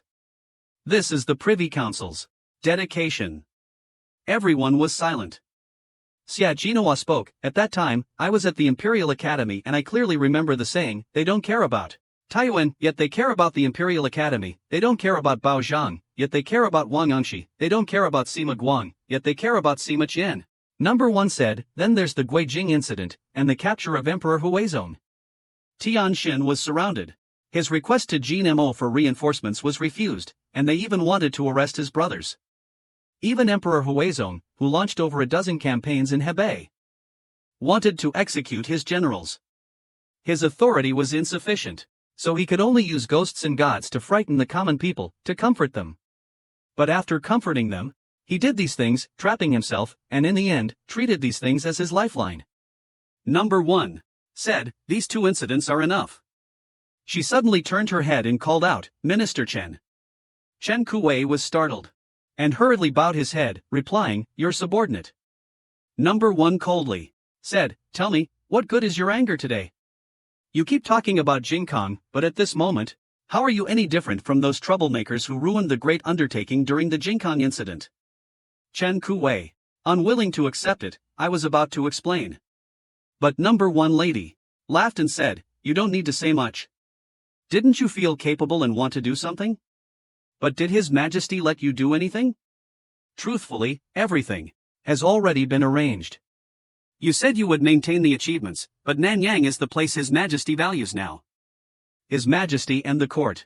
Haven't they been deploying troops to Nanyang these past few days? A few months ago, didn't he have you repair the fortifications?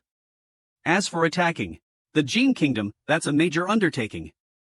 Dozens of people in the Privy Council have thought of all sorts of strategies. When is it your turn to speak?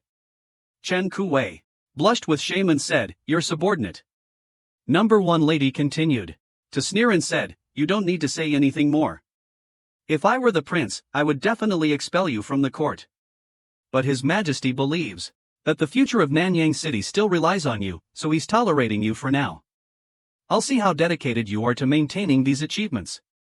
Chen Hui had no recourse. I can only take my leave.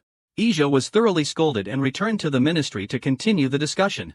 Only 2 ministers could discipline him, but Chen Hui was trusted by His Majesty. How would Wang Yanba dare offend him? So, in the end, it fell to Lady Yihaio. As soon as Chen Hui left, everyone started arguing again. Wang Yanba looked at the empty seat and asked, how long has His Majesty been out? Did anyone go with him? Mo Chi gone. And Jing Palace supervisor replied, he's been out for an hour. Only Consort Wu went with him, escorted by Luin. They headed towards the small western mountain. I heard it was because the weather was nice, the double ninth festival, and coincidentally, His Majesty wanted to ascend Jade Mountain to plant a sword. He might be chasing after the 2 sages. Wang Yanba stood. Get up, he said, he's not chasing the 2 saints. He's putting on an act. You go up the mountain and wait for me to return with the officials. Mo Chi couldn't refuse and immediately took the order and left. Wang Yanba looked at his retreating figure, shaking his head and sighing. There's no helping it, indulging the imperial concubine again. The generals didn't dare say anything more, only echoing his sentiment.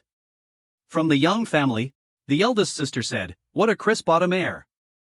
Mo Chi hurriedly took the order to meet Zhao Go at Dengdao, but before he left the camp, Hu Hongxiu chased after him. It turned out, number one's prophecy has come true. It's the news of Nanjing's fall. The news of Nanjing's fall has reached the southeast. Li Gang sent Wei Yingjun to reinforce the front lines, but a mutiny broke out before the troops arrived. Commander Wang Yi forcibly occupied the government office, released the prisoners, and insulted Li Gang. Li Gang had no choice but to quell the mutiny first. This news has just arrived by express messenger, but I don't know what the current situation is. Although this news, like the siege of Dongjing, was something we were mentally prepared for, it still feels frustrating when it actually happens. Mo Chi and Hu Hongxiu didn't dare delay and could only hurry to inform the emperor. However, when the 2 of them arrived at the small mountain, they couldn't find Zhao Go.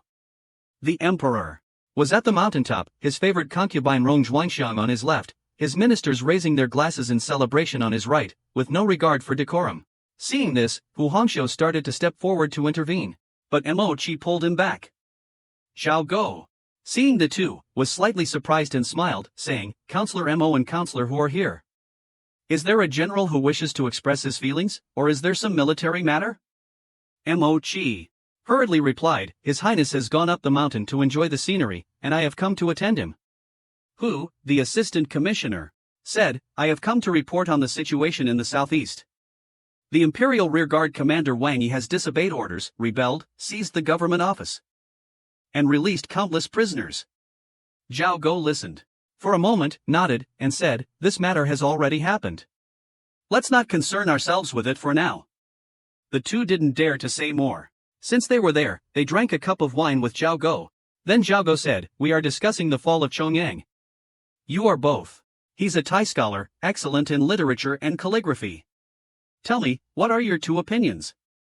Mo Chi quickly said, I don't know how His Majesty discussed it before. Zhao Go said, I was testing them. I said ignorance is no excuse. Consort Wu, having heard about being well-versed in both literary and martial arts, as soon as I finished, she took out a book to read, saying she wanted to supplement her knowledge. We were just talking about the fall of Chongyang. What do you two think of this matter? Can it be considered the fall of Chongyang? Consort Wu, although she doesn't read much, carries a book with her and learns more. She is indeed a studious person. But from His Majesty's point of view, ignorance is not allowed, yet Mochi is apprehensive. According to Mochi, only a sage can claim ignorance. In military matters, even if His Majesty considers himself ignorant, there are few in the world who are better.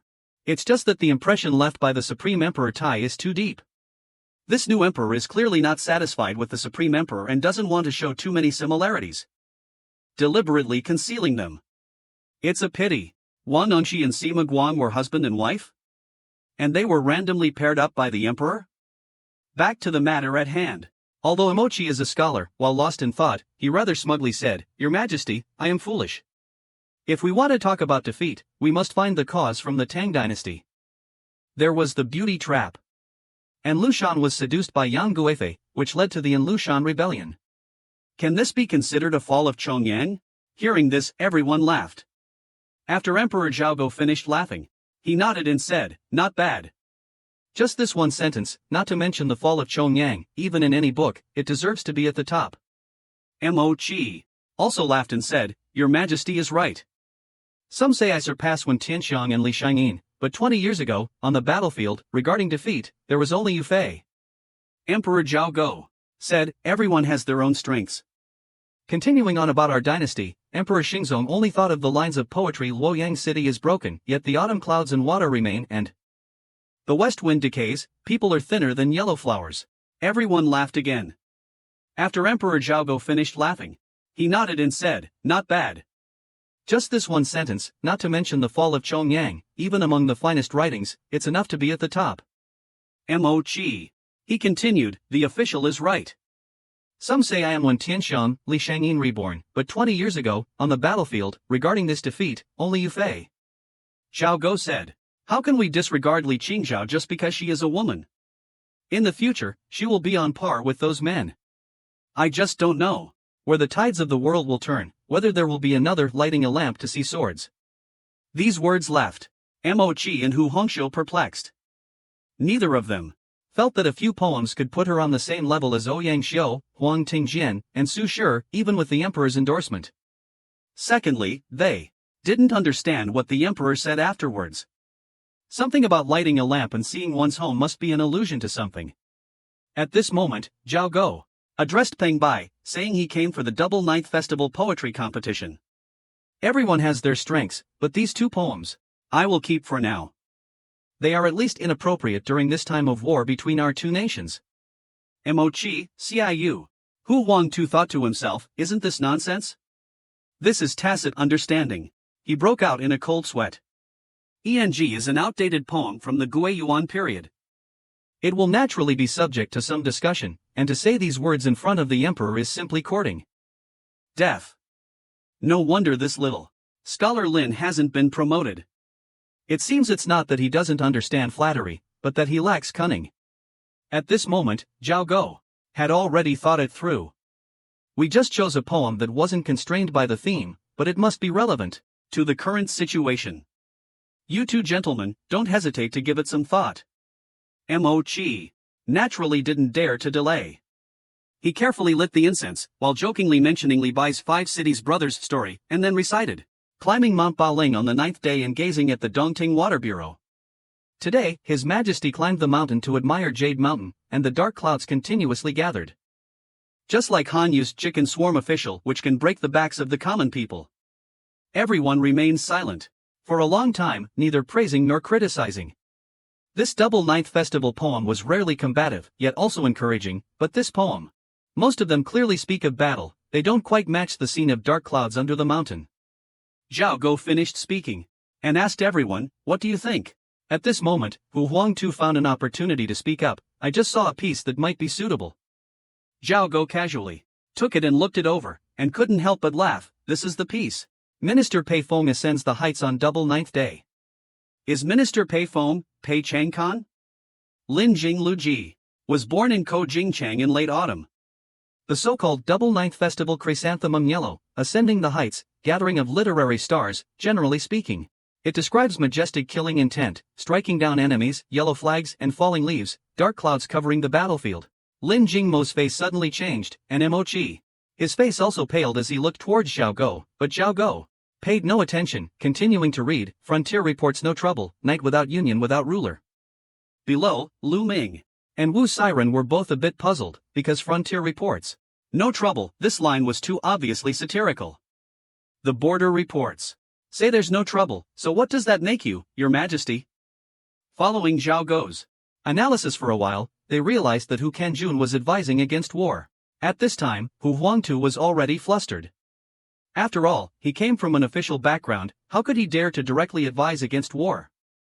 Just now, he had just spoken casually, never expecting Xiao Go to speak so bluntly and without reservation. Xiao Go looked. I have the poem, but I haven't given it much thought. It's fine. Hu Shinjun meant well. Rest assured, I will make a decision today. Hu Huang too could only stammer, while Xiao Go continued, saying, actually, without the last line, this poem is truly heroic and inspiring, a cautionary tale. You're right, but I really don't know what else there could be. The Hanlin academician also spoke frankly. It's truly difficult to find a poem that speaks of both war and the Double Ninth Festival. Currently, the Jin army is attacking Bianjing. The Southeastern Army is also rebelling. The situation is chaotic, and for the time being, no one in the army has come up with a Double Ninth Festival poem. Mo-chi, Lu Yen, Wu Siren, and Xiao Go also nodded, as if they truly understood. But after Xiao Go nodded, he opened another poem and asked, what do you think of this one? Everyone looked at it, but remained silent. It turned out to be the poem Climbing a High Tower. No one sends me wine, I long for my hometown. The sound of war drums begins. Mo-chi was still lost in thought, and Xiao Go stood up. Lu Yen and Wu Siren didn't dare to delay and hurriedly followed, but Xiao Go's deputy, Dong Wang, didn't move at all. At this moment, Lin Jingma seemed to have finished thinking. He approached the emperor and whispered, it's intentional. He doesn't understand Your Majesty's hardships and difficulties. Hu Huangtu's face flushed red, and he didn't dare to interrupt. A moment later, seeing Xiao Go regaining consciousness, he slightly shook his head, unrelated to the con, in his heart. The dilemma had actually been anticipated, but still, he dared not speak out. Since ascending the throne, having gone through the death of Zhang Junjiao, and then someone as insignificant as himself taking the throne, he realized two things. One is, exceptional people can indeed become saints, but there are thousands, if not millions of saints, to become a saint. One must have countless people sacrifice for it. But as a member in the Great Song Dynasty, what right do we have to decide who lives and who dies? Everyone was inevitably stunned. Xiao Go then bowed to everyone and said, not mentioning the past of Zhang Zichen and Xian Tongji, but just saying that currently Bianjing is under siege and in great difficulty, yet the Southeastern Army, I can't help but use it. I must decide whether or not to order Han Shizhong, who is currently reorganizing the army, to immediately march north to provide relief. If Han Shizhong disobeys the order and advances directly to Zhengzhou, then Lu Yan will certainly have to divide his troops to respond. Perhaps we can even lure the fourth prince of the Jin. But if Han Shizhong hasn't finished reorganizing, what will the casualties be then? This isn't about deciding whether the imperial clan or Han Shizhong should die, or whether the people of Bianjing or Xuanshan Prefecture should live. A single word can affect the entire situation, and I don't know how many people will have to sacrifice their lives for this one word. Lu Yan, Wu Siren, Liang Sungji, and Chen Shua. His Majesty has told me many times. It's just like the Mingdao Palace incident. I thought I understood, but I still let His Majesty see the truth. Lin Jingma also hung his head helplessly. Xiao Go continued, let's just take things one step at a time. I'm not saying these things for your praise, but because my heart is heavy. I wish I could bear the burden myself. But I can only watch them go to their deaths. I feel ashamed. The two advisors listened intently, while Mo-chi and Xiaoyu remained silent. Xiao Go then said, go tell the two secretaries to issue an edict ordering Han Shizhong to march north to provide relief. The two men hastily bowed and hurried off. As Hu Huangtu and Mo-chi left the door, they saw Xiao Go's deputy, Dong Wang, staring into the distance. They were startled. Mochi and Xie had assumed that because the emperor was young and under pressure, he was a bit agitated, perhaps even a bit delusional. But unexpectedly, from beginning to end, he remained calm, only appearing somewhat melancholic. And this, for an emperor, doesn't seem to be a problem, but rather a sign of humanity. Furthermore, Zhao pointed out the poem Dao Lian Gu Yuanju In Bang Zhan Chang Kai, isn't that referring to the war in Bianjing? And the official's next decision. Isn't it consistent with his worry for Bianjing? But hasn't the official forgotten everything? Why is he still connecting it to the past? Just then, Hu Huangtu couldn't help but blurt out, "Do you think the official's amnesia that day was real or feigned?" Mochi stared at Hu Huangtu, speechless. How could such a thing be said aloud? Seeing this, Hu Huangtu was about to say more, but Mochi quickly dragged him away. At this time, Zhao still had no idea he casually penned a poem, yet caused such thoughts among the two officials of the secretariat. He gazed for a long while.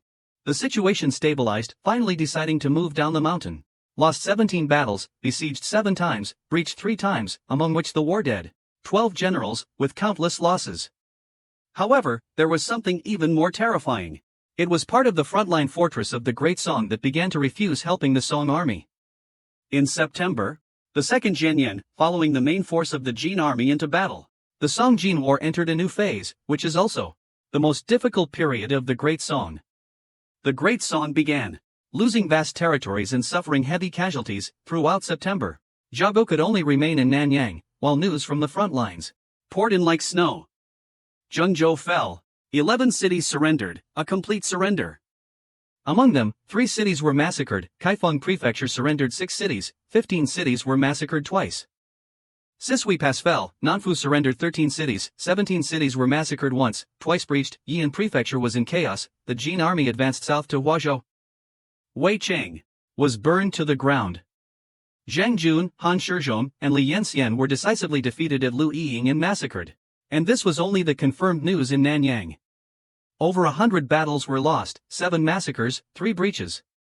Among the dead were generals, from the Jingdian scholar to the Junzhou city defender, 6 top military officials. Meaning subordinate officials were not allowed to act independently and had to obey Tianfu. The 2 Jingdong circuits, Kaifeng actually lost 7 cities, except Jingzhou, and widespread outbreaks of disease, looting, arson, and one particular thing caught Namdyung's attention. That was, whether it was Wanyan Zongwang in Zhengzhou or Wanyan Salan in Fuzhou, even the distant Wanyan Lushi was conducting large-scale recruitment activities. According to the information I've gathered from the generals of the Northwest Song Army to local warlords and officials, they've sent people to recruit almost everywhere beforehand. What shocked Namdyung even more was that the Jin army has basically achieved this. They don't engage in indiscriminate killing, but the leaders must be dealt with.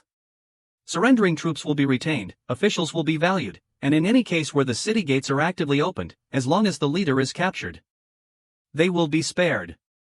Although I don't want to admit it, the Jin army seems to be even more lenient than the Song army towards the surrendered cities. In contrast, wherever there is resistance, the Jin army will definitely raze the city and burn it to the ground. Amidst the chaos of war, amidst the fierce fighting, some frontline soldiers began resisting the Song army, not only disobeying orders but also betraying them to the Jin. This act of treason was the first of its kind. The scoundrels in Dongjing began operating in the outskirts of Dongjing for the Jin, shrinking the resistance forces' area of operation. This change astonished both the southern Song and the Jin. Beginning to sway the people with political maneuvering, the Jin emperor's intentions toward the Central Plains were clearly more than just wishful thinking. This is indeed good news. There's also good news. Han Shizhong's Jade Seal-left army, defying all odds, has indeed attracted the attention of the Jin army. Ever since Han Shizhong joined forces with the armies of the cities in Xuanxiang Prefecture, the Jin emperor has appeared on the outskirts of Dongjing. But Wanyan Yingshu's appearance only delayed the Jin army's entry into Dongjing by less than 10 days. Perhaps due to Wanyan Zhengbi's reminder, aiming to restrain Wanyan Yingshu and keep his attention focused on Dongjing, they plan to enter in October. Under Commander-in-Chief Bathong's command, the Jin army attacked the central command fortress. Dongqin was once again besieged. At the same time, Li Yanxian received new information from Nguvan Tu Trong. Wanyan Lushi had captured Guian, then left Wanyan Huanu in support while he personally led 30,000 Jin troops north, capturing Taiduk. He suddenly abandoned the imminent attack on Lin Chao, turning southwest towards Than Hu Quan, seizing Fuc Chao and Lin Chao.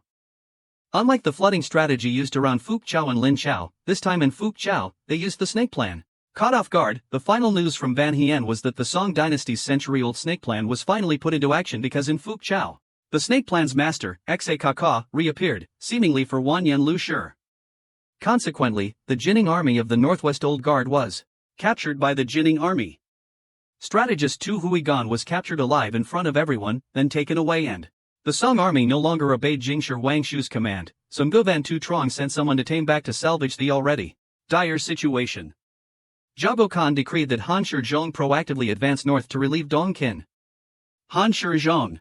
After receiving the imperial edict, knowing I lacked sufficient troops, I immediately led the entire army north. On October 11th, the first day, I entered Xuanchu Prefecture, no more than 150 miles from Zhongmo. On October 13th, I left several thousand cavalrymen at Changsha, and with the remaining 20,000 troops, continued on to Changge, northeast of Xuanchu Prefecture. On October 14th, I crossed the Wei River, entered Kaifeng Prefecture, and set up camp at Dongwon. But late that night, just as I had finished making arrangements, I was suddenly awakened by the thunderous sound of hooves. My face grew grim. I knew Wanyan Wuzhu had never underestimated me. These past few days were his preparation for this battle, and the capture of Zhengmo was a tactic aimed squarely at me. He's even considering the safety of my entire Han clan. I sneered. That damned fourth prince, still fixated on the Huaishang feud. He actually plotted this. Successfully. My lieutenant urgently asked, "Commander, how many Jin troops are there?" He replied, "An estimated 30 to 40,000. Fifth brother, we must decide quickly." I said with a grim expression. "What's left to decide? Can we defend, or can we fight? Attention all troops. Use Donglin as a reference point. Under cover of darkness, retreat. Everyone circle south and regroup at Changsha." Without another word, he turned and disappeared into the night. The Jin's elite cavalry launched a night raid. Han Shizhong's army was caught off guard and had no choice but to fight their way out. Amidst the chaos of the battlefield, they engaged in direct combat. Faced with the Song army's bravery, the Jin soldiers couldn't help but glance at Wanyan Wushu. Wanyan Wushu remained silent. A middle-aged scholar beside him cautiously said, "Fourth prince, do not worry. Han Shizhong will surely die here this time." The Jin troops nodded in agreement. Wanyan Wushu looked at the scholar and asked, "And what brilliant strategy is this? How can Han Shizhong?" He didn't flinch in the face of the enemy. Now that the enemy has retreated, disrupting the overall situation, how can this be called a brilliant strategy? The scholar was immediately speechless, not knowing what to say. Woltu, Kim got through it, looked at the chaotic battlefield and sighed. Han Shizhong's reaction was indeed beyond my expectations. If I were in that situation, I would probably only die. How could I break through the encirclement so quickly and decisively? This reaction alone is enough to prove his talent. If you don't understand military matters, don't talk so much. The scholar felt that he had misspoken and quickly fell silent. Woltu continued to observe the battlefield, but as the shouts gradually shifted south, the Jin army also became more serious. After all, this was supposed to be a siege and capture. If Han Shizhong, the Song dynasty's greatest general, were to die here, victory in the southern campaign would be practically assured. This was also the reason Wanyan Woltu, under pressure from above, changed his strategy and painstakingly designed this ambush. After all, the Battle of Huaishang. It was earth-shattering. How could Han Shizhong, the commander of that battle, be overlooked? He would never forget Han Shizhong, just as he would never. The main target of this southern expedition was Jiao Go, just like at Jiao Pass. But Wanyan Wuzhu realized his grave mistake. He shouldn't have chosen to attack at night for the sake of surprise, as this significantly reduced the effectiveness of the raid. He should have used his cavalry and surrounded them during the day. But regret was useless. Wanyan Wuzhu could only wait for daybreak. However, when dawn broke, the 100,000 Jin soldiers were disappointed. There was no news of Han Shizhong's annihilation. Wanyan Wuzhu looked at Wanyan Saliha and asked, "You engaged a Song detachment, or counterattacked, and retreated from the south?" Wanyan Saliha calmly replied, "He must have anticipated that we would send men to Changge, so he directly retreated to Changsha." However, last night, arrows rained down like a storm. Who knows, Han Shizhong might have been trampled into mincemeat. Wanyan Wuzhu. He interrupted coldly, impossible. Second brother, Wanyan Seliha, said, even if Han Shizhong isn't dead, his army is scattered. We pursued them with all our might, and only a few thousand regrouped at Changsha. Jin Wuzhu interrupted again, what are you trying to say? Wanyan Seliha, somewhat irritated, replied, my point is, Han Shizhong's army is routed. When will the fourth prince attack Dongjing? I hear the Dongjing imperial clan in the city is about to collapse. They're only holding out to maintain morale. Jin Wuzhu interrupted a second time, why attack Dongjing? Wanyan Seliha wanted to say it was the supreme commander's orders, but Wuzhu's camp was under the direct command of the emperor. Wanyan Bali Su wanting to give face to the fourth prince, Jin Wuzhu still didn't give face to Bali Su, and directly said, are you trying to say the commander-in-chief has given orders? Wanyan Bali Su looked at Jin Wuzhu helplessly. He explained, the commander-in-chief did give orders, but you are the dignified commander of an army, and moreover, you have the emperor's edict. The emperor's first edict is to pursue the Song emperor wherever he goes. Wanyan Seliha asked, so how does the fourth prince intend to handle this? Naturally, he replied, I will obey the emperor's edict and search for the Song emperor. Bali Su continued to ask, and what about Dongjing, fourth prince? He finally lost his patience, isn't that Lan still in Dongqin with tens of thousands of troops? Forget about those defeated soldiers. You will be the vanguard. Immediately march south to Truong Xa and see if Han the Trung is dead. Inside the city of Truong Xa, Han the Trung lay on his bed, covered in wounds. Lady Han carried a tray filled with broken arrowheads, some still stained with blood. There were more than a dozen arrows that had pierced his armor. Last night, while leading the charge to break the siege, Han the Trung didn't have time to fully armor himself, allowing many arrows to penetrate his armor and lodge in his back. Han the Trung, upon returning, had the arrows removed. 2 were embedded deep in the bone and couldn't be pulled out immediately. He asked his wife to grip the arrows with pliers and pull them out with force. No wonder Lady Han, even this woman, accustomed to army camps and ledgers, shed tears. Han Shizhong slightly raised his head, looked at the arrows on the tray, and suddenly sneered, I will use these arrows as weapons, pierce through Wanyan Zangbi, and avenge yesterday's humiliation. Otherwise, I swear I am not human. The surrounding soldiers were all moved. The Jin's lamentations suddenly turned into the Song's joy. The capital city of Bianjing had fallen, but the Song army continued to resist fiercely. Forced out, hundreds of thousands of people had to wander in search of food, countless commoners. Here today, gone tomorrow. Even Wu Shang and Yu Fei don't know where to go. The famed general Han Shizhong was defeated and trapped behind enemy lines. The Jinsong situation faces another direct confrontation. The emperor has decreed, Jin Long will return, entering Jianghuai, threatening the Jin army. After breaking through Changde, the Jin army continued south. On the afternoon of October 15th, the main Jin force arrived at Changsha, besieging the entire city. Wanyan Wuzhu inquired about the military situation with the Vanguard general, Seliha. After Seliha being questioned, he replied, Han Shizhong and his remaining troops fled into the city, along with 5,000 Song soldiers. There are an estimated 10,000 people inside the city. According to the scouts, Wang Su escaped to Yanli with 4,000 troops, where he joined forces with General Zhang Yong, totaling about 9,000 men. Hearing the news that Han Shizhong was besieged in the city, the Jin army rejoiced, except for Wanyan Wulibu, who frowned slightly. He noticed the city fortifications appeared to have been reinforced considerably. Bali Su, seeing Wanyan Wulibu frown, continued, according to the local Song people, the surrounding cities have all been fortified, repaired, and resupplied with weapons. Wanyan Wulibu, frowning, asked, what about troops and commanders? Bali Su hastily replied, they are, of course, fully prepared. Zhao Go is no ordinary man. Each major city has a commander-in-chief and generals to command the troops. For example, Xiangcheng is commanded by Li Ping, the former commander-in-chief of Sishui Pass. Shiping is commanded by the local strongman Chongyan. Changsha is under Han Shizhong's general Su Shiren. There is also General Wang Shan, previously dispatched by the imperial clan. Kim Wushu's face was grim, he remained silent for a long time. Seeing his silence, Bali Su continued, according to custom, we should send someone to persuade Han Shizhong to surrender. It's just that I'm unsure what reward to offer. I dare not make the decision myself. Kim Wushu finally let out a cold laugh. Han Shizhong wants to be crowned emperor of the Southern Song dynasty. The rumors about the belt he wears are enough for him.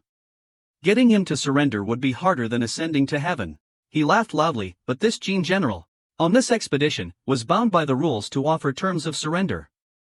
Thinking this, the commander sent someone with a message for Xin Changwenza. Go tell Bohan and Wulu that if he surrenders before sunset, he will enjoy a noble title. I am in awe, being the emperor of the main country, but if he doesn't want to be pressured, his imperial seal will certainly be destroyed. The messenger immediately. Fear, immediately followed by terror, and then the circle below. As expected, only Jiang Van's head returned to the capital. The Jin army wasn't surprised by this. Afterwards, the capital's army commander Fong Trong Tuong began discussing siege strategies. Vanguard General Han Thua first said, the common siege tactics are to reinforce and heighten the city walls, or to defend to the death. Our army cannot lose momentum, so there's only one way, to bombard the city into rubble, which is to level it, clear it out. It's also appropriate. I've calculated carefully, we must use many cannons. Han the Trung added, reducing Jiangtan to rubble. This is the only way to breach the city, but the attack can't be a preemptive strike. This battle requires planning, like the Taiyuan campaign. Ba Lai to Van Niamgi sternly retorted, how can this city compare to Taiyuan? Taiyuan is a strategic pass. My decades in the army, my most memorable experience. Han Shizhong calmly replied, I'm saying that this 7-city defensive line, these cities are the Song dynasty's second line of defense. If we breach these cities, how long will it take to reach Nanyang? What will our losses be? How much strength will we have left? And Nanyang has become a fortified stronghold. Are we just going to besiege it until next year? Bali Suwan remained silent. Those around him seemed to understand something. It wasn't just because Han Shizhong was the commander-in-chief, the key was that everyone knew he was the only one who had earned the 10,000 households reward. This 10,000 households. Lacking support, he suddenly looked at Bali Su and said, send a messenger to Puzhou, tell Mengan, no matter what he wants, tell him he has 10 days to send reinforcements. Bali Su reluctantly said, so we're really not going to bother with Dongjing anymore? The leader coldly speaking, didn't you say Zhongsu was about to die? With Zhongsu dead, wouldn't Dongjing be undefended? Bali Su pondered for a moment, then asked, how many reinforcements does the fourth prince want? Jin Wuzhu replied, just have him attack Dongjing. Regardless of how many, tell him I want to attack Nanyang. I am attacking Nanyang. And Yangshi, he must watch Dongjing for me, watch Han Shizhong, watch the 7 cities of Wuhua. Bali Su, after hearing this, couldn't refute it, because this was the most profitable war strategy. Having tested it before, it also proved their choice was correct. With a large number of elite cavalry, they can change their operational direction at any time, act freely, and once a military gamble succeeds, the gains are unprecedented, such as the wealth and the entire Hebei plain. Of course, Huang Tian might be an exception. Large rivers are unfamiliar territory for the Jin army, but Jin Wuzhu, despite his previous defeat at Huai River, he didn't consider the associated risks, because the Yellow River cavalry was clearly in the hands of the Jin army. He wanted to bring reinforcements within 10 days, so he had to abandon the siege of Huazhou and Kaifeng, crossing the Yellow River to march there.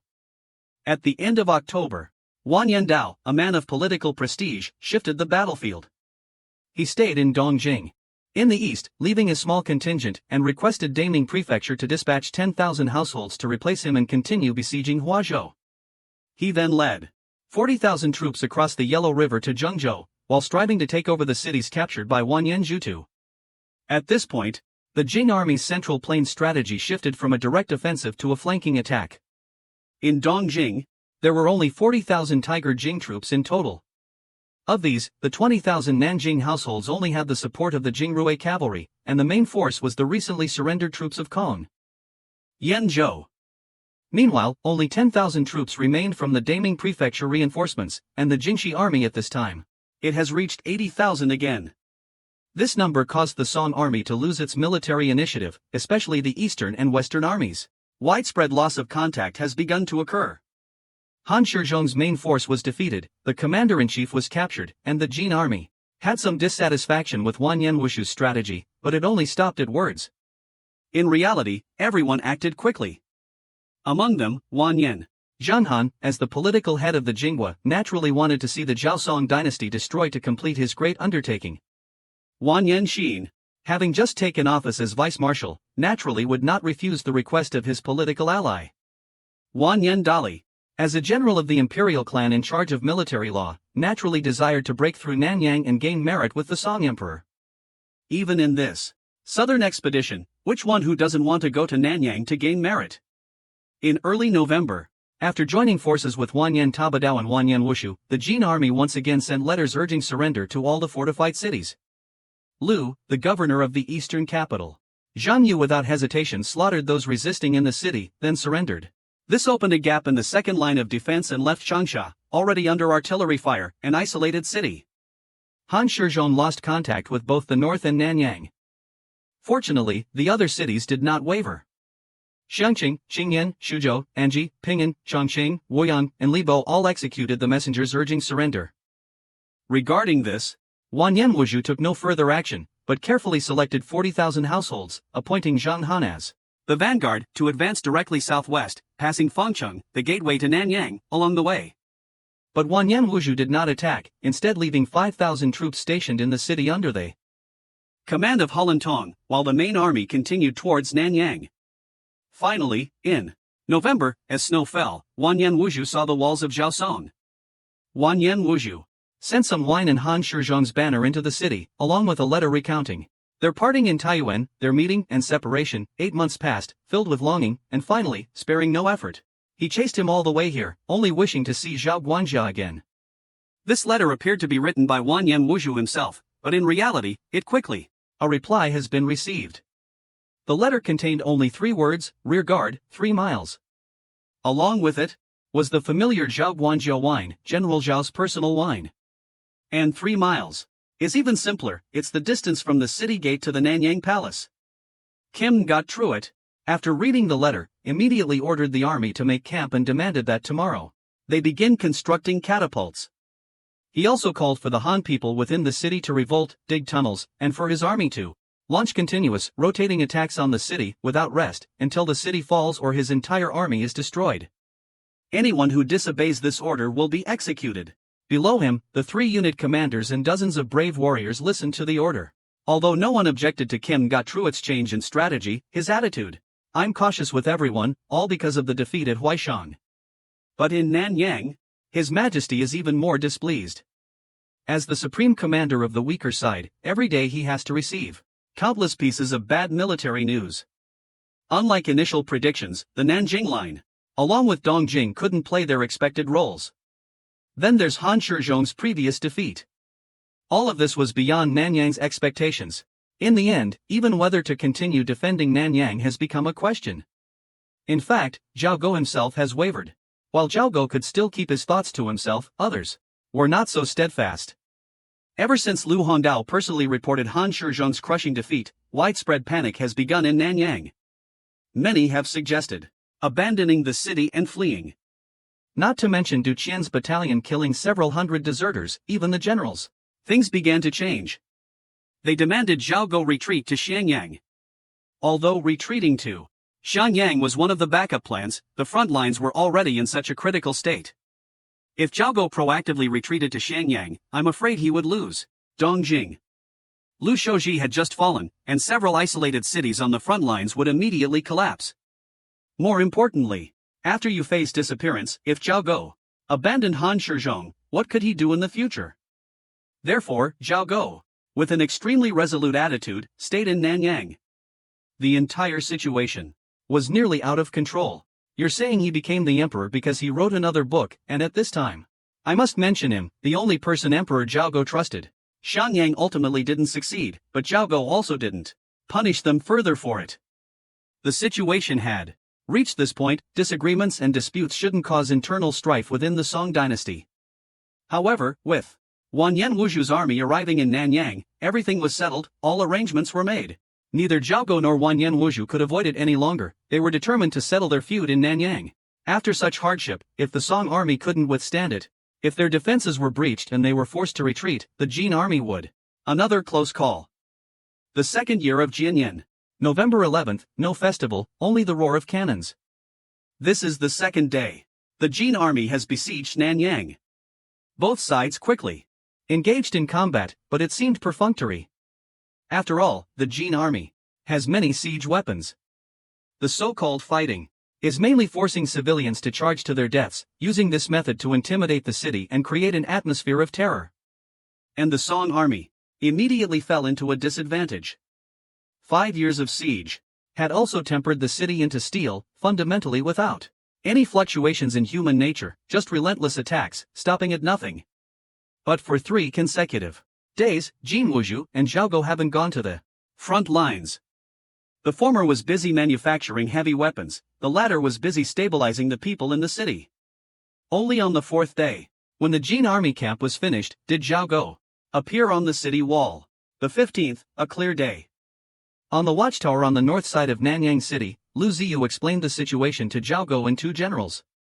Wang Boyan, because he supported retreating to Shangyang, was secretly sent to Shangyang by Zhaogo. As for the Jin army, 30,000 households, including Zhang Han's betrayal, a total of 40,000 troops, of which only 20,000 troops, arrayed in formation, surrounding the city on all sides, clearly intending to devour us whole. Hearing this, Lu Ziyu quickly said, "No problem, Zhang Han's troops are stationed in Heshu." As he spoke, Lu Ziyu pointed eastward, allied with the craftsmen and laborers there. Lu Hao asked, "What's the purpose of this route?" Lu Ziyu thought for a moment and said, "Eastward, connecting with Baiban, the Jade Mountain camp is still empty, it might be used as a logistics camp. Moreover, the moat has dried up, clearly the Jin army has dammed it." Zhaogo thought for a moment and said, "Makes sense, it's Wanyan Tabadeo, but the east is too obvious, as if they're intentionally luring us to attack." Lu Ziyu, after hearing this, said, "Attacking east, even if we can successfully launch a surprise attack from the city, will be intercepted by the Jin army." Lu Hao. Wanyan Talon was still hesitant, but what could Isu do? Zhaogo remained silent, glancing sideways. He saw Han Shizhong frowning. Han Shizhong's face was pale, looking quite frightening. At this moment, Zhaogo thought for a moment and said, "No need to worry about it anymore. It's cold now, they won't last many days. And with Wanyan Wuzhu being so arrogant, perhaps we'll see some movement in a couple of days." Lu Ziyu looked over and said, "We might see their siege weapons today. Yesterday, some carts were brought to the north of their camp. The minister ordered the dismantling of the last few watchtowers." Lu Hao couldn't help but change his expression. It was indeed as expected. Zhaogo remained calm, returned to defensive positions. "The Jin army's catapults are targeting the watchtower, keep firing. Once hit, it will easily cause casualties." Lu Hao nodded. The minister said the same thing. Lu Hao finally couldn't hold back and said directly, "The city's defense is overseen by Wanyan Sala." Zhaogo immediately interrupted, "No more speculation. Lu Hao is with him, they've already formulated a strategy, there will absolutely be no problem." Lu Hao could only remain silent. A moment later, the sun shone brightly as the Jin army launched their siege. Because Nanyang City definitely had artillery inside, the Jin army built earth mounds outside the city walls. Wanyan Wuzhu stood on an earth mound and observed. He actually didn't expect to breach the city before the artillery could be deployed today. The Jin army had prepared for half a year, this time. They're still using civilian laborers for the main assault, but they've also committed 2 Vanguard units. It's clearly a probing action. But I don't understand. From the perspective of the Song officials, or from the perspective of the Jin army generals, this city still feels conquerable. Bali Su observed for a long time, then voiced his thoughts. Why does this supposedly formidable Nanyang city seem a bit low? A fortified city built by the Song dynasty, yet it's less than 4 zhan high? Around him, the generals all stretched out their hands to gauge the height. Only Jingo Truitt sat still, his brow slightly furrowed. A moment later, from below the city walls, the sound of horns blared. On the walls, the horns continued to sound, as countless Jin troops surged out from their positions. Hundreds of cloud ladders instantly appeared before their eyes. Facing the Jin Army's first large-scale siege, the Song troops on the walls remained silent. Firstly, because many were accustomed to such scenes, and secondly, because the minister had given an order. Without the commander's order, no one was to engage the enemy. Therefore, after the cannon stopped, leaving only the screams of the Jin soldiers and the Jin army urging their horses from behind. However, charging ahead were ragged laborers. Their task was to continue filling the moat.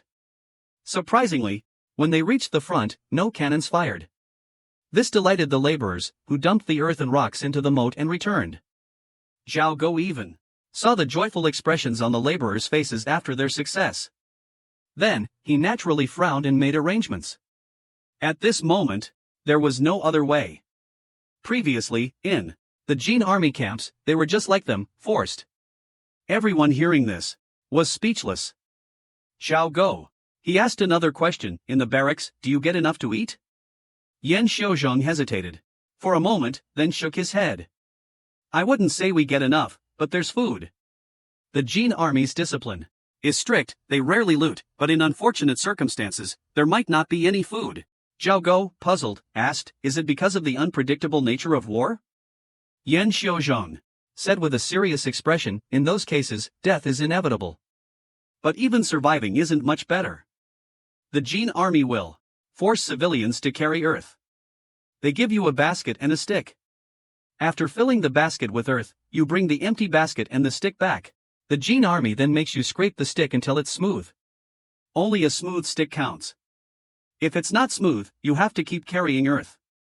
Zhao Go remained silent, speechless, even recalling the plague in the northwest 70 years prior.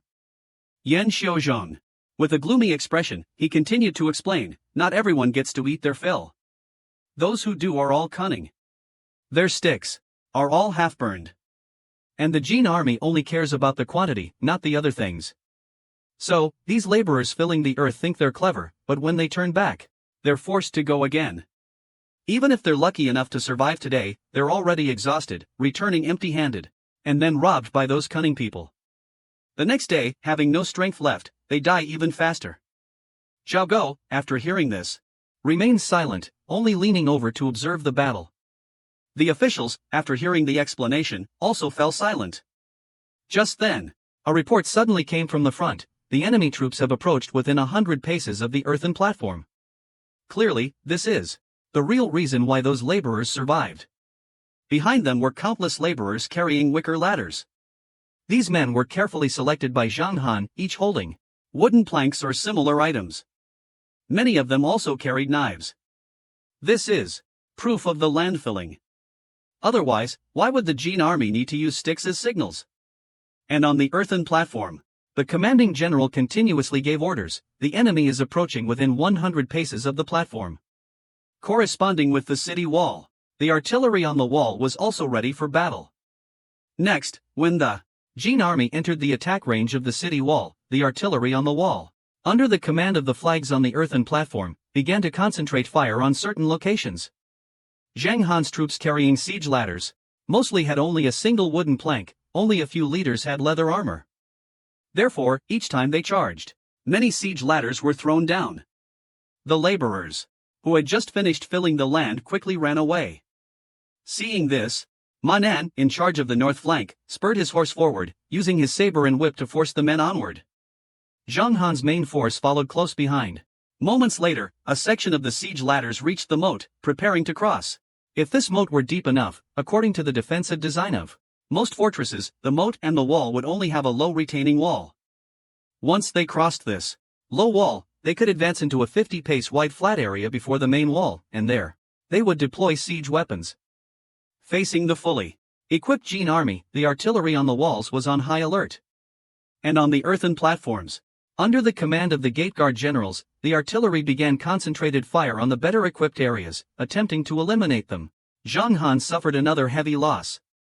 Not only that, Wang Yensali, the one in green armor, also charged into the city, was surrounded by Song troops, and fell from his horse. On the watchtower, many breathed a sigh of relief. But the generals outside the city showed no reaction upon seeing this. Their attention was focused on the scaling ladders, some even began calculating how many ladders they would need to ensure the low wall could be breached, so they could then use catapults to break down the city gates. However, a scaling ladder extending from the moat was easily pushed back down by the Song troops. The low wall had no Song soldiers defending it. From the moat to the low wall at the back, this distance, because of the covering fire from above, has always been considered the best defensive position. And sallying forth to attack is the most effective tactic. Even during the Battle of Tokyo, there were troops sallying forth from behind the low wall. But the Southern Song haven't sent any troops out to attack. Under the sky, how can there be a city defense without sallying forth? The Jin generals looked at Wan Yen got through it.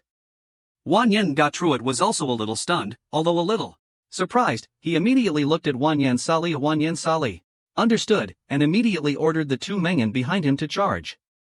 The Mengan received the order, urged their horses and prepared to join the siege.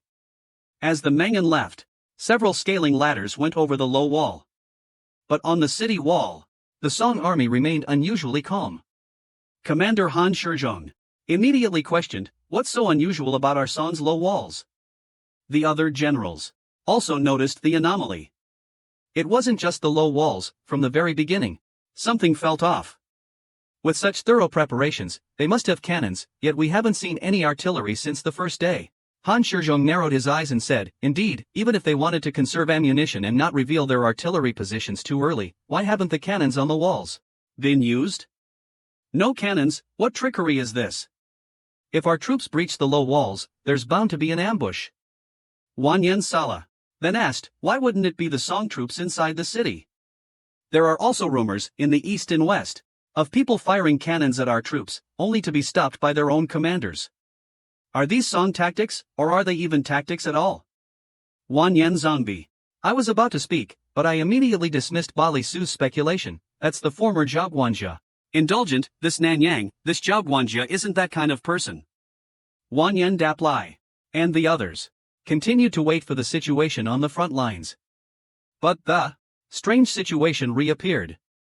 Although the capital's troops continuously reinforced their numbers based on the evolving battle, the frontline situation remained unchanged. The Ming troops continued their desperate attacks. Zhang Han's affairs continued to rise like a ladder to the clouds. But Wan Yan Goyin arrived at the frozen moat where countless had already died, and the two capital armies, Manan, armored troops, advance. Goyin gives the order. They support each other, even proactively digging trenches and building fortifications. Although due to the continuous construction of the moats on the city walls, there were casualties, but it didn't stop their advance. In March, the ice on the city's moat melted, but even though that was a success, after March, the frozen moats disappeared without a trace. At first, the generals of the Imperial Guard didn't pay much attention, because this area was originally the place with the heaviest casualties. But time passed, and yet not a single scaling ladder was successfully erected. Wan Yan Goyin. I suspect this is a trick or a trap. It's impossible for them to fill the moat with bodies like the Western region's officials did. General Shi Chang. I'm so frustrated, he said, standing up. The Southern Iron Cavalry's departure doesn't affect our 15-day siege of Yu Pass. Once Yu Pass falls, His Majesty, the Emperor Taizu, will personally lead the army and investigate the Song army's situation, ensuring a decisive victory. I'll go see what tricks the Song army is playing. Jin Wuzhu dared to accept the order to attack and looked towards Bali Su. Bali Su didn't dare hesitate, personally stopping the Jurchen general who was about to eat. Su is cautious and prudent, which is commendable, but she's from the northern tribes. How can she let someone else fight today's battle? Wouldn't that invite ridicule? Bali Su, fearing ridicule from Wuzhu, stood on the platform and shouted, "Goingha!" A strong man in his early 20s, he rushed forward, kneeling in response. Bali took coldly, ordered, "Draw your saber and place it before you. Take your cavalry along the frozen moat. See clearly what's happening. If you don't come back." The general coldly drew his saber, swiftly turned, and left. This was the man Taiyuan's Lu Shouren deeply respected. Such a high-ranking person personally scouting the enemy lines. If this were the Song dynasty, it would be unimaginable, but in the Jin dynasty, it was commonplace. This could only mean these were the Jurchens. Not people of 20. The Great Jin is the entire world. 1126 AD, the most powerful army. At this time, the Holy Roman Empire was but a hollow name, ravaged by war and plague. Its future uncertain. Your Song dynasty is fragmented. Now, only Central Asian civilization reigns supreme. After the fall of the Arab Empire, the Song dynasty surpassed the era in political, cultural, and economic terms. And in reality, the Jin dynasty, the military hegemon of the East, is the true undisputed ruler of the world. They absorbed a vast amount of advanced Song culture and occupied the fertile lands of Hebei and Liaodong. At this time, the Song remained the second most powerful economic and cultural force in the world. Just over a year ago, they nearly abandoned the Song dynasty, but it cannot be denied that the Song remained the second strongest military power in the world. At this time, on this planet, besides the Song, no one could match the Jin's military might. Except for the Jin, no one could match the Song's military weakness either. But these two powers, China truly dominates the world. Employing the virtuous, bringing peace to the nation and governing the people. Now, the situation in the East is unpredictable. The Song Emperor is besieged beneath the city walls by Wanyan Wuzhu, the fourth prince of the Jin dynasty. The battle is at a stalemate, forcing the Jin to continue deploying fresh troops.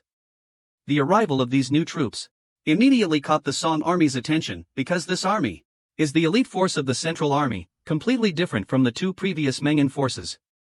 Quickly, their intentions were also discovered. They dispersed their formation, spurred their horses towards the ramparts the Song army had erected before the frozen moat, but upon reaching the moat, they dismounted and crawled across the frozen water. Clearly, they wanted to scout the situation beyond the moat. However, it was just a simple moat. Moreover, this moat was clearly dug hastily, neither deep nor wide. It couldn't hold many soldiers, but it caused a lot of trouble for the attacking Jin army. The outer moat had been filled after 4 or 5 days.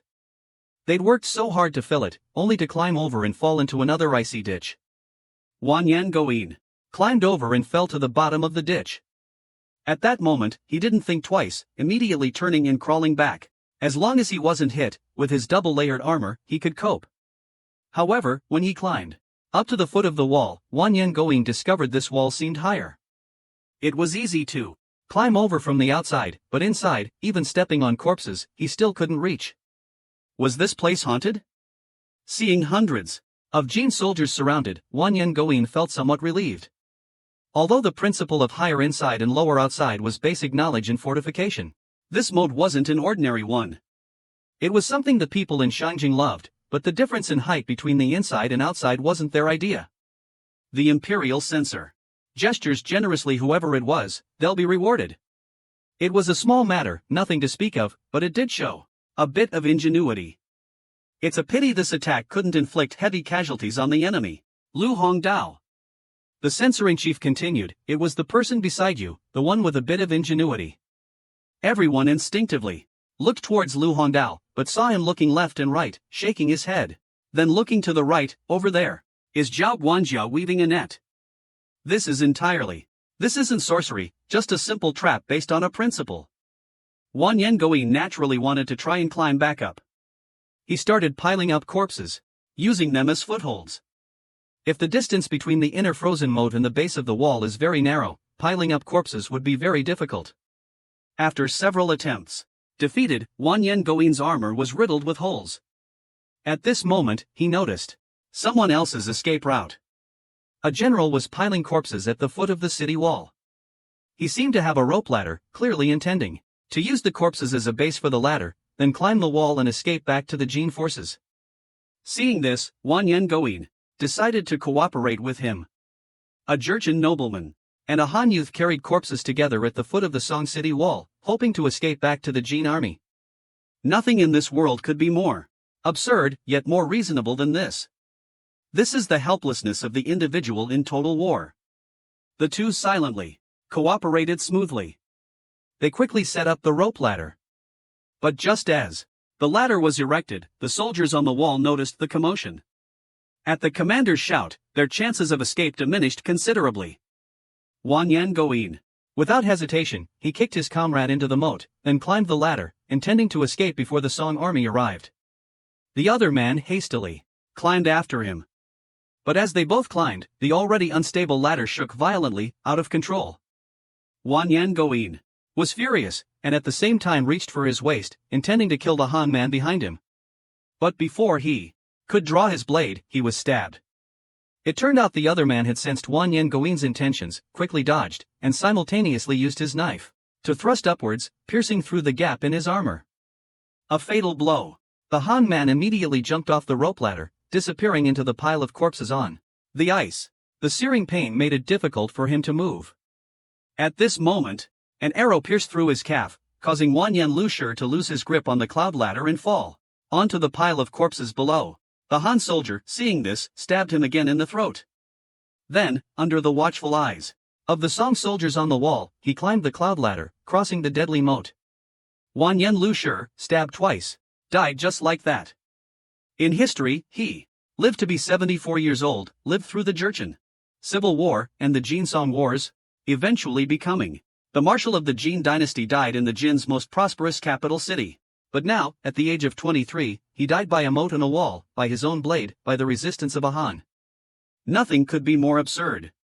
Or rather, with the war dragging on this long, millions have died. Who's looking for reasons? By afternoon, the Jin army retreated. Fresh troops appeared, only to probe the situation at the moat.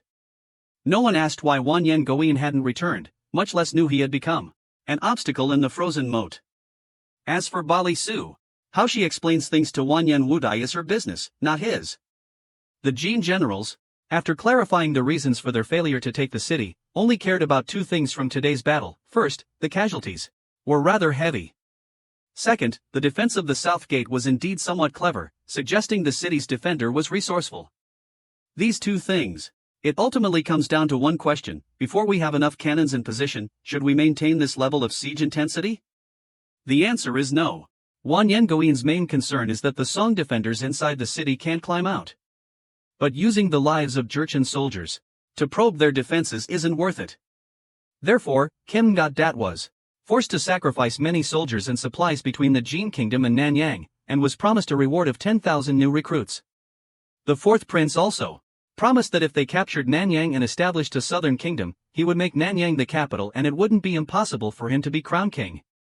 Regarding this, Zhang Han was naturally ecstatic. He thanked the fourth prince and swore he would capture Nanyang, dead or alive. Prince Zhao Go of Zhangzhou, the fourth prince, also smiled. However, when Zhang Han, stepping out of the tent, Dunshire's face darkened. He had just summoned Li Dai and explained everything. After listening, Li Dai said with a resigned look, "Isn't this sending us to our deaths? These past few days, all 3 battalions have suffered heavy losses.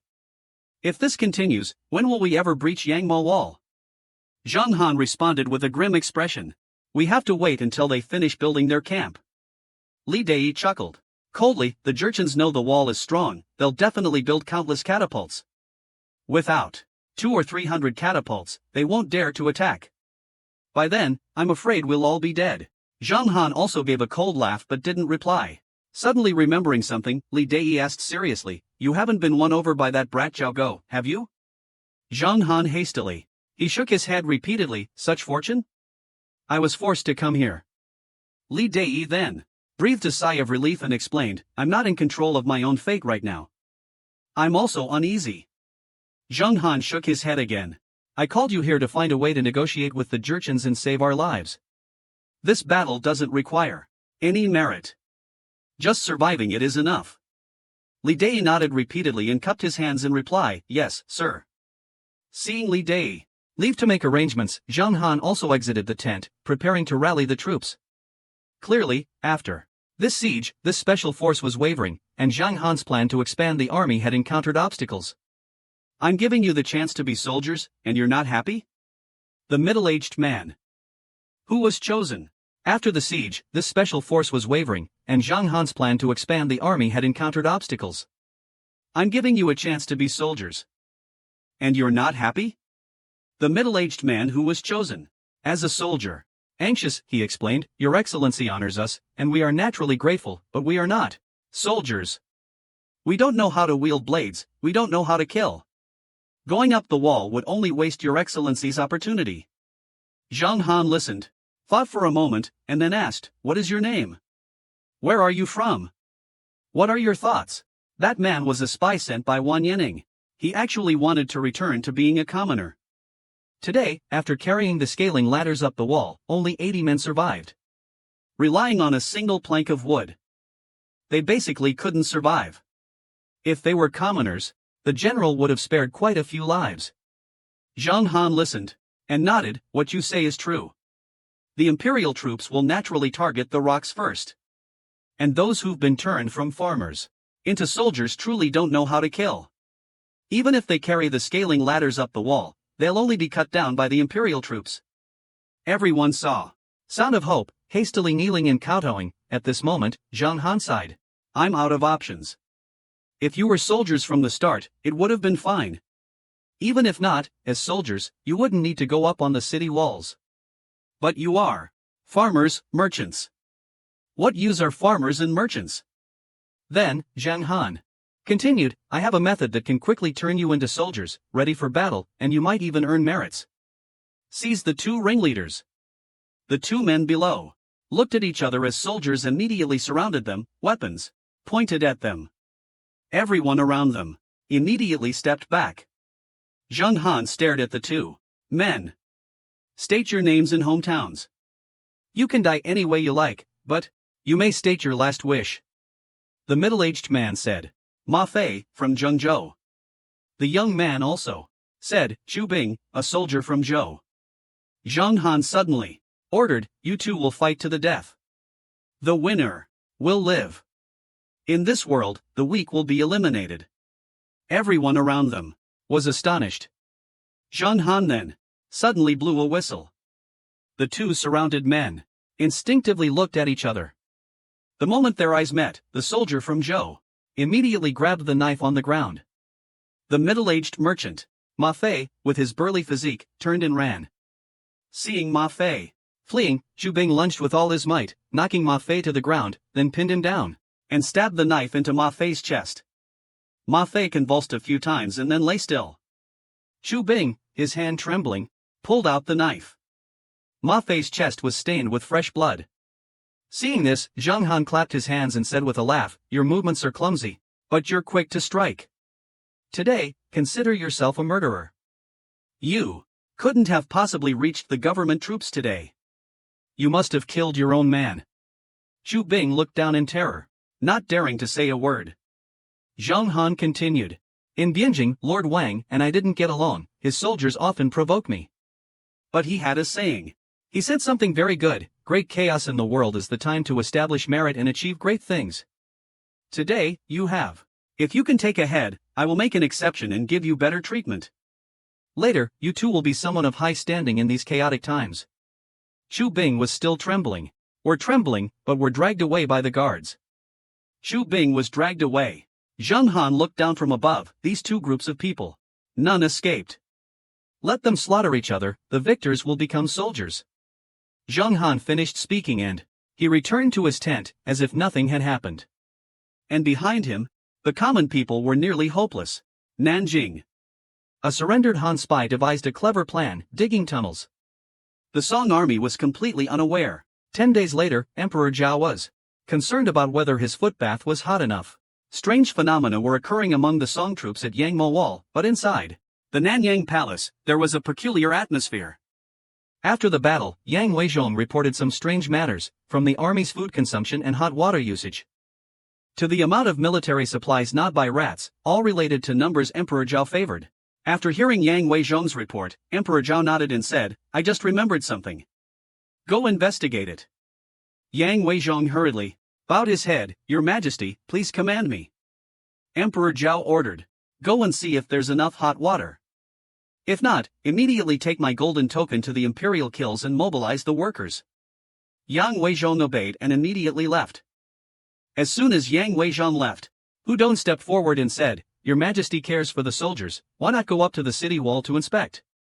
Chin Hui questioned, if Your Majesty goes to inspect the hot water, the soldiers may not necessarily be grateful. Hudong rarely spoke, continuing, upon the wall, Your Majesty should personally commend the soldiers who have rendered meritorious service, using this to proclaim the Emperor's benevolence. These past few days, military provisions in Bianjing have been scarce, and soldiers have frequently deserted. His Majesty decreed the mobilization of several thousand laborers to the city wall, saying it was to assist the soldiers. But once on the wall, they fled. Hearing this, Jingo asked, "Were you on the wall at that time? Did you know about this?"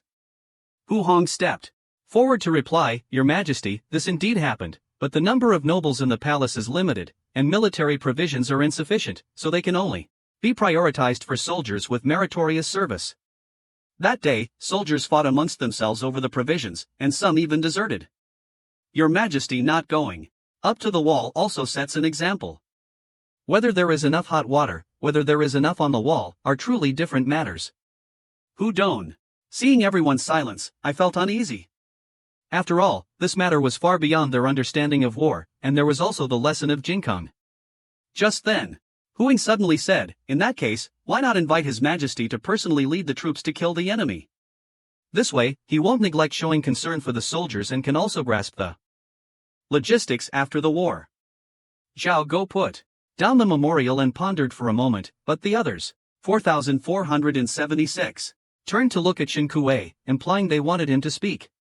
Hu Hong was delighted and hastily echoed, agreeing that Hu Ying's words were very reasonable.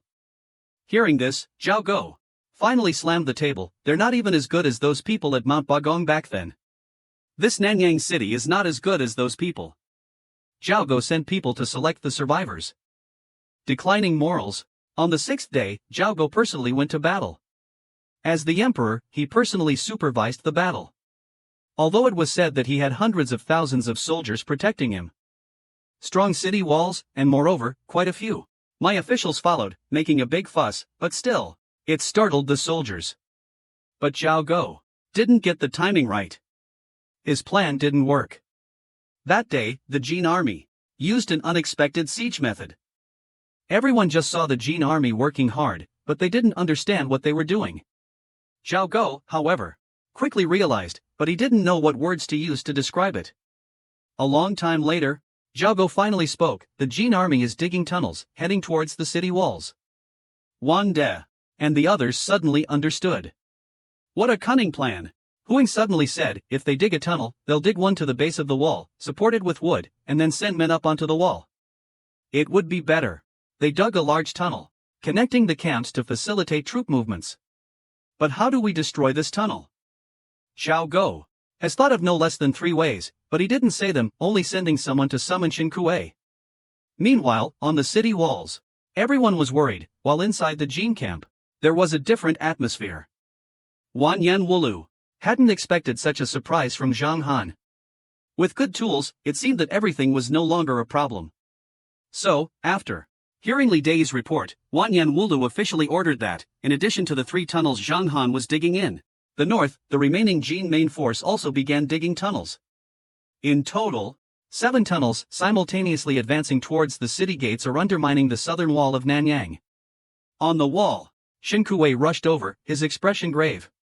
"Your Majesty, the Jin army is only besieging 3 sides." Jingo didn't even turn around, cutting him off. 2 sides. They've started preparing canvas, certainly to soak it in water and cover the exterior to prevent burning. Chin Hui's expression grew even more serious. "How does Your Majesty intend to use the remaining 2? Jingo was clearly. Some also resolutely suggested sallying forth. The more than 10,000 reserve troops in the city must eventually fight. Chen Hui nodded slightly. In agreement. The so-called 3 sides, almost all have countermeasures. To deal with this kind of wooden siege bridge, one method is naturally to set it ablaze. Another is directly outside the city, behind the horse paddock, they're engaged in close-quarters combat. And the third, according to observations from the wall and rumors, though not entirely clear, it's 8 or 9 out of 10 likely they're using catapults to bombard us." In reality, everyone is very puzzled, not understanding why the Imperial Army hasn't opened fire yet. At this moment, Jingo looked towards the Chu family behind him. The other 2 sides are easy to handle, but only on the front, with the 5 wooden bridges, who is willing to lead troops down. Hearing this, the Chu family immediately stepped forward and requested to lead the charge. Jingo then asked, "How do you plan to do this?" Then, the Chu family not only talked about the tactics, but the key was destroying the wooden bridges, saying, "First, The wooden bridges are naturally made of planks joined together. The structure is sturdy, but gaps are unavoidable, so we can use iron hooks to pull, and ropes tied tightly to pull them apart. 1,000 troops divided into 5 teams, each team of 100 men with swords and shields, will directly confront the enemy. The remaining 500 men will take iron hooks and pull from the sides, destroying the wooden bridges. As for the other 2 sides, we could also try this, focus our attack on the city gates. As for the mechanisms at the gates, I have a countermeasure. Hearing this, Zhao Go immediately nodded in agreement. Seeing this, Wang Yanba also hastily spoke up, but when Zhao Go looked towards him, the vice commander's face flushed crimson. He clearly hadn't thought of a countermeasure and didn't want to appear incompetent in front of everyone. Nanyang City still has 50,000 troops. With the highest rank, Wang Yanba should be the one in charge, but due to Zhao Go's personal arrival, along with the strong support from the Secretariat and the Censorate, the Wang family hesitated somewhat. Therefore, Wang, who had always wanted to be the Nanyang Defense Commissioner, really didn't want to miss this opportunity to prove himself. Unfortunately, everything he thought of had already been mentioned by the Chu family. Fortunately, Zhao Go was very fair and simply nodded to Wang Yanba. Vice Commander Wang's eagerness to distinguish himself is understandable, but let the Chu family handle this matter. Hearing this, Wang Yanba could only accept it. After that, Zhao Go dispatched the Xianyang and Yangwu armies, 1,000 men each, to attack from the south and west. Engage in the initial skirmish, then the elite troops will sortie. After the elite troops are deployed, the wooden bridges will be used again. The archers' range has reached the outer moat, also within the Song army's range. Under heavy cover from 3 sides, the wooden bridges protect the elite troops inside, while simultaneously attacking with fire arrows, which is proving effective. Under the barrage of arrows, the Jin army is understandably disheartened, while the morale of the Song troops is greatly boosted. Furthermore, the 7 wooden bridges are proving even more effective when used to cross the outer moat. In the moat, several thousand Jin troops only need to focus on a single tactic. In just half an hour, the wooden bridges have nearly reached the horse paddock fence. This fence, so effective yesterday, now offers no resistance and is quickly overrun by the Jin troops, easily breaking through a section. Next, the outer moat couldn't stop the advance of the wooden bridge either, but as soon as the Jin troops crossed the outer moat and approached the fence, the cry of kill suddenly rang out. This situation was completely opposite to yesterday's. The Jin troops were stunned, halting their advance. The Song troops were the first to shout kill. Wanyan Wuzhu immediately asked, why were there no defenses? Wanyan Chang immediately replied, yesterday, those who ran back reported that the Song troops had built a wall in front of the city gate. Now it seems it was to conceal the wooden bridge fortifications. Wanyan Wuzhu frowned, close combat is still the best approach. This small tactic can only be effective temporarily. In the end, we still have to rely on our strength. Wanyan Chang immediately echoed, just as the 4th prince said. But immediately after, Wanyan Wuzhu's expression changed. Only the 4th prince, Wanyan Wuzhu, was seen deploying 5 units of iron pagoda cavalry onto 5 wooden bridges. Each of these iron pagoda soldiers wore full body armor. Each suit of this armor weighed 50 kilograms and normally required at least 2 men to put on. Once in battle, from their gourd-shaped helmets to their horses' knees, they were encased in iron armor. From afar, they looked like iron towers, hence the name Iron Pagoda. Even if their horses, 4,541, were shot and fell, the armored soldiers remained as iron pagodas. If the Song soldiers wanted close combat, wouldn't they be courting death? The Jin army rejoiced. Your Highness's Iron Pagoda cavalry was actually made by the Song. The awe-inspiring Iron Pagoda cavalry, originally the pride of the Song army, was now being worn onto the enemy. The Song soldiers were terrified. We should change to the wooden bridge tactic. But the new tactic, just as it began, gave the Song army the advantage. The narrow outer moat protected the Jin troops from attack, but it also hindered their deployment speed. Furthermore, there were some simple but effective designs, such as screens used to conceal the opening and closing of the wooden bridge, making it completely invisible to the Jin. Therefore, the Jin, from the very start, were ambushed, nearly trapped at the bridge entrance, unable to get out. Zhao Go assessed the battle situation and then looked towards the Jin command platform. His father, Wanyan Wuzhu, was on the platform. At this moment, the Shu family Below the city walls had suppressed the Jin troops, and began using iron hooks and ropes to destroy the wooden bridge, but the situation. Suddenly, everything changed. Emerging from the wooden bridge were no longer ordinary Song soldiers, but Jin troops clad in full iron armor. This armor was not unfamiliar to the Song army. The Jin's ability to possess such thick armor was directly related to the craftsmen captured from Bianjing. This armor was, in fact, the traditional armor of the Song army. They had worn it themselves in the past. But precisely because they were familiar with and understood the strength of this armor, the Song troops were even more terrified. They knew its effectiveness all too well. Thousands of armor plates, weighing around 60 pounds, layered for protection, covered nearly the entire body. Moreover, being able to move freely while wearing this armor meant these were clearly elite soldiers. The Chu family was worried. Although they also had armor, it was only simple iron plating. While they were also elite soldiers, they had only trained for half a year. How could they compare to the enemy?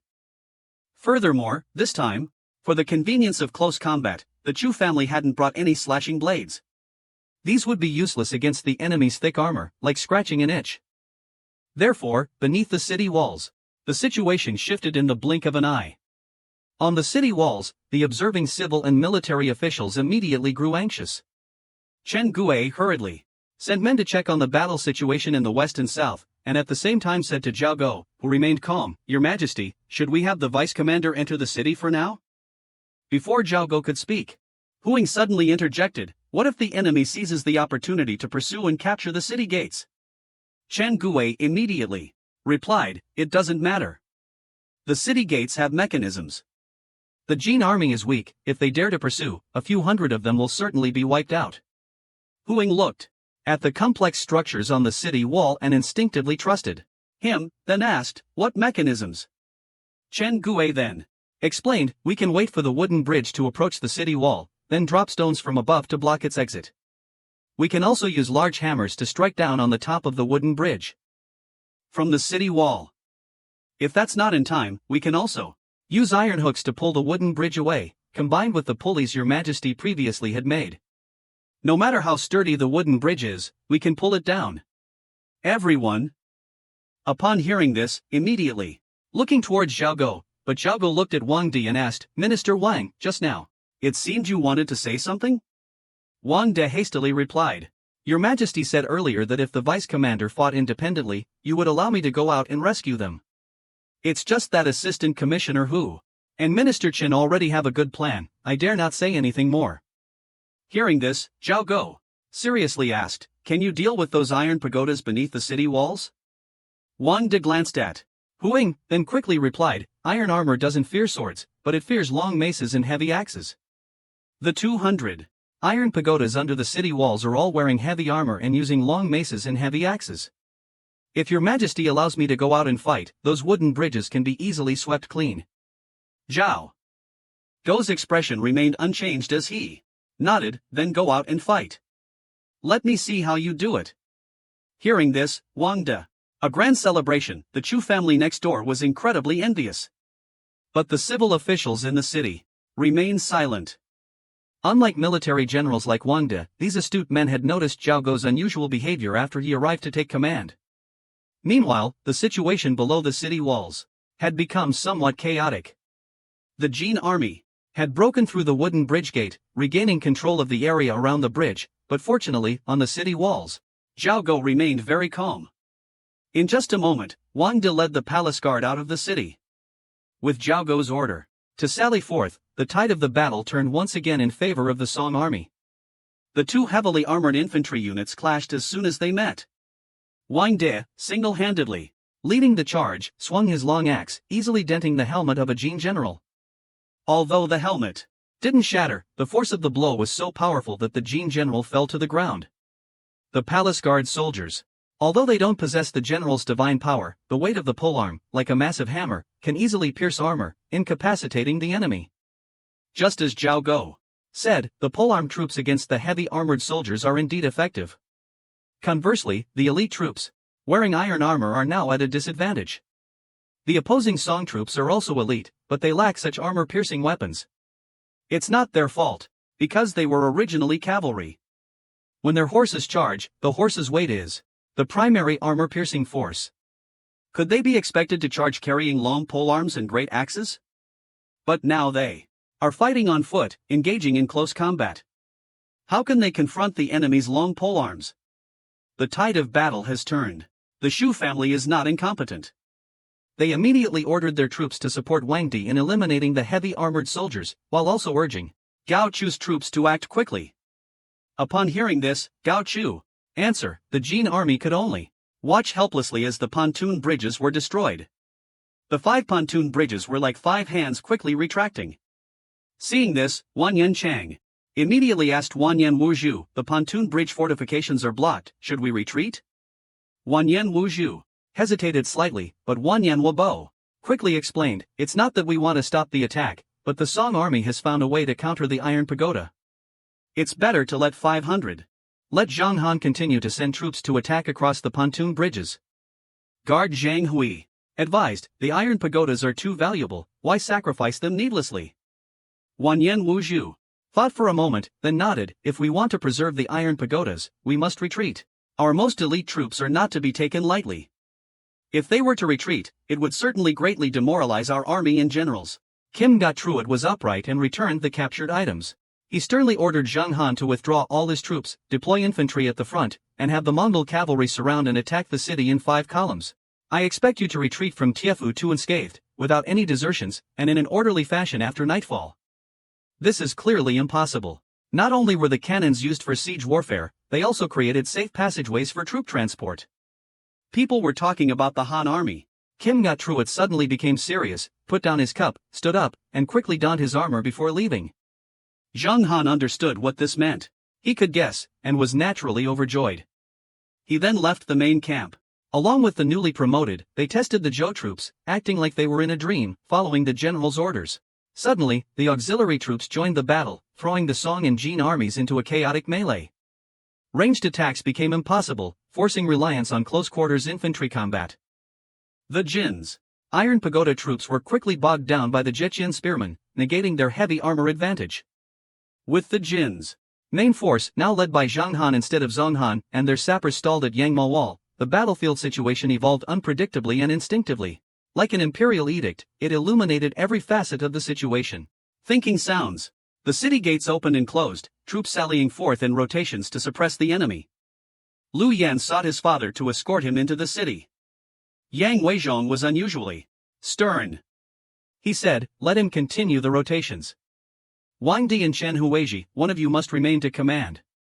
Zhao Go paused, then said coldly, Wanyan Zhonghan only wants to see my resolve today. There's no need for further theatrics. The ministers exchanged uneasy glances. A stalemate. Nanyang City quickly became the North Wall. Suddenly, many Song soldiers appeared, breaking the deadlock themselves. Lu Sun wanted to hide inside, using several city gates. This is a maneuver for launching a surprise attack outside the city during a crisis, and also a way to get General Zhao Go out, but now, Zhao Go himself revealed it early. Chen Kuei painstakingly created and designed Nanyang City's defenses. From the double hooks inside and outside the Yangmo Wall to the completely new design on the city wall, it's basically based on the characteristics of cannon warfare. Then, using the terrain, I maximized the damage to the enemy. This idea is not in conflict with the Emperor's. However, before entering the cannon warfare phase, the defense on the wall is still largely following the old, conservative ways. But today's battle, from the very beginning, it escaped the commander's control, leading to all of this. It's Zhao Kui and Jin Wushu, the 2 supreme commanders, both personally directing, and each one's decisions are beyond expectations. It's as if they are personally manipulating the players, and all the decisions are unexpected. Rather than saying they are creating and breaking strategies, it's more like they're demonstrating their resolve. In this situation, even if Chen Kuei is rational, what can he do? According to the official records, his maneuvers quickly entered a new phase. At this time, the Jin army had been reinforced to its limit, mainly restricted by the Yongdao Gate, limiting the deploying forces, while the Song army had ample combat strength, especially on the city walls. After their ranged forces were forced to cease, fortunately they still had multiple city gates could be used, allowing for alternating sorties in battles beneath the walls. It quickly devolved into a war of attrition, but neither Zhao Go nor Wanyan Wuzhu deployed their reserves, even though they had prepared for night fighting. Only when the Song army realized they were at a disadvantage did they abruptly change tactics, launching explosive-tipped rockets from the walls. 5 streams of rockets, like fire dragons, blazed through the night. At this point, both sides concluded today's prelude. A modern-day college student builds a socialist nation with Trump, allied with the same faction. One you coordinated supplies and communal dining. Even the emperor joined in the labor with his favorite concubine. November snow fell, a biting frost. The city of Namgyong has been under siege for over a month. 4 days before the siege began, the moat froze, rendering it useless. The Jin army changed tactics. Their siege attacks failed. On the 6th day beneath the walls of Yanma, the Jin army was held back. They crossed the frozen moat and engaged the Song army in close combat, retreating only at nightfall. On the 7th day of the siege, at dawn, the Jin army harassed the city from below, but their efforts were easily thwarted by the city's grappling hooks. On the 8th day, the Jin army again used large siege engines, 3 zhan long and 1 zhang wide, sturdily built, covered in leather, and further reinforced with an additional layer. The Song army's crossbows and arrows could barely penetrate them. 2 engines even reached the foot of the wall, posing an extreme danger. That day, Chen Shang Shu couldn't help but urge Zhao Go to use the cannons, but the emperor still refused. Finally, they used boiling oil and suicide soldiers with explosives to stop the siege towers. A few days later, the catapults and trebuchets were less dangerous than the siege towers, only reaching between the outer wall and the main wall. But the outer wall is now full of holes, and the Song army faced a great danger today. Seeing the large siege engines were effective, the Jin army secretly built giant siege towers, for Shanghai and 10 zhan long, several times larger than the previous ones, 5 in total. Advancing towards the south gate of Yanzhou. Their formation was as magnificent as the Van Lao described in historical records. Halfway there, even Zhao Go wavered and considered using cannons. But those Van Lao were too cumbersome. Before they reached the moat, the oxen and horses pulling them were hit by rockets and scattered in panic. The Van Lao tilted on all sides. Most of them were immediately damaged and couldn't move, and some even overturned. Gone. I don't know how much effort has been wasted. Today is the Song army's lightest day, no fighting, just shooting arrows, the war. By now, Namduong Citadel has become a large encampment.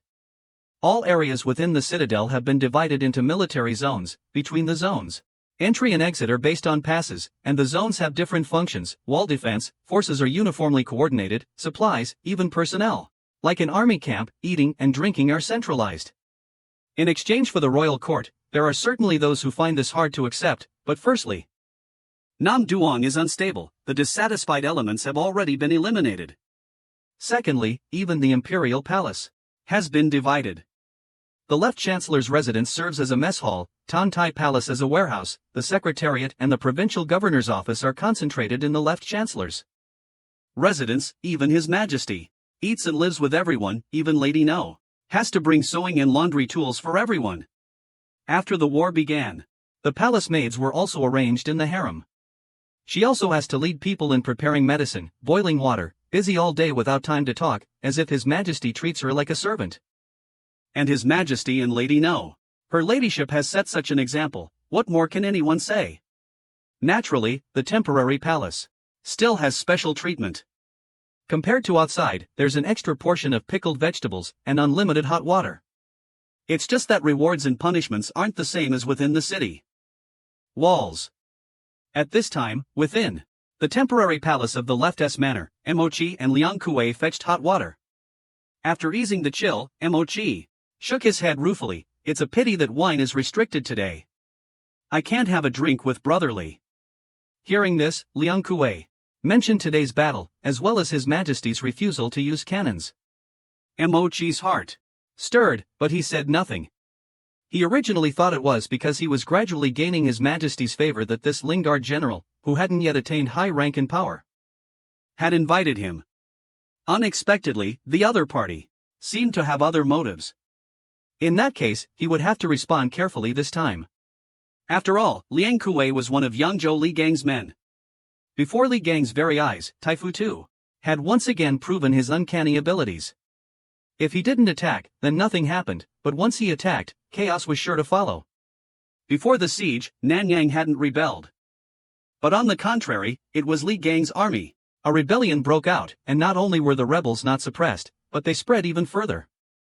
After this battle, what will become of Wu Shi and Li Gang? Direct dismissal is unlikely. But their positions will certainly be affected, plus the Chancellor will surely be furious. And Mo Chi is a member of the Privy Council, nominally under the Chancellor's authority. Thinking of this, Mo Chi carefully replied, I believe that Nanyang's defense wasn't due to the fighting, but because the Emperor insisted on not using cannons. He repeatedly rejected proposals to fire them. This concerns the hearts of the people, a matter of utmost importance. With the Emperor's resolve, the Great Song Dynasty's fate is surely secure.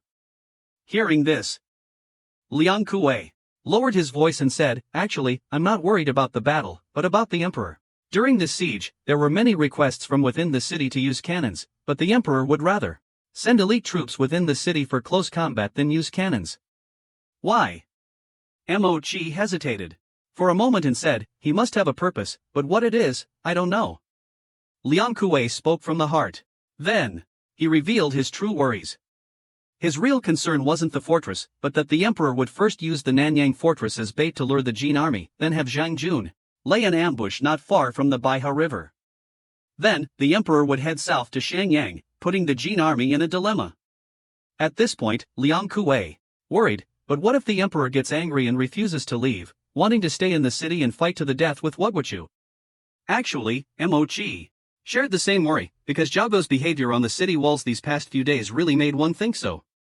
But while he thought this inwardly, he resolutely shook his head. I've been on the wall, observing the Emperor very closely. He doesn't want to compete with the Jin commander, he's putting on an act. When it comes to the critical moment, the Emperor absolutely won't be reckless. Hearing this, Liang Kuei, the two finished their dinner and bid each other farewell. But after Liang Kuei returned, he found it difficult to sleep. After all, Mo Chi was just being polite, but Liang Kuei's words hadn't been refuted. Now, in his mind, Nanyang is still the safest option, but the Zhao Emperor is ruining everything. Don't listen to him. Saying the Emperor shouldn't have come to Shenyang, but actually, even if he hadn't come to Shenyang and stayed in Nanyang, it would have been fine. After all, Liang Qi is very clear about the current situation in Nanyang. Supplies are plentiful, the city defenses are strong, and in the past few days, he's witnessed new siege tactics. With the Emperor's guidance, he feels that even if the city walls are breached, relying on the inner city areas, Nanyang can still hold out. The Great Song Dynasty will absolutely not repeat the Jingkong incident. These past few days, he has truly admired the Emperor from the bottom of his heart. It's just that, as a censor, he instinctively rejects the Zhao Emperor's departure from bureaucratic norms to some extent. Actually, it's not just Liang Qi who is conflicted. Mo Chi also shares similar thoughts. He now also feels that Nanyang can absolutely hold out.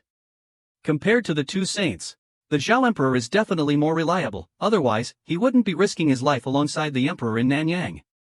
But as a subject, Liang Qi differs from Mo Chi. Mo Chi is more open-minded. In his opinion, relying solely on the defense of Shenyang is closely related to the two sages. The retired emperor, weak and incompetent, couldn't withstand the enemy forces and nearly lost the entire army in Hebei. He even spread rumors of wanting to negotiate peace, shaking the morale of the troops. As for Yuan Shang, he insisted on fighting. He was timid when the Jin army arrived at the city walls, but eager to attack as soon as they left. His risky advance ultimately resulted in defeat. He was weak when the Jin army was at the city, but as soon as they left, he was eager to fight, launching a risky attack that ended in disastrous defeat. The Song troops, blocked by the frozen moat, crossed it and engaged in close combat with the Jin, only retreating at nightfall. On the 7th day of the siege, at dawn, the Jin army harassed the city, but their efforts were easily thwarted by hooks on the city walls. On the 8th day, the Jin army, within the main camp, and currently this official, although he hasn't led an expedition to crush the enemy forces, after the Jin army's southward invasion and plunder last year, he has been training troops and horses, while actively learning from the two previous defeats. First, leading by example, he resolutely resisted and absolutely refused to mention any talk of peace. Second, with a firm stance, he treats those who work for him with reason and empathy, always observing proper etiquette. Don't you believe it?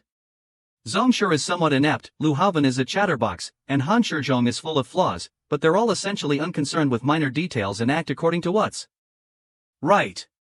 Su Jing and Wu Yong are both wholeheartedly devoted to assisting him, maintaining their rapport even amidst the turbulent court. After hearing about what happened with Shinimo, I felt the emperor had some semblance of imperial bearing. Now it seems, this emperor doesn't let his ministers down, and his ministers absolutely don't let him down either. Even the rebels in the south know he intends to rebel, but even now they still haven't officially risen up, as if not wanting to betray the emperor's trust. With things like this, Xiexingxi, after making some bizarre conclusions from his own selfish perspective, who knows what time he finally fell asleep. The next morning, he was startled awake by a commotion, and hurriedly got up to go outside and investigate. Then he discovered, now that the new siege weapons are operational, this is clearly the moment the Jin army outside the city will begin their assault. The most difficult stage of the defense has finally arrived. On the north wall, watching the enemy formations, Zhao Go suddenly asked, "Are you ready?" Chen Guiwen respectfully replied. Sweat dripping from his brow, the direction and weight have been adjusted. "Your Majesty, please quickly withdraw to avoid the cannon fire." Zhao Go asked again. "Didn't you say your city walls are sturdy, with the strongest cannons? I can just take cover below the wall." Chen Guiwen desperately urged. "Your Majesty, please withdraw now, the enemy is about to. 200 siege weapons are in formation, cannons loaded, ready to fire at any moment." Zhao Go then pointed at the talented general and said, "Don't wait for them. They are waiting for you to fire the first volley. Go now." Seeing this, Chen Guiwen stopped persuading and immediately gave the order. In an instant, flags on the city wall fluttered as the commanders on the platform, holding his breath in anticipation. At this final moment, he still couldn't resist the urge to watch the excitement, so he stood beside Wang Yanwen and said, "I also want to see what's so strange about the Nanyang chariot." Just as Wang Yanwen and the others were on edge, Chen Guiwen, on the city wall, after finishing his preparations, gave the final command using a strange word, but everyone understood: fire. Chen Guiwen loudly gave the order, facing the command post. At the command post, the signal flag was raised high. The soldiers at the chariot position, seeing the flag, didn't act like the Jin soldiers outside the city, who needed dozens of men to turn their cannons. Instead, only one strong soldier, holding a large wooden mallet, went to the muzzle section and struck it once. Just one strike, and the chariot was immediately activated. The 10-round magazine opened, the rear weight dropped straight down, raising the front ammunition section, and then hundreds of cannon fire erupted from the walls of Nam Duong. Some were polished round shot, others the original spherical projectiles. The first type, armor-piercing rounds, were mostly aimed directly at the Jin army's tank formations, while the head-sized spherical projectiles were fired from elevated platforms near the city walls, aimed directly at the Jin command post to the north. At the command post, just as Wang Yanwen finished speaking, countless shouts erupted from the Mengan and Mook soldiers. Then, as the cannon fire rained down, standing at the front, Guard Commander and Mayor Wang Yanwen turned around just as a round shot grazed his head. The projectile then slammed into his chest, knocking off his solid gold mayoral badge and sending him sprawling to the ground, covered in blood. As seasoned veterans, they had seen armor pierced by cannon fire. While the exterior armor appeared intact, opening the faceplate revealed a bloody mess inside. Compared to those armor-piercing rounds, these spherical projectiles were even more terrifying. Wang Yanwen, his face beaming, suddenly saw the bullet hit and ricochet, rolling across his face, off his helmet, smeared with blood, then strike the face of Zhan Huisheng as he fell to the ground. It then shattered, fragments hitting another Mengan in the leg, breaking it and sending him tumbling. It all happened in a flash. Those still alive on the command platform hadn't yet reacted, their faces blank with shock despite witnessing the scene. But the surrounding guards reacted quickly, rushing onto the platform and pulling the panicked high-ranking officers down. This act, seemingly commendable, proved harmful, because while casualties had occurred, the Song army couldn't fire a second volley so quickly. Instead, many were trampled and dragged to death. These officers were at least of Mook and Tiejia rank, the majority even Mengan. By the time the guards, under heavy guard behind the command post, Wang Yanwen and the others were still in shock. They had regained their senses, but they could hardly believe what they had just witnessed. Meanwhile, Zhao Go on the city wall After the cannon fire landed, became calmer. After all, from such a distance, he only saw people falling to the ground, followed by chaos. He couldn't see the specific situation clearly. He didn't have any special vision, and besides relying on the principle of leverage to create a counterweight design, it didn't surpass the scientific and technological level of this era. The cannonballs didn't even have explosives, because he didn't know how to ensure the stability of explosives, nor could he guarantee their airtight containment. Explosives here were only used as an auxiliary technology, only able to be described as burning more intensely than the Jin's explosives, perhaps in some special cases able to achieve miraculous results. Explosive shells could only be imagined. Of course, the war chariot had changed the siege warfare model, and his side held the artillery advantage, which was enough to stop the Jin army at Nanyang. Reality had proven this. This success is because before the audience, Chen Guiwen presented Zhao Go with a long memorial. In that memorial, his military thinking can be seen. First, a flexible defense strategy. Second, city wall design must prioritize cannon defense, and counterattack methods must also be artillery-centric. This artillery-focused military thinking, for a transmigrator, is undoubtedly absolutely correct. That's why there was only half a month of training and today's victory. On the city walls, cheers erupted. But after watching the battle, Zhao Go insisted that all the civil and military officials descend from the wall with him. This was the best way to avoid the Jin army's cannon fire outside the city. For the rest of the morning, the sound of cannons on the Nanyang city walls didn't cease, but it was clear that the number of Jin war chariots wasn't large, and their firing efficiency far inferior to the Song Dynasty's chariots. The evolution that the heavy chariot brought about was truly comprehensive. For example, with dozens fewer men pulling the cannon at the front, there was space to install a protective shield at the front of the chariot. The counterweight ensured stability, making firing more accurate, and the angled wheels allowed for faster adjustments to the firing direction. Faster, stronger, farther, more accurate, and better defended. Combined, this was complete dominance. Therefore, after the first raid on the command post, the Song chariots continuously bombarded and shattered the Jin chariot positions. Conversely, Nanyang City had no watchtowers, and its narrow city walls were specially reinforced. So, when the Jin chariot positions completely collapsed, the casualties on the city walls were minimal. By afternoon, when, having determined the Jin chariots were useless, Zhao Go returned to the city wall, but he fell silent. The Jin army was completely silent, neither provoking nor attacking. The forward command platform was empty, not even a banner in sight. Clearly a great victory. Cheers erupted on the city walls, but the Jin camp remained deathly quiet. Truth be told, Wang Yanwen wasn't to blame. He had considered the chariot issue, knowing a siege relied on them. Moreover, after the defeat at Taizhou, he had already prepared himself for a protracted artillery battle. But no one could have anticipated the Song chariots would have such range and accuracy. And now, he no longer had time to dwell on the chariot problem, because a more pressing issue lay before him. Inside the main camp, Wang Yanwen looked up and asked, "How many are left?" A Han soldier trembled.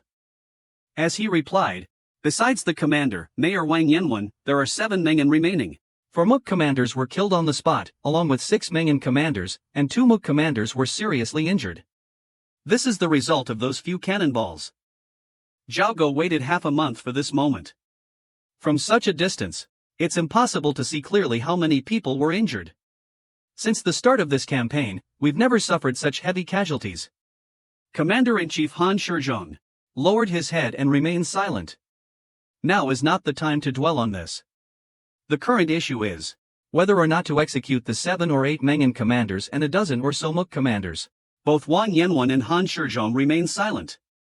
Is this true or false? Half of the army's commanders are gone? There's no need to fight anymore.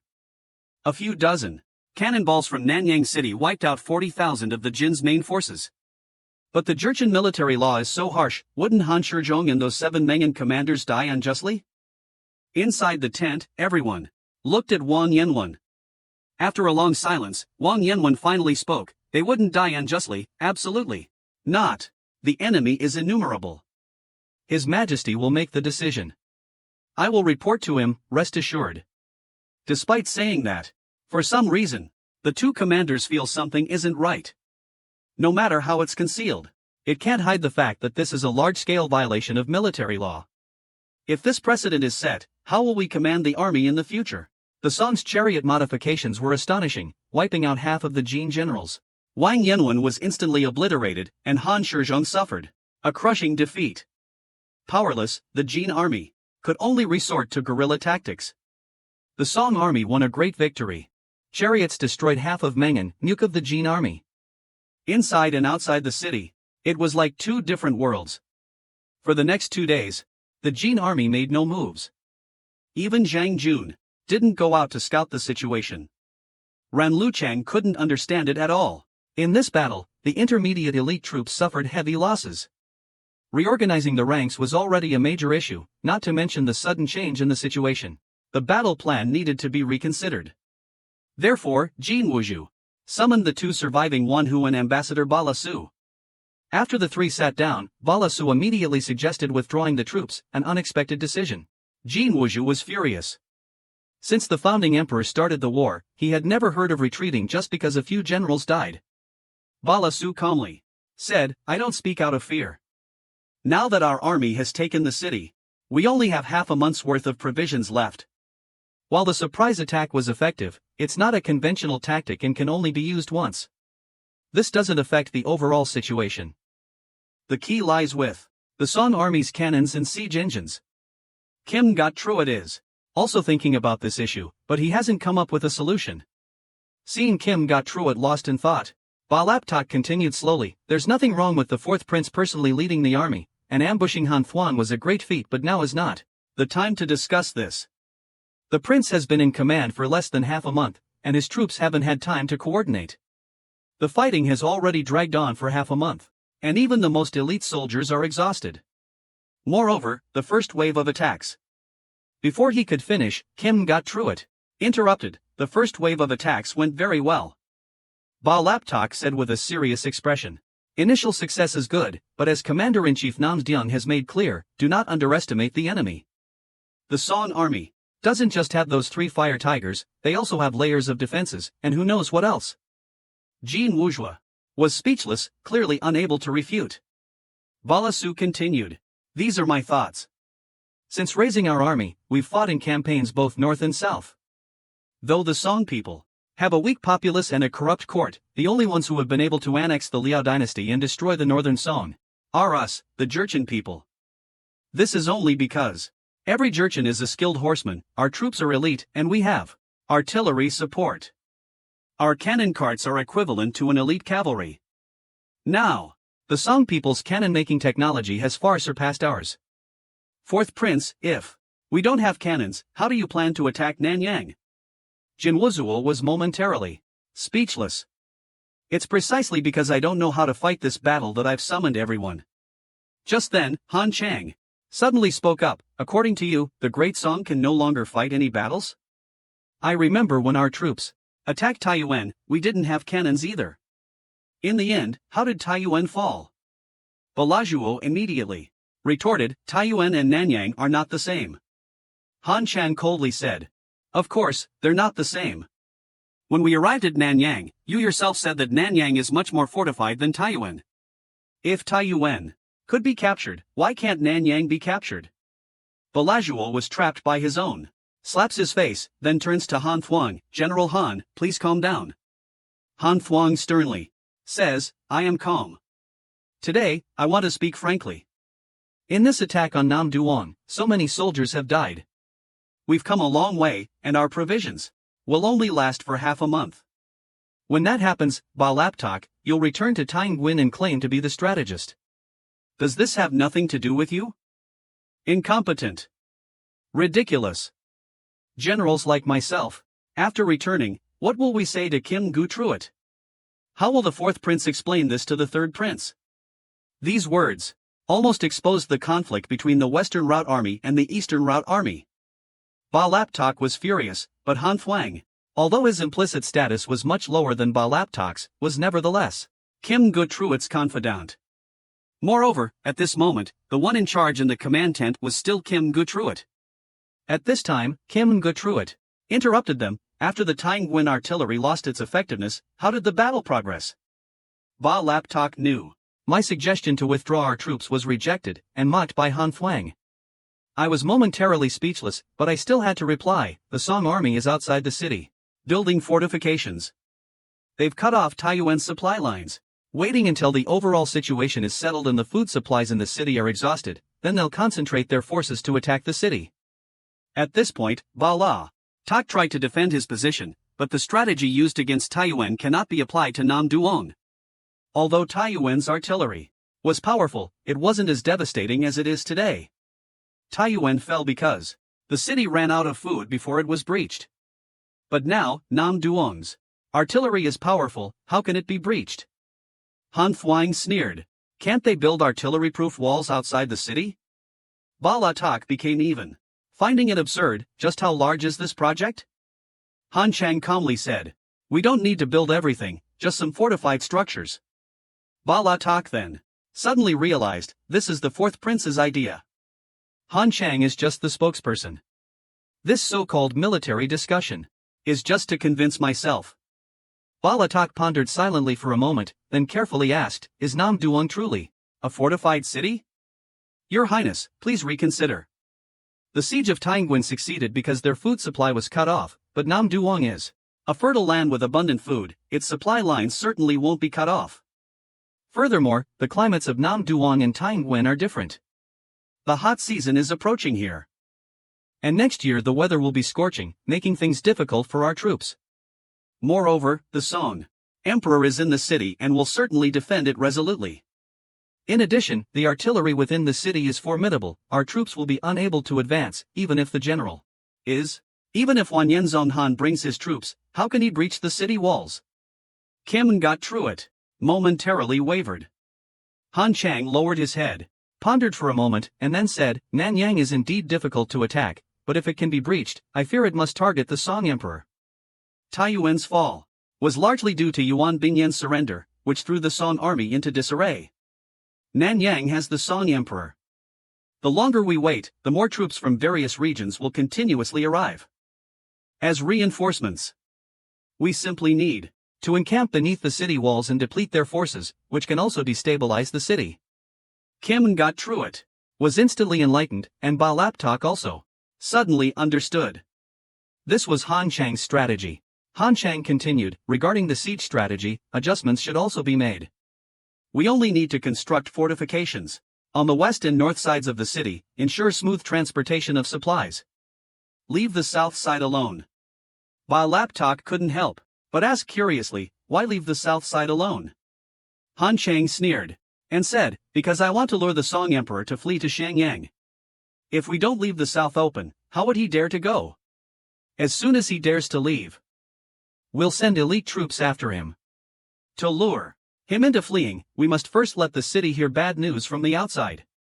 Otherwise, wouldn't he just sit comfortably? Jin Wuzhu finally spoke, this is psychological warfare. Ba Tak, you can't say it can't be done, can you?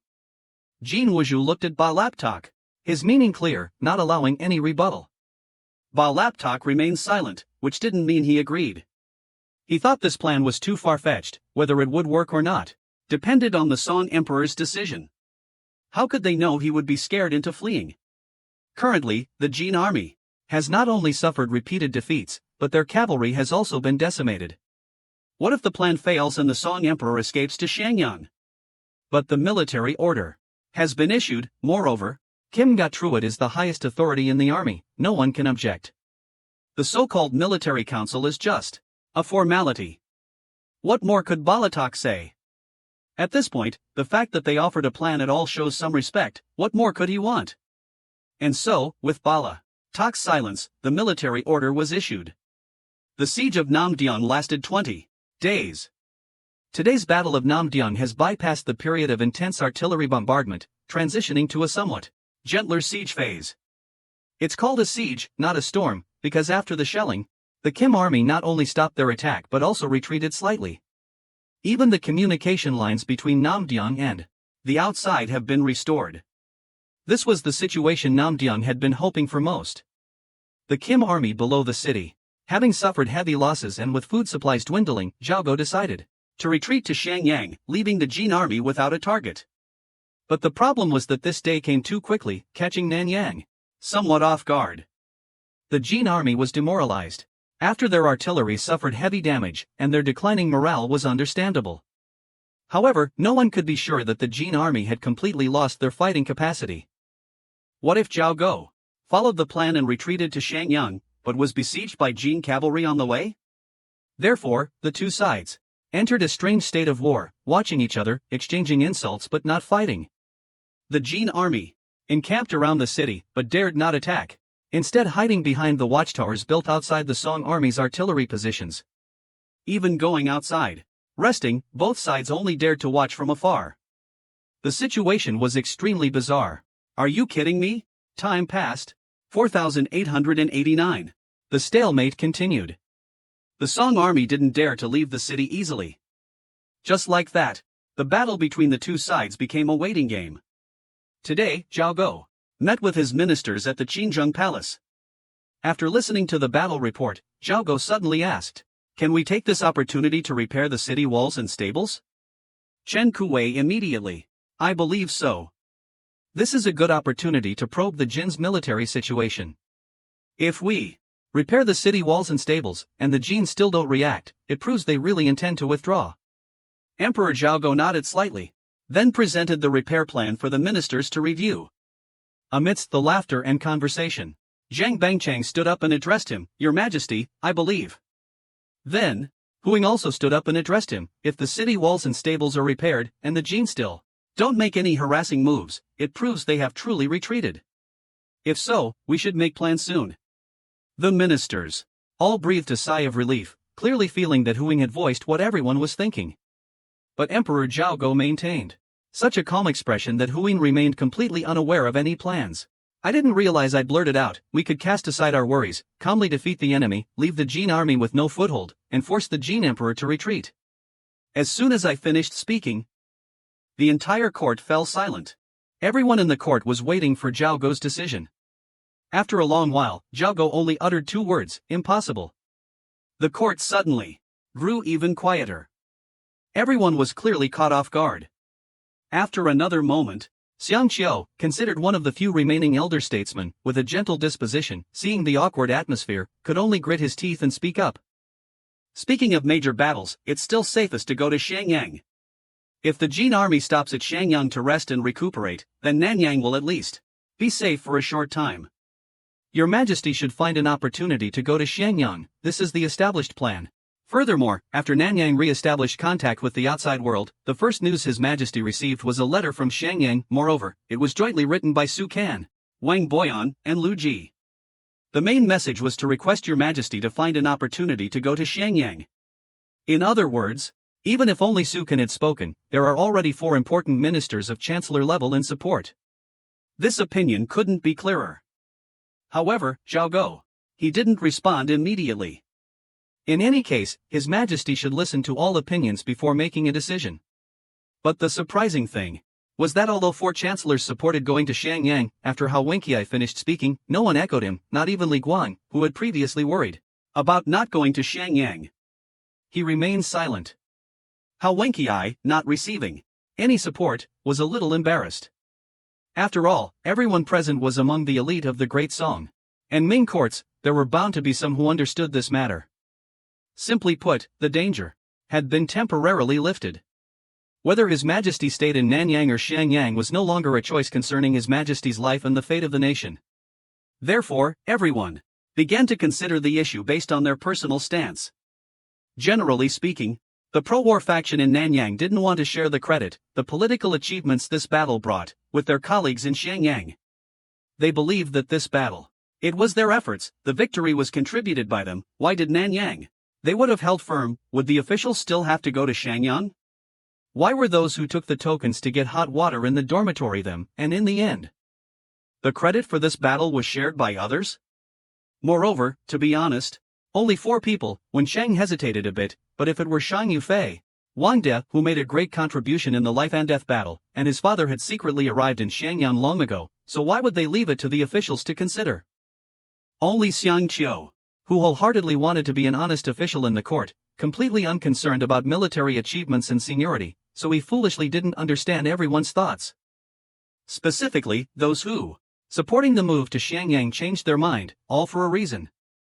Among them, Li Ruopa agreed at that time for the greater good, but now that the danger is gone, of course, he would not take the initiative to speak up. As for Liang Katrak, because after communication was restored, news came from the south of Xiangyang about the southeast region. It turned out that the rebellion in the southeast was becoming more serious. Directly related to Li Fei. Li Fei believed the army of Wang Yi, but when the main army was about to arrive, there was a 1,000-year-old grudge with Wang Yi, so they temporarily changed the general, and as a result, they selected Wang Shengchen, a man who's been idle in the southeast for decades. Although he was a renowned general of the Western Army in his youth, and even had outstanding performance on the battlefield. That was all decades ago. He's been enjoying his for decades, how could he still possess the skills of a general? In fact, that's why the two armies clashed. There were rumors in the army that Li Fei looked down on young generals and only used old ones, taking the opportunity to purge them. Therefore, the Ping Han army, led by mid-ranking officers, rebelled, and Wang Shengchen could only flee back to Yangzhou under the escort of his trusted aides.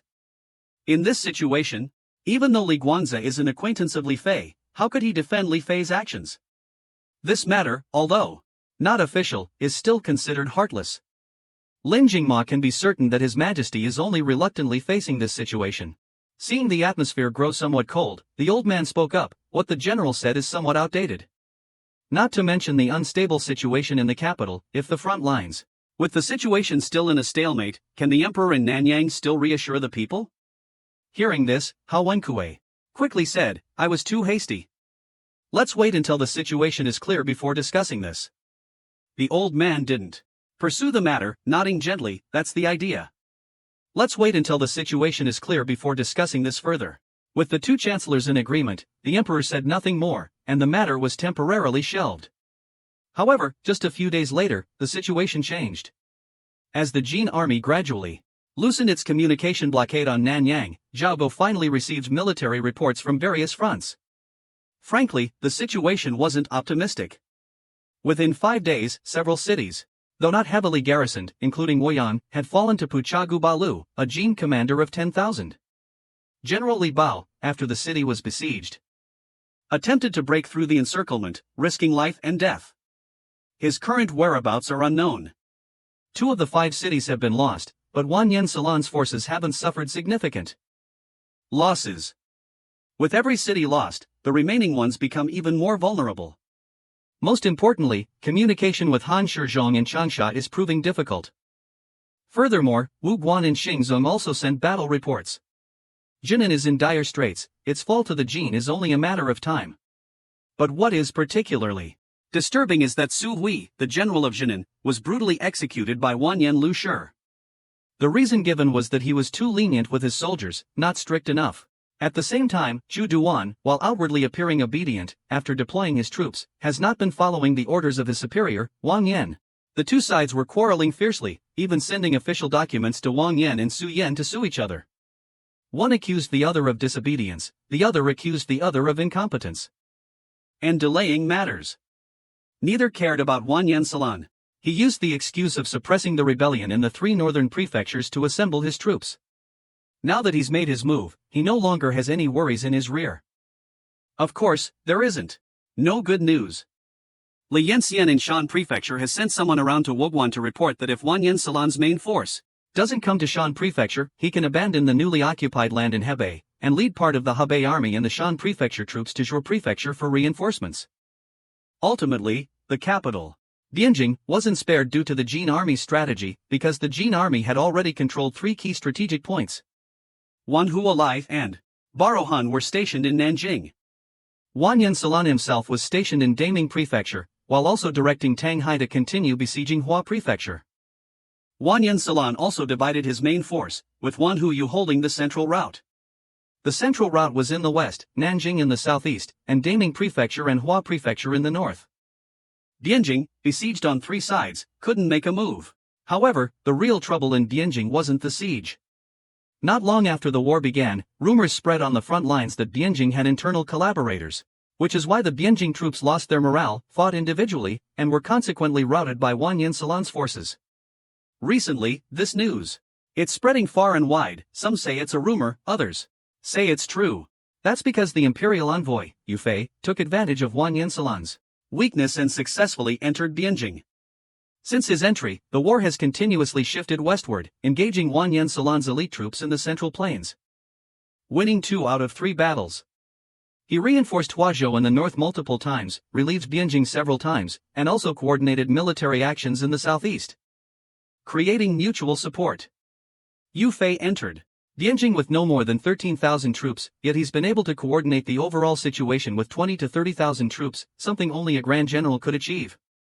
Therefore, many speculate that this must be orchestrated by Zhongshu. The reason for saying Zhongshu has inside help is simple. Zhongshu has always maintained a reclusive stance, always objecting to controversial matters, yet this time he hasn't publicly appeared to reassure the people. In addition, south of Bianjing, a large number of troops, 46,000 in total, are concentrated in Guilin, yet there's been no movement. This only fuels the rumors. Because of this, Zhao Go summoned his key ministers for a discussion. Zhao Go first confirmed the validity of the news. The imperial clan is definitely involved, because Xiao Dexian's success in holding Bianjing this time was due to him relaying my orders to Yufei for coordinated operations there. Hearing this, everyone's expression changed, but no one spoke. Zhao Go said, puzzled, I haven't even asked yet. Why didn't you let him answer? Your Majesty, don't forget the southeast incident. Regardless of whether the imperial clan is involved or not, regardless of whether the imperial clan actually gave the order, there are still other high-ranking officials in Bianjing. How could Yufei be made supreme commander? At this juncture, letting Yufei taking command of the Bianjing garrison, especially with unclear orders coming from Nanyang amidst the war, I fear the tens of thousands of troops in Bianjing will mutiny. Hu Yin also formally questioned whether Yufei's appointment to the garrison was proposed by Zhongshu, but Zhongshu is under his command, so it's inconvenient to ask him directly. Therefore, he couldn't help but ask, who can help him? Zhao Go could only admit he knew they were right. Currently, besides Zhao Go, no one trusts Yufei. Not long ago, even Li Yanxian looked down on Yufei, let alone the Bianjing garrison with those ragtag soldiers. Therefore, Wang Yuan wasn't exaggerating at all. Just a slight hint of this, and I'm afraid before Yufei can even take control of the Bianjing garrison, half the troops will have already mutinied. But the problem is, we're surrounded by difficulties on all sides, and only Yufei and the Bianjing garrison can break the deadlock. But isn't this a contradiction? We must use Yufei to break the deadlock, but using him in such an exceptional way could very well cause the entire situation to collapse. Zhao Go looked at his ministers, then asked, if we don't use him now, who can we use? The ministers were silent at first, then sighed. Just as His Majesty said, who else can we use for this? The reason Zhao Go used Yufei goes without saying. For someone who's time-traveled, the name Yufei itself is the reason. Like Han Shizhong, he's a card that can be played boldly. But besides Yufei, who else can be used? Looking across the battlefield, only the Bianjing troops are idle. Therefore, whoever it is must go to Bianjing to manage the overall situation. The imperial clan should understand. This matter is very difficult to handle. As for Li Gang, after the Pinghan campaign and this chaos in the southeast, everyone has lost faith in his military capabilities. And Li Yanxian, he's definitely usable, but Xianzhou is a critical juncture, linked to whether the Songjin front can hold at the Yellow River. Once Li Yanxian goes to Bianjing to command troops, Lu Shi or Yingshuk will immediately attack Xianzhou. At that point, the Jin forces from east and west will converge, which would be suicidal. By the same logic, Zheng can't be easily mobilized either. Otherwise, the gateway to Jianhui will be wide open, and the Jin army will seize the opportunity to advance south to Yangzhou. That would be interesting. After much consideration, among the northern Jin forces who have achieved military success and are trustworthy, there's only Yufei, who was a death row inmate just a year ago. So, I have to use him. But I can't give him too grand a title. Why did Li Yanxian change his name to Kong Jing? Isn't it because he was unworthy of that name? Li Gang's military ability isn't as good as Xian Li's. Li Gang is incompetent, leading to his defeat by the Jin forces. As for the rebels in the southeast, they require Wang Shengshan to deal with them personally. He has a great reputation, but he hasn't commanded troops for years. Who would obey him? Matters within the army aren't that simple. To have many people entrust their lives to one person, there must be proof of his ability. Moreover, the Bianjing troops, most of them are pardoned bandits and rogue soldiers. If something happens, these men wouldn't hesitate to return to banditry. The current situation is somewhat unexpected for Zhao Go, because he had made plans earlier in Nanyang. He didn't know if Zhang Zhe was involved or not, but he knew Zhang Zhe had arrangements in Bianjing. Worried that Zhang Zhe, being old and frail, might encounter trouble, Zhao Go had arranged a backup plan. This plan was Zhang Shu, the Guingdong Circuit Pacification Commissioner. Zhang Shu had befriended Zhang Zhe early on, and more importantly, he and Zhang Zhe were both supporters of Yufei. Their trust in Yufei was unquestionable. According to the original plan, even if something happened to Zhang Zhe, Zhang Shu would take over the Bianjing garrison headquarters, and Yufei would also have more room for protection and development. But now, saying these things is useless. Kong Yanzhou and Lin Chang have escaped. At this moment, Hao Wenkui, he said with some frustration, this isn't as simple as it seems. The Jin army has us surrounded, our artillery doesn't dare advance, but are the Jin truly spent? I understand them besieging the 3 passes, but such a large flanking force. How? Can't we stop the flood of obscene letters? Why just let them spread everywhere? Zhao Go watched the performance, and the imperial troops outside openly admitted they're using psychological warfare. If Nanyang's defenses are so strong, they'll use these underhanded tactics to force us to move our troops. Once we do, we'll expose our weaknesses. This is a blatant scheme. We can't say Han Shizhong acted rashly. Can we say the Dongjing army is so weak they can't even fire a single arrow? Hao Wenkui argued. Finally, the emperor nodded. It's good that His Majesty understands. I have one more question. If we know the elite troops outside the city are using psychological warfare, why deliberately transfer Yufei? Just to replace the Kaifeng commander? Looking at the current situation, the Kaifeng commander must be seriously ill, and Yufei isn't under control in Kaifeng. Zhao Go sighed. Abandoning the city is a dead end. Do you know what I want? I want Han Shizhong. I want my loyal minister to live. I'm truly unwilling to accept this. If Han Shizhong dies in Changsha, who can shoulder the burden in the future?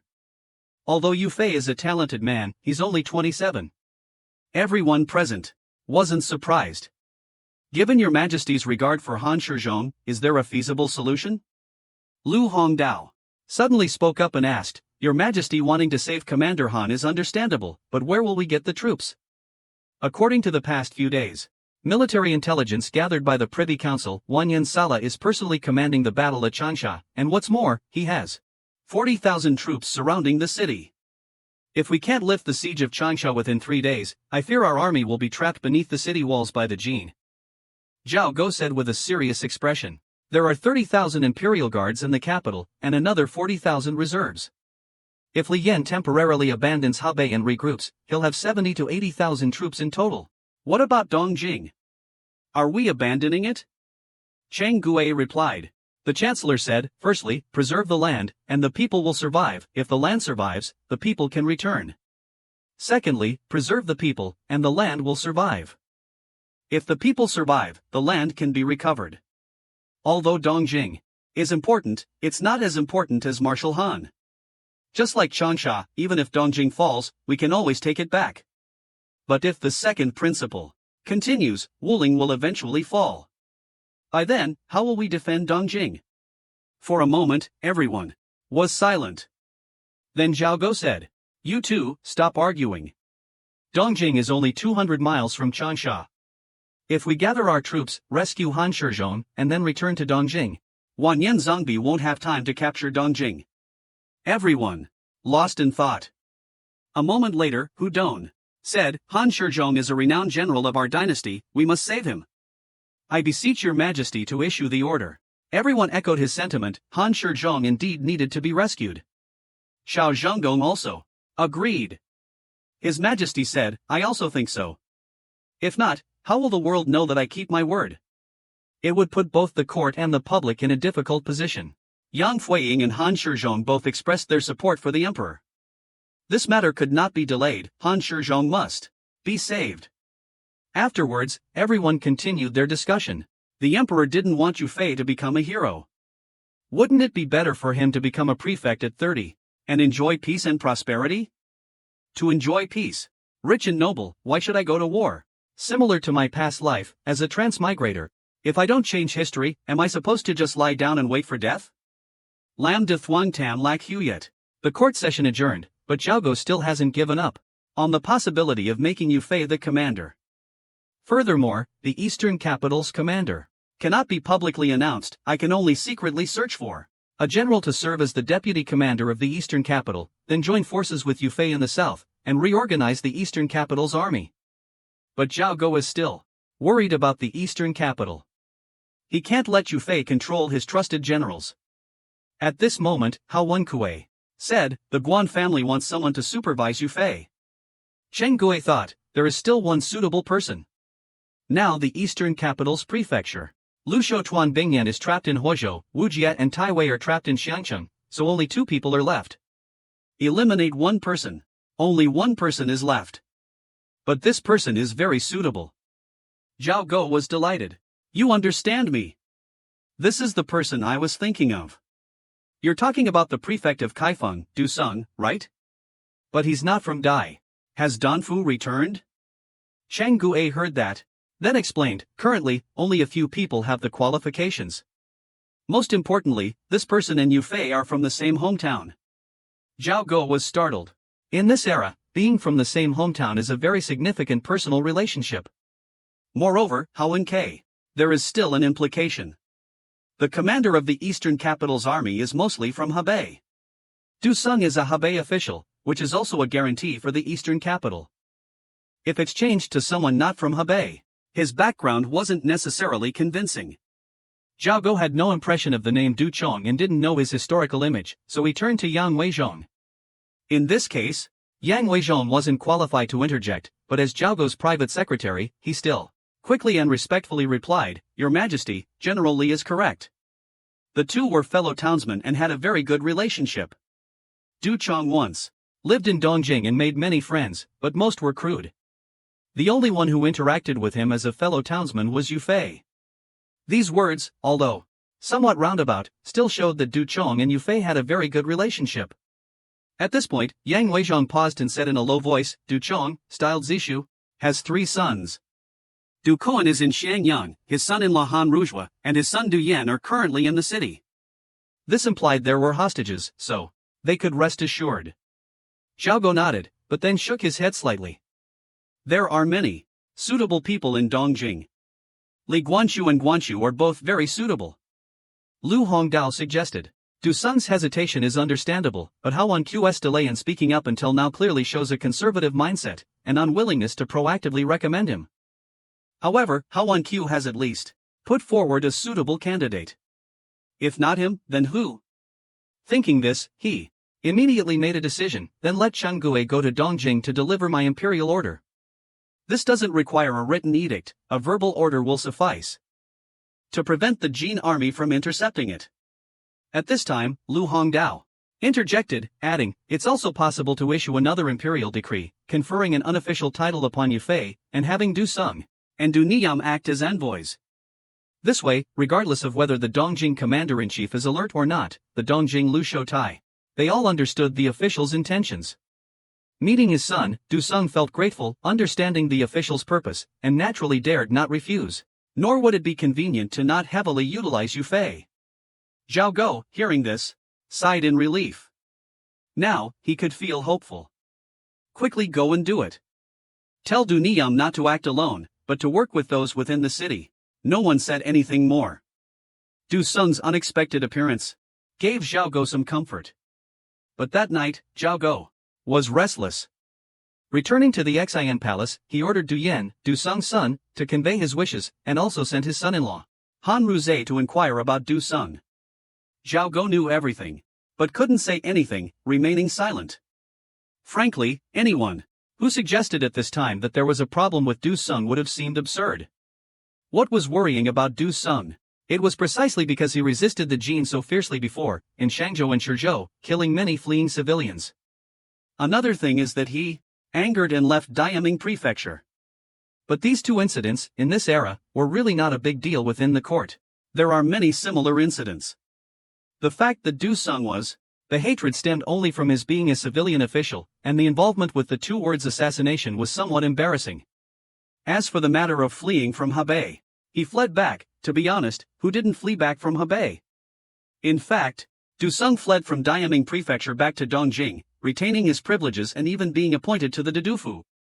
This shows the court's attitude towards Du Sung. It should be known that at that time, many matters were entrusted to the four generals. At this time, he recalled, to think again, to suspect Du Sung is no different than saying that Zhang Su was personally appointed by Zhaogo as a reserve for the Dongjing army. Is that correct? Yes. Compared to those two flaws, Du Sung has too many points in his favor with the Dongjing army. In terms of qualifications, he was Zhaogo's confidant and once served as the prefect of Daming. In terms of connections, his network in Hiaai is extensive, giving him considerable influence over the Dongjing army. You must know that within the army, divided into three systems, the Western Army, the Northern Imperial Guard, and the Eastern Capital Imperial Guard. Han Shizhong, Lu Guangshi, at that time, and Zhang Jun were all part of the Western Army. The Eastern Capital Garrison, however, was a mixed bag of troops, relying entirely on the commanders' prestige and personal abilities for unity. Among them were many soldiers from the Western Army and local troops, but the majority of the veteran soldiers were from Hiaai. These men, born in Hiaai, harbored a deep resentment towards the Jin. Yufei was a mediating force within this faction. At the Eastern Capital Front, during its peak, there were 4 commanders of Thong Soi rank or higher who originated from Hiaai. Demonstrating the importance of Hiaai connections. Once the commander-in-chief died, only an official from Hiaai could stabilize this massive military group. The instability of this army was self-evident. In that context, the sense of security among fellow provincials was crucial. As for his supposed personal charisma, unless he went himself, losing face before the emperor, there was nothing he could do. The Eastern Capital Army was infantry, and Zhaogo could only supporting the Eastern Capital and the front lines with food supplies. I truly can't fully provide military rations. Half the country, and over 200,000 reserve troops is already quite good. Zhaogo pondered over it and finally decided Du Chong was the most suitable person. But upon returning to the imperial harem, he still found it hard to sleep. I originally came to Nanyang to consolidate Guangzhou, so I had long anticipated this invasion. I didn't expect to be able to fully pacify Guangzhou this year, but considering the situation caused by Duan Wan, Wang Kai, Wang Di, and Shi Keqiang, I truly dare not say I have a firm grasp on Guangzhou. Su Duan's arrogance is detestable, Wang Kai is clearly incompetent, and Wang Di seems useful, but judging by his attitude and his inability to control Su Duan, he's clearly the same sort as Li Gang. His only merit is a firm stance. As for Snake Su Keqiang, forget it. Looking back, Zhang Sua, Wang Yan, and Han Shizhong were surrounded. Though they all had their reasons, the overall result was disastrous defeat and tragedy. Zhaogo sometimes thinks, if I had been more cautious when the Jin army was intercepted by the Hiaai army, if I had given Zhang Sua more careful instructions, could I have avoided the collapse of the 2 Jingdong routes? Could I have saved Zhang Sua? If I had noticed the imperial clan's intentions earlier, or if I had established a more straightforward relationship with them before the battle, then this Dongjing crisis, including Han Shizhong's encirclement, might have been avoided. Although for Zhaogo, the war's progress has been much better than expected, and technology is still. I didn't deceive him. The gunpowder formula he created for the new cannons made a significant contribution, but the current situation is far from the best-case scenario he imagined. Tong That's poor health isn't much of his concern, but Zhang Sua's death is something he can't let go of. Han Shizhong being surrounded weighs even more heavily on his mind. Moreover, Han Shizhong is his closest friend since he transmigrated, they are kindred spirits. But these are just his thoughts. In reality, Zhaogo harbors 2 other emotions, and these 2 emotions are what make him conflicted. One of them is that Zhaogo is still jealous of Yufei. Despite giving him his full support, deep down, this transmigrator is still envious of the chosen one of that era. And the reason is not surprising. The combination of being a transmigrator and the emperor has given this young man an intense desire. He wants to replace Yufei and become the one who sweeps away the Jin invaders. An ordinary Zhaogo wouldn't have this desire, nor should a transmigrator, but the combination of the 2 makes it seem natural. And to define this desire, it's very difficult. I can't say it's naive, but if I have to elevate it, I might call it a mission. If I didn't want to do something for my country and people, how could I have this kind of aspiration? Going to Hangzhou to enjoy myself. Would at most be another seafaring adventure, and then after waiting a dozen or so years, when Yufei reaches his prime and his Yu family army reaches 100,000 men, I could go to the front lines then and urge them forward. Wouldn't that be easier? But being able to take the initiative now, why should I indulge in pleasure? Ending the war a year earlier means how many Zhangchus won't have to die, and how many Zhangchus can return home? Didn't Yufei's homesickness contribute to his patriotism? Wouldn't it have been better to let Yufei become an official? Let him become a prefect at 30, and enjoy peace and prosperity? To enjoy peace, wealth and honor, why should I go to war? Following this line of thought, the more Zhao Go thought, the more proud he became. But this pride, coupled with the pressure brought by the invading Jin army, gave Zhao Go another strange feeling. Overthinking, he began to doubt his efforts. Compared to the person who gave him this body, he had clearly done so much more. That person only knew how to run, while he, Zhao Go, had held Guangzhou, preventing the southeast and the two Huai regions from falling. That person fled to Yangzhou to indulge in pleasures, while he, Zhao Go, chose Nanyang, personally garrisoning and leading the resistance in the central plains. That person only knew how to drag down the front lines, while he, Zhao Go, resisted. Kim, I've done so much, but why is the situation still so difficult? Moreover, Han Shizhong is now surrounded. Could it be that fleeing is more reasonable than fighting? Zhao Go suddenly turned and asked Wu Yin, what if we had gone to Yangzhou in the beginning? But Wu Yin was fast asleep and didn't answer. Zhao Go didn't say anything either, only sighing. Actually, if he had known the other party was asleep, Zhao Go wouldn't have asked this question. And this was precisely what Zhao Go was most worried about. He had so many things he couldn't say, so these emotions welled up in his heart, causing him to toss and turn all night. But tonight, Zhao Go decided to give up his restless thoughts and go to sleep. But not long after the lights were turned off, there came a hurried knocking at the door. It was Feng Yi and Yang Weizhong coming to call on him. Hearing their voices, Zhao Go hurriedly asked, what's the matter? Could it be that Du Yan was captured as soon as he left the city? Outside the door, Feng Yi and Yang Weizhong answer, the Prime Minister suddenly said he wanted a private meeting with Lord Quan. Zhao Go heard this, didn't understand, which ministerly? Feng Yi whispered, saying, it's ministerly of the Privy Council. Tonight he was with Your Excellency in the main hall, but suddenly. Zhao Go suddenly understood. Only ministerly could have done such a thing. So, Zhao Go quickly dressed, hurried out, put on his hat, and went through the palace with Yang Duizhong and the others, preparing to go to the front hall. Unexpectedly, Lu Hongdao was already waiting at the door. Zhao Go reluctantly dismissing Yang Duizhong, he went forward alone, quietly with Lu Hongdao. He performed a bow, Your Excellency, I have just thought of something important. Though it's only a preliminary idea, but deeming it feasible, he hurried to meet the official to discuss it. Zhao Go naturally understood. If it weren't certain, I wouldn't have mentioned it. Lu Hongdao bowed, uttering just one sentence, but upon hearing it, Zhao Go was jolted awake. He hadn't actually fallen asleep yet. They only exchanged a few words to confirm the information before parting ways at the intersection between the front and rear palaces. There's no telling whether Premier Li slept well upon returning. But Emperor Zhao truly tossed and turned. Clearly, Lu Hongdao's suggestion troubled him, though he currently had no justification to act on it. A hero who resisted the Jin to the very end, yet framed by his colleagues, ultimately placed under house arrest, and unjustly treated by his superiors. This is what is meant by there being no absolute black and white in chaotic times. Everyone is merely a pitiful soul. There being no absolute black and white in chaotic times, everyone is merely a pitiful soul, struggling to survive during the Song Dynasty. Snow falls, the war continues.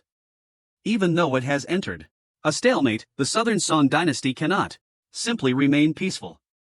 For instance, Zhao Go decided to appoint Du Chong as commander and Yufei as his deputy, reorganizing the Dongjing troops to rescue Han Shizhong.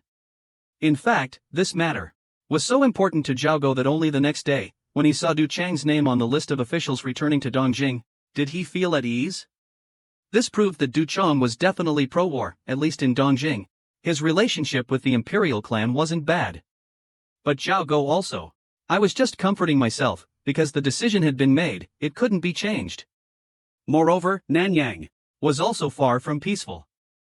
At the end of October, the situation in Dongjing was still unclear. Su Jingheng, Wang Yuan, and Lu Ji in Nanyang were restless. With Zhao Go unresponsive, Su Jingheng acted on his own according to the predetermined plan, dispatching troops across the Han River, advancing towards Nanyang. The situation became even more complicated, because the Jin army didn't attack, but instead stationed their troops on the north bank of the Baiha River. Seeing this, the civil officials in Nanyang were worried. Some suggested that the capital's army had disbanded and proposed that His Majesty Zhao personally lead the troops out of the city to engage in battle. Of course, there were still insightful people. Lu Ziyu immediately pointed out, "This is definitely the Jin army intentionally loosening their grip, luring our troops out of the city to engage in battle, so they can annihilate us all beneath the city walls." Hu Dong still believes we should take the initiative and attack. He said, "We can't afford to lose all our fighting spirit. Ever since we were in Nanjing, he has believed the emperor should feign a punitive expedition, but no one paid him any attention. Therefore, Lu Ziyu mocked Hu Dong for his military background, saying he only knows how to fight." But Hu Dong, upon hearing such absurd words, retorted to Lu Ziyu, the Jin army might have other intentions as well. He believes the Jin army is a regular army. From Shangyang to here, I presume they came to rescue the emperor, so they are intentionally feigning laxity, luring the emperor out of the city, then annihilating us all. Feng Yi, after hearing this, remained silent. Zhao Go also didn't say anything. Hu Dong continued, "The situation is currently very good, the key lies with the Xiangyang new army. How can we be so muddle-headed?" Hu Dong is truly unable to restrain myself. I confronted Wei Shizhong. "Are you truly this confused?" Hu Xian said, "It's not that you lack ability, you act this way because you have 70,000 troops under your command, so you ignore Zhang Jun's attack. The Jin cavalry can be defeated, so why disregard these 5,000 men?" Hu Ying added, "You find it absurd, but according to you, Zhang Jun's 4 or 5,000 men are as good as dead anyway. Are we only able to wait passively for death against the Jin army? Was Zhang Jun wrong to come to the rescue?" Hu Ying, ignoring the other person's feelings, continued, "Zhang Jun's arrival this time is truly different." Hu Ying suddenly became enraged and shouted, "Absurd! According to you, we don't need to fight the Jin army, we should just let them trample all over us, do nothing. Do you know what respecting the emperor and expelling the barbarians means? As long as China is united and fights bravely, peace will reign under heaven. What's so difficult? You're a Hanlin Academy graduate, don't you understand this principle?" Hu Dong was momentarily speechless, not because he had nothing to say, but because he was intimidated by Hu Dong. Lu Ziyu, seeing everyone silenced, finally couldn't hold back any longer. "Hu Zhongqing, do you want to be like Li Gang? Like Li Gang, expelling Jiangshi from Lianan Prefecture, forcing Lianan Prefecture to change its name to Lian, using the pretext of resisting the Jin like Li Gang, expelling Yufei, forcing him to join the fight at the Yellow River?" Hu Dong said sternly. Hu Dong was momentarily at a loss for words. At this moment, Liang Kuei spoke up, "Enough. Stop." Everyone looked towards Zhao Go.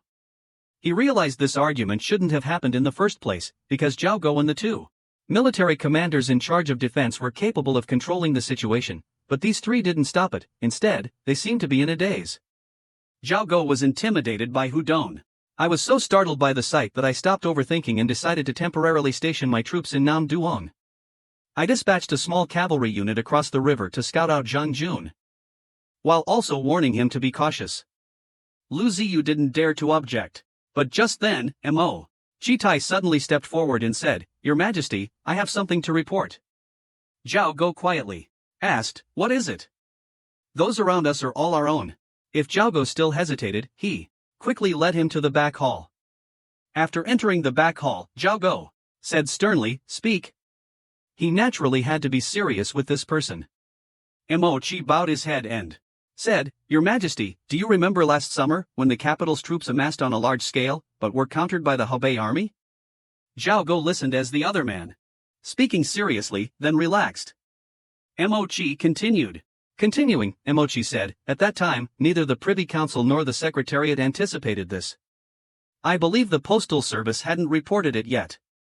But a few days ago, I reviewed the Privy Council's old files and discovered that at the beginning of this year, the Postal Service had already sent a letter mentioning this matter, saying that if the capital's troops were mobilized in the autumn or winter, it should be delayed as much as possible. Hearing this, Zhao Go asked, "How is this relevant?" Mochi replied, "It's just a hypothesis," but later, the Privy Council and the Secretariat unexpectedly found it to be true.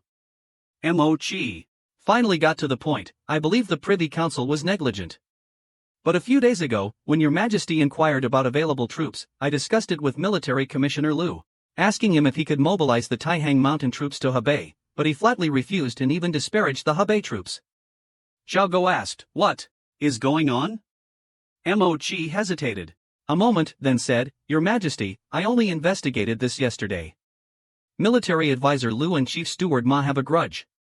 Previously, when Chief Steward Ma was in Jinding, he was framed by Military Advisor Liu and his son. I'm worried that Military Advisor Liu deliberately overlooked the Hebei army because of this connection. Your Majesty, the Hebei army might still be of use. Please don't jump to conclusions." Zhao Go pondered for a long time, before slightly nodding. "I understand. You may leave." Mochi naturally didn't dare to say anything more. Perhaps he should blame his conspicuous name.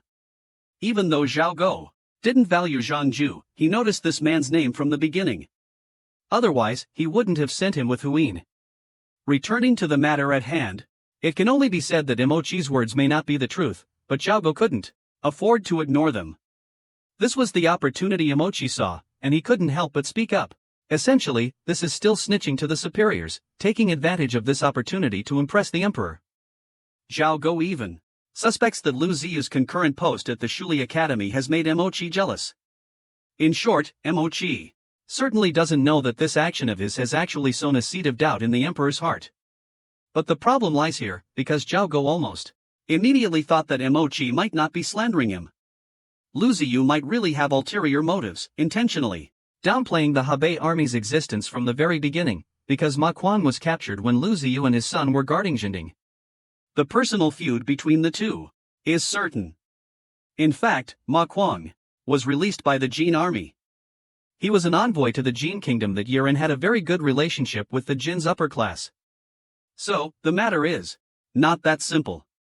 The person the emperor expected to become the ultimate hero of the anti-Jin resistance was being slandered by his colleagues, framed, then released and treated well by the enemy. This clearly left Zhao Go bewildered, because he knew in his heart that this was a dead end. He could accuse Lu Ziyu of acting selfishly and wrongly, but he couldn't prove he had actually done so. He wasn't the only one who had abandoned the Hebei army. Moreover, most importantly, it was wartime, and Ma Quan in Hebei was the commander-in-chief of the anti-Jin frontline. Could Lu Ziyu simply not resist the Jin? He was in charge of the headquarters operations. This kind of matter couldn't be handled and discussed, otherwise it would be like inflicting 1,000 damage on the enemy and 800 on himself. A similar situation applied to Huing. This time, those who truly understood military strategy and those who only knew how to fight couldn't communicate with each other. Did they really have to determine right and wrong? Huing back then. He suggested that Zhao Go shouldn't launch a southern expedition, but instead concentrate his forces in the north, luring the Jin army back. Although this idea sounds absurd, it represents the Confucian ideology of respecting the emperor and appeasing the barbarians, which has a significant impact. Zhao Go needs to use this ideology to control and suppress those called veterans in the court. Therefore, Huin is someone Zhao Go needs to protect. As for Liang Qi, frankly, Li Gang has too many problems, directly conflicting with Li Yan, the frontline commander. He didn't do a good job of uniting the pro-war and pro-peace factions. Li Gang got angry. Li Gang and the imperial clan clearly formed an alliance to oppose the imperial power. But the pro-peace faction, represented by Wang Yanguo, ultimately a failure. Although Zhao Go's personal intervention was a factor, looking back, it wasn't entirely the case. Li Gang's dismissal and Zhang Zai's silence clearly show they had very different perceptions of the emperor. Zhang Zai, considering Zhao Go's personality, used more drastic measures to pressure the secretariat, while Li Gang believed that Zhang Zai's actions would undermine his own authority within the secretariat. Later, after Zhao Zhou's arrival, Li Gang was dismissed and then reinstated, creating a political rebirth. Only then did Zhang Zai temporarily halt His return to Dongjing. This is somewhat troubling. Li Gang, the leader of the war party, couldn't even control Zhongzhi. But as long as Li Gang remained chancellor, everyone believed the court wanted to resist. Zhongzhi was pro-war, and the eastern capital army he built comprised half of the current anti-Jin forces. Yu Fei and Li Yan, needless to say, were the most capable anti-Jin generals. The stances of Huyin and Hu Quan were also beyond doubt. But these men were not united. They were rivals, even political enemies. This is politics. This is the naked history behind the so-called united resistance against the Jin. This was also the reason why Zhao Guo felt so weary. Normally, he could reluctantly mediate and suppress, but under the overwhelming pressure of the Jin invasion, he felt powerless against these conflicts. What could he do? What should I do? Zhao Guo was lost in thought when Feng Yi arrived and reported, "Your Majesty, the ministers are still waiting in the main hall." Zhao Guo waved his hand, but didn't turn around, because he knew he couldn't say anything. "Tell them to disperse. If there's any military news, report back." Feng Yi acknowledged the order, quickly left and quickly returned, accompanied by Yang Weizhong and Lu Ziyu. Lu Ziyu said directly, "Just now, the Privy Council received military intelligence. It's from Du Chong, the newly appointed Eastern Capital Commissioner." Zhao Guo was startled, and hurriedly asked, "What does it say? About the former commissioner's illness? Have they sent out troops yet?" Lu Ziyu replied, "The letter may have been intercepted, how could it mention those things?" Commissioner Du said he, after receiving the imperial edict, immediately sent people to Taihang Mountain to contact the 8-character army, preparing for them to cross the river, go south, reinforce the Guan family, await orders. Zhao Guo, after hearing this, his face darkened. His anger flared. Seeing his displeasure, Lu Ziyu also quickly replied, "Although the 8-character army has some renown in Hebei, they haven't fought any major battles. How useful could they be? Currently, although the Yellow River is frozen, making troop movements convenient, Zhang Jun is in Daming, Fu, and Wu Zhu is in Zhengmu. For the 8-character army to cross from Yangwu and Huozhou, wouldn't that be suicide?" Du Liushou was originally the Daming Fu governor, transferred to Dongjing. He knows the Hebei military situation better than anyone. His suggestion to wait for the 8-character army is just an excuse to delay sending troops. He'll wait until Changsha falls and Commander Han is captured, then he'll be free of responsibility. Zhao Guo remained silent, only nodding slightly. "I understand. You are all dismissed. There's one more thing. Minister Li, Minister Hu, and Minister Huing, they are somewhat different. You may discuss this outside, but do not attack each other. We have enemies at our doorstep, don't create chaos within our own ranks." Lu Ziyu lowered his head, and after a moment, acknowledged the order and withdrew. The next day, the Song army sent a small detachment out of the city to reinforce Zhangjun. As expected, the Jin army did nothing. For a time, many within the city volunteered to go into battle, even Wang De requested to fight. This plan also received the support of the generals. Of course, the generals all believed that the Jin army was deliberately loosening its grip, so if they won, it would naturally be good, and if they lost, it could awaken those within the city. Zhao Guo hesitated for a long time, but finally nodded and dispatched Wang De with 2,700 troops. Attack Huozhou, disguised as reinforcements. The Jin army relaxed their guard even more, allowing Wang De's troops to split into 2 columns, and his fresh troops to pass through easily. The Jin army could only defend and dared not attack. One Jin general even glanced at Wang De twice and was slain by him. This Song general, who descended like an angel, was Wang De. He came from the Western Army, a native of Shaanxi, a typical Western Army general. Before approaching Kaifeng, he was the son of a Western Army general, a subordinate of Yao Gu. Thinking back to that time, the Jin army, in their first large-scale invasion, the Eastern Route Army, under the command of Second Prince Ajidai, attacked Hebei and Jingdong. The Western Route Army, led by Nianhan, captured Taiyuan and then dispatched troops further south. They joined forces with Ajidai's troops at Longda Prefecture and together besieged the main Jin army. At Weizhou, Ajidai and Nianhan commanded nearly 100,000 Jin troops, not only in Longda Prefecture, but also Shangzhou and Weizhou. Yao Gu, stationed in Zhejiu, facing the main force of the Jin army, dispatched his most capable general, Wang De, to engage them. Wang De successfully captured a Jin general and returned safely. Overjoyed, Yao Gu asked him if he could go again.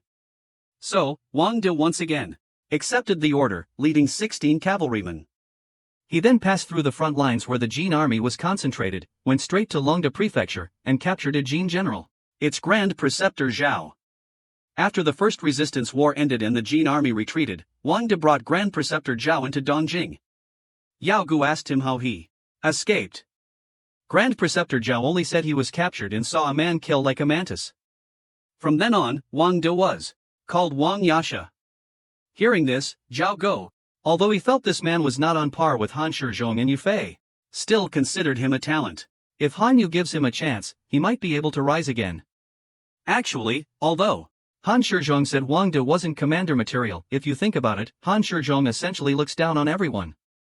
He only said Wang De wasn't commander material, which implies he acknowledges Wang De's unique abilities. In a sense, this is also a form of recognition. 18 kings, 27 noble families, along with 200 guards, led by the Qi army, left the city. Before they reached Zhanghan, they were discovered by him. He didn't dare delay, immediately sending someone to sound the drums while he hurried north to inform Wanyan Wulu. He then dispatched 2,000 of his own cavalry. They didn't recognize Wang De, and Wang De didn't attack them either. He simply felt that their armor and equipment were impressive and shouldn't be underestimated. But after observing them for a while, he saw that they were only searching the area, not forming ranks, nor raising any banners. They showed no signs of preparing for an attack. In fact, after searching for a bit, led by their ethnic general, they sat down in formation. This situation naturally aroused suspicion. Zhang Han, unable to understand what was going on, turned and asked Commander Li what it meant. But Commander Li didn't know either. He watched for a long time, only shaking his head. Zhang Han, seeing the other side, the more mysterious Huang acted, the more worried I became. After a moment, Zhang Han casually pointed at one of the foreigners behind him and said, "You, tell me quickly. What are they planning?" The foreigner looked bewildered, only able to stammer, "Surrender. My lord. I don't know." Zhang Han's expression changed, and he slapped the man. Li Daing, who was standing beside him, wanted to intervene but hesitated. Among Zhang Han's subordinates, only the Han Chinese understood the Han language. Zhang Han pointed at another person and said, "And you're a scholar, speak quickly." This time, the person being questioned was Chu Bing. Startled by Zhang Han singling him out, he jumped and nodded quickly. Zhang Han barked, "Tell me, what are these officials planning?" Chu Bing blurted out. Said, upon hearing this, Zhang Han's expression changed. He immediately spurred his horse, pointed at the man, and sternly said, "Explain yourself." Chu Bing hastily replied, "The government troops are arrayed in formation. At a glance, there are only a little over 200 men. How could 200 men dare to engage in a battle against 10,000? They're clearly trying to lure us in so they can use cannons against us." Hearing this, Li Daing said, "That makes sense. Our camp is 800 paces from Nanyang City. The government troops' cannons have a range of 300 paces. If we really attack, I'm afraid we'll suffer heavy losses." At this moment, Zhang Han looked again at the more than 200 Song soldiers, his heart filled with even more vigilance, and nodded repeatedly, "You're right. Pass down the order. No one is to engage in battle before the main army arrives, otherwise I'll skin him alive and make him into New Year's jerky." 2,000 reward. He hadn't received his share yet, so naturally, he didn't say a word. Thus, the two sides continued their standoff. After a long while, when the sun rose high, the messenger Zhang Han sent to Wanyan Wolu returned. Zhang Han asked expectantly, "Did you meet the fourth prince?" The messenger hastily replied, "Reporting to General, the fourth prince said you should consider and handle the matter yourself." Hearing this, Zhang Han was stunned for a long moment, and finally nodded. As soon as the messenger left, Zhang Han turned to Li Daing and said, "It's past noon, and the imperial troops are still encamped and motionless. The Jurchens don't want to fight, so we don't need to suffer under the scorching sun. There are still 4 watches until sunset, so you take 1,000 cavalry and remain here. After 2 watches, have someone else relieve you." Li Daing naturally had no objections, and accepted the order, then withdrew. Seeing this, Wang De, finally, some movement. He stood up and stretched. In the distance, Zheng Han saw this and instinctively shouted, ordering his subordinates to prepare to observe. But he saw the Song soldiers only stand up and stretch for a moment before sitting back down. Zheng Han became even more convinced that they were trying to lure him out, so he continued to urge his subordinates to return to the main camp. The Song army on the other side showed no further movement until Zheng Han entered his camp. As his subordinates behind him finished forming their ranks, Wang De waited for this exact moment. This yaksha, without a word, suddenly mounted his horse. 200 guards also mounted their horses. Facing the Li encampment, he considered calling back to Zheng Han, but reconsidered, thinking that he probably left because he was annoyed, and so he let it be, continuing to observe. Besides, how could a little over 200 men? Could they defeat 2,000 men? Not to mention the 2,000 cavalry behind them, along with Jia Chang and the archers. Thinking this, Commander Li felt reassured and sat still on his horse. However, just as Commander Li was feeling at ease, Wang De mounted his horse and led 20 cavalrymen, charging straight into the ranks of the 2,000 soldiers. At the same time, one of his personal guards raised a flag high. It was the flag of the deputy commander of the Central Army, Wang Ba, Wang De's son. Commander Li naturally recognized Wang De's flag and understood that it signified Wang De's personal presence on the battlefield. He immediately panicked, abandoning all thought of resistance and turning his horse to flee. But by now, half of Zheng Han's army had left the camp with Zheng Han, and the remaining half within the camp were in disarray. Seeing the Song army, led by Yi Shao and Wang De, break through 2 layers of defense, and their commander fleeing, one man tried to turn back and surrender, and the entire army immediately broke into a panicked rout. Even those who shouldn't have run followed the crowd to seek a way out. 2,000 cavalry faced 20 and charged straight in, cutting through them like bamboo. Not only that, Wang De charged into the midst of the battle, repeatedly cutting down several men, knocking down a banner, pretending to slash wildly. Then, when Zheng Han turned back, Commander Li was ordering his troops to resist. Wang De then threw his axe at Commander Li, shouting, "The rebels will all die today." His shout was like a thunderbolt in clear skies, shaking the rebels. As soon as he finished speaking, 200 Imperial Guards began their charge, rushing straight into the rebel ranks, cutting them down relentlessly. Furthermore, after Wang De charged in, the sound of hooves thundered. No fewer than several thousand cavalrymen, breaking down the barricades, stormed into the rebel camp. Seeing this, the light cavalry panicked and fled. Zheng Han was still in the camp. He intended to execute the deserters to force the panicked cavalry to fight back. At the same time, he ordered the archers on the wall to prepare to attack the Song cavalry. He also sent messengers to the Jin camp for reinforcements. But the one who was fleeing in panic was Commander Li, who had lost his way and was leading only 20 cavalrymen in a chaotic retreat, unaware of how many of his troops remained. The rebel army was in disarray, and the two sides clashed like 2 disturbed beehives. Wang De attacked repeatedly but missed his mark. However, the rebels saw Wang De charging straight towards Commander Li, and any soldier who stood in his way was hacked to pieces by his guards, so they actively avoided their commander. Thus, Commander Li was quickly caught up by Wang De. His weapon was knocked away by Wang De, and then a second fatal blow landed. This blow caused the chaotic battlefield to seemingly pause. Commander Li was cleaved in 2 by Wang De's blade. Not stopping there, the great axe continued its descent, splitting the warhorse in half as well. A tragic cry rang out as Wang De withdrew his axe, staggering and collapsing, gasping for breath. He took a deep breath, drew the saber from his hip, waited until he mounted his horse, and was about to shout "Long live the King's army," but found it unnecessary. The rebel troops, seeing their commander cut in 2, no longer dared to resist and fled in panic towards their camp. Wang De pressed his advantage, charging forward. They chased them all the way to the barracks gate. The rebels trampled each other, crowding at the gate. Zheng Han, since seeing his sworn brother cut in half, lost all courage and was swept away by the chaotic crowd. At this moment, 3,000 Song soldiers, led by Wang Yangzong, arrived and easily captured the barracks gate. At the same time, Zheng Jing also broke through the chaos, pursuing the rebel army. The rebel army immediately collapsed, scrambling to surrender, some even actively shouting "Long live the royal army." Zheng Han, panicked, fled back to the main camp, then led the remaining troops east, not daring to return to the northern camp to see Wanyan Wulu. He didn't know that Wanyan Wu Lu. They won't blame him. The fourth prince was in the camp, watching Dong Nian Zhangkung paint. Dong Nian Zhangkung had just finished Ba Lu Su Wen's portrait, when he saw Zhang Han flee. He said, he lost so quickly. I thought he could hold out, even if not for long, he should have resisted for a while. Zhang Han is too weak.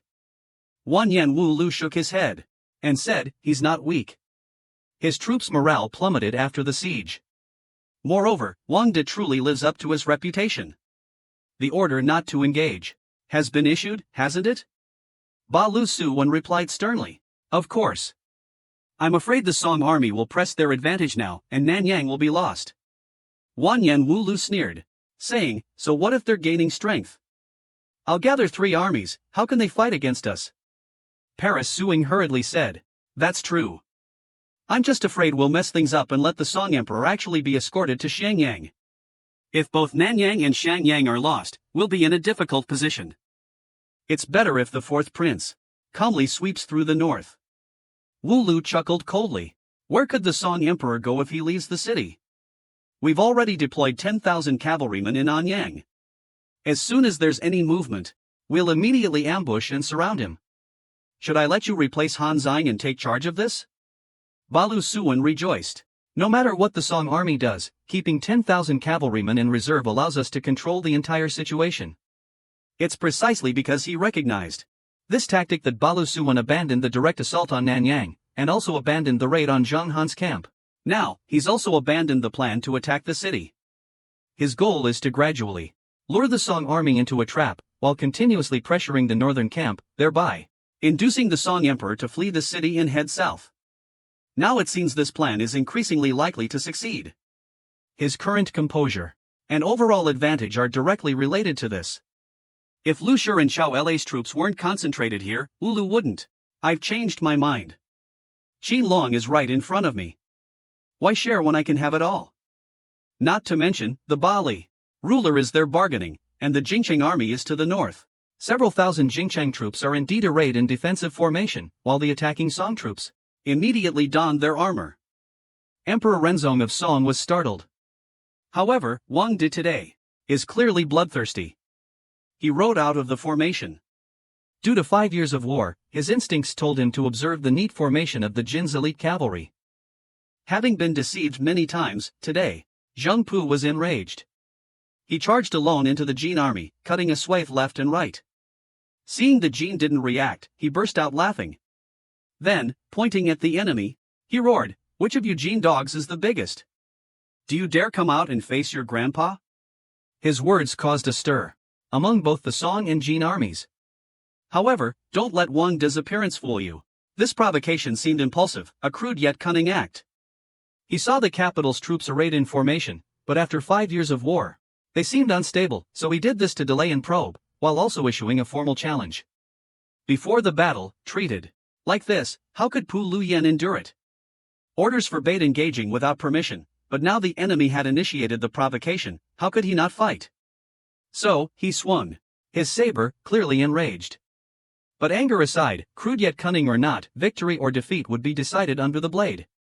So both armies simultaneously prepared to charge and engage. However, their horses had barely met for a single pass when a flash of white light appeared, and Wang De had cut Pu Luyen from his horse. So fast that both the Song and Jin armies were stunned and somewhat unsatisfied.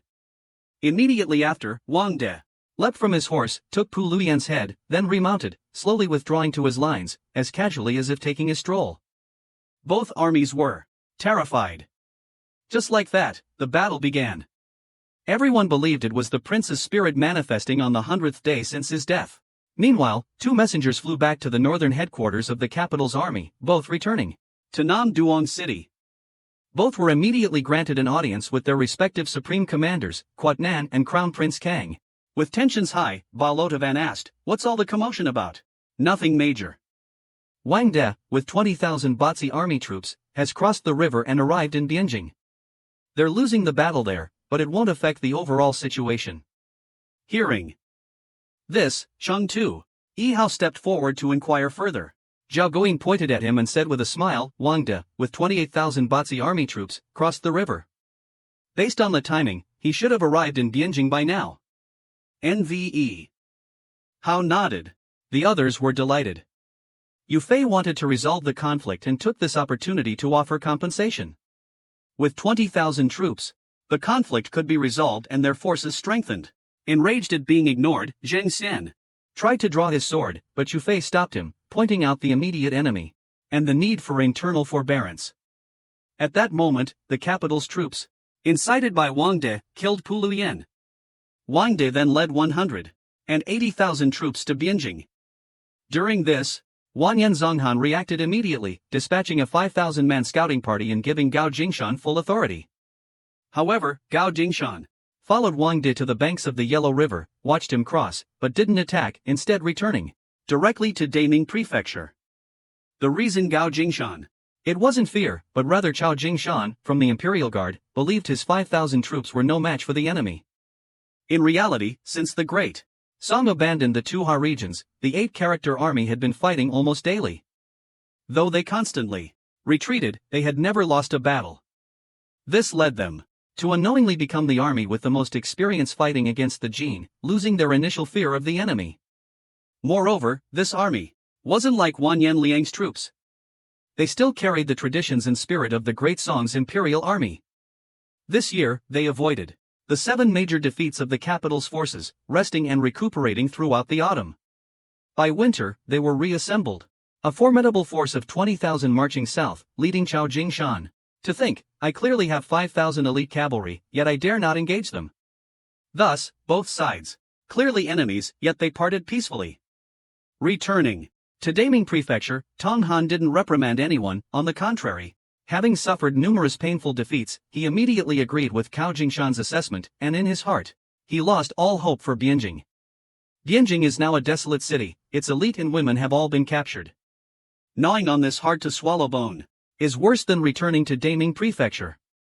One must adapt to circumstances. Currently, Tong Han is focusing his attention on Jinan Prefecture. It's not because Lu Yu and his son are good at flattery, but in reality, Lu Yu's backing, Wanyan Zongwang, has collapsed. The emperor and the southern Song dynasty are. Tong Han's sinicization policy was originally promoted by Emperor Tarlan's faction. But this expedition, having experienced the Hebei mutiny and several months of campaigning in Hunan, Wanyan Zonghan, as the Jin's highest-ranking statesman, realized that ruling China with Jurchens was a pipe dream. He felt the emperor's sinicization policy was more sensible. Thus, the leader of one of the Jin's 3 major factions, the supreme commander of the army, gradually lost interest in military matters, focusing instead on securing this political achievement before Emperor Wanyan Zonghan's downfall. Based on his recent communications with Shanxi, he planned to establish 3 Han Chinese prefectures south of the Yellow River. Shandong had already allied with Lu Yu, forming a strange relationship, using his snake to control the Qi kingdom led by Lu Yu. After finishing in Nanyang, he would establish the Zhang or Chu kingdom. There was no need to preserve the Zhao Song dynasty. In fact, when Wanyan arrived west of Bianjing, Lu Yu had constantly worried about being purged, never suspecting that the Jin's top leader forced him to be a puppet emperor. This is even worse than being a sycophantic dog. It's also worse than the Zhao Song dynasty bullying the widowed mother and orphan child of the Gua family. And when Wang De led his troops into Bianjing, there was some discord, because currently, Bianjing's military commander is Yufei. Everyone knows Yufei and Wang De have friction, because that little brat who breached the city walls almost got Yufei killed by Wang De's subordinates in Hebei, and then almost got him executed by the Lu Shou-Ti officials in Bianjing. But this is a case of he said she said. Furthermore, Wang De gave Yufei face, smoothing things over for both sides. After all, they weren't sworn enemies. Later, Yufei made meritorious contributions at Juxian town, and then Liang Shan stepped in to mediate. Now, the two of them are here, each independently leading their troops, with no reason for conflict. Moreover, Yufei has risen to the rank of having become a prefect, a person of high standing. I now feel ashamed of my previous desertion. Therefore, Wang De. Before he could express his stance, Yufei sent someone to welcome him, arranging for Wang De's 8-character army to be secretly stationed east of Bianjing. He also dispatched Fu Xian as an envoy to meet with Wang De, inviting him to Yutai, west of Bianjing, intending to personally offer a toast of apology. Regarding Fu Xian's reception, Wang De paid no mind, readily accepting Yufei's invitation. On the 18th day of the 12th month, Wang Di indeed led his 28,008-character army troops to Hiaai. Yu Fei and Fu Xian had prepared a banquet within the city, even arranging a formal military ceremony. Braving the freezing winter air, they led a contingent of soldiers and horses, waiting outside the island. However, despite his prior agreement, Wang Di rode on horseback, escorted by the 8-character army cavalry, directly past Hiaai, never turning in. This made it known to the tens of thousands of soldiers from both armies that Yu Fei had come to apologize but was ignored. Zhang Xian and Mu Tang scolding Wang Di for his insolence. Yu Fei, his face red with rage, nearly drew his sword. Fu Xian hurried over to intervene. He said, "I know." Zhang Xian became even angrier, "And yet you tolerate this? The Song army is like this, different armies vying for position, the stronger one. This side kills the other's commander, that side kills this side's supervisor, it's a common occurrence." History records that Wang Di once disregarded the Han family army's leadership, directly executing the lieutenants sent by them. Although he was imprisoned for it, ultimately nothing happened to him. And this time, Yu Fei proactively invited Wang Di for a conciliatory drink, yet Wang Di openly humiliated him. If Yu Fei doesn't endure this, then everyone will ultimately think that the incident years ago was Yu Fei's fault. Otherwise, how could you possibly tolerate this? Swallowing his anger, Yu Fei turned back. Zhang Xian asked, "What if I don't tolerate him? We're about to go into battle, are we supposed to fight amongst ourselves? And for this to implicate the deputy commander?" Deputy Xian originally. He didn't expect Yu Fei to be so calm. Wang Di also reflected on himself, and at the same time, he was grateful that Yu Fei gave him face. But Zhang Xian still felt wronged and said, "Brother, you are the prefect now, not the abandoned man you were back then. Why do you still have to put up with him?" Hearing this, Yu Fei didn't get angry, but laughed and said, "Believe it or not, if I were still the abandoned man I was back then, Grand Marshal Wang would have personally dismounted his horse to comfort me. It's precisely because I am now valued that he's deliberately acting this way. As for the deputy commander, he's just an excuse." Only then did Zhang Xian suddenly understand. Yu Fei continued, "Grand Marshal Wang is a lecherous and arrogant man who often looks down on others, but he is also magnanimous.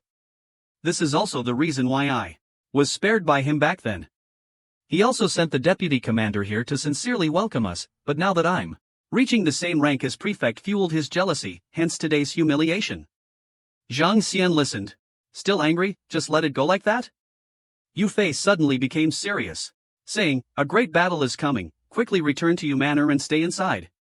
Zhang Xian, having no other choice, returned to Yu Manor and stayed inside. Yu Fei and Fu Xian mounted their horses and headed towards Bianjing. Upon entering the city, Lu Kuei immediately came to greet them. "Prefect, Prince Taiwei has already entered the city.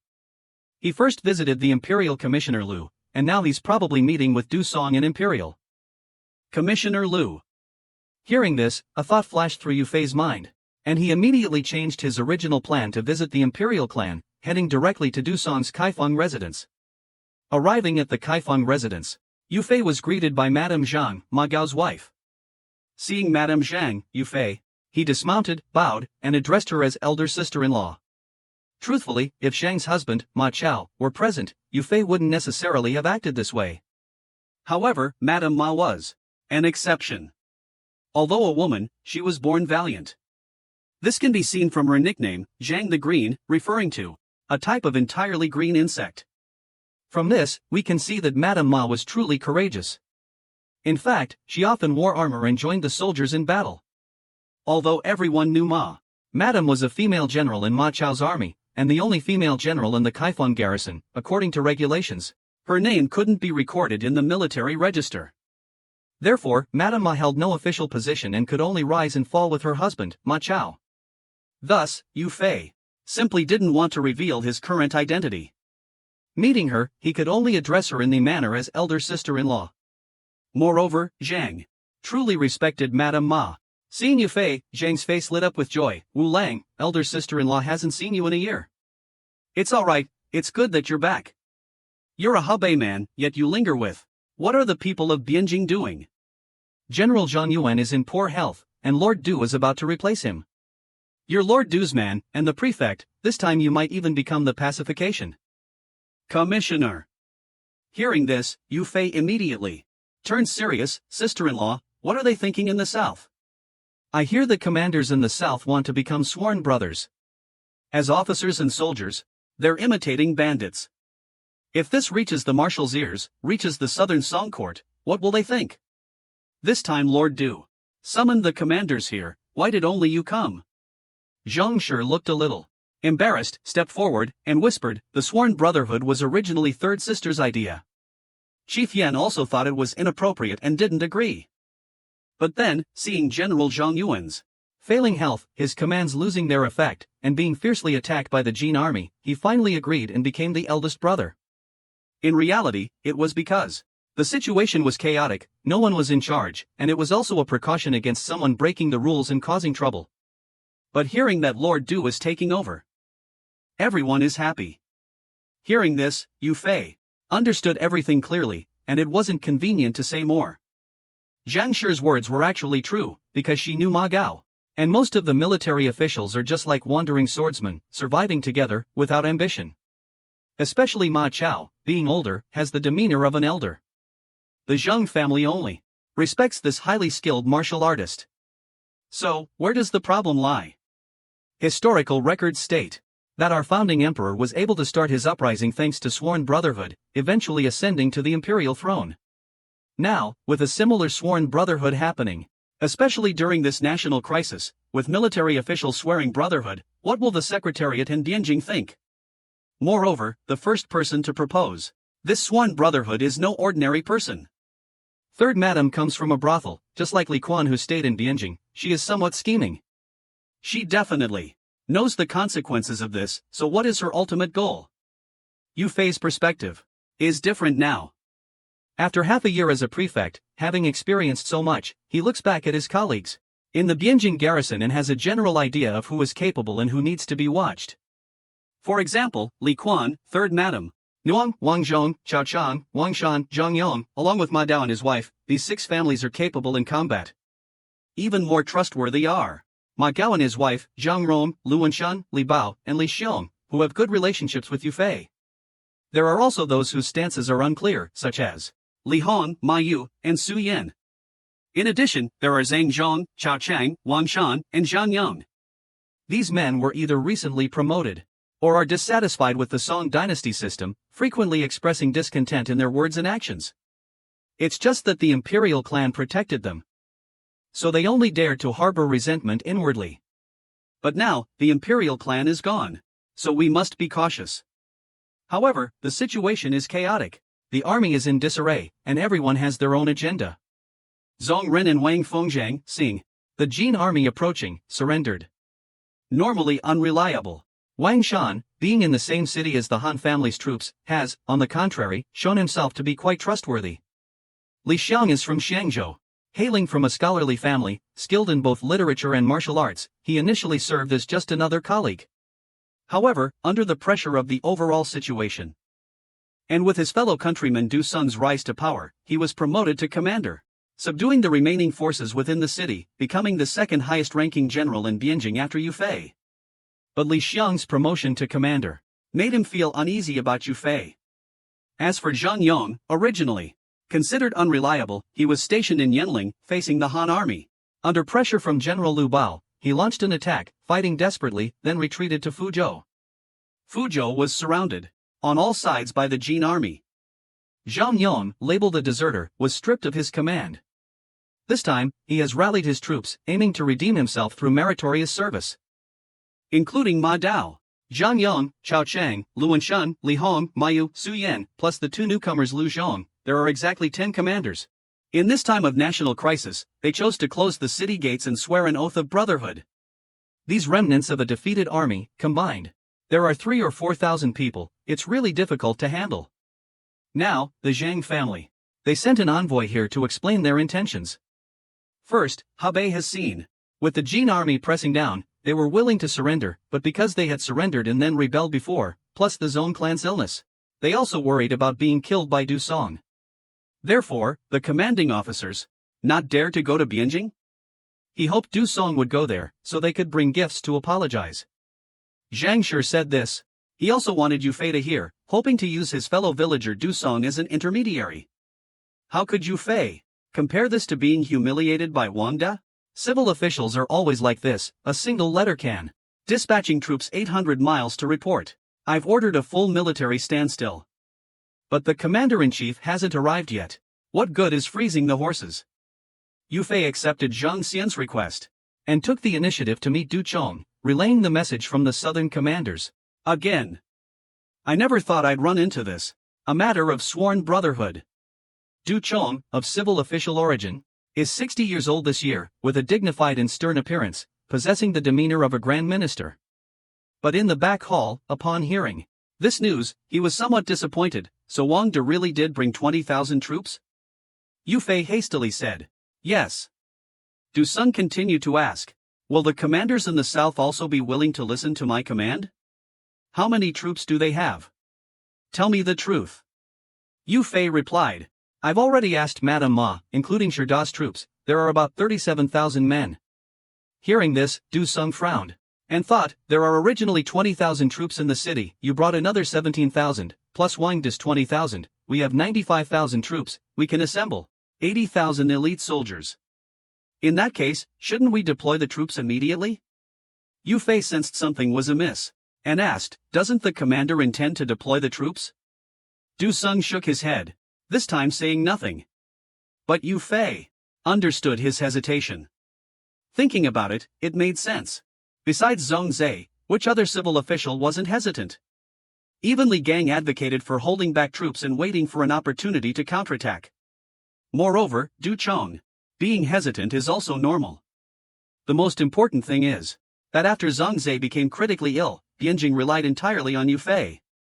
After experiencing Wang De's rebellion, his morale hasn't diminished at all. He clearly has enough confidence and is prepared to give his all to shoulder the responsibility of defending Bianjing and resisting the Jin army. As for Du Chong, given his status and position, if he didn't want to lose face to Yufei, he couldn't say anything. Du Chang's hesitation meant he could only entrust Yufei and Li Xiong with gathering troops and preparing to head south to join forces with the other commanders. In terms of action, there was no problem, and Yufei had nothing to say, so he quickly accepted the order and went with Li Xiong to carry it out. As for Du Chong, after seeing them off, he went and sat in the back hall, sighing. At this time, only his son, Du Yan, was qualified to inquire about him. In fact, after experiencing the Forbidden Palace riot and their separation, Du Yan had much to say to his father upon seeing him again. Du Yan offered tea, and carefully asked, the emperor appointed you as the garrison commander, wanting you to lead the Bianjing army. 100,000 troops for a major battle, why are you hesitant?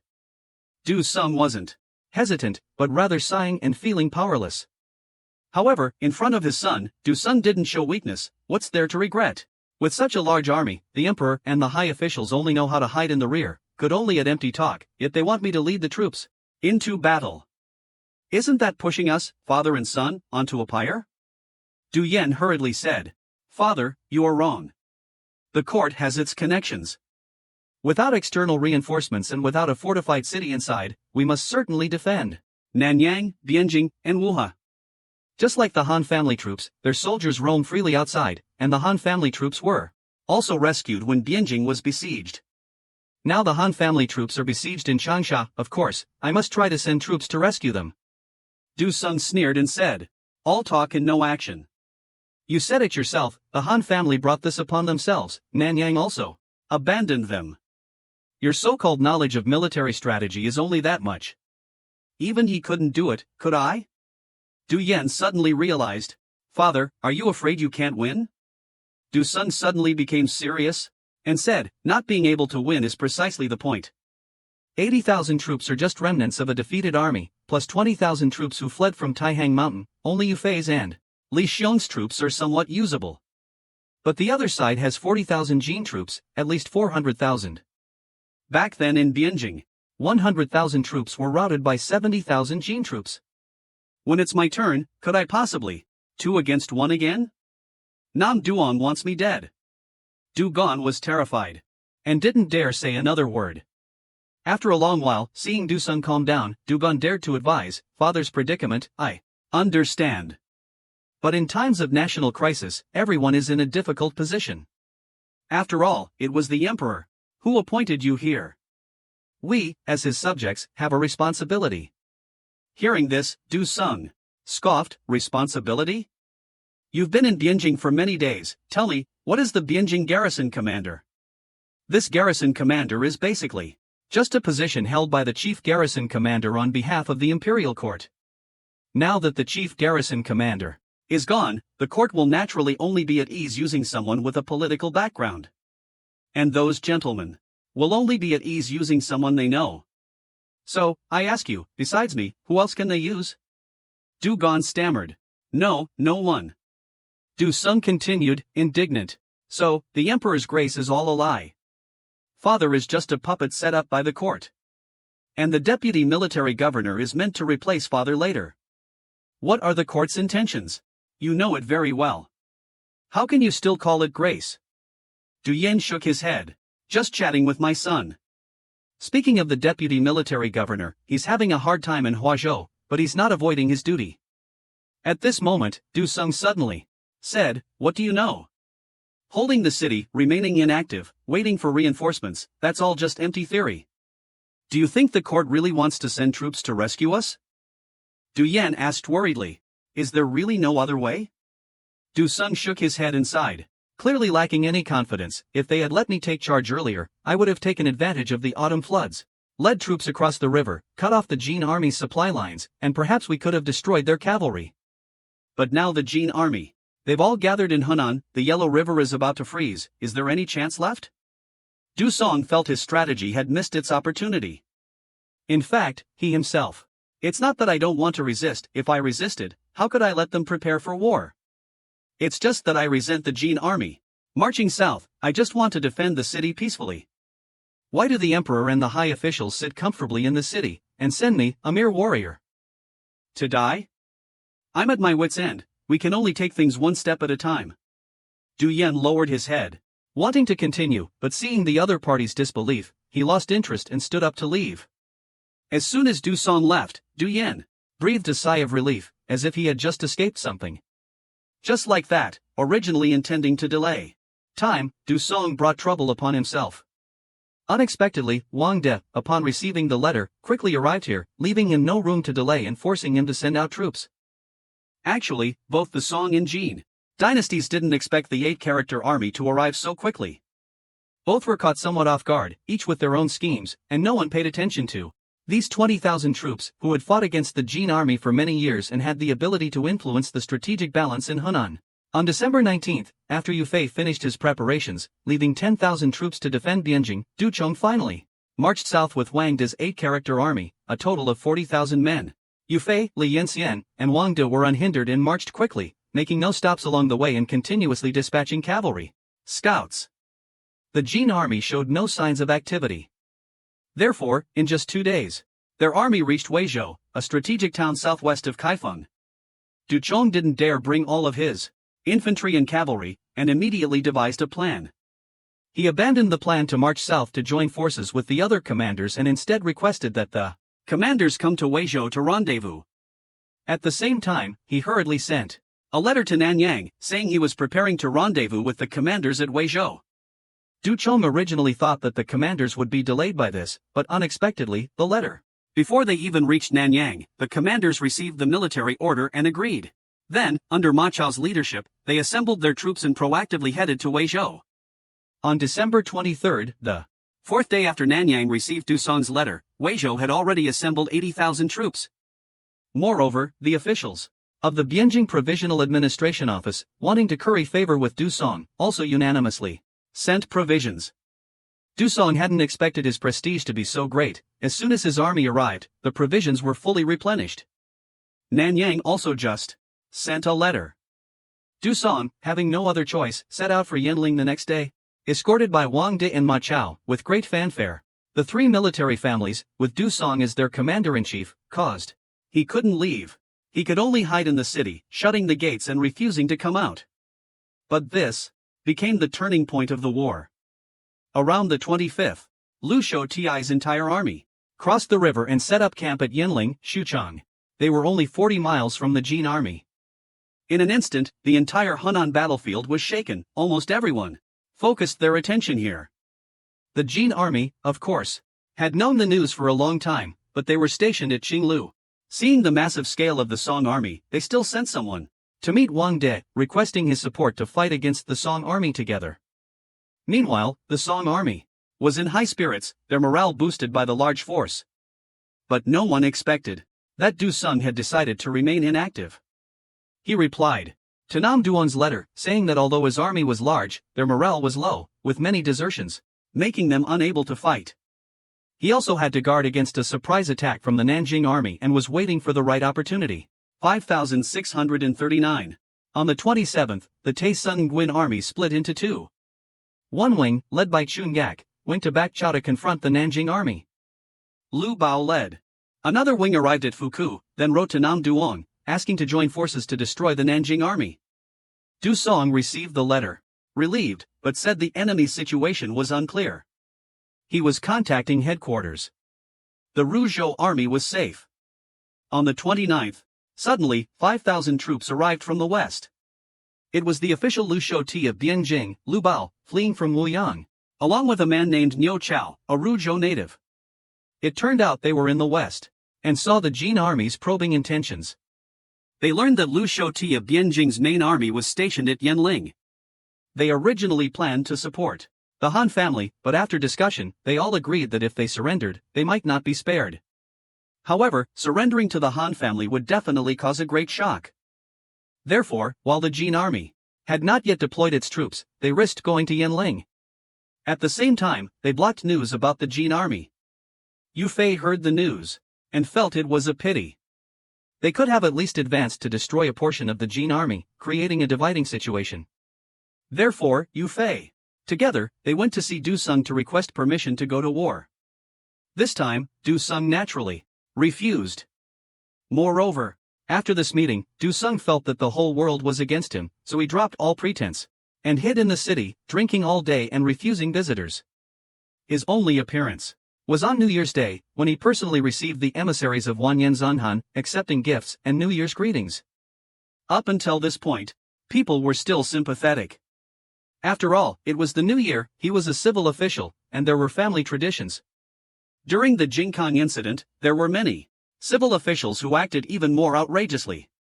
For example, the one who caused the second Jingkang incident, disobeying military orders and arbitrarily opening the city gates. The city walls were under the responsibility of civil officials, yet they were drinking and feasting on the walls. When the Jin army entered the city, he filled in the moat without authorization again. Ultimately, it was Yuan Shang who discovered this truth. So, compared to those people, Du Song's actions are nothing to speak of. Moreover, him handing over Yinling's military command to Li Xiong further proves his trustworthiness. It's the same old saying, not everyone is Zongshi. But after the new year, for 3 consecutive days, Du Song remained behind closed doors. At this time, the entire army became bewildered.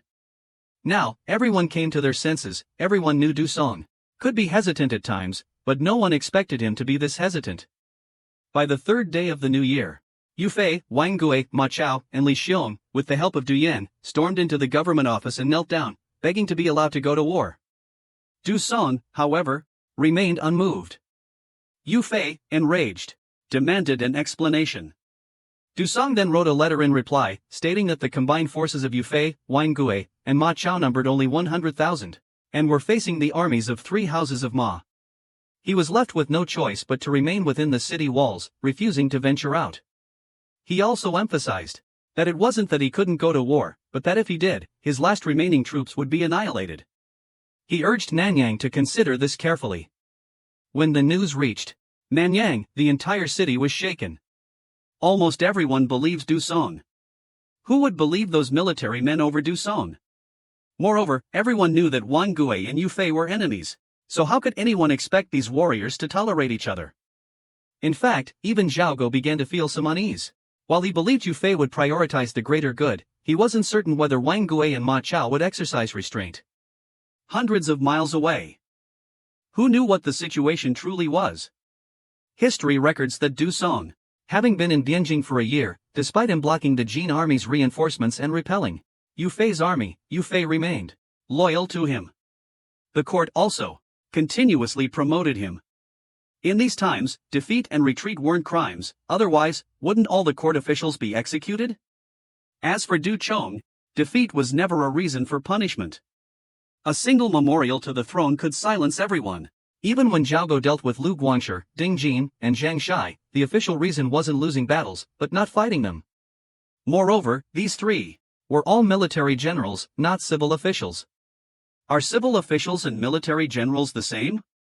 Even Fan Zhishuan, despite his absurd actions, was only exiled by Zhao Go, not killed. Because killing someone is ruining so much of what he had painstakingly built. When Du Sung's report arrived, it's not that no one considered Du Sung was hesitating. In fact, many people thought so, some even believed Du Sung was overly hesitant, openly criticizing Nanyang. But these people couldn't do anything, because most believed Du Sung's report, believing that Yanling would be in danger. From a long-term perspective, this would affect the overall situation, and it became the general consensus in Nanyang. In an instant, the people of Nanyang were in a panic. That afternoon, rumors spread that the Han family's losses and Du Sung's current predicament were caused by those in power taking risks. If from the beginning they had just held their ground, although there would have been losses, it wouldn't have put the overall situation in danger. Who were those in power? Though, it goes without saying. This completely contradicts the emperor's praise. That afternoon, the emperor received bad news. A detachment of Jurchen cavalry was heading northeast. Lu Ziyu said, "They're going to reinforce Talon, or at least pretend to reinforce Talon. But even if Talon called for help, they wouldn't arrive today, so it's probably a diversionary tactic." Zhao Go then asked Yang Weizhong for his opinion. Yang Weizhong immediately said, "General Lu is right. It's January, the rivers are frozen, making it difficult to march. And the area around Nanyang is crisscrossed with rivers, including the Huai and Dian rivers, which, though thinly iced over, aren't strong enough to support a large cavalry force. And the Jin army at this time divide our forces. We can both create a diversion and take the opportunity to move troops east of the Baiha River, guarding against the emperor crossing the river and attacking Shangyang from the south." Zhao Go, upon hearing this, was a little hesitant. In fact, after Du Chong sent his memorial to the throne, many civil officials, seeing the unfavorable situation, suggested that Zhao Go move south to Shangyang to preserve his strength. Many still insisted on moving south. The two sides engaged in fierce debate. Returning to the current issue, Lu Ziyu and Yang Weizhong both said that this Jin army could be a diversion, or it could be genuinely reinforcing Wanyan Xinhan. It's predictable that the Nanyang and Shangyang factions will clash again over these two possibilities, leading to a decline in the prestige of Zhao Go and Li Gang. Sure enough, Li Gang said, "I believe that, in the long run, we should still go to Shangyang. If we go to Shangyang, the Jin army will be in a dilemma. They can either attack Nanyang or attack Shangyang." Li Gang looked directly at Du Sung. "If Commander Du doesn't go to Nanyang to supervise, how can we call it a retreat?" Lu Ziyu, "This matter. You shouldn't defend Du Sung. If he goes to Nanyang, who will guarantee the emperor's safety? If something happens, who will take responsibility?" The debate between the Shangyang and Nanyang factions intensified. Fan Zhongyan, the chancellor of the secretariat, spoke up, "Let Wang Di command 100,000 elite soldiers, and Zhang Jun escort His Majesty. Also, let Zhu Yu, who is stationed in Yanling, receive His Majesty. Prince Wang's forces are strong enough to protect the emperor." Lu Ziyu, already angry, became even more furious upon hearing this. "You are from Shangyang, of course you want the emperor to go to Shangyang. And am I doing this for personal gain? Wait until summer, when the Jin army retreats, and His Majesty can return to Nanyang. And you, General Lu, do you care about the military affairs of the Han family, Wuzhu, Prince Wang, Ma Chao, Yufei? Furthermore, Qing Lu was attacked by Zhang Zizheng. Wasn't it because you deliberately abandoned Wuzhu's troops?" Lu Ziyu was speechless. "So I do have ulterior motives?" Fan Zhongyan was about to continue, when Zhao Go suddenly stood up and walked between the two of them, saying nothing, returning to his palace. Seeing this, everyone dispersed. The ministers tacitly agreed with each other not to argue further. Unexpectedly, Du Yan, Du Chang's son, arrived with news. The emperor had summoned them, but, having heard the situation, he decided to go to Shangyang. Nanyang received memorials from Du Chong and Yufei, and was once again shocked. Zhao Go gradually returned to the temporary palace. Without further discussion, he gave the order directly to retreat. That night, around the second watch, there was a sudden knock at the door. The last time I was this worried was also when Yang Weizhong came. Zhao Goyin hurriedly woke up. Liang Gue had just entered and said that Du Yan requested an audience, and Yang Weizhong had come with him. Chen Gue heard that Du Yan had left Nanyang. Having returned after 11 days, there must be something important. Zhao Go ordered only Li Gang to enter with him. Liang Gue went out, and a moment later, Du Yan, covered in dust, entered with Yang Weizhong. They knelt before Zhao Go and said, "I heard your majesty was going to see the marshal, so I had to come." Yang Weizhong, hearing this, was stunned. Du Yan, as if dead, prostrated himself on the ground and said nothing more. But contrary to everyone's expectations, Zhao Go was somewhat contemplative. Then said 4 words, "The great waves sift the sand." For a moment, the atmosphere became heavy. Half a moment later, Zhao Go calmly asked, "Were there any conflicts between Yufei, Wang De, and Ma Chao?" Du Yan, lying on the ground, replied, "No, there were no conflicts between the 3 of them." Before this happened, Ma Chao and Li Bao went with Li Xiong, the general of Yanling, to advise the 3 against sending out troops. Zhao Go at this moment. There's still no sign. Compared to Du Sung colluding with the enemy, this matter worries Yang Duizhong even more. Zhao Go nodded and asked, "Which route did you take to get here? Did you encounter any Jin troops?" Du Yan thought for a moment and said, "From Taizhou, I circled around Reshaping, crossed the Tungbai Mountains, went from Qingtai through Dushui, and looped back to Nanyang." As for the timing, it was after my father submitted his memorial to Nanyang, mentioning the conflict between the 3 generals, that the 3 armies decided to set out. Zhao Go thought for a bit and said, "So, 2.5 days. You stay here. After this matter is resolved, I will arrange for you to work in Bazhou. Before that, you are not to go anywhere." Seeming to realize he had overspoken, Du Yan suddenly said, "Thank you, your majesty." My father. Zhao Go then said, "You are dismissed." Du Yan, distressed, but he obeyed nonetheless, withdrawing with Duong Dui Trung. After they left, Tru Q sat quietly for a moment, then returned inside, looking at Tran Kui, who was waiting anxiously. He remained silent for a long time. Tran Kui saw Duong Dui Trung return, then Tru Q finally spoke, "Summon Lu Hongdao, Lu Tuvu, Ho Hong Tu, and the others who decided on the relocation of the capital here. Remember, don't let too many people know about this." Duong Dui Trung didn't dare delay, immediately going to carry out the order. Lai Kuang and Tran Kui became even more serious. This meant that Du Gon must have brought earth-shattering news. The officials were all on high alert. Very quickly, everyone assembled, except for Yen Xiaozhong and Wang De from the east side of the city. While waiting for the 2 of them, everyone couldn't help but murmur amongst themselves, unsure why they had been summoned in the middle of the night. Zhao Gojin saw the commotion and felt even more frustrated. He was truly becoming more and more frustrated. These people all had their uses, but why did they always cause such a disturbance when they gathered? Moreover, overall, they weren't as useful as he had imagined. But the situation had reached this point. He couldn't let his emotions control him. Zhao Gojin suddenly stood up and walked to the back to compose himself. A moment later, he began to sigh again. No one tried to stop him. Who knows if he returned to the harem for water? But in reality, Zhao Go had already given the order. Everything will proceed as planned. Finally, Yang Weizhong and Wang De arrived. Zhao Go had been waiting for a long time. He braved the cold wind and raised his head, saying, "Right here. Summon everyone. 10 o'clock. No noise."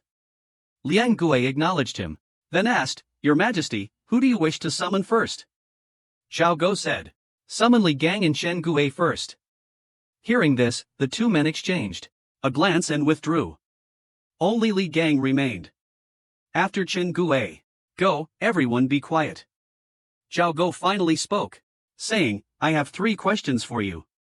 Can the cavalry be used?" Li Gang replied, "For your Majesty, the father and son, Zhao."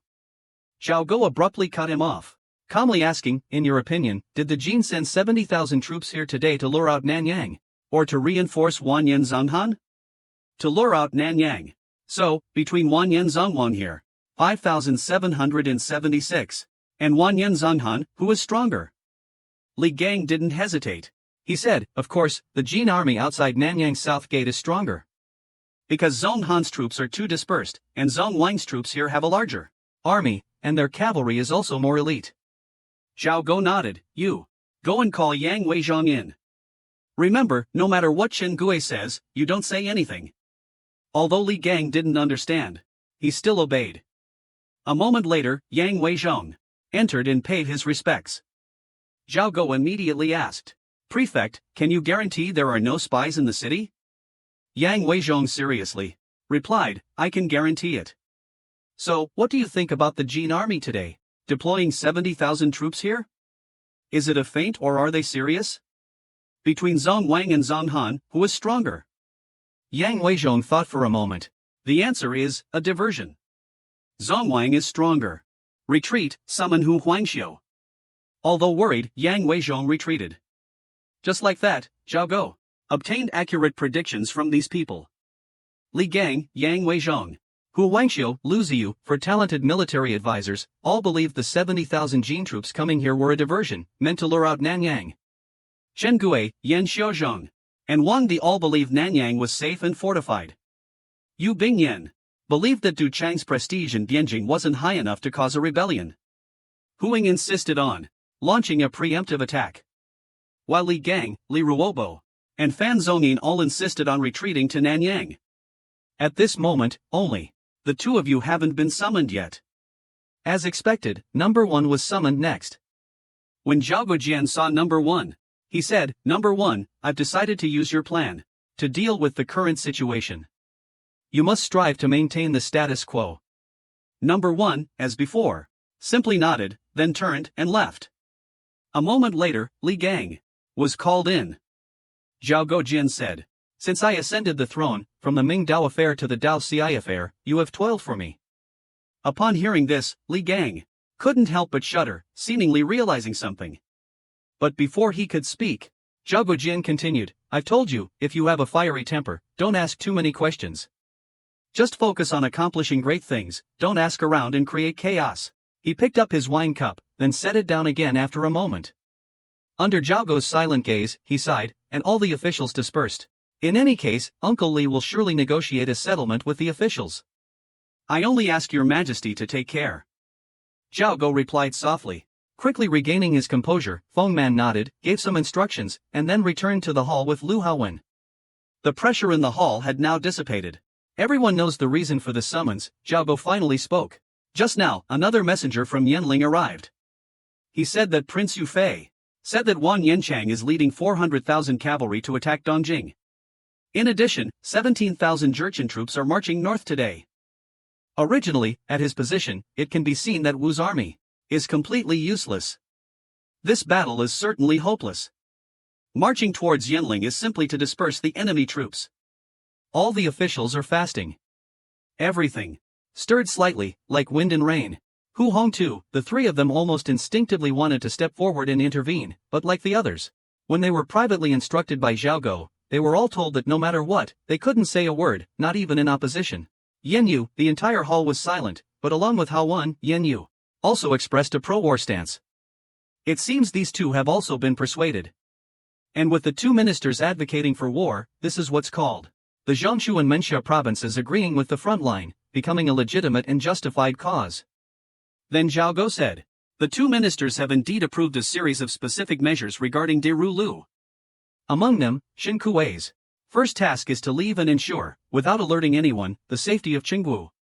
Yang Weizhong will stay behind and give the order to prepare an elite cavalry unit to escort me out of the city. Wang De and Zhang Ji will also leave the city. I arrived at the eastern encampment and met Shang Jun. We then made preparations within the camp for departure, planning to leave at night to avoid the capital's troops. Also, Hanlin Academician Lin, Shi Zhongcheng, Huing, and Deputy Censor Chang, Grand Censor Tan Nangui, these four were asked to come along, as well as Xiang Yang, the two generals, and Man Chi. They were asked to stay behind, along with Lady Wu to take care of the emperor, who was, of course, left behind in his exhausted, feverish sleep. Thanks to Zhao Go's prior instructions and inquiries about the reason for the call for help, everything unfolded almost at lightning speed, without any obstacles. The entire process was nearly trouble-free. I say nearly, because Zhao Go suddenly stopped as he was leaving the palace gates. He ordered someone to take down the golden plaque hanging in front of the palace gate and carried it on his own back, which took some time. But around the fourth watch, Zhao Go finally led. The group left Nanyang through the back gate and entered the Dongyan camp, where they met Wang De and Zhang Ji. The Grand Master had gone through 2 years of hardship, and he finally met Yu Fei. Next, he could finally relax and latch onto a powerful figure. Yanling, Changsha Town. Located northeast of Nanyang, the distance between Nanyang and Yanling as the crow flies is 300 miles. Sending cavalry as messengers. With 11 strong horses, they could arrive within a day and a night. But 800 cavalrymen would be doomed if they encountered the Jin army. Therefore, Zhao Go chose the route Du Sung took, stopping at Reshaping to rest and regroup his troops, ultimately led him to Yanling, north of Wangtoi. This represents an actual distance of over 400 miles. Zhao Go, on the first day, covered half the distance by afternoon. On the second day, after bypassing Reshaping and leaving behind a detachment of soldiers, and furthermore, choosing strong horses, he naturally traveled faster than Du Sung. At noon on the 12th of the first month, Zhao Go, on the verge of revival, led a few drowsy attendants, along with a cavalry troop reduced to less than 200 men, to the foot of Yanling. Song troops garrisoned Yanling. But Zhao Go did not enter. Instead, he ordered the entire army to dismount and rest at the foot of the mountain, using their last rations and water to replenish themselves. This action puzzled his attendants. They couldn't understand why, being so close to their destination, they weren't entering the camp to enjoy hot water and food, but were instead eating dry rations here. At the same time, this strange behavior also caught the attention of some Song generals. Soon, a cavalry troop, a mixed force, went out to scout, setting up a formation to the west. Infantry also formed a facing line, then a mounted general rode forward to observe. It was clearly a defensive, encircling posture. If this were before, it would certainly be troublesome, but now, we are exhausted, both men and horses, without even the strength to curse. A moment later, the scouts approached and, seeing no hostility from the other side, I was finally relieved. The mounted general rode forward and asked, "Whose army are you? Where do you come from?" Zhao Go swallowed, forcing himself to reply, "We are the Imperial Guard, coming from Nanyang. I am Fan Zongyin, Imperial Scholar of the Central Secretariat. And beside me is the Chamberlain Shen. You are high-ranking Imperial officials coming to Yanling to deliver an edict?" The general first noticed Tan Nan Gui beside Zhao Go, then saw that this troop each had multiple horses, along with provisions carried on horseback. He then looked at the few men, who although looked young, had the air of high-ranking scholars, and believed them 6 parts out of 10. "But why, having arrived here, didn't you come directly into the camp to rest, but instead eat dry rations here?" At this, Zhao Go coughed. I reply, "Because I set off in haste last night, I was exposed to the wind and cold, and I wished to freshen up and change into my official robes before entering, so as not to diminish the prestige of the imperial house." The general, upon hearing this, in his heart, was 8 parts convinced. He immediately dismounted and came forward to salute. "Please forgive me." Zhao Go interrupted him again. He instead asked, "Who are you? What is your official position?" The general didn't dare delay. He immediately clasped his hands and replied, "I am the Vice Commissioner of the Jingdong Circuit Pacification Commission, Tong Lingjun under Zhao Go. I am your subordinate. I remember your name is Li Kuei, born in Mizhou, formerly a military official." Now Yu Fei recalled this person. Hearing this, he no longer had any doubts and nodded. Mizhou was occupied by Li Chang. I tried many times, but fundamentally did not want to surrender to the Jin army, so I followed Commander Zhang. At this moment, Zhao Go interrupted him again. "No need to mention these matters. I will have someone arrange for you to rest in the camp. You go and find Yu Fei immediately. Among these letters, there is one for him." Li Kuei, upon hearing this, without hesitation immediately agreed. He didn't even check the documents, but directly escorted Zhao Go's party into his camp. A moment later, Li Kuei left. Leaving the main army tent, after arranging for everyone to rest, I immediately went to look for Yu Fei. Meanwhile, Zhao Go's group immediately reorganized within the camp. After a while, Lu Haowen, along with the others, changed their clothes. Huing, Lin Jing, and Mo Yan also changed. Zhao Go even put on his official robes, then sat upright behind the desk and opened the doors. All that was missing was a golden plaque. At midday, with the sound of horse hooves stopping outside, a general and several cavalrymen quickly entered, arriving at the door. They first saw Lu Haowen leading people inside, then saw the person sitting behind the desk, and immediately clasped their hands in salute. The followers also hurriedly saluted. A moment later, slightly startled, Zhao Go finally came to his senses. "General Yu, whom I met in Nanjing, Yu Fei." Yu Fei didn't raise his head. He immediately replied, "Your Majesty, that is correct." Hearing this conversation, Li Kuei was nearly frightened to death, instinctively wanting to raise his head, but lowered it even further. Zhao Go took a deep breath. He said, "General Yu, raise your head." Hearing this, Yu Fei immediately stood up along with the few men behind him, then faced Emperor Zhao, standing with his head raised and hands clasped. Surprisingly, when Yu Fei stood up, Zhao Go suddenly calmed down. After meeting the real person, Zhao Go suddenly realized that he had always been wary of someone, or rather, the idolized image in his heart wasn't the real person at all. And the person before his eyes was completely different from the image in his mind. This general, like Han Shizhong, was his subordinate. He had no reason to be wary of him. On the contrary, only by sincerely cooperating with him could they overcome the immediate crisis. This thought suddenly became clear. Zhao Go, in a tone so calm he himself couldn't believe it, said, "Pengju, I have some questions for you. Please ask. How has Du Chong been these past few days? Has he looked for Du Yan? 4 days ago, he sent someone to the barracks to search. They searched for 2 days but couldn't find him. After that, he shut himself in and hasn't seen anyone. Can you enter the city? How many troops do you have at your command?" Yu Fei replied, 20,000. Zhao Go continued to ask, "Is there a chance of winning this battle?" Yu Fei thought for a moment, then, "Which battle does the Lord want to fight?" Zhao Go didn't beat around the bush. Li Chang. No. Nor did Zhao Go. He took precautions, decisively stood up, and led his troops into the city. Speaking of Du Chong, after arriving in Yanling City, he immediately dispatched Han Shizhong, a subordinate of the Black Dragon King, who is currently in charge of Yanling, Shengshan, while he remained in the mansion. As for this Li Xiong, he actually has the air of a main character. Although this person is called useless, he comes from a Jushi school. This identity originates from the establishment of local schools.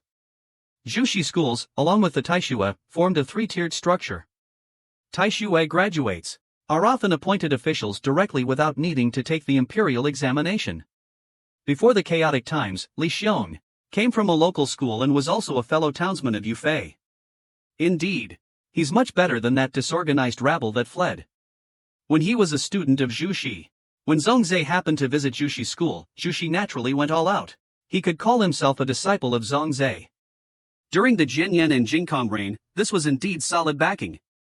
And he went through military training. On the one hand, he also caught Zhongzhe's eye and was always valued by the Dongjing garrison commander.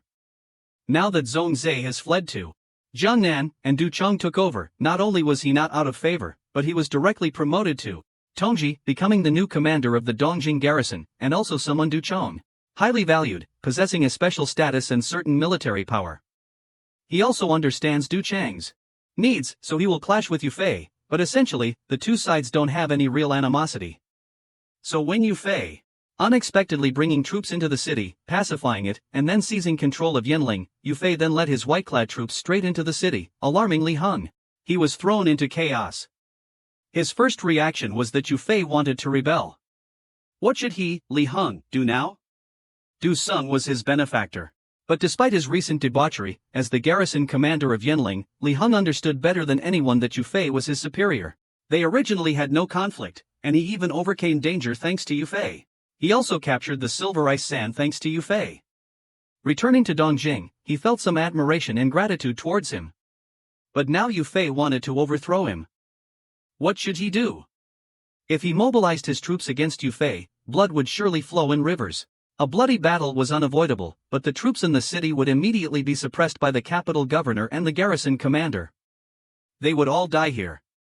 If he pretended not to know, the more extraordinary the actions, the more it resembled a mutiny. He was afraid it would be difficult to deceive others. He definitely wanted a fight. Even if he could truly control Du Sung, how could Yu Fei command Wang De and Ma Gao? Though Du Sung was degenerate, But he's the imperial commissioner of the eastern capital, holding military power, while you, Yufei, have nothing. You, Yufei, if you wanted a mutiny, why didn't you discuss it beforehand? You should have at least come to me. But there's no time to think.